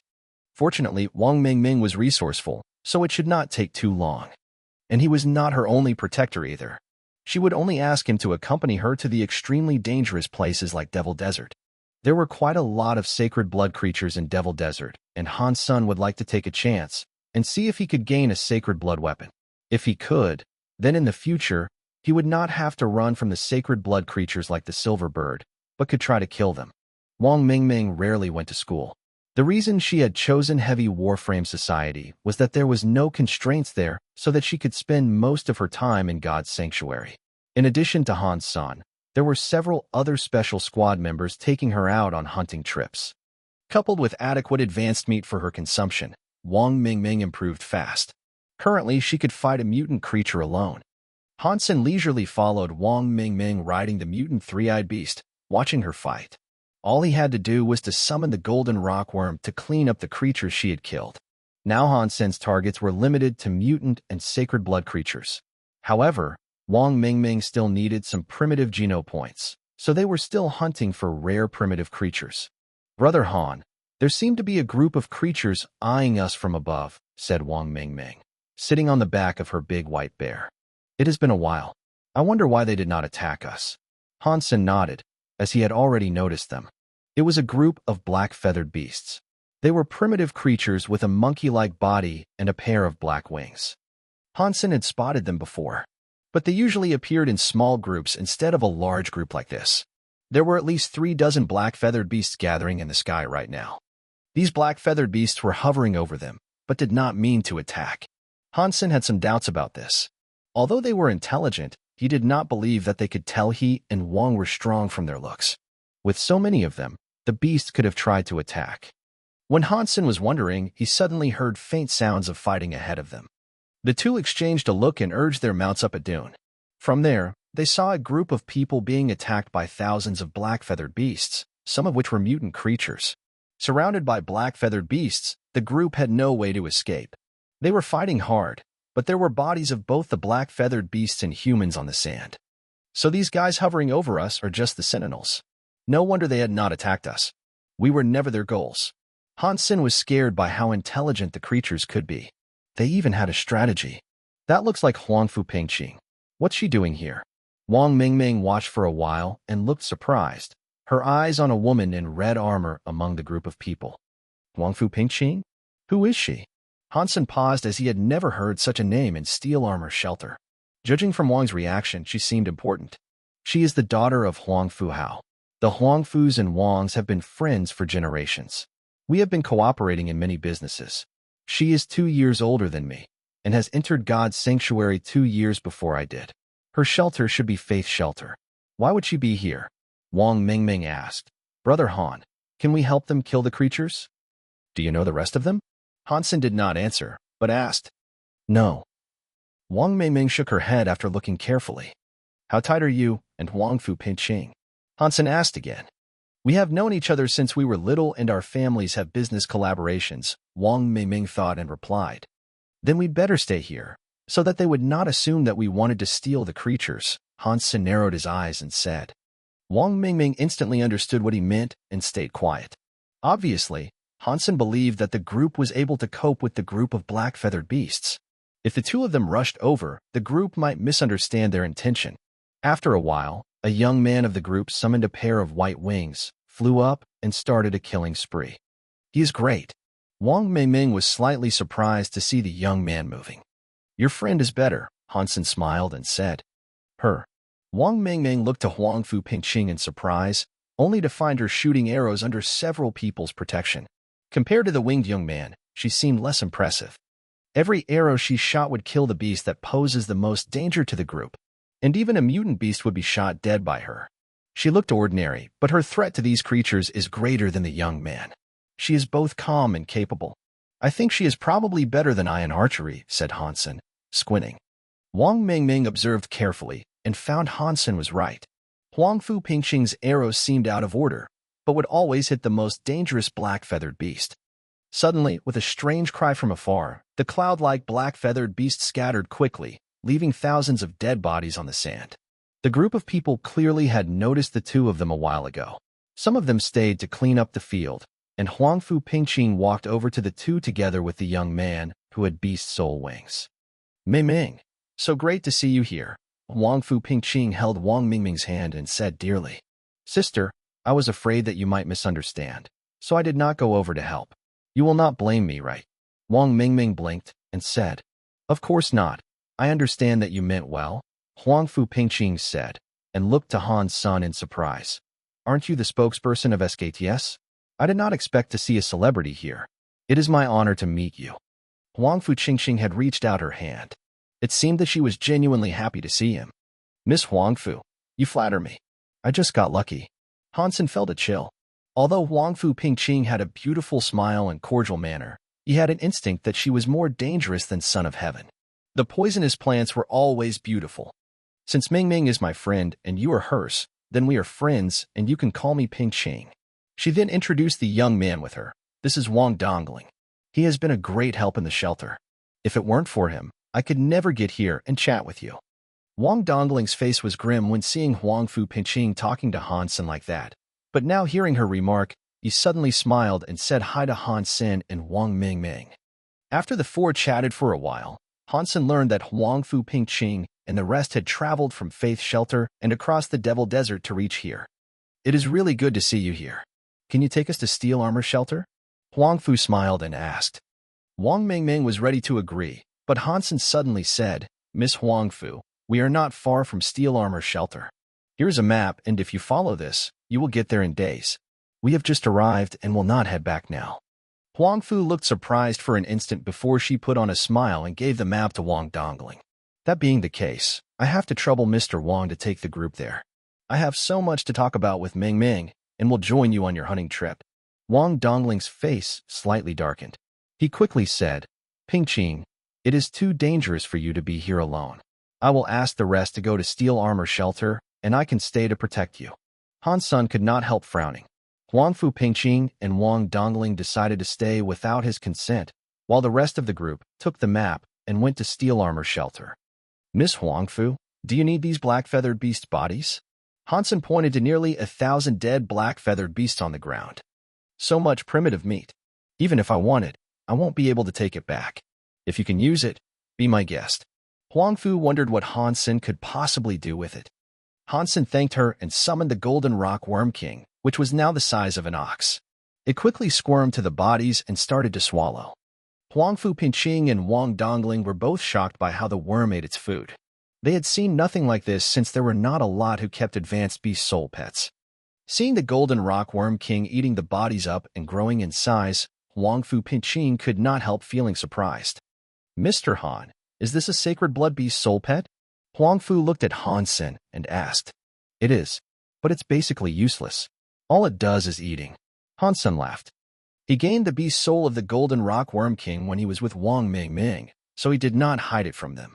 Plus, everyone knew it was hard to make a beast soul pet transform, let alone a sacred blood one. Han Sen was trying to seize every one opportunity for him to feed the worm king. You are full of surprises. It's so impressive that you have a scared blood pet. I've always wanted one. If you could sell it to me, I promise that I will pay handsomely, Wang Fu said unexpectedly. Before Han Sen answered, Wang Dongling could not help saying, Pinching, what do you need a beast soul like this for? It is almost impossible to make a sacred blood beast soul transform. Without a lot of sacred blood meat, that could never be done. Han Sen chuckled inwardly and thought, this guy is so dumb. That was just a probe. She does not really want to buy the Worm King. Huang Fu heard Wang Dongling and said with a smile, I just really like it. Would Mr. Han be willing to sell? Han Sen smiled faintly and said, Miss Huang Fu, if you like it, of course I could sell. But I have spent quite some energy to feed the Golden Rock Worm King, and the price would be high. I suggest that we barter. I could trade this sacred blood beast soul with another. What do you think? Huang Fu pondered and said, I also need sacred blood beast souls. Do you accept cash? I am willing to buy it with 100 million. Han Sen slightly shook his head. I am sorry for Miss Huang Fu. I am not short of money, and would only consider another sacred blood beast soul. It is really a pity. Huang Fu seemed to feel genuinely sorry. The conversation had ended. Huang Fu never wanted to buy the beast soul pet, but her probe did not get her what she wanted to know. But Han Sen did make her feel alarming. She had an intriguing smile on when seeing him. Because Huang Fu Pingqing and Wang Dongling had joined them, Han Sen did not need to do much. He simply protected Wang Mingming to hunt and did not fight himself. Wang Dongling, on the other hand, had been very eager to show off in front of Huang Fu. He was constantly killing creatures, making Wang Mingming quite unhappy. Wang Mingming planned to practice her skills in Devil Desert. It was rare that she saw two mutant creatures, which were both killed by Wang Dongling to kill. Fortunately, those two mutant creatures were both too large for anyone to eat, so they fell into the stomach of the Worm King in the end. Mr. Han's Wolframe skills are the best among the unevolved. I wonder which aspect are you good at when it comes to martial arts? Huang Fu Pingqing wanted to see how well Han Sen could fight when they saw the mutant creatures, but Wang Dongling was quite eager to show off and her plan failed. There is nothing in particular that I am good, Han Sen casually replied, wondering if he should end the trip early. With these two following, he could not achieve anything. With his skills in Warframe, Mr. Han must have spent all his time on that. Wang Dongling cut in. Han Sen almost laughed out loud. Wang Dongling was definitely the worst teammate ever. He did not understand the minds of Huang Fu at all and was playing cover for Han Sen. Huang Fu frowned. As astute as her, she was impatient about Wang Dongling, who had disrupted her probe for Han Sen. Wang Mingming also felt amused. Seeing it getting awkward, she said, Brother Han is in the archery department, so he is good at archery, but definitely not as good as Pingqing. Han Sen being an archery student was reported by various media, and Wang Mingming felt it was okay to share that. So Mr. Han, you are in the archery department. We shall have a little competition later. Huang Fu did not pay any special attention to Han Sen before and only learned his name via the Digong commercial. Knowing he was an archery student, she was quite delighted. I think we should forget it. My archery skills are quite ordinary. Han Sen was tired to cope with Huang Fu. As pretty as she was, this woman was too cunning. Han Sen did not like women like her. Pingqing, do not embarrass him. He must have spent all his time on warframes instead of archery. If you want to compete, I can join you. I have practiced archery for a long time, Wang Dongling said with a smile. Han Sen and Wang Mingming exchanged a glance, and both of them twitched the corners of their mouths. This guy was so dumb that he was almost cute. Huang Fu was about to burst with rage. She thought, Wang Dongling, you must be a pig. Han Sen is obviously Wang Mingming's protector.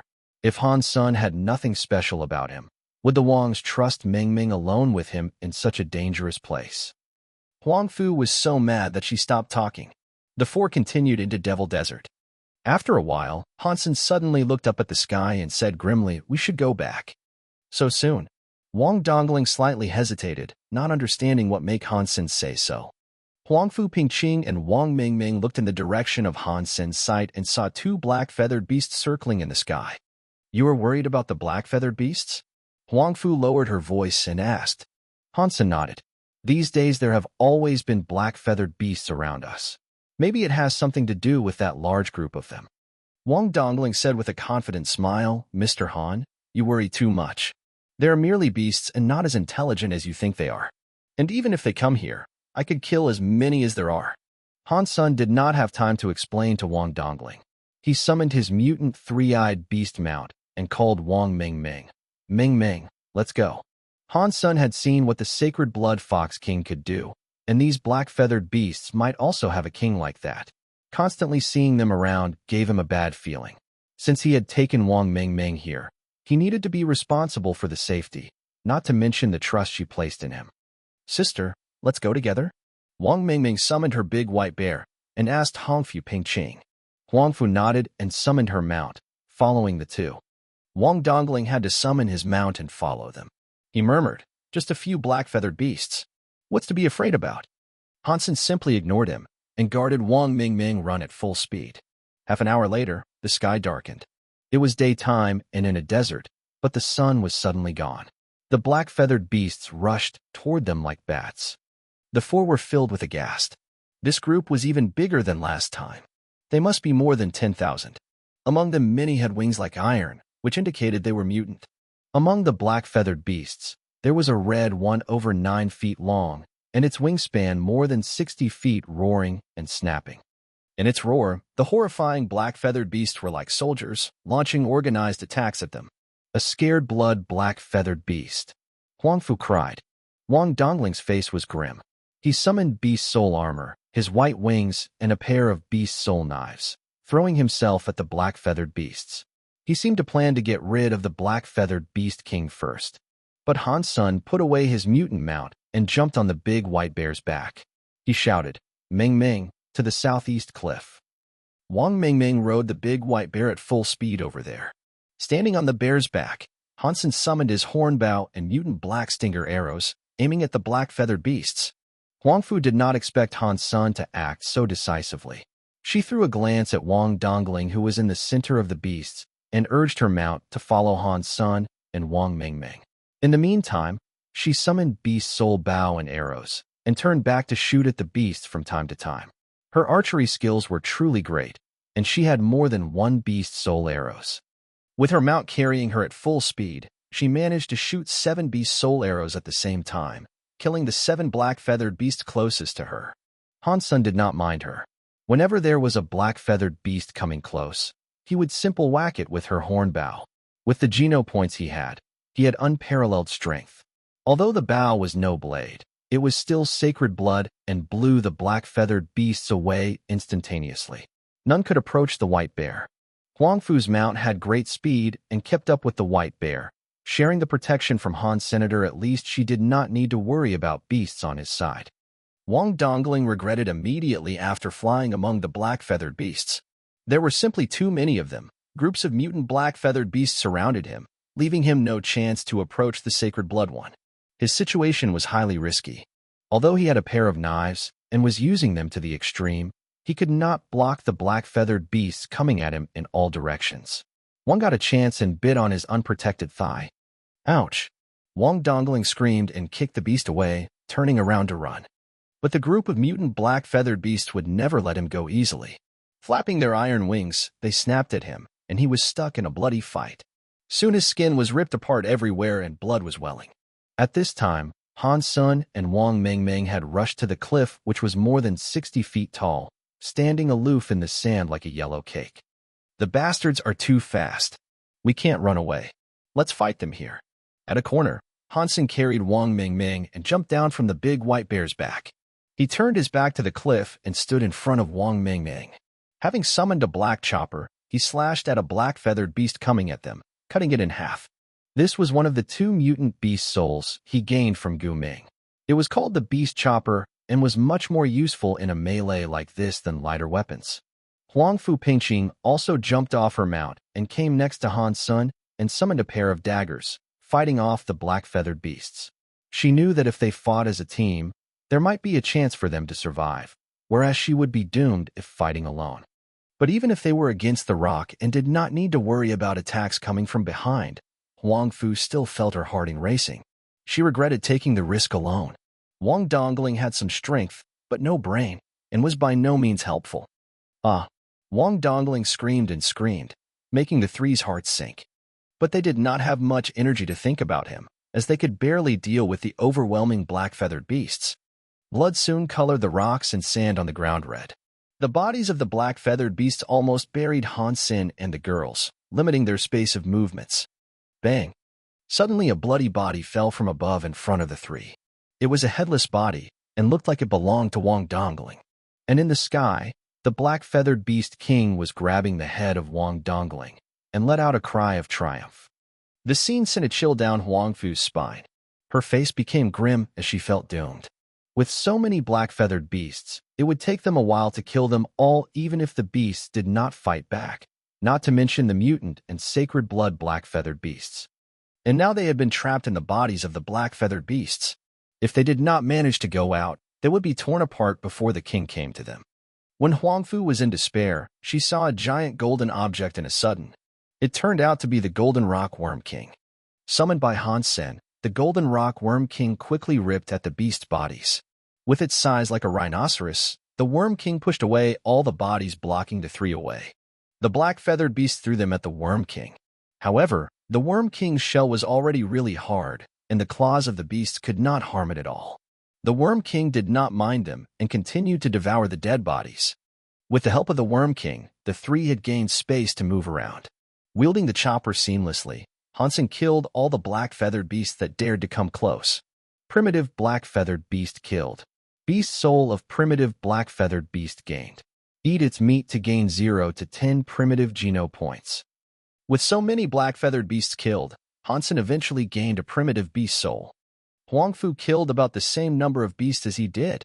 Dancing with her daggers and using different martial arts, she caused the great damage to the beasts, making Han Sen quite surprised. But the black-feathered beasts were so great in numbers that they could never kill them all. Han Sen frowned and knew this would not work. The sacred blood black-feathered beast king was determined to kill them. Last time they scattered because Huang Fu had lots of men with her, and now there were only a few humans, so they had come back. The beast king did not care about its own kind. Han Sen knew their strength could not last them very long. Miming, stay here and I will lead the beasts away. After I have finished, run back and leave the desert, Han Sen said. Huang Fu felt that he must be lying. The only reason Wang Mingming was safe was his protection. Once he was gone, how could she fight all these black-feathered beasts? And with so many black-feathered beasts here, how many could he let away? Even if he could get half to chase him, Wang Mingming still needed to deal with the rest. In Huang Fu's view, Han Sen was simply making an excuse for leaving Wang Mingming and escaping on his own.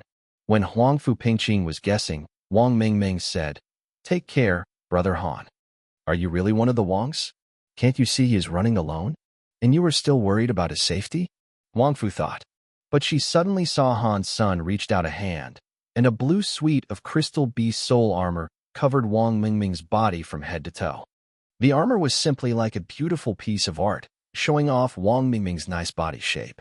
She suddenly looked like a goddess of war from heaven. At the same time, Han Sen summoned his hornbow and black stinger arrow and shot the arrow at the beast king. The hornbows attached great strength to the arrow, which buzzed as it flew across. And Han Sen had tied a thread at the arrow's nock at some point. With the other end of the thread in his hand, he was carried by the arrow and went close to the beast king. Holding the thread in one hand, a sharp green dagger in the other, Han Sen slayed every black-feathered beast that dared to approach him. This dagger was the other beast's soul that he gained from Gu Ming. The chopper was too heavy and big, which would weigh him down as he rushed to the beast king. That was why he had used the dagger instead. Watching Han's son using an arrow to approach the sacred blood beast king, Huang Fu was dazed. Originally, she had thought Han's son was about to leave Wang Mingming alone and escape. So, she had made up her mind that as long as Han's son moved, she would follow him to make her way out. But in fact, Han Sen was trying to approach the beast king flying in the sky like this. She had not expected this to happen. What was the use of doing this? He could not even fly, so how could he cause the sacred blood beast king any harm? Once the arrow slowed down, he would be shredded into pieces by the numerous beasts. Stupid. He is more stupid than Wang Dongling, Huang Fu thought. Glancing at Wang Mingming, Huang Fu found that with the armor, The black-feathered beasts could not even leave any mark on it, let alone hurt the girl. Sacred Blood Beast Soul Armor. Xuanhu was shocked and her expression became complicated. With such armor and his strength, he could have easily go out himself. However, he had chosen to risk his life and leave the armor to Wang Mengmeng to protect her. This man is either mad or arrogant. Xuanhu looked up and saw Hansen in the sky. The arrow had lost the momentum because of his weight and the obstruction from the black-feathered beasts. Hansen did not make it to the Sacred Blood Beast King, and mutant black-feathered beasts started to throw themselves at him. He had lost all means of defense in the air. But at this time, Xuanhu suddenly saw a red shadow. Suddenly Hansen was covered in red armor and his short and black hair had become long and blonde. With a ruby crown on his head, he was glistening in the sun. Once he had shape-shifted into a fairy queen, Hansen felt the world had slowed down. All the mutant black-feathered beasts seemed to act in slow motion. Seeing the first mutant beast approaching, Hansen held his hands down on it and jumped over its head, his dagger cutting its throat. Mutant black-feathered beast killed. Beast soul of mutant black-feathered beast gained. Eat its meat to gain 0 to 10 primitive geno points. Hansen was not moved at all by the voice. Without a pause, he stepped on a mutant beast and sent it down to the ground. With this step, Hansen instantly reached another mutant beast. Beheading it with his dagger, he turned to push another beast to jump up and dodge the blow from 2 other beasts. Xuanhu was shocked by Hansen's ghostly move in the air. His smooth movements and killing made it hard to believe that he was human. At least Xuanhu had never seen anyone who could accomplish this in First God's Sanctuary. I have never heard of such a person in Steel Armor Shelter. Xuanhu thought Hansen must be one of the chosen, but he was not even in the final rounds. But then she thought that although Hansen was impressive, it was Dollar who represented Steel Armor Shelter this year. This way, it was understandable that Hansen never became the champion of his shelter. In the middle of her thoughts, Xuanhu suddenly saw Hansen jumped from the back of a mutant beast and summoned his horned bow, shooting an arrow, and followed it to throw himself at the Sacred Blood Beast King that was commanding the beast's attacks. This time Hansen was really close to it. The Beast King screeched and simply flew higher, flapping its giant red wings, making Hansen miss. Hansen stayed calm and shook the thread in his hand. Once again he drew the string and shot the arrow which carried him to the Beast King. Now he was even closer. He slashed at the Beast King's throat with the dagger. Seeing it was too late to fly away, the Beast King roared and grabbed the dagger with its red paw, blocking it from moving further. And its other paw clawed at Hansen's face like a red lightning bolt. Hansen let go of the dagger and grabbed its arm with both hands. Like a snake, he coiled around the Beast King's body using Ghost Haunt. With a twist, he broke one of its fingers. Roar! Screamed the Sacred Blood Black-Feathered Beast King, flapping its wings and rolling around, wanting to get Hansen off its back. No matter how it rolled, Hansen stuck to its back and could not be touched. Hearing the screams of the Beast King, the black-feathered beast returned to save it. Suddenly, all beasts surrounding Wang Mengmeng and Xuanhu Pengqing went to save their king and rushed to Hansen. "Sister, let's go," called Wang Mengmeng on the back of her big white bear, disappearing in the direction of the desert's border. "You won't wait for him." Xuanhu looked at Wang Mengmeng, feeling odd. Hansen went there to save Wang, and she would just leave. Wang Mengmeng said calmly, "Others might not be able to do this, but Brother Han is. I would only become a burden to him if I were to stay. When I get somewhere safe, he will come to me." Xuanhu paused. Although Hansen was indeed very strong, Wang Mengmeng's trust seemed a bit too much. It was a group of beasts with a Sacred Blood King. Xuanhu did not believe Hansen could easily make it back. "Sister, we should go," Wang Mengmeng said, and urged her white bear to accelerate. Glancing at the beasts in the sky rolling like clouds, Xuanhu followed Wang Mengmeng with complex feelings. Seeing the girls had left, Hansen was relieved. He shifted back to himself and put on the black beetle armor. Still on the Sacred Blood Beast King's back, he repeatedly punched at the back of its head. The Sacred Blood Beast King was quite tough. With the geno points Hansen had at this point, his strength was considerable. However, the Beast King was only bruised after taking a dozen punches from him. Screeching in pain, it buried itself in a dune below. Hansen thought, has it lost its mind? Holding the Beast King with his arms, Hansen planned to take its life when it was in the sand. However, the place where they landed was full of shifting sand. Both the Beast King and Han Sun fell in deep. Under the protection of the sacred blood armor, Han Sun did not suffer from too much impact. Thump! Han Sun and the sacred blood Beast King fell on the rocks. Bearing the pain, Han Sun looked up and was surprised to find them in a huge underground cave. Han Sun could not tell how large the cave was. Stalactites were so tall that they were like skyscrapers. Many unknown vines were wrapped on the rocks, and there was an underground river. And on the surrounding rocks and vines, blue lights that looked like stars were everywhere. They lit up the dark cave, and with Han Sun's good vision, he could see everything clearly. The sacred blood black-feathered Beast King tried to wiggle free, but was pinned back down by Han Senator growling. It did not struggle again. As Han Sun was wondering why it had stopped, he saw the lights were disturbed by the Beast King's growl and started to fly toward Han Sun and the Beast King. What is that? Han Sun was shocked. After taking a closer look at them, he noticed that the lights were each a blue butterfly the size of his palm. Their blue wings were glistening, and soon the blue butterflies had reached them. Only then did Han Sun know that the Beast King was not here by accident. It was trying to use these butterflies to get rid of Han Sun. Han Sun became vigilant and slashed at a butterfly before it could fall on him. Primitive creature ghost butterfly killed. No beast soul gained. Meat inedible. As Han Sun was puzzled, he suddenly saw that dead ghost butterfly burst into blue flames. Han Sun rolled to the other side of the Beast King, and the flames fell on the Beast King. It suddenly cried in pain, its fur burning. Flocks of ghost butterflies rushed over, hitting Han Sun and the Beast King one after another. Once they were in collision, they would immediately burst into blue flames. There were simply too many ghost butterflies, and neither of them could manage to avoid them. The Beast King growled from time to time from pain. Although Han Sun's sacred blood armor could protect him from burning, it could do nothing about the heat, and Han Sun was burned inside. Han Sun cursed the Beast King inwardly, but at this point, he was in no mood to deal with it. Han Sun threw himself in the underground river, since otherwise he would become barbecued. As Han Sun jumped into the underground river, the Beast King followed him and jumped. It was very swift considering its size. With its wings folded, it swam downstream quickly. Han Sun gritted his teeth and followed up. There were so many ghost butterflies, many of which were mutant creatures, generating great heat. But the Beast King was so fast that it almost disappeared from his sight. Han Sun would not like to see that and shot an arrow at it underwater. The arrow could not travel too far underwater. Fortunately, Han Sun was not too far from the Beast King. The black stinger arrow hit its wing, and the thread attached to the arrow was entangled with its feathers. When the Beast King moved forward, Han Sun was carried to go as well. It was faster than a fish, pulling Han Sun forward. Is it an amphibian? Having followed the creature in the water for a while, Han Sun could no longer hold his breath. He had not evolved to the stage where he could breathe underwater, whereas the Beast King seemed to be able to do that. Otherwise, it would have been out of breath by this time. Han Sun gritted his teeth and summoned the black stinger arrow back, leaving the Beast King alone, and stuck his head out of the water to breathe. He looked around and found himself in the cave still.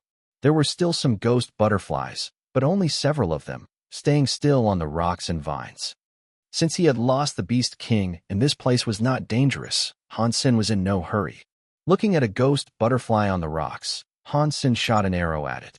With a pop, the butterfly turned into flames. Primitive creature ghost butterfly killed. Beast soul of primitive ghost butterfly gained. Meat inedible. Han Sun was thrilled.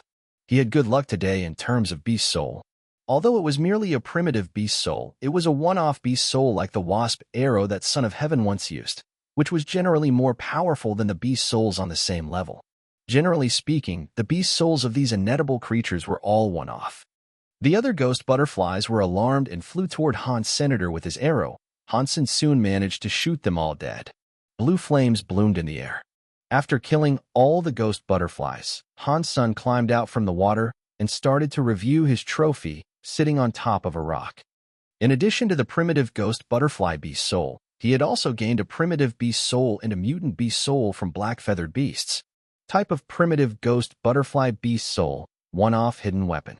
Type of beast soul of primitive black-feathered beast, flying. Type of beast soul of mutant black-feathered beast, flying. Han Sun saw the latter too and became overjoyed. There were so few creatures near his shelter that would produce flying beast souls that few people had wings in the entire steel armor shelter. These black-feathered beasts actually produced flying beast souls, which was great. He needed the wings himself as well, since he could only use the purple-winged dragon wings when he was Dollar. Hansen only regretted that he did not manage to kill the Sacred Blood Beast King, otherwise he would have a chance to get another pair of Sacred Blood wings. I need to go back and kill a few more black-feathered beasts. Even the primitive flying beast souls could be sold at a good price, since many youths would buy them just for the look. Hansen summoned the ghost butterfly beast soul, and suddenly a blue butterfly flew into his palm, changing into a butterfly-shaped boomerang. The two wings of the weapon were thin and sharp, looking rather scary. Hansen threw the butterfly boomerang out, which whirled in the air and came toward Hansen. Hansen was startled and quickly dodged the boomerang. The boomerang's sharp edge cut into the rock behind him and burst into blue flames. *T. Hansen was stunned by the power of a primitive ghost butterfly boomerang. If he could get a mutant one, it would probably even be a great threat to sacred blood creatures. The shape of the boomerang was quite unique, and he must learn some special methods to use it. Hansen was very intrigued. There were ghost butterflies in the cave, and he could easily gain a lot of beast soul boomerangs if he killed all he saw on his way. As for the danger, he was not worried at all. If he shot the arrows hidden in the underground river, he could make a dive whenever it seemed dangerous. And he also had his mutant black barracuda mount and did not need to swim and dive himself. The ghost flame butterflies could not harm him anyway. Well, I will go along the underground river and kill all the ghost butterflies I see. Then I can exit from where I fell. If I encounter the black-feathered beast again, maybe I could even get a few more flying beast souls to sell, thought Hansen, going up along the underground river. The Sacred Blood Black-Feathered Beast King had actually taken him to a wonderland. Hansen killed numerous ghost butterflies, which could not cause him any damage at all. Although there was no meat, Hansen had harvested a lot of butterfly beast souls. In the end, he had gained 24 primitive ones and 7 mutant ones. There were indeed so many ghost butterflies in the cave that he had almost got tired of killing. Hansen had now walked for 7 days in the cave and still had not got back to the exit. In the beginning, he was using arrows, and later found that arrows were too slow. Then he put on his sacred blood armor and rushed in, slashing around with the chopper. Many would hit his armor or be cut by hit instantaneously. When he could not take the heat, he would simply throw him in the river and let the black barracuda carry him to the bottom of the river. After some rest, he would repeat the process. The process had been very satisfying, since it was the first time he got so many beast souls at once. Another flock of ghost butterflies flew over, and Hansen welcomed them waving his chopper. Ouch! In the blue flames, a ball of flame that was nearly purple burned on him. He uttered a piercing scream before jumping into the underground river like a rabbit. Sacred blood creature ghost butterfly killed. Beast soul of sacred blood ghost butterfly gained. Meat inedible. When Hansen crawled out from the river, his armor was greatly damaged. Many parts were melted, bearing his charred flesh. The sacred blood armor no longer had lost all its prestige. Struggling to get up, Hansen took the armor back. It was lucky that the armor was not ruined completely and could recover over time. At the same time, Hansen was also glad that the armor had blocked most of the harm brought by the sacred blood ghost butterfly, which was very powerful. Since Hansen had gained the black beetle armor, he had not suffered so much as this time. He was burned badly all over. Had he been farther from the river or a bit slower than he was, he would have been burned into ash right now. Hansen still had some lingering fear. As his package was burned, he had nothing left, let alone medicine. Hansen had to use jade skin, hoping to ease his burn. He had to recover a little before he could leave the cave. Using jade skin, Hansen felt a coolness calming his burn and easing his pain. Originally, Hansen was worried that he might get an infection, which was the worst part of getting burned. However, his wounds were gradually scarring after he had practiced jade skin for a while. To his delight, Hansen had found all his wounds healing after using jade skin for 12 hours. Jade skin is indeed extraordinary. I wonder where Xuanhuan came from. Hansen had been paying attention to see if there were any prominent clans with the family name Xue. However, none of the large clans and demigods had that family name, leaving Hansen puzzled. Although his burn still looked scary, he felt fine. When he went back and rest, he would recover in time. Hansen did not dare to risk his life like this anymore. He had gained quite a lot of beast souls already, one of which was sacred blood and his first sacred blood weapon. It was a shame that it was one-off. Even when hunting sacred blood creatures, Hansen would not use it easily. Hansen ignored those ghost butterflies and traveled underwater on the back of the mutant black barracuda. Once in a while, he would take a breath above the water, not daring to disturb the ghost butterflies. The ghost butterflies were countless like stars in the galaxy. If he were to kill them all, it would probably take him forever. Fortunately, Hansen had found where he and the Beast King fell at last. Before the butterflies noticed him, he summoned his purple-winged dragon wings, shape-shifted into Fairy Queen, and flew out. Ready to fight with the black-feathered beasts when he came out, Hansen had found none nearby, which was a relief. He could not use his sacred blood black beetle armor for a while, and he had given his other armor to Wang Mingming. It would be troublesome if he ran into the black-feathered beasts. Leaving Devil Desert safely, he hunted several creatures for food on his way, and then met Wang Mingming and others who came to look for him. Do not cry. I am fine. I hunted some other creatures on the way, and it took some time. Sorry to make you worry. Hansen patted Wang Mingming, who were in tears, his arms. Brother Han, you scared me, said Wang Mingming, choking, her eyes watery. Little fool, you should have more confidence in your brother. Hansen patted her little head. I have confidence, but you were gone for so long, so I am a little worried, Wang Mingming said and gave the sacred blood phantom and armor back to Hansen. Well, we will talk about it when we get back. I am so tired now and want nothing but a good sleep, Hansen said with a smile. People turned back, while Huangfu Pingqing cast a complex look at Hansen, who was chatting with Wang Mingming. I can't see through him, Huangfu whispered to herself, looking at Hansen with an intriguing smile, as if she had seen an interesting toy. Huangfu believed she was among the top in First God Sanctuary and would become the chosen in next year's contest. But even she had no confidence in surviving the attack of all those black-feathered beasts alone, which Hansen had accomplished. It was no coincidence. Huangfu still remembered Hansen's performance in the air, carried by an arrow vividly as if it had just happened. Mr. Han Xiao, I've come to Steel Armor Shelter with some beat souls to sell, including 2 sacred blood ones. If you're interested, you can have a look, Huangfu said. Sacred blood beast souls? Which type? Hansen asked. Generally speaking, I could not reveal that before the auction. But since you have asked, I can tell you one is a flying beast soul and the other is a weapon, Huangfu smiled and replied. I will be there. Hansen had always wanted a sacred blood weapon, and was thus very interested. With a sacred blood weapon, he could kill a lot more sacred blood creatures and speed up his evolving process. For instance, if he had a sacred blood weapon, that sacred blood beast king would have been killed. Back to school, Hansen needed rest for his burns to heal, which gave him time to go to lectures. This day, Hansen was in a lecture of theories of hypergeno arts. While listening, Hansen was playing with a palm-sized butterfly boomerang in his hand. The blacksmith who had sold Hansen Z-steel weapons had custom-made it for him according to the size and weight of the beast soul butterfly boomerangs. The blacksmith's craftsmanship was impressive, and this almost looked the same as the beast souls. Hansen had ordered a total of 10 butterfly boomerangs. He was only using these to practice, since he would have used his beast soul ones up before he could practice properly.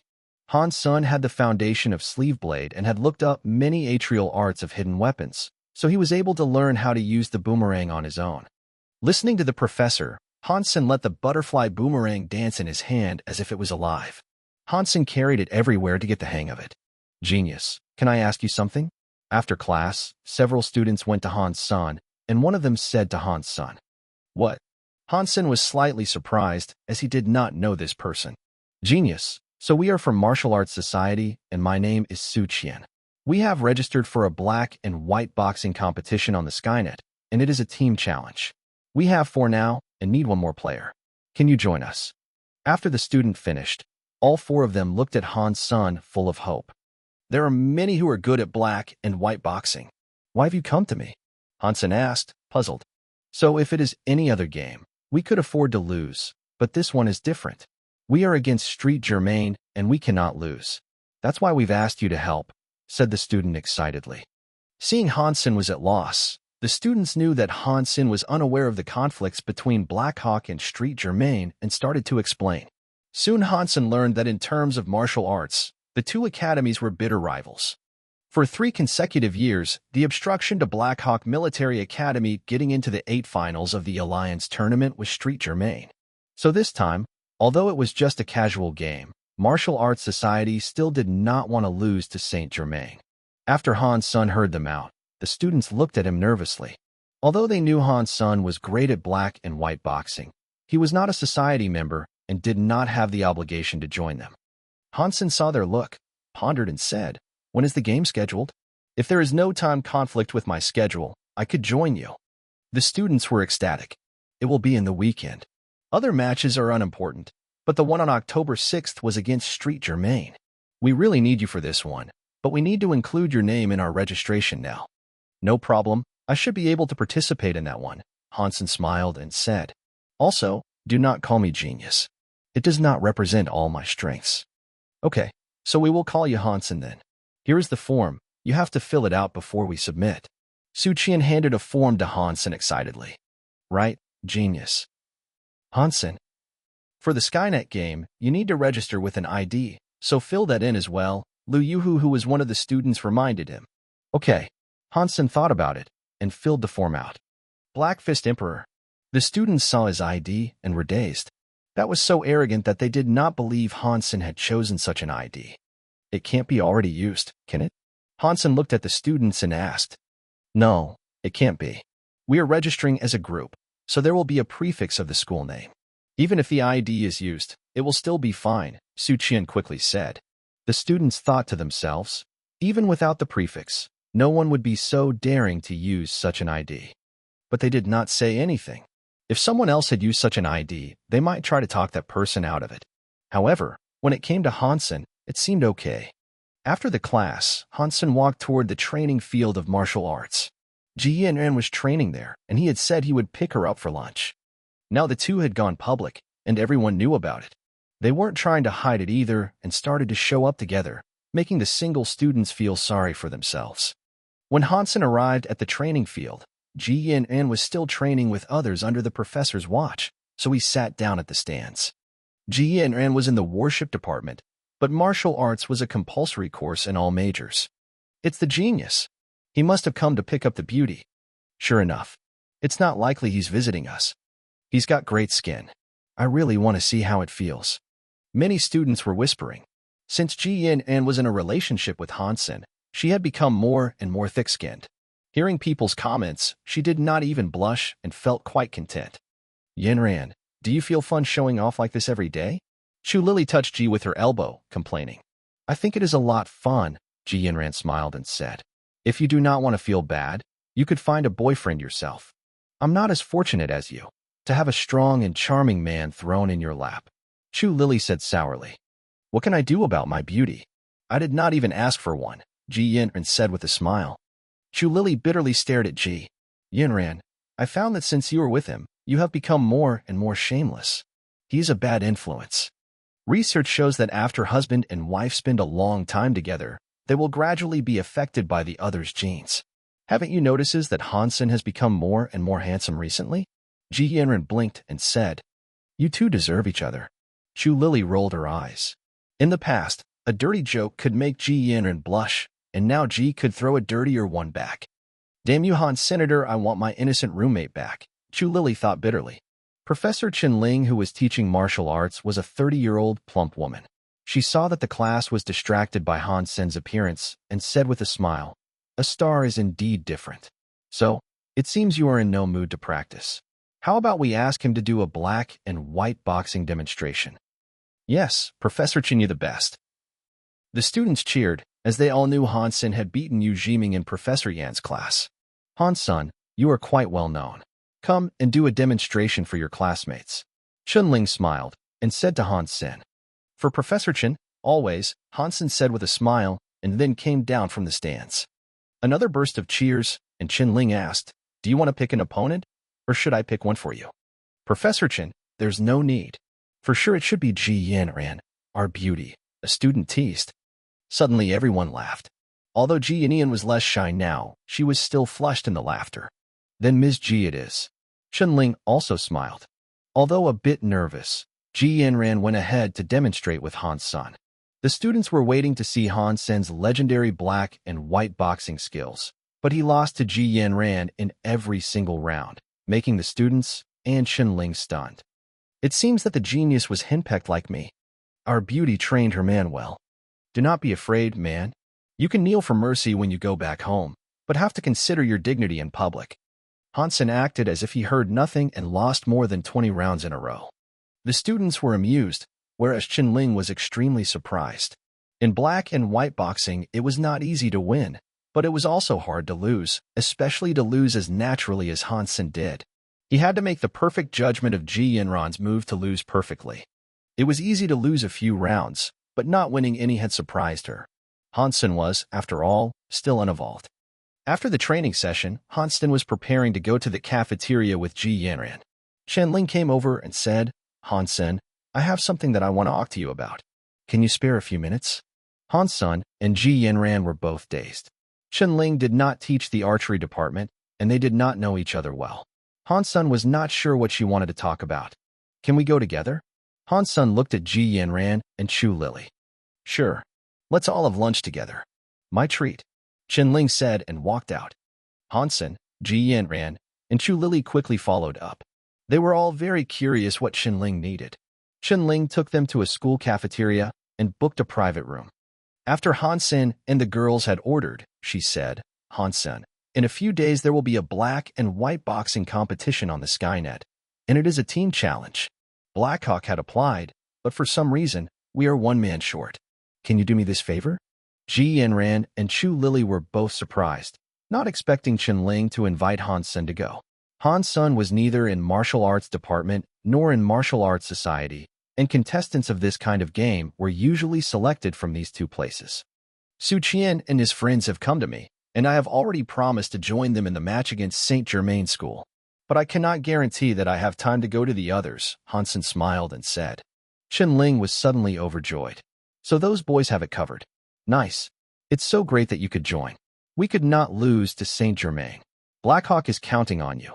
After lunch, Qinling left satisfied. Ji Yanran and Chu Lily had classes in the afternoon, so Han Sen had to spend the time alone. At this point, he had almost recovered from his burns. Recently, he had been in so many classes that he was a bit tired of studying and decided to go test his physical fitness. He had not tested his fitness in a long time and had no idea how well he could do.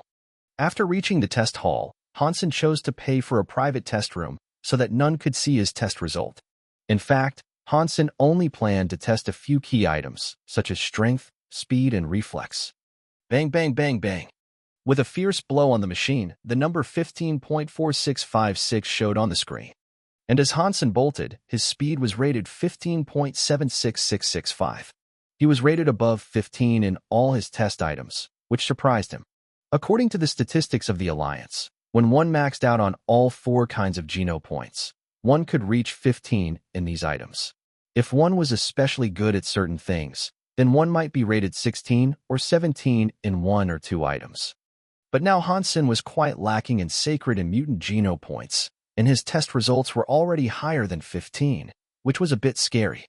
If he continued like this, even Han Sen could not be not sure how high his fitness index would be when he maxed out on everything. Han Sen guessed that this was because he had practiced Jade Skin. Hyper Geno arts could enhance one's fitness, but he had never heard of any improvement like his. Normally, one who had practiced Hyper Geno arts could reach 17 or 18 when one maxed out on all Geno points, and might reach 20 in 1 or 2 items. But Han Sen estimated his fitness index could probably pass 20 when he maxed out, which was something unheard of before. Coming out of the test room, Han Sen encountered a man who had stopped and seemed to recognize Han Sen. But Han Sen did not recognize this guy, so he continued on. So you will participate in that black and white boxing competition? The man suddenly said. Han Sen stopped and looked around to make sure this man was talking to him. Yes, you are. Han Sen looked him up and down. This man was about 20. He was tall and slender and his face had some tough lines.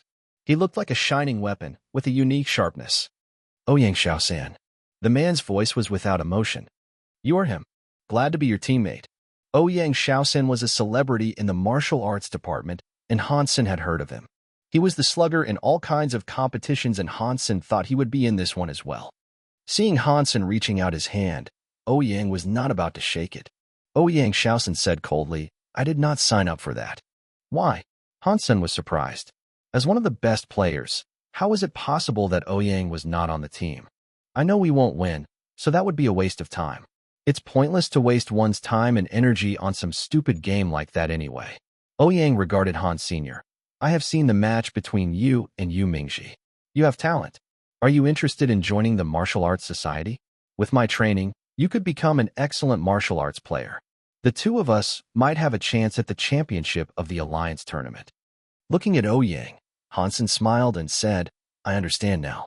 It was because you did not want to participate that the team was one man short. And that was why they came to me. Do you want to transfer to the martial arts society? Ouyang continued to ask with no expression on his face. Well, let's make a bet. And if you win, I can promise to join your society. If you lose, you will join this black and white boxing game. Hansen laughed. I never bet on luck, Ouyang said quietly. Black and white boxing duel, best of 9, Hansen said. Okay, Ouyang agreed without any hesitation. It is just black and white boxing, so we can just pick a private test room and do it here, Hansen said, and walked back into the room where he took the tests. He swiped his card and said to Ouyang, I'll put down the room fee first, and the loser will pay for the room. Ouyang followed him inside in silence, and then closed the door. The two stood face to face, prepared. Shall we flip a coin to decide who attacks first? Which side do you want? Hansen took out a coin and put it in his palm. Tails, Ouyang said. Hansen casually threw the coin in the air and caught it. It was tails. You first. Hansen saw Ouyang's fist as soon as he finished the 2 words. Ouyang's punch was fast and ruthless, as if there was no turning back. But Hansen did not dodge or even raise his hand. He simply stood there watching Ouyang's fist approaching his face. Ouyang's punch stopped less than an inch away from Hansen's nose. The contrast between the dynamic and static forces was so strong that it was dazzling. Deliberate in counsel, prompt in action. Well done. Hansen smiled. Losing is losing. Your turn, Ouyang said. A punch of that kind of speed and strength was not enough to deceive Hansen, who did not even try to block it and was confident that it was a white fist. Do you know what idea I am going to use? Hansen did not throw a punch, but smiled at Ouyang and asked. That has nothing to do with me, said Ouyang indifferently. No, it has. My ID is Black Fist Emperor. So, for this punch, I will be using a black fist. Pay attention and don't copy my reaction. At least you need to block it with your hand, so that you don't get injured too badly, Hansen said earnestly. Cut the crap. Just attack. Ouyang had been in numerous competitions and was tough mentally. He was not the least swayed by Hansen's words. Hansen suddenly threw his punch at Ouyang in an equally fast and ruthless manner. Ouyang Shaosen was not shaken by Hansen's words. Staring at Hansen, he was making his judgment based on his ability and experience. There was no doubt that this was a white fist. Ouyang Shaosen thought it was simply impossible to be a black fist. Verbal attacks would not work on me. This punch was not provocative at all and would never be a black fist. Ouyang Shaosen did not even move, calmly watching Hansen's fist approaching. Like Hansen, he did not even try to block it with his hands, because he was confident that this was a white fist. Since Hansen did not really use his strength, his fist would stop when it got close to his face. Deep in his thoughts, Ouyang suddenly felt a soreness in his nose, and then he fell back involuntarily before he sat on the ground. How could it be a black fist? Ignoring his nosebleed, Ouyang looked blankly at Hansen. Hansen offered tissues to Ouyang and said with a smile, I told you so.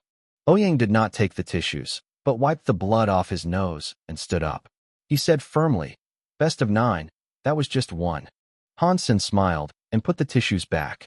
Standing opposite Ouyang, he said, I'll continue then. Ouyang said nothing, staring at Han Senator. He would not miss his slightest movements, which were the basis on which he would make his judgment. Once one used great strength, one's muscles would move. The key was to see through one's disguise. Hansen looked at Ouyang, who looked grim, pursed his lips, and threw another punch. This time, Ouyang had seen clearly that although Hansen's muscles looked tightened, the direction of this punch would not be forward, which meant this could not be a black fist. This time you can't fool me. Ouyang stood firmly, raising his arms to block Hansen's fist. Although he had judged this fist to be white, Ouyang still raised his arms. It seemed that he had taken Hansen for a serious opponent, so he still prepared for the worst scenario when he was confident about his decision. Boom. Hansen's fist hit Ouyang on the arm. Ouyang's body shook, but did not fall back. Ouyang was pale since Hansen's punch was still a black fist with enough strength. He was wrong. Too, said Hansen with a smile. Ouyang looked at Hansen and was puzzled. Can he really hide his strength so well? Ouyang cast an odd look at Hansen. Black and white boxing was only a popular practice in martial arts, and the key was the yin and yang. There had only been matches of black and white boxing recently.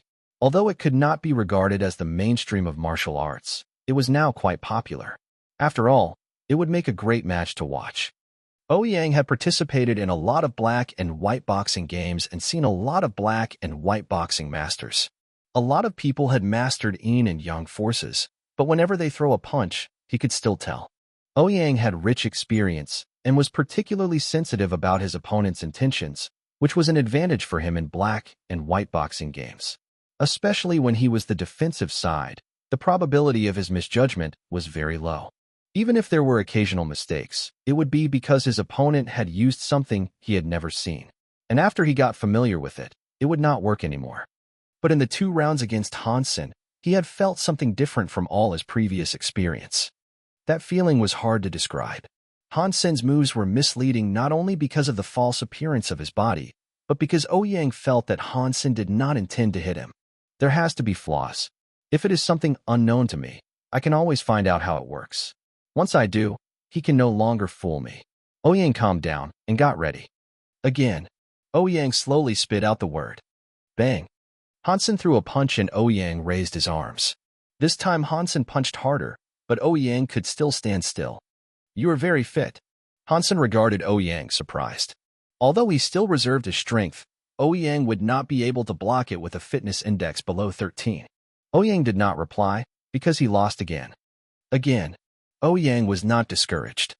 Hansen threw another punch, and the result was the same. Ouyang took another black fist. This time, Hansen deliberately weakened his strength, because he did not want people to know how good he actually was. To do well in black and white boxing was not just about strength, but also about fooling your opponent. This is your last chance, Hansen looked at Ouyang and said. Go. Ouyang did not hesitate to say. Hansen threw another fierce punch at Ouyang.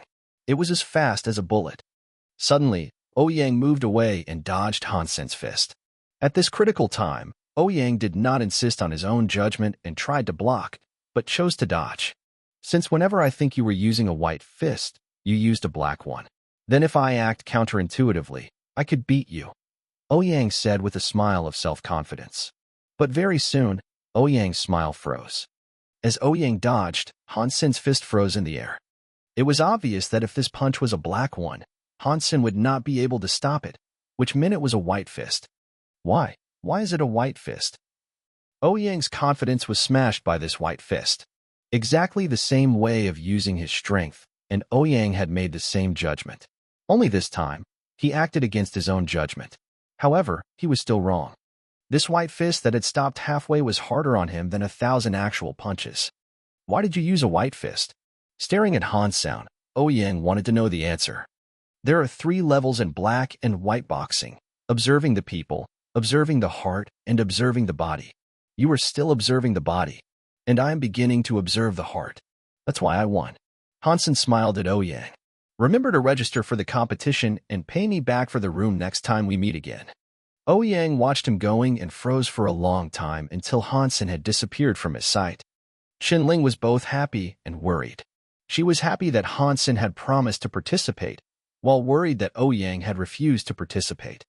If Ouyang and Hansen could join forces, maybe Blackhawk could be the champion of the Skynet competition.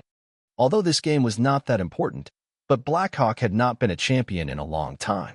This championship would still be a big comfort to her, a part-time coach of the Martial Arts Society.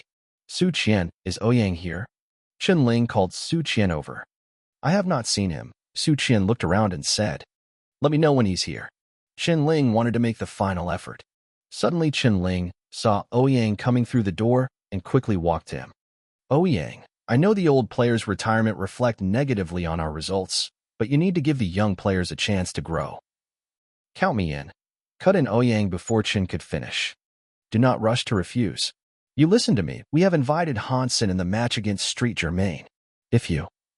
Chen Ling suddenly realized what he had said and was surprised. You just said you will participate. If you have the form, Ouyang said indifferently. Chen Ling quickly asked someone to bring him the application. She felt odd and asked, how did you suddenly change your mind? Su Qian and others also came. They were all glad that Aoyang would join them. He was, after all, a star player and had contributed great performance. With Ouyang and Han Sen, they were confident they could beat Street Germain. To tell the truth, Han Sun was their replacement for Ouyang. Even with Han Sun, they thought it would be hard to beat Saint Germain. The old players had all graduated and Ouyang was the only one left. Martial Arts Society was now in a hard place and did not have much to offer. Now with Ouyang's return and Han Sen's participation, their strength had been greatly increased. At the same time, it was unexpected that Ouyang suddenly changed his mind. He was particularly cold and was not easy to get along with. They could not imagine how his mind was changed. Because I lost to Han Sen and he told me to. Ouyang filled the form out. But Chen Ling and the members of Martial Arts Society were shocked. Although they knew the story of Han Sun and Yu Mingji, but they thought Ouyang was probably even better than Yu. In the Alliance tournament, the top 10 would not be inferior to the Chosen. After all, the Alliance tournament did not allow beast souls. In terms of fighting skills and physical fitness, Ouyang was the best of the best. Such a person said he lost to Han Sun, which was shocking. How many rounds did you play? Su Qian asked. 5, Ouyang casually replied. So that is 3-2? Su Qian continued to ask. 5-0. He was 5, and I was 0, Ouyang said, giving the form that he had filled out to Su Qian, who opened his mouth so wide that it could fit a duck egg. 5-0? Hansen did that? Not only all members of the Martial Arts Society were dumbfounded, but Chen Ling also looked surprised. The worst score Ouyang had seen was 1-4, and his opponent was someone who ranked first in black and white boxing in the Alliance. 5-0, they could not believe how good Han Sun was. But since Ouyang had said that himself, it was true without a doubt. There was no reason for him to lie about that. We will win this time. Saint Germain, wait for our comeback. Chen Ling and the students were so excited they were speechless. Since there is such a player in their team, coupled with Ouyang, beating Saint Germain was a piece of cake. Brother Han. Hansen saw an attractive woman after he stepped out of a gravity trainer. Guangfu Pingqing? Why are you here? Hansen paused and asked. Not being a Blackhawk student, Guangfu was not supposed to show up here. I am studying as an exchange student at Blackhawk. In the next 2 years, I will stay here. Guangfu looked at Hansen with a smile. In order to come to Blackhawk, she spent quite some efforts. Hansen thought it was a bit too coincidental. Seems that Brother Han would not welcome me. Guangfu leaned forward, blinking at Hansen. Hansen then noticed that Guangfu was wearing a pair of jeans, Chelsea boots, and a low-cut ecru blouse that showed a little too much, making the young man feel hot. That is quite busty, thought Hansen, unable to move his eyes from her seductive curve. The last time he saw her, she was wearing beast soul armor, so it was hard to tell. But this time in clothing like this, her breast would attract so much attention, not just from guys, but from girls as well. Guangfu saw Hansen's eyes fall on her chest and slightly leaned further. Suddenly Hansen thought his nose would bleed if he did not leave right away. Ahem, Miss Guangfu, do you need me for something? Hansen subconsciously rubbed his nose, for fear that there would be blood. Nothing import. Just to say hi. I just arrived, and there must be a lot that I don't know. Please help me if you could. Guangfu smiled. Hansen was dazed by her look and figure. Of course. Hansen suddenly felt it would be best if he stayed away from her. Also, 2 days until the auction of beast souls and steel armor shelter. Brother Han, you must come. Guangfu blinked. I will. But I'm wondering about the form of payment in the auction. Hansen had sold a lot of stuff recently. Plus his salary and endorsement fee, he had a total of more than 60 million. But it was obviously not enough to get a sacred blood beast soul with this kind of money. As long as the beast soul was not too shabby, it could easily sell at more than 100 million. Not to mention Son of Heaven, who was super rich, was also in the steel shelter, and Hansen was no match to his in terms of wealth. Levo dollars work, and you can also barter. Guangfu smiled at Hansen. If you saw something you like, you could let me know and I could keep it for you. Hansen thought, I haven't even seen the beast souls. How would I know? Huangfu saw through his mind and shook her hand in front of him. Her breasts were also moving and Hansen almost passed out. There is the information of the beast souls in the auction. Let me know if you like something and I can keep it. Huangfu put the chip in his hands. You mean it? Hansen was so happy that he wanted to insert the chip into his comlink right away. Don't rush. And this is not the best place to talk about things. This information is still a commercial secret at this point, and we don't want others to see. Let's go. I will buy you lunch. Then, Huangfu held the Hansen's arm and took Hansen out. Hansen felt the softness on his arm and went blank. Sister, I will buy you lunch. Hansen felt that he was molested during this meal. Huangfu sat next to him. When she spoke, her lips were almost touching his ears. The warmth from her breath ticked him. However, he was not thinking about the woman, but the beast souls. Huangfu and her people were selling the beast souls that they had brought to Steel Armor Shelter and made quite some money. But those were only the primitive beast souls, and the beast souls for auction were at least mutant. Hansen did not look carefully at mutant beast souls and directly turned to two sacred blood ones. One was a flying beast soul called Holy Bird, which was a pair of colorful wings. And the other one was a beast soul weapon that Hansen had always wanted. It was a shiny silver harpoon only 2 feet long. Its blade and the tip were so shaped that it made one feel scared by looking at it. Hansen fell in love with the harpoon at first glance. A harpoon required harder techniques than a dagger and was a very rare weapon. Hansen was very interested in the sacred blood harpoon and checked its name.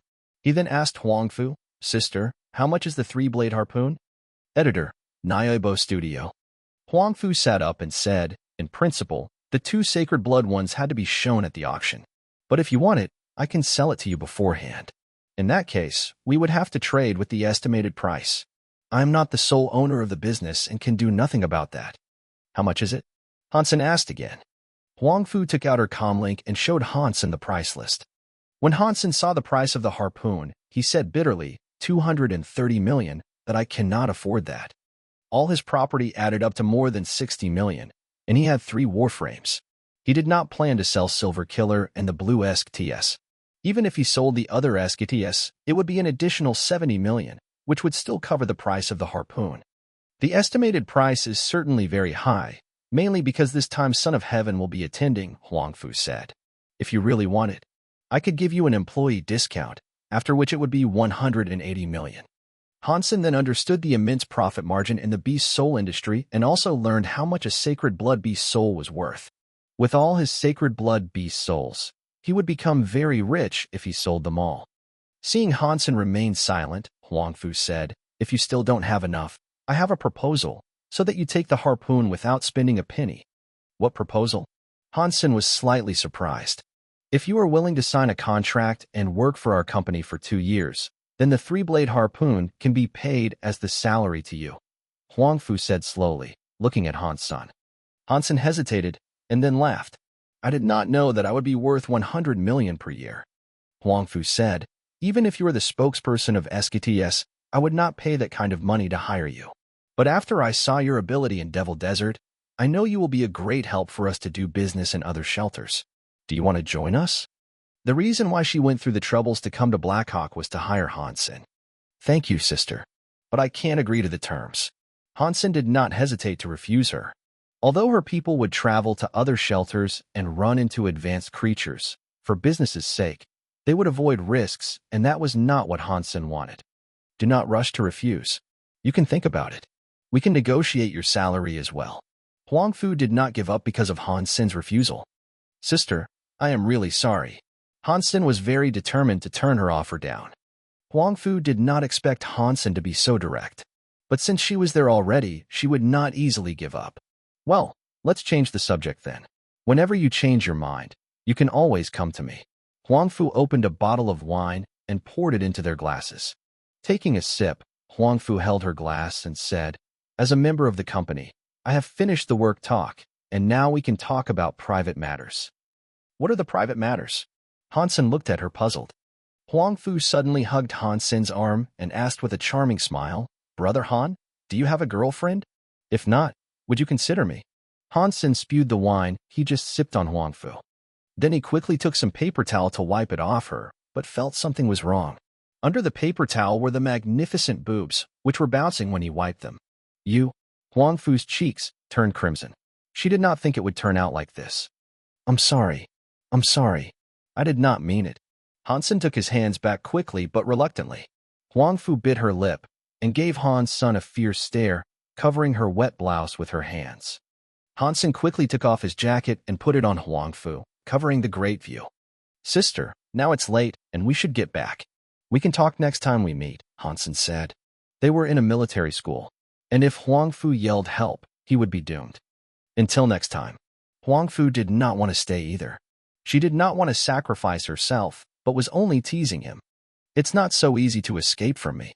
Leaving the private room embarrassed, Huang Fu thought of the places where Hansen stroked, and her face was red like a piece of red cloth. Hansen walked away and looked at his hands. That was magnificent. Huang Fu was a calculating woman, and Hansen was very sharp. When he touched her boobs, she had a sudden urge to kill him. Although she tried to hold it back, he still sensed it. And Hansen also glanced at her comlink, which was blinking and was likely to be recording. If he did anything else, and she taped it and showed it to Ji Yanran, he would be seeking small gains at great cost. No, it should be seeking big gains. Hansen corrected himself in his mind. Ji Yanran's were not small either, but somewhat smaller than Huang Fu. Han Sun went back to his dormitory and saw Shi Jikong talking. Sin, great timing. Did you know there is a new exchange student who's a babe? Exchange student? Han Sun pretended to be surprised. Shi suddenly looked excited and said, yes, a babe. She is beautiful, especially her. Anyway, Huang Fu Pingqing is now the absolute busta queen. Whoever sees her is so overwhelmed. If I could touch them just once, I am willing to give 10 years of my life. 10 years. Hansen subconsciously looked at his right hand and thought, that is not okay. I will have to sacrifice so many years of my life. When Xiao is now very unhappy as an intern host and journalist of black and white boxing contest show, she was assigned to work for the famous Fong Mingquan. Originally, with her qualifications, she could not have been assigned to shadow Fong Mingquan, who was a big shot right now. The only reason she was here was her prominent family. She had thought she could show the world her talent under Fong's guidance. However, the first task Fong had assigned to her was to go to Black Hawk Military Academy.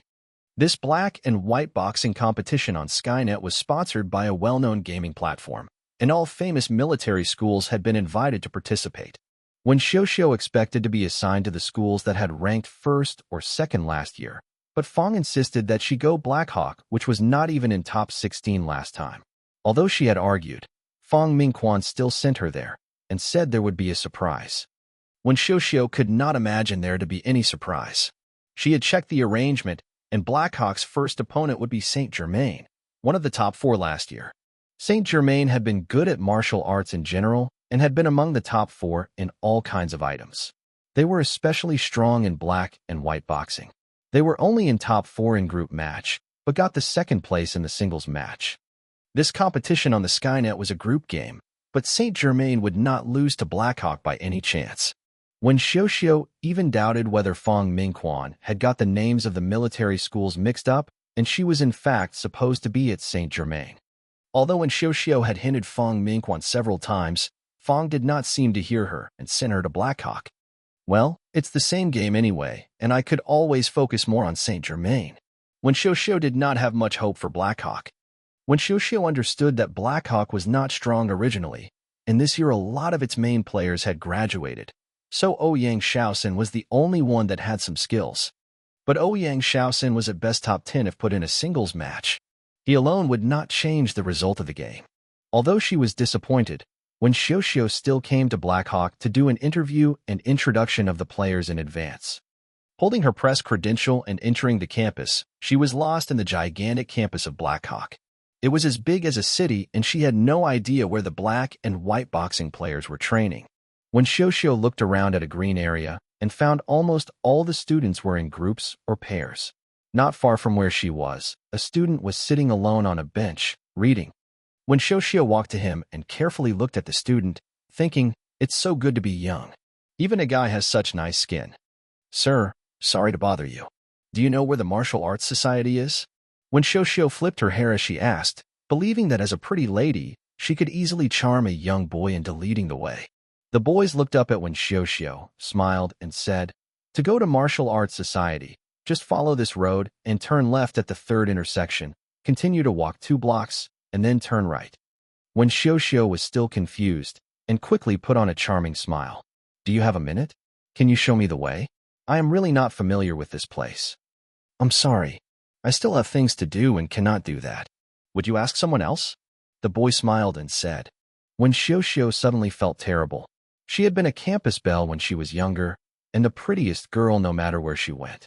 Although she was older than the students here, she still had her glamour. Now this young man was not even impressed by her beauty, and she thought it was quite unacceptable. Unwilling to give up, Wen wanted to say something, but saw a girl walking over to the bench and sat next to that student. She looked at Wen and asked the guy, "Who is this?" Wen Xiao was a bit dazed by the girl's look. Even as a woman, she had to concede that the girl was gorgeous. Although the girl was not old enough, her youth and innocence were very attractive. "She is asking for direction," Hansen replied with a smile. Ji Yanran looked at Wen Xiao, blinked, and asked, "You are a military school student, right? Where are you going?" Wen Xiao quickly took her press card out and said, "I'm a reporter of Huaxing Station and want to interview some students from the Martial Arts Society, but I don't know where to find them." Ji Yanran pondered and pointed to several guys near them. "Those are the members of the Martial Arts Society. They should be able to take you there." Wen Xiao had to thank her and went that way. Fortunately, this time things went more smoothly. These guys finally appreciated her beauty and took her to the Martial Arts Society with passion. The Martial Arts Society was more or less the same as she had thought. Wen Xiao did not pay much attention to their 3 bench players since only the 5 first-team members had been announced. She also took for granted that since their first team was not impressive, their bench players would be even worse. But when Wen Xiao thought of the guy she met today in the school, she felt he looked somewhat familiar, but could not pin it down. It was no wonder that she did not remember. Hansen had not been exposed to the public after that commercial. He also had makeup on in the commercial, so it was natural that she had not recognized him. After Wen Xiao had done the interviews, she had even less faith in Blackhawk since she did not even see Ouyang Shaoxin during the interview. "Well, I will just read more about Street Germain and talk more about them during the live." When Xiao returned the room arranged for her on campus, casually wrote a newsletter, and checked Saint Germain's team online. She was doing a black and white boxing show because of her interest in it. Naturally, she was familiar with a lot of teams. Soon she found the data of Saint Germain and saw a lot of videos in their online community. The fans of Saint Germain were ecstatic that their first opponent was Blackhawk and thought they could get the first win easily. The facts were more or less the same. 4 out of 5 members in Saint Germain's first lineup were among the top 20 in the Alliance, and Nailan Qinghua even ranked second. Whereas except for Ouyang Shaoxin, Blackhawk only had 1 player in the top 100. By comparison, there was no way Blackhawk would win.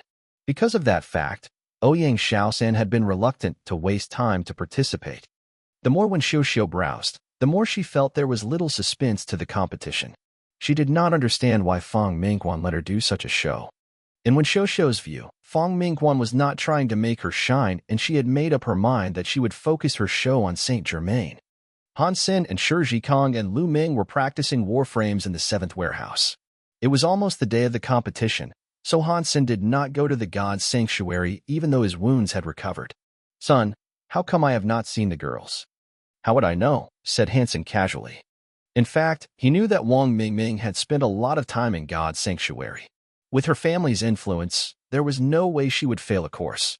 And even her job after graduation had been taken care of. Her main task now was to enhance her fitness and evolve as soon as possible. That was why she was seldom seen on campus. Without Wang Mingming here, her girlfriends would not show up either since they were not that interested in warframes.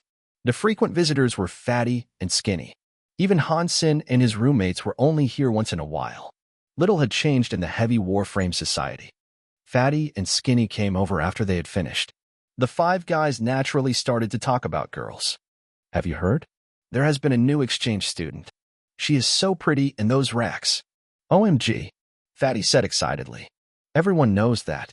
Huangfu Pingqing is her name. Wait till I finish.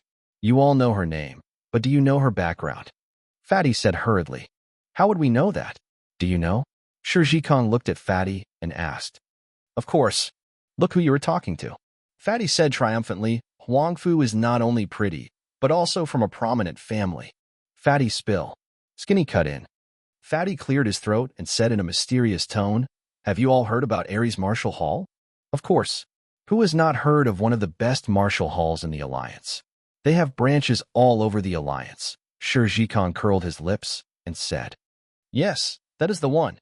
So you should have also heard that the president of Ares Martial Hall is Huangfu Xiongqing, right?" "That is the grandfather of Huangfu Pingqing," Fatty said. *#T. For real. The other guys widened their eyes. Absolutely. My father works at Ares Martial Hall. Their president used to take Huangfu Pingqing to the anniversaries of the Ares Martial Hall, Fatty said. That is impressive. Whoever winning her heart would also win a fortune. Whatever Huangfu Xiongqing would spare was enough for us to live a great life, Skinny said longingly. Hey, how can it be that easy? A girl like that would never choose us. Fatty laughed. Unfortunately, Sin has a girlfriend already. Otherwise, Huangfu would probably keep him as a lover, just because how smooth his skin is. Sure laughed. I would like that, but not sure if Brother Han would do it. Suddenly a very feminine voice sounded. The guys were all startled. Quickly looking up, they saw a curvy lady with long legs walking into the warehouse with a smile. Huangfu Pingqing. The guys opened their eyes wide and looked at her incredulously. The lady they were just talking about suddenly came, which was quite shocking. Huangfu walked straight to Han's son, blinked, and said in a husky voice, "Brother Han, would you like to be kept by me? I will accept any price you name." The rest opened their mouths wider and regarded Han's son in an odd way. Ahem. Miss Huangfu, do not joke like this. Han's son did not think this woman wanted him. She only wanted him in her company. I was not joking. If you wish, I'd give you 100 million per year. Huangfu smiled faintly. Shall we talk about it elsewhere? Hansen quickly got up and suggested. He was afraid if he stayed a bit longer, the guys would murder him with their eyes. Sun is definitely a beast. Watching Han's son and Huangfu leaving together, Shi shouted. Sister, what brought you here? Hansen took Huangfu to a green area outside the warehouse. No one was nearby since it was approaching midnight. Can't I come to you for no reason? Huangfu looked at Hansen ambiguously. Yes, of course, but now it's too late. If you have nothing to say, I should go back to rest. Can we talk next time? Hansen licked his lips and said, What? You are afraid that Ji Yinran might know? Huangfu had learned a lot about Han's son since she came to Blackhawk, including his girlfriend. Ahem, sister, shall we focus on the business? Hansen asked. Well, last time you left before we could finish. Huangfu threw him a glance, her charming demeanor making his heart leap. Please continue, Hansen said with a smile. If you want the Sacred Blood 3-blade harpoon, there is another way. You have an extra Sacred Blood armor beast soul, don't you? The one you let Ming Ming wear? Shall we trade? Huangfu said seriously. No. Han's son turned her offer down. A Sacred Blood armor beast soul was very rare and it could save his life, so he would not trade it for the harpoon. But you have the other Sacred Blood armor beast soul, and you don't need both. Isn't it perfect that you trade one for a weapon? I could pay you money for the difference and let me know how much you want, Huangfu advised. I'm sorry, sister. I don't want to trade. Hansen did not hesitate in the slightest way. Huangfu had mistaken the Fairy Queen for a Sacred Blood armor beast soul, and in fact the Fairy Queen's armor was a bit inferior to a real Sacred Blood armor beast soul. Hansen would never trade his Phantom Ant armor, which was something he could always use in First God Sanctuary and might still be of some use in Second God Sanctuary. Furthermore, he had promised Lin Beifeng that he would consider to sell it to Lin first if he wanted to sell. The Phantom Ant armor was not just practical, but also incredibly glamorous. Although it had the same function as the Black Beetle armor, its price would clearly be much higher. Think about it. And money is not an issue. Huangfu still would not give up. She loved the look of that armor. It was not only perfect in terms of the look, but would also protect her on her way to other shelters, which was far more important than a weapon. I don't need money, Han's son said with a smile. He blinked at her. But if you want me, that's okay. Shall we get a room? How can you get a room on campus? Huangfu blushed and gave up. She checked her comlink and said to Han's son, Think about it, and let me know if you want to sell. I must go now. Watching her leave, Han's son grinned. The black and white boxing competition was held on the Skynet. Most people watched directly online, and the players were also using the devices at their schools to compete. There was little to see on site. When Xiao arrived at the holographic equipment hall early, and there was basically no one there other than the students from the martial arts department and martial arts society. She set up the camera and was ready to introduce the players when they came in. After that, she could switch to the online data and would not need to shoot anymore. She was also the only reporter at Blackhawk, since it was not a popular team and all other media went to the schools that had some chance at winning. When Xiao entered the lounge of the players, part of her reporter's privileges. Suddenly, when Xiao saw Hansen sitting among the martial arts society members, chatting. This guy turns out to be one of the martial arts society members. When Xiao was a bit upset, but since his girlfriend is that pretty, it was also understandable that he did not lead the way. Ignoring Hansen, when Xiao interviewed several players in the first team and a coach of martial arts society, Chen. Coach Chen, what do you think of this match? Black and white boxing is one of Saint Germain's strengths, not to mention Xuanhuan's fame. What plan or strategy do you have? When Xiao asked Chen. No plan or strategy needed. Blackhawk will win, period, Chen said casually. Chen's answer made when Xiao pause. She could not begin to understand Chen's confidence. Because Chen's answer was beyond her imagination, her prepared materials were now useless, and she did not know how to continue. The answer when expected was that Saint Germain is a very strong team and Blackhawk will try its best. But Chen threw her off her feet. When opened her mouth but could not think of anything to say. I have something to deal with. Ms. 1, would you go interview my players first? Chen saw when Xiao's look and was amused. When Xiao was embarrassed and turned to the players. She finally saw Ouyang Xiaosan, who was resting. She hesitated and first approached Su Qian, who she had talked to. Hi, Su Qian. Do you have any confidence in this game? Su Qian was very easy to talk to and glad to be interviewed. He grinned and said, Of course. We will win for sure. Hearing him, one felt that the entire team were simply too optimistic, blind to their weakness. When asked a few more questions and interviewed several other players, the answers she got were all the same. Blackhawk would defeat Street Germain and go to the next round. Mr. Ouyang, I would like your opinion on Xuanhuan. When Xiao finally found a chance to interview Ouyang Xiaosan. I don't know him. Ouyang did not even lift his eyes. When Xiao had no idea that her interviews had caused a debate in the Skynet. Fang Mingquan sent when Xiao to Blackhawk not to fool her. When Xiao was from an important family and as someone who cared about his future, Fang Mingquan had to take good care of her. He knew Hansen would also participate in the game, and that was why he had sent Wen to Blackhawk. The moment when show began, he promoted it in his own show and many of his loyal fans and audience tuned to her program. Fang Mingquan was now doing great. All his shows had been successful. As he promoted Wen's show, Wen suddenly had more than 10 million audience watching. In fact, this competition was not very high profile. Even some were paying attention. It was likely that they were on the Saint Germain side, since that was the stronger team with Xuanhuan there. As for Blackhawk, they would have even less attention if their opponent was not Street Germain. Those who had watched for Fang Mingquan's recommendation were mostly uninvolved. After they had seen Wen's interview, they were pissed off. Blackhawk is so arrogant. Who gave them the courage to say that? Haha, Saint Germain was despised by Blackhawk. Waiting to see how they lose. With Blackhawk's black and white boxing talents, they had the nerve to say this. Rubbish. I really want to know what Saint Germain would think after seeing this. It chanced that one of the Saint Germain players was a fan of Fang Mingquan's and was watching his show in the lounge. Seeing the show promoted by Fang Mingquan was the live show of their match, he clicked in and became livid. Blackhawk, you think you are good? Wait till you see how we kick your asses, Wang Yangjun thought ruthlessly.